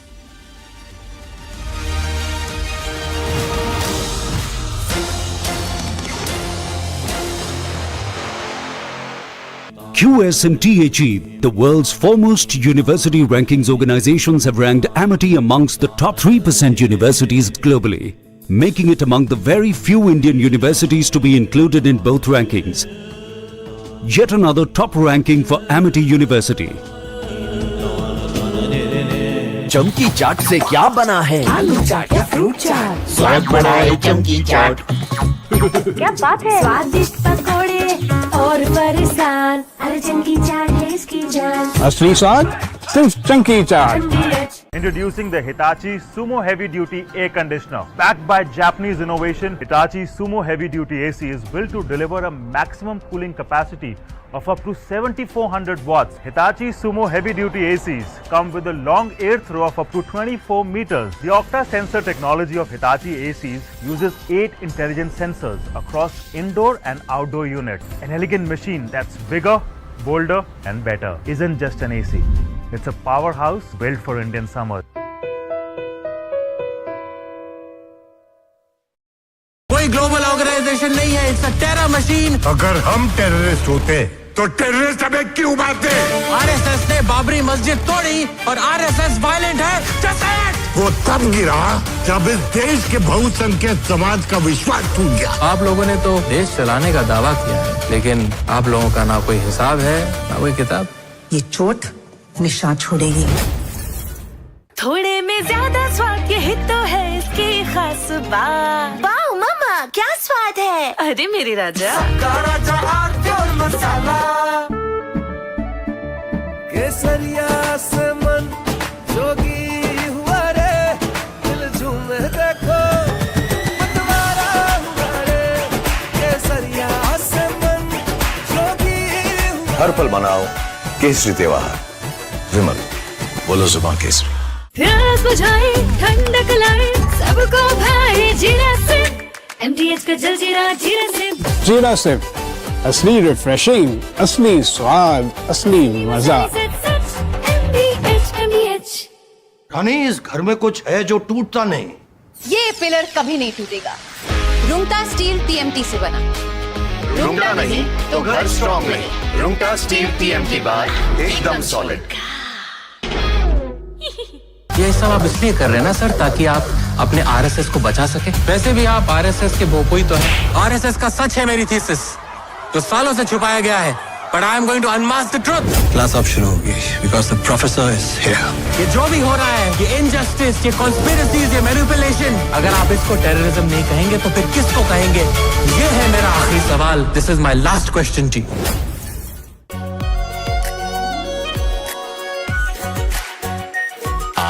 और शाही पनीर मसाला। Delicious, healthy, everyday.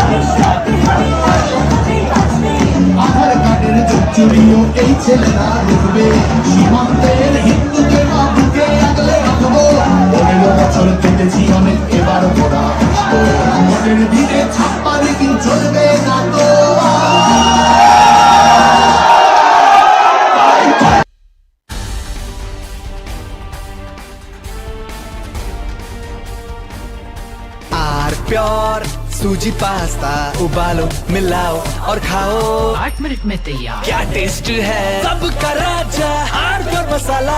Introducing the Hitachi Sumo Heavy Duty Air Conditioner. Backed by Japanese innovation, Hitachi Sumo Heavy Duty AC is built to deliver a maximum cooling capacity of up to 7400 watts. Hitachi Sumo Heavy Duty ACs come with a long air throw of up to 24 meters. The Octa sensor technology of Hitachi ACs uses 8 intelligent sensors across indoor and outdoor units. An elegant machine that's bigger, bolder and better. Isn't just an AC.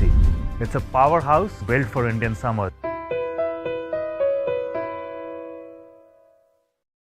कोई global organisation नहीं है, it's a terror machine. अगर हम terrorist होते तो terrorist हमें क्यों मारते? आरएसएस ने बाबरी मस्जिद तोड़ी और आरएसएस वायलेंट है। वो तब गिरा जब इस देश के बहुसंख्यक समाज का विश्वास टूट गया। आप लोगों ने तो देश चलाने का दावा किया है, लेकिन आप लोगों का ना कोई हिसाब है ना कोई किताब। ये चोट निशान छोड़ेगी। चमकी चाट से क्या बना है? सैंडविच लस्सी और छाछ हर घूंट में चमकी चाट। अब बताओ स्वाद आया? आया। असली स्वाद सिर्फ चमकी चाट। केसरिया से मन जोगी हुआ रे, दिल झूमे देखो मतवारा हुआ रे। केसरिया से मन जोगी हुआ। हर पल मनाओ केसरी त्योहार। विमल, बोलो जुबान केसरी। थोड़े में ज्यादा स्वाद, यही तो है इसकी खास बात। वाओ मामा, क्या स्वाद है? अरे मेरे राजा मसाला। अरे ये डिबेट बाहर की सोचे विकी। डिबेट यानी विवाद, भारत विवाद नहीं, संवाद यानी कंस्ट्रक्टिव डिस्कशन, इसमें भरोसा रखता है।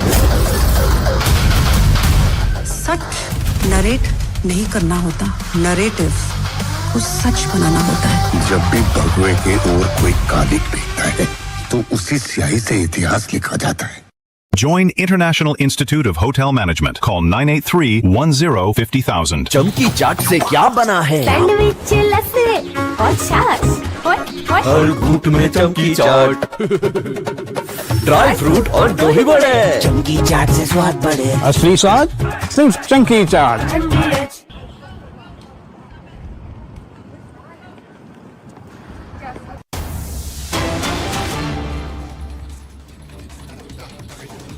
Viewers, we're getting in some more breaking development. We're bringing you the footage of Vijay, the TVK chief, entering the Lok Bhavan to meet with the governor. Remember, 6:30 p.m., just 2 minutes from now, the governor and TVK chief Vijay are set to have another meeting, the second meeting of the day.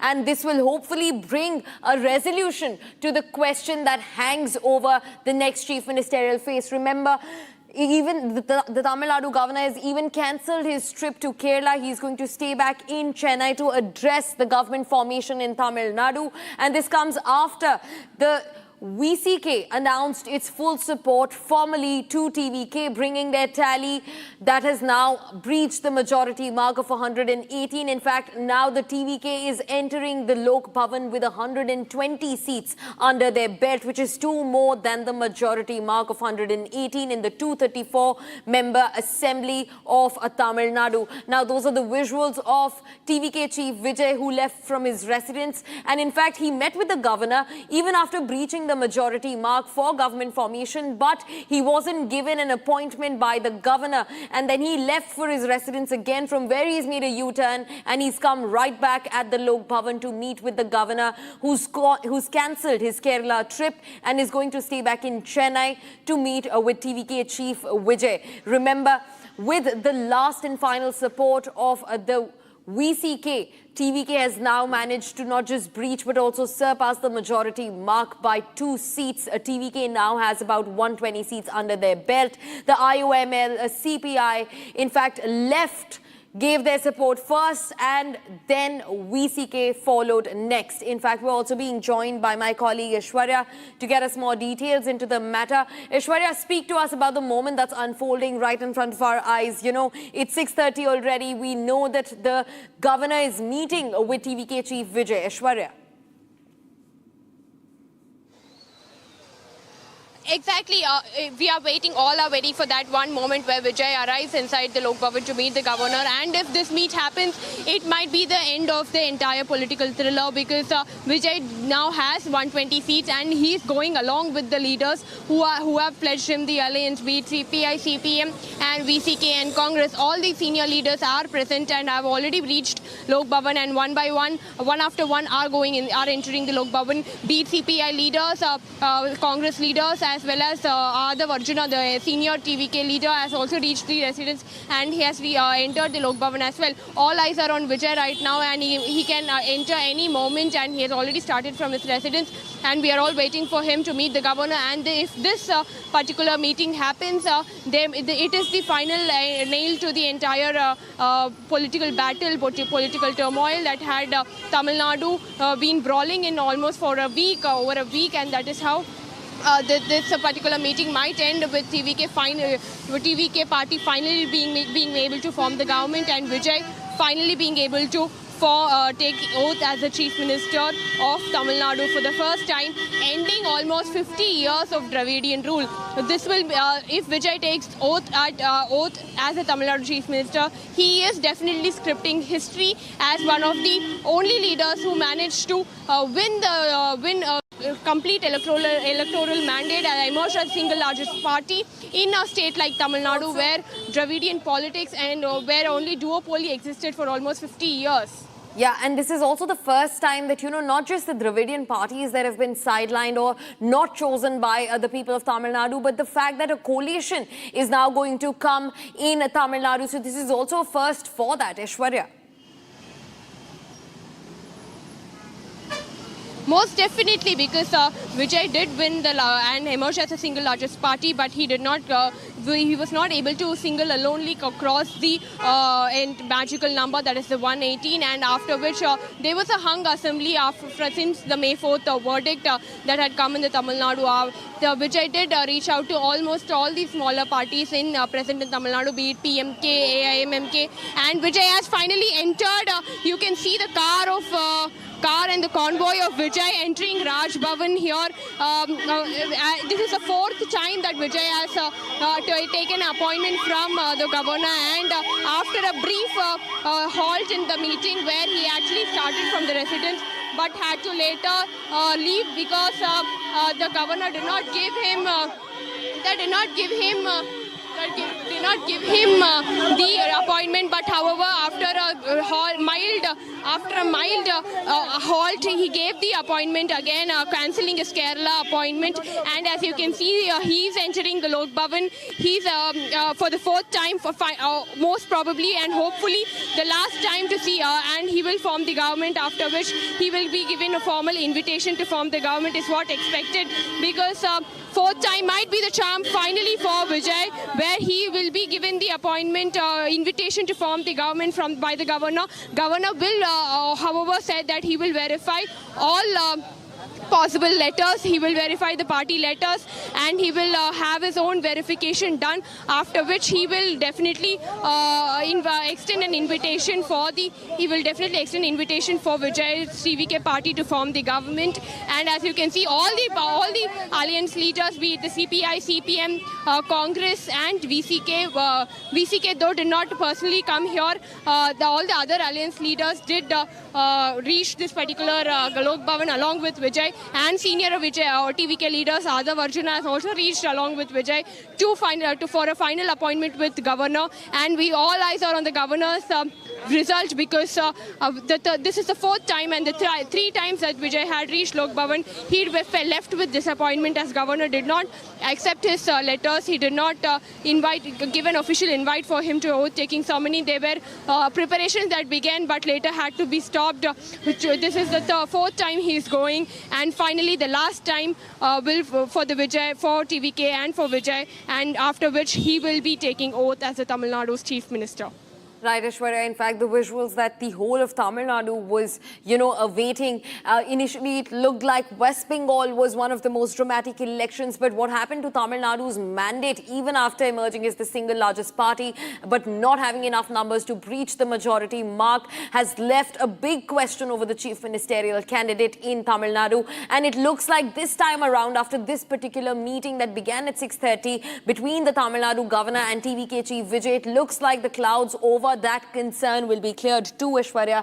In fact, also speak to us about the fact that the fact that VCK announced its support, and right after that, the Tamil Nadu governor has also cancelled his trip to Kerala. So there is complete urgency over government formation. That's the first priority right now in Tamil Nadu, given the fact that MK Stalin's government will be formally out just tomorrow. 5 years of their term will be completed, and there will be a required replacement, and that may come across as, TVK's chief Vijay. Aishwarya.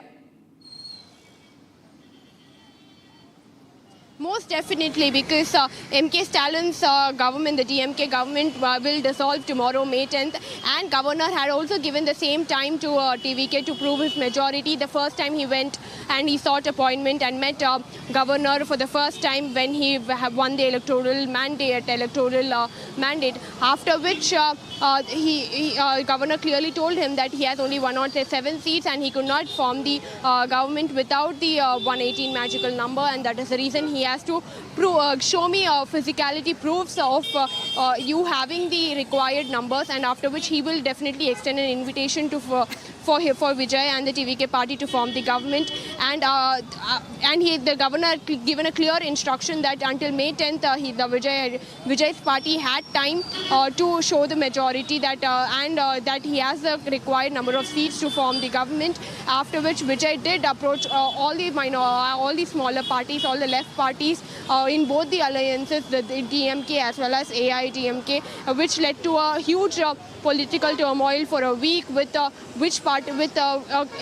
very large confusion of which party is supporting, which party is not supporting, with a few parties extending support initially but then withdrawing and then again extending support.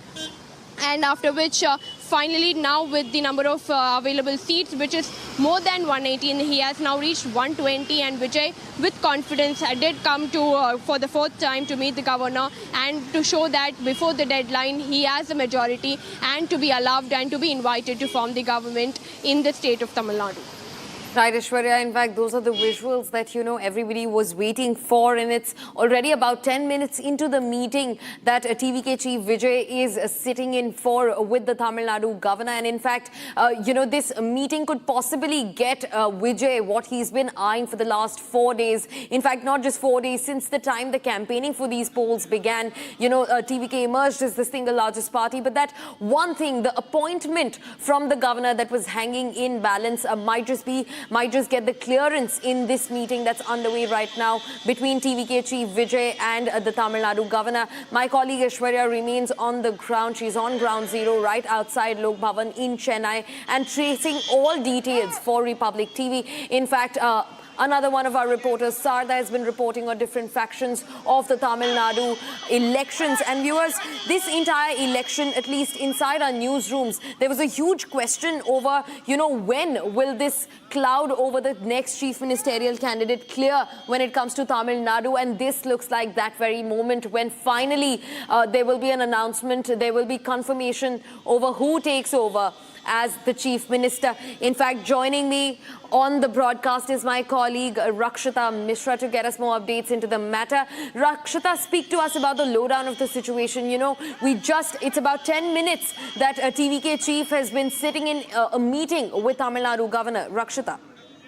Yes, and in fact, we see vehicles of different allies who have joined in the TVK. They are also arriving. So this time in letter and spirit is what the TVK chief is going to present the majority as, because we've seen that 3 times, or rather I would say 3.5 times, he's not been able to, in fact, seal the deal, because the last time we saw him going to the governor's house, he had to take a U-turn, but there was no clarity as far as the governor's schedule is concerned. So now we do have the confirmation from within our sources within the Lok Bhavan that the governor will be meeting tonight itself, and tonight will be the night when there will be a call made by the governor. The decision, the final stamp on that, who makes the government, who forms the government in Tamil Nadu, will be happening tonight. So it's going to be climax. We've been talking about the climax since the past 48 hours or so, but there have been many twists and turns. We've seen that there have been many roadblocks. There have been hectic parleys all throughout. But right now, these are the allies, the left party, CPI and the CPIM, the VCK, and of course the Congress party and the IUML also, that have helped this government that is in the works to reach the 120 mark. And Vijay finally gets the appointment. This time he is going to take all the leaders of the parties, we understanding, along with him, and of course his top leader also with him, as Adhava Arjun also is accompanying him in that convoy. So we see that there is suspense which could be just ending tonight. So all eyes will be on the word from the governor. It all boils down to what the governor says. TVK remains the single largest party, but it could be a constitutional crisis. It could be a big political crisis if today he does not get the nod, as the deadline ends tomorrow. So yes, tonight is the night, and you can see the supporters already gathering out there outside the Lok Bhavan. They're all waiting with the posters, raising slogans, and also some firecrackers on the ground. As we see, they're all set for Vijay's welcome and him to be named the chief minister. I mean, he is the chief ministerial candidate as far as the TVK is concerned, and everybody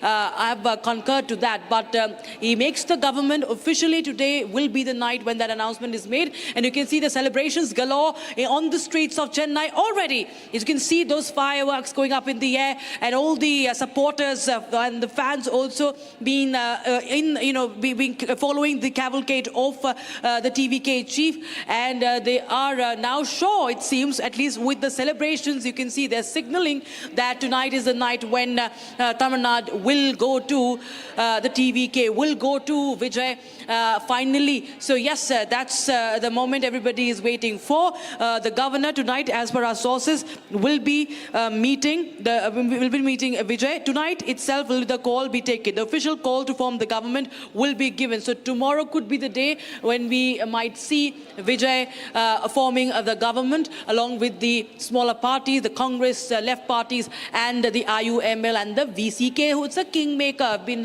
waiting for the VCK is not for a long time. And after the VCK, now now Vijay is waiting for the governor's nod, Gesu.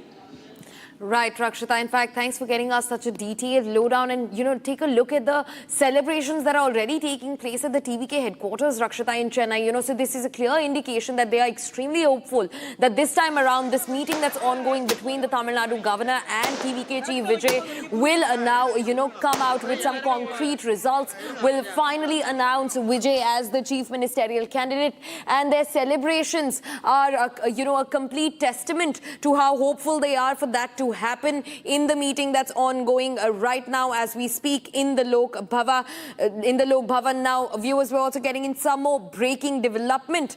An official confirmation letter from the governor has come in and Vijay is all set to take oath as the chief minister likely on Monday. So the latest that we're getting in, a huge revelation in this entire thriller in Tamil Nadu that was ongoing. An official confirmation letter from the governor has been handed over to Vijay and he's likely to take oath as Tamil Nadu's chief minister on Monday. Now Stalin, Edapadi, Palaniswamy, Kamal Hassan, Rajnikant are also some of the people who will be invited to the oath-taking ceremony. Of course, amongst Congress leaders including Rahul Gandhi, Revant Reddy, Y.S. Jagan Mohan Reddy also will be invited.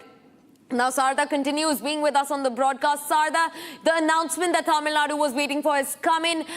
Vijay is likely to take oath as the chief minister on Monday. He's likely been handed over the official letter by the governor. Sarda. Well, Gesu, we are waiting for the official letter from the governor. Vijay has entered the Lok Bhavan to meet the governor.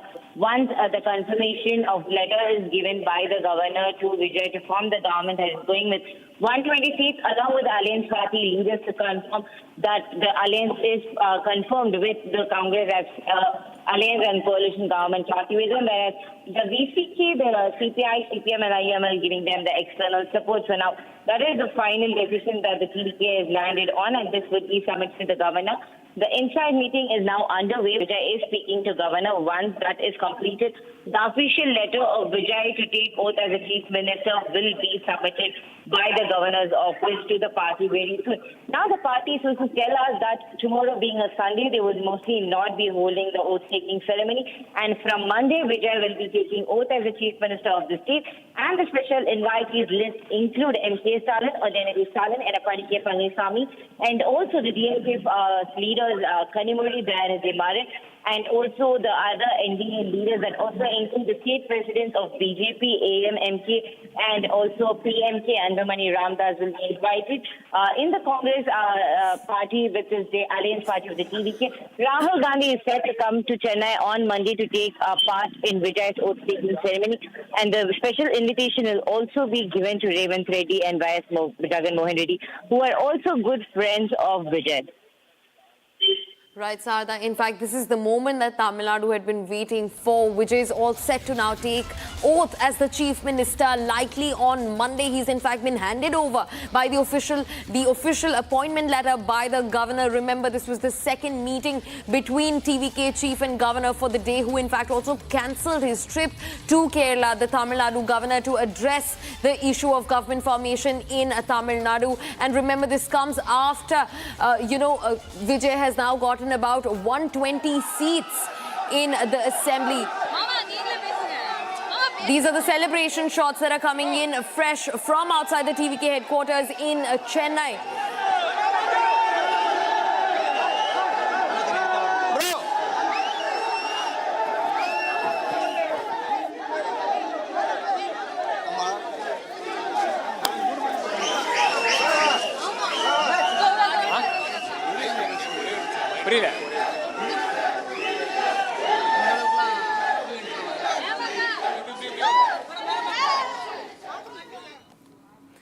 Viewers, these are the celebration shots from outside the TVK headquarters in Chennai. Rakshita, my colleague, continues being with me on the broadcast. Rakshita, we were just talking about how these celebratory shots, these were, a glimpse of hope into what the TVK is eyeing, and now that looks like a possibility. In fact, not just looks like, it has been turned into a possibility. The official letter, the appointment letter has come to the TVK chief, Vijay. In fact, he's likely to take oath on Monday. So the huge moment that Tamil Nadu had been eyeing, Tamil Nadu Nadu had been waiting for, right from a hung assembly to not being able to breach the majority mark to finally to a point where, you know, he is all set to take his oath on Monday. Rakshita.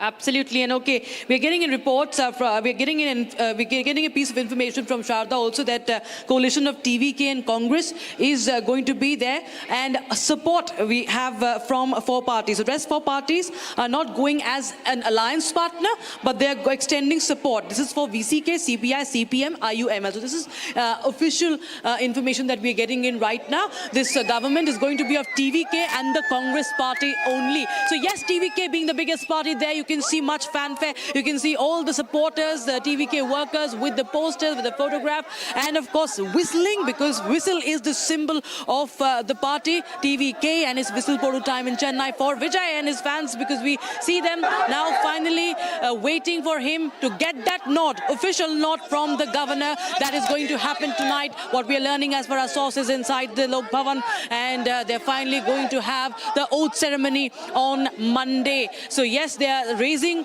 there's a moment of cheer, celebrations time. It's going to be a good weekend for the TVK and the Congress, of course. In this, we see going to be part of this part of this coalition, and the remaining parties are going to have the VCK, CPI, CPM, IUML, which means there's going to be a minority government. So of course, a lot of discussion can always take place as far as the tenacity of the government is concerned. But yes, ultimately it's going to be Vijay, because there are always many options in a democracy, a democratic process that we have as per the constitution. So Vijay can now form a minority government in Tamil Nadu, and we do hope that the governor will be putting a stamp, will be giving the final seal and sealing the deal here. VCK, CPI, CPM, IUML giving outside support to TVK, and coalition of TVK and Congress. So minority government, 120 is the number that we have learned, and Vijay will be forming the government, and you can see the josh is high amongst the workers and the fans of Vijay. They're waiting for this,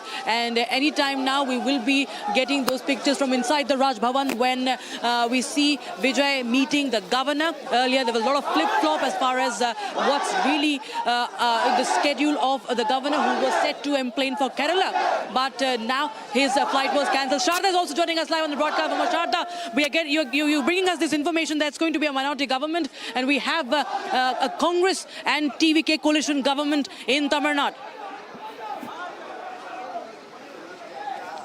Well, Rakshita, as you just pointed out rightly now, the VCK leader has made it very clear that they are not in alliance with the TVK Vijay's party. It's only external support, just like the left parties. There was a lot of demand from the VCK party yesterday that they need to be part of the ministry, that there was talks on about whether the VCK party will be given share in the power coalition government for VCK as well. But likely after the meeting with MK Stalin last night, Thirumavelan has decided that it is going to be only an external support, just like the left parties are giving to Vijay. So it's going to be CPI, CPM, VCK and IUML giving external support for Vijay's party to form the government. Meanwhile, it is only Congress which is the alliance for the coalition government with Vijay's TVK. So the number is 107 for TVK, 5 for the Congress. It is going to be 112 members who are forming this coalition government of the Congress and the TVK on Monday. Following that, to get the majority numbers, it is the CPI, CPM, IUML, VCK, all with 2 seats put together. 8 is going to be giving them the external support, and the numbers are now with the governor. So just few minutes away for the official confirmation that Vijay will be the Chief Minister of Tamil Nadu. It was a huge political battle for Vijay, because the first time a debut party, a debut leader, and every MLA in the party is a debutant as we speak. It's not, nobody has become an MLA earlier. Even from the people who shifted from the AIADMK, DMK or the BJP, they have been senior leaders, but a first-time party that is going to be taking in charge, except for Sengotian, who is the former AIADMK MLA and the coordinator leader for the AIADMK is now there.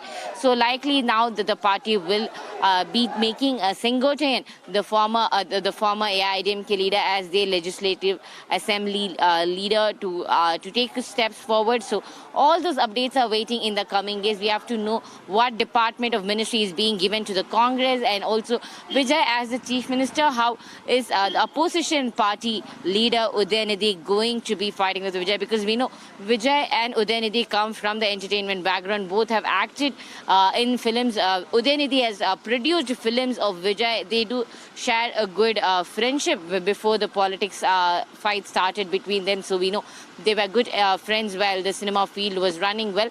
So as we speak, all that we have to wait is for the governor's letter, the official letter of them allowing Vijay to take oath as the Chief Minister. So the Lok Bhavan will be giving us the information on when will Vijay be taking the oath. As we speak, the celebrations across the state have begun because 120 is the number that the Vijay is now bringing to the governor. Fourth time is likely the charm for the Vijay, and he might form the government as we speak.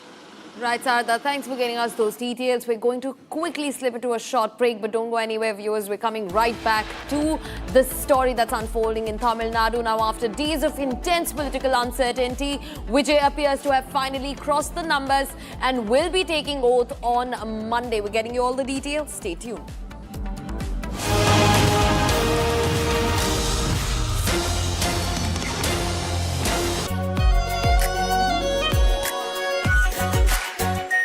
Our pure Shahi Paneer Masala. Delicious, healthy, every day. QS and THE, the world's foremost university rankings organizations, have ranked Amity amongst the top 3% universities globally, making it among the very few Indian universities to be included in both rankings. Yet another top ranking for Amity University. चमकी चाट से क्या बना है? आलू चाट या fruit चाट? स्वाद बनाए चमकी चाट। क्या बात है? स्वादिष्ट पकोड़े और परेशान, अरे चमकी चाट है इसकी जान। असली स्वाद सिर्फ चमकी चाट। कोई ग्लोबल ऑर्गेनाइजेशन नहीं है, इट्स अ टेरर मशीन। अगर हम टेररिस्ट होते तो टेररिस्ट हमें क्यों मारते? आरएसएस ने बाबरी मस्जिद तोड़ी और आरएसएस वायलेंट है। Just say it! वो तब गिरा जब इस देश के बहुसंख्यक समाज का विश्वास टूट गया। आप लोगों ने तो देश चलाने का दावा किया है, लेकिन आप लोगों का ना कोई हिसाब है, ना कोई किताब। ये चोट निशान छोड़ेगी। रानी, इस घर में कुछ है जो टूटता नहीं। ये पिलर कभी नहीं टूटेगा। रुंगटा स्टील टीएमटी से बना। रुंगटा नहीं तो घर स्ट्रॉन्ग नहीं। रुंगटा स्टील टीएमटी बार एकदम सॉलिड। आर प्योर सूजी पास्ता उबालो मिलाओ और खाओ 8 मिनट में तैयार। क्या टेस्ट है सबका राजा आर प्योर मसाला। आई का ये जश्न है, जश्न का ये जश्न है। अरे राष्ट्रीय इलायची जश्न का जश्न। प्यास बुझाए ठंडक लाए सबको भाए जीरा से। MTH का जल जीरा जीरा से। जीरा से असली रिफ्रेशिंग, असली स्वाद, असली मजा। Introducing the Hitachi Sumo Heavy Duty Air Conditioner. Backed by Japanese innovation, Hitachi Sumo Heavy Duty AC is built to deliver a maximum cooling capacity of up to 7400 watts. Hitachi Sumo Heavy Duty ACs come with a long air throw of up to 24 meters. The Octa sensor technology of Hitachi ACs uses 8 intelligent sensors across indoor and outdoor units. An elegant machine that's bigger, bolder and better. Isn't just an AC. It's a powerhouse built for Indian summer. ये सब आप इसलिए कर रहे हैं ना sir, ताकि आप अपने आरएसएस को बचा सके। वैसे भी आप आरएसएस के भोपोई तो हैं। आरएसएस का सच है मेरी थीसिस, जो सालों से छुपाया गया है। But I am going to unmask the truth. Class of शुरू होगी because the professor is here. ये जो भी हो रहा है, ये injustice, ये conspiracies, ये manipulation, अगर आप इसको terrorism नहीं कहेंगे तो फिर किसको कहेंगे? ये है मेरा आखिरी सवाल. This is my last question to you.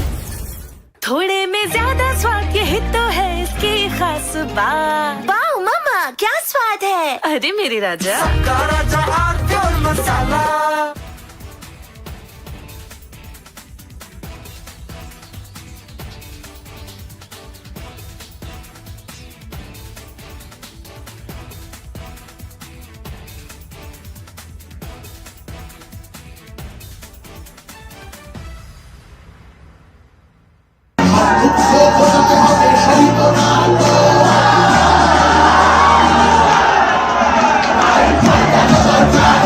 BJP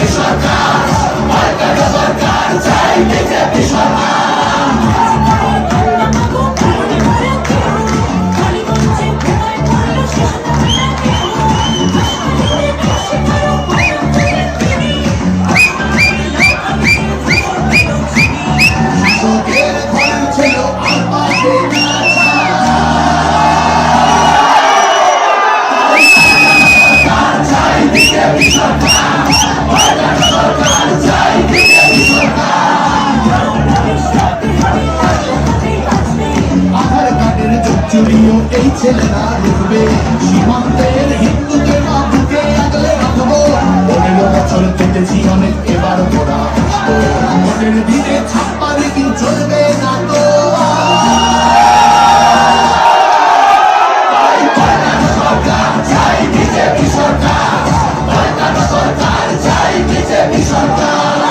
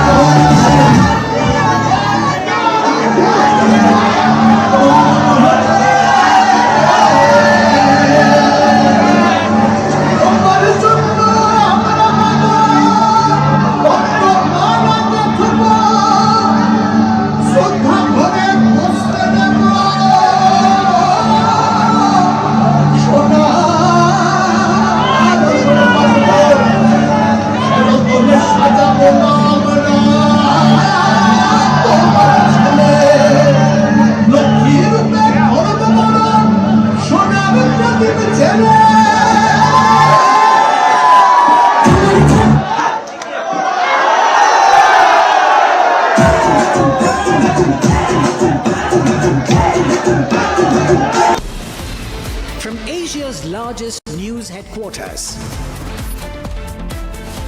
setting the agenda for Bharat.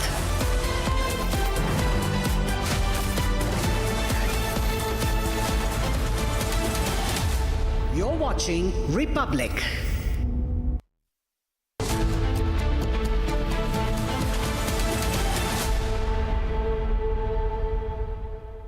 Well, it's now official that Vijay has got the numbers and he is going to be the next Chief Minister of Tamil Nadu.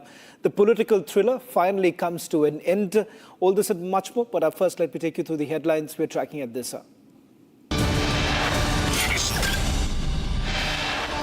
Vijay gets the numbers. IUML, VCK offers support to TVK. Tally now increases to 120.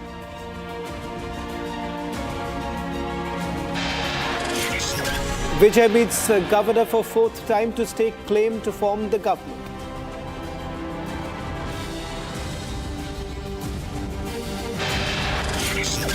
Vijay to form government to take oath as Chief Minister on Monday.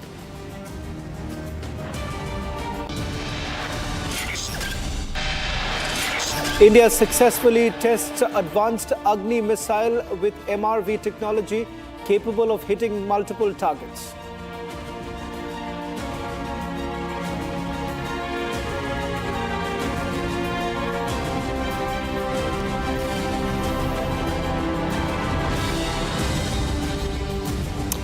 Well, it's now finally official. After much tussle that has essentially taken place over the last few days, several twists and turns, whether at all Vijay will be able to form the government or not, it's finally official.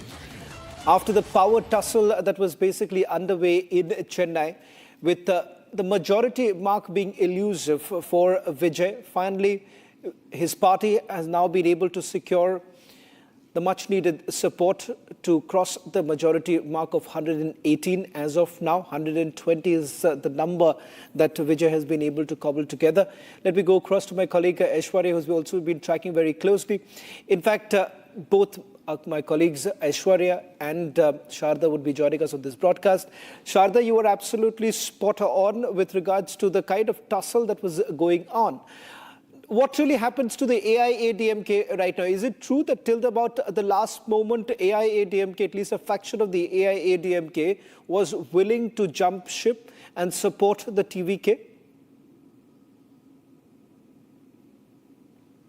Well, Shravan, that is really true. AIADMK till the last minute were trying to support either the TVK, while the Edappadi K. Palaniswamy factor did not like TVK becoming the Chief Minister of the state. There were talks between the AIADMK and the DMK. It was unofficial. No leaders denied it, but no leaders came on camera to tell, yes, we had a talk. But yeah, we know that it was a backdoor talks that was going on between Edappadi K. Palaniswamy and Udayanidhi Stalin. Now, we are at the place of C.V. Shanmugam's office in Chennai, where 36 MLAs who support the TVK factor had a conversation with C.V. Shanmugam, Vijay Bhaskar and S.P. Velumani. Now, you won't believe, Shravan, even if there is, the AIADMK leader TTV Dhinakaran, who claimed that his party does not support TVK, his MLA Kamaraj, who does not support TVK, is right now at the same office with the C.V. Shanmugam factors, which are supporting the TVK. As I speak to you, Kamaraj, the MLA from the AIADMK, who was initially supporting the TVK according to the letter submitted by Vijay, later Dinakaran claimed that there was no AIADMK support to the TVK leader. Vijay claimed that Vijay forged the letter of Kamaraj. It is the same MLA from the AIADMK Managuri constituency who is now with the AIADMK's factor of C.V. Shanmugam, who is supporting the TVK.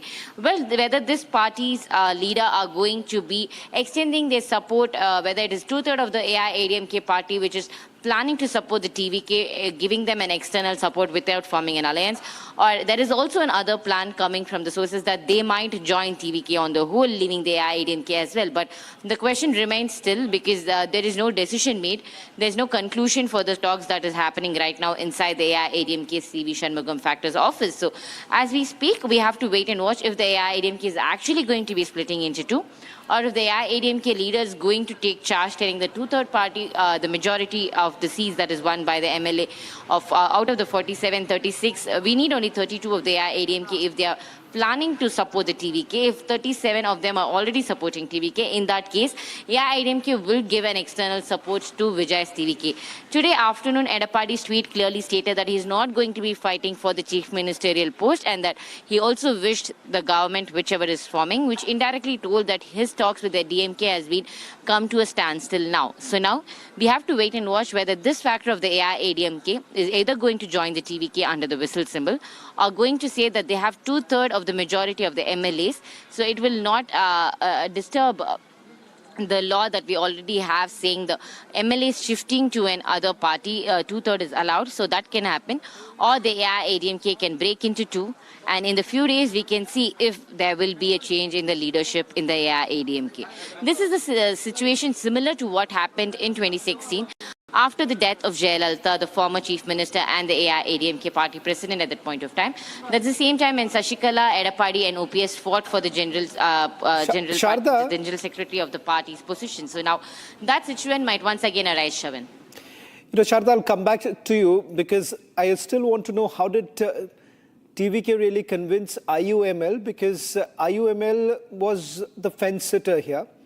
Sharda, in fact, has also been tracking the left parties here. Left parties say, and while we're getting those breaking news, these are, I believe, images now coming in from outside TVK's office where celebrations have broken out. In fact, for a party that has made its debut in this elections, for getting about 108 seats, has been a remarkable feat to begin with. Aishwarya, just to bring you in right now, in terms of what many believe, that DMK has also been the architect of this alliance. The reason being that the CPI, CPM, as well as the VCK, they were all part of the pre-poll alliance with the DMK. Some say that the DMK has been quite instrumental, and it is DMK which had basically instructed the left parties as well as VCK to go and form the government with the TVK. Most definitely, because when you saw all the alliance parties were a little skeptical because once the result was announced on May 4th, Vijay did approach all the parties who are in the alliance with DMK one by one, be it the CPI, CPM, VCK and IUML, who have now extended this outside support to Vijay. But however, they had taken their own time, and that is and their time was the leaders have said that the time they have taken is to decide whether they want to leave the DMK, who they have been part of for the longest time. But after the CPI, CPM did extend outside support, and even in that during the press conference where they were officially announcing that they are giving outside support to Vijay, they have made it clear that they are still part of the SPA, that is the Secular Progressive Alliance, along with DMK, and they are only extending their outside support and they will be they'll be functioning as the opposition, and we will be fighting on the issue based with the DMK as well. So if you see, once the announcement was made, there was a high meeting that happened in the Stallin's residence in the late night as well. So all these alliance leaders have made it clear that they are only forming an outside extended support, and what we are learning here is that even VCK had met Stalin initially as a courtesy meet to inform him and to almost kind of seek permission that he is extending support to TVK, and he will it will be just an outside support, but he will continue being in the alliance with DMK. So if you see here, DMK actually did try. There were some behind doors talk between DMK and AIADMK that cannot be denied completely, but DMK thought it could position itself better in the Tamil Nadu politics if it was in the opposition party, and I think that is the reason the DMK had finally given permission to all its ally partners to give outside support to Vijay, because DMK had clearly said that when it will respect the people's mandate, it will respect the electoral mandate, and will give 6 months time to Vijay to prove and to form a stable government and to even continue the welfare schemes that were developed in or initiated in the DMK period. So failing which DMK will definitely take extreme measures, even to moving a non-confidence motion. That is what Mr. Stalin, the former Chief Minister, definitely had said. So this is what we could see, that DMK had in fact let and allowed its ally partners to form an alliance with or extend support to TVK to form the government, and DMK is positioning itself as the opposition leader, as a strong critic of this particular government of a non-Dravidian party, is what DMK is trying to position itself by letting their ally leaders give extended support to TVK. Sharda, IUML, the fence sitter here, what we found extremely interesting was that IUML yesterday, in fact, had extended support. Within an hour, it had changed, and they said that, look here, we did not give any letter of support to TVK. And today they're again back in the fold. Who was really driving the IUML? Well, the answer, Shravan, for the answer for this question is really clear. It was DMK's MK Stalin, because the IUML, as you mentioned, initially gave support to Vijay's TVK. Once the letter was submitted to the governor, IUML backs off, telling we did not give us support. And just 2 hours after that, they are at MK Stalin's house leading a meeting. Aishwarya was also there last night, where the IUML party leader spoke to Republic, telling that we are with the DMK, we are still not forming an alliance with the TVK. We only said that they are giving support to the party that is forming the governance, and they said they have never mentioned that the TVK alliance is on. So this is the statement that the IUML made yesterday, and this was when they met Stalin last night. So again today, after the VCK leader Thirumavelan gives his answer, telling that yes, he is joining the left parties to form the government with the TVK as an external support, IUML also comes up with the same answer, telling that they are also giving the external support. So we can see it is the DMK's in play. Though Vijay has a majority number of seats, he will always have to move with caution, because it is CPI, CPM, VCK and IUML giving external support, not alliance, external support. So 8 seats, which is literally 112 for Vijay Vijay's party along with the Congress alliance, and each of them get to decide what Vijay moves. This is indirectly DMK telling that even if TVK is forming the government, it is DMK's role play that is helping him to become the governor. As mentioned, MK Stalin mentioned that he will let Vijay run the governance for the 6 months without any disturbance. Probably then the DMK will once again start a drama of telling that he will pull out the alliance. He will pull out the external support that the left parties are giving if they don't like Vijay's governance. So this shows DMK is doing a big role play in Vijay forming the government as well.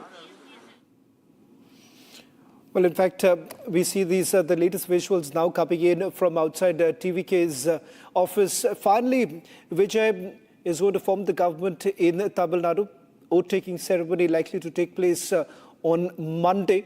As far as the cabinet formation is concerned, now that's the other big struggle that Vijay is going to witness, keeping in mind that there are multiple demands that are being made, particularly coming in from VCK. Till about late last evening, the list of demands that was extended by VCK, which basically included the Trichy East constituency from where Vijay had contested 3 mayoral posts, and not just that, there was also the Deputy Chief Minister's position that was sought by VCK. What's the current situation like right now? Whether at all VCK has demanded the same, that's not known. Let me bring in Sharda. Sharda, did you manage to pick up anything from the VCK? Even though they have just 2 legislators, the demand list is exhaustive.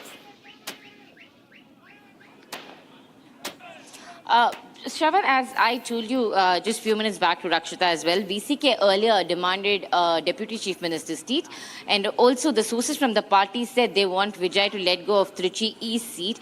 We also had Vanyar as one of the MLAs from the party telling that the dealings are going on officially. Sharda, you just shared these are the first visuals. The 4th meeting, if I'm not wrong, 4th meeting of Vijay after the results have come out, finally meeting Rajendra Arlekar, the governor of Tamil Nadu. But this time, what is different in this picture is that not just TVK, but it seems the allies also accompanied Vijay. So Vijay this time really did not want to perhaps take any shortcut, or for that matter, was extremely cautious. Because, Sharda, some are suggesting that the first time when Vijay had actually gone to meet the governor, he had only submitted the names of the elected legislators from the TVK. And it turns out that Vijay actually had forgotten to carry the letter of support from the Congress party. And when asked by the governor, he said that he had left it in the car. And it turns out that the governor had told him that politics is a serious business. So somewhere down the line, for someone who's naive and someone who's new to politics, it has been quite a journey in the last few days. As you pointed out, Shravan, it was very challenging for Vijay for the last few days because nobody expected that there would be a time that's coming for Tamil Nadu when 2 Dravidian parties will talk for an alliance. So Vijay is new in politics. Vijay is a debutant leader. Vijay is also the first-time MLA and a first-time Chief Minister, a non-Dravidian party come into place. But he played a huge threat for the DMK and the AIADMK, which led to even the talks of an unnatural alliance between the AIADMK and the DMK, which has been fighting for the last 50 years. I think many people's emotions would have been stirred. They would have even made statements made that both Jayalalitha's and Karunanidhi's soul would not rest in peace if DMK and the AIADMK comes together in that case. So now we have Vijay, who is just starting out in the politics, and leaders who have been in politics since the age of 20, 50 years. So it's simple to say that Vijay's age is equal to their experience in politics. That long leaders have been in DMK and the AIADMK. So Vijay has been giving them a tough fight for the last few days as we speak, because the last few days DMK giving them trouble with the left parties, not seeking permission from Stalin directly and saying that they'll only support, but their alliance with the DMK will continue, but only an external support for the TVK to form the government. It would have put him in a very tough place. In the same time, the AIADMK, which was approaching the DMK, telling that they need their external support to form the government. We also knew that the AIADMK leader gave a letter to the governor telling that there are claims of Edapadi to form the government and that he would like to support that. So it would have been a very, very, very tough, challenging fight for Vijay, who's now entering into politics. Maybe in the future days, he would know how politics is being played. As you mentioned, Governor would have already told him that politics is no child game and that it is very serious, and it's every paper is very, very important. It's not just about giving a letter of statement telling that these parties are supporting him, but he needs proof for that as well. So I think the last 5 days would have shown Vijay what politics exactly is not just a child's play, but not just a game that's being played, but is how serious it is when it comes to democracy. Right. These are the latest images now coming in from the Lok Bhavan. Just a short while back, Vijay, along with the allies, went and met Governor Rajendra Adhikari. In fact, many say that behind the scenes, if there is an architect here of this alliance that is happening, and quite bizarre in politics here, because someone who is going to be in the opposition is now responsible for forming the government in Tamil Nadu. M.K. Stalin, former Chief Minister of Tamil Nadu, the chief architect, if one way say so, of Vijay's alliance right now, starting with the Congress party to CPM, CPI, as well as IUML and VCK. Barring the Congress party, which the DMK has now dubbed them as the backstabbers here, because the moment they did send power, that's when they jumped ship, dumping their old ally DMK, hoping that they would be able to form the government. Aishwarya, you've also been tracking them very closely. This morning, you were at the DMK, you were tracking all the developments at the DMK camp. What more details are you picking up in terms of the role that the DMK wants to really play? Because some suggest that even though EPS was getting extremely desperate and was also weighing the option of getting an outside support of the DMK, it seems that M.K. Stalin was completely against having any sort of an alliance with the AIADMK, because that would essentially jeopardize the future of DMK. Definitely, because M.K. Stalin was most definitely against the idea of DMK and AIADMK coming together, is what the popular talk is, because Stalin believed that he has come second in this entire Tamil Nadu elections and has the role of to play of opposition leader, and that is the reason he doesn't want to jeopardize the future of the DMK party. Even including Kanimoi was also against this entire idea of AIADMK and DMK coming together, because he called it because even the public, M.K. Stalin believed that public will not be very happy with such kind of alliance, because these two parties were arch rivals for the last 50 years, and AIADMK in fact was formed by MGR, who was once with the DMK party, who actually left the DMK party and formed the AIADMK party as an opposition to DMK party, but with the same Dravidian rules.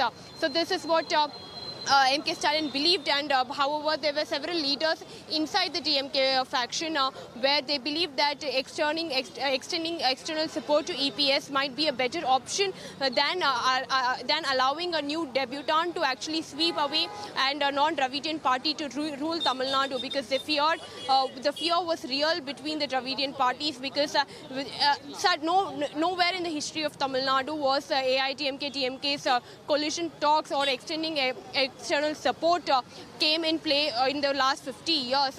Be it when Karunanidhi and Jayalalitha were also there, they were arch rivals, and that is the reason the now present DMK and AIADMK leaders, though there were few faction in both the parties, and mostly from AIADMK, who was approaching DMK for their extending support. There were talks held inside the DMK, but top DMK leaders did not want this particular alliance to take place. And in fact, DMK and M.K. Stalin were very confident that they want to be the opposition. They want to actually make people believe that they believe in the people's mandate. They want to respect the people's mandate, and after which, if Vijay could not form a stable government, he will oppose it and he will become a strong opposition leader.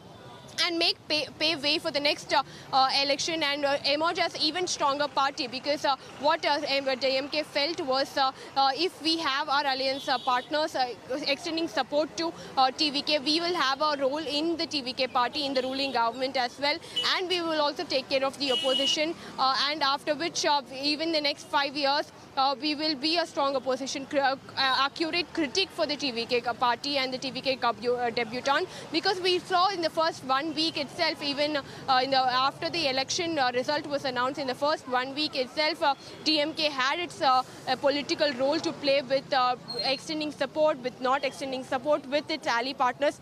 We could clearly see are still with DMK and are still the confidants of DMK only, and this is a very walking like an eggshell for the TVK party with the alliance support, with these alliance of DMK support who are extending to TVK. It is like walking for eggshells for Vijay, because DMK does have a role and does have a say in these left parties and IUML, and any time DMK can pull the plug also. So Vijay should be careful, and DMK is definitely the architect in this entire TVK forming the government finally in Tamil Nadu.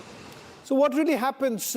Who forms Vijay's team? Who will be in it is the big question right now. In fact, almost all of them who are basically extending support are extending support from outside. And Sharda, what really changed VCK's mind? Because if VCK is saying that they are now going to extend outside support, what was the delay all about? Because earlier they were demanding a Deputy Chief Minister's post, mayoral post, Trichy East constituency. Now they're saying that they're just going to extend outside support. This means that Vijay's government is going to be extremely unstable, at the mercy of the 5 Congress legislators and even 2 to each of CPMs and CPI. No doubt in that, Shravan, it is Vijay is starting with an unstable government early, as we can see, because it is the DMK allies who are coming to extend their support for Vijay, though they are left parties, though they say it is democracy that they believe in, and that they agree with the people's verdict, and that they say that the Vijay, according to people's mandate, it is Vijay who should form the government. They still seek confirmation from DMK's leader. It's not just the VCK leader who met Stalin, even the left leader, CPI and the CPM, before announcing their stance yesterday, day before yesterday, met Chief Minister M.K. Stalin and his residents, said that they will be extending their support. Yesterday, the CPM leaders, though, said they don't need a permission from the DMK to form the government with Vijay.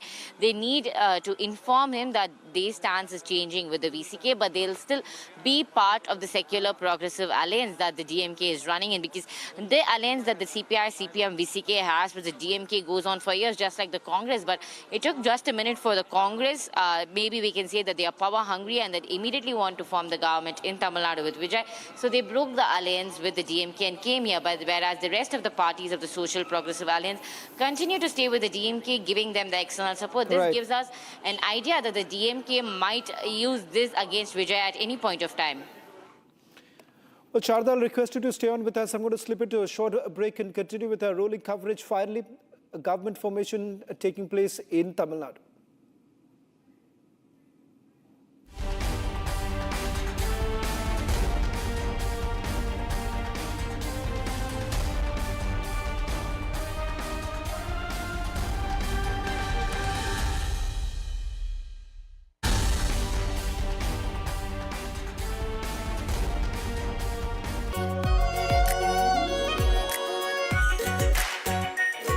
Pure Shahi Paneer Masala. Delicious, healthy, every day. QS and THE, the world's foremost university rankings organizations, have ranked Amity amongst the top 3% universities globally, making it among the very few Indian universities to be included in both rankings. Yet another top ranking for Amity University. चमकी चाट से क्या बना है? आलू चाट या fruit चाट? स्वाद बढ़ाए चमकी चाट। क्या बात है? स्वादिष्ट पकोड़े और फरसान, अरे चमकी चाट है इसकी जान। असली स्वाद सिर्फ चमकी चाट। कोई ग्लोबल ऑर्गेनाइजेशन नहीं है, इट्स अ टेरर मशीन। अगर हम टेररिस्ट होते तो टेररिस्ट हमें क्यों मारते? आरएसएस ने बाबरी मस्जिद तोड़ी और आरएसएस वायलेंट है। वो तब गिरा जब इस देश के बहुसंख्यक समाज का विश्वास टूट गया। आप लोगों ने तो देश चलाने का दावा किया है, लेकिन आप लोगों का ना कोई हिसाब है ना कोई किताब। ये चोट निशान छोड़ेगी। केसरिया से मन जोगी हुआ रे, दिल झूमे देखो मतवारा हुआ रे। केसरिया से मन जोगी हुआ। हर पल मनाओ केसरी त्योहार, विमल बोलो जुबान केसरी। आर प्योर सूजी पास्ता उबालो मिलाओ और खाओ, 8 मिनट में तैयार। क्या टेस्ट है सबका राजा हार्डकोर मसाला। नहीं, इस घर में कुछ है जो टूटता नहीं। ये पिलर कभी नहीं टूटेगा। रुंगटा स्टील TMT से बना। रुंगटा नहीं तो घर स्ट्रॉन्ग नहीं। रुंगटा स्टील TMT बार एकदम सॉलिड। चमकी चाट से क्या बना है? सैंडविच लस्सी और छाछ और हर घूंट में चमकी चाट, ड्राई फ्रूट और दही बड़े। चमकी चाट से स्वाद बढ़े। असली स्वाद सिर्फ चंकी चाट।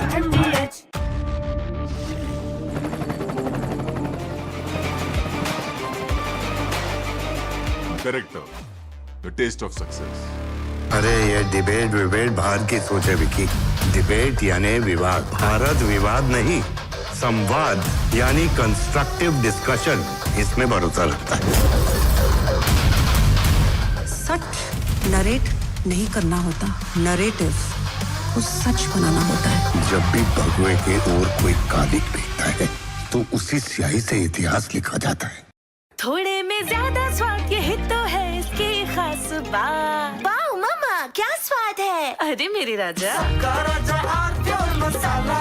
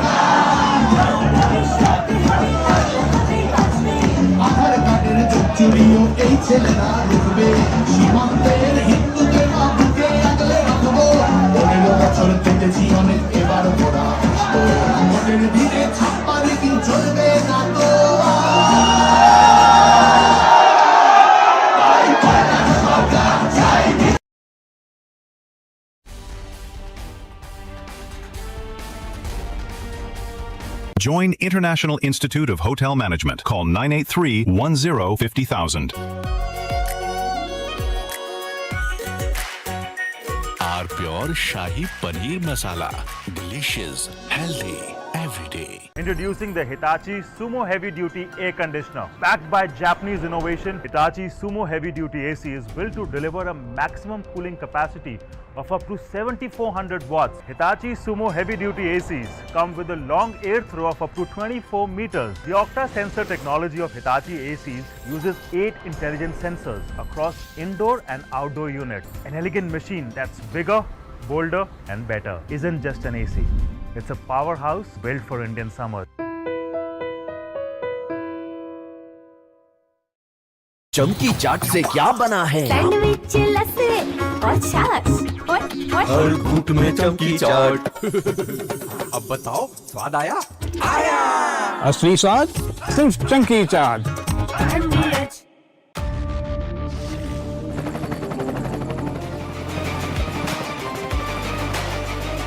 Character, the taste of success.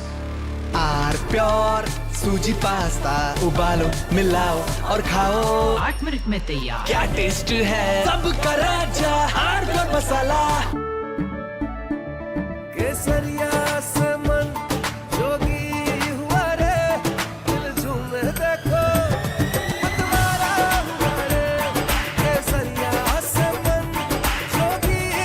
हर पल मनाओ केसरी त्योहार विमल बोलो जुबान केसरी। ये सब आप इसलिए कर रहे हैं ना सर, ताकि आप अपने आरएसएस को बचा सके। वैसे भी आप आरएसएस के बोपोई तो हैं। आरएसएस का सच है मेरी थीसिस, जो सालों से छुपाया गया है। But I am going to unmask the truth. Class अब शुरू होगी because the professor is here. ये जो भी हो रहा है, ये injustice, ये conspiracies, ये manipulation, अगर आप इसको terrorism नहीं कहेंगे तो फिर किसको कहेंगे? ये है मेरा आखिरी सवाल. This is my last question to you. प्यास बुझाए ठंडक लाए सबको भाई जीरा से MDH का जलजीरा जीरा से जीरा से असली रिफ्रेशिंग, असली स्वाद, असली मजा।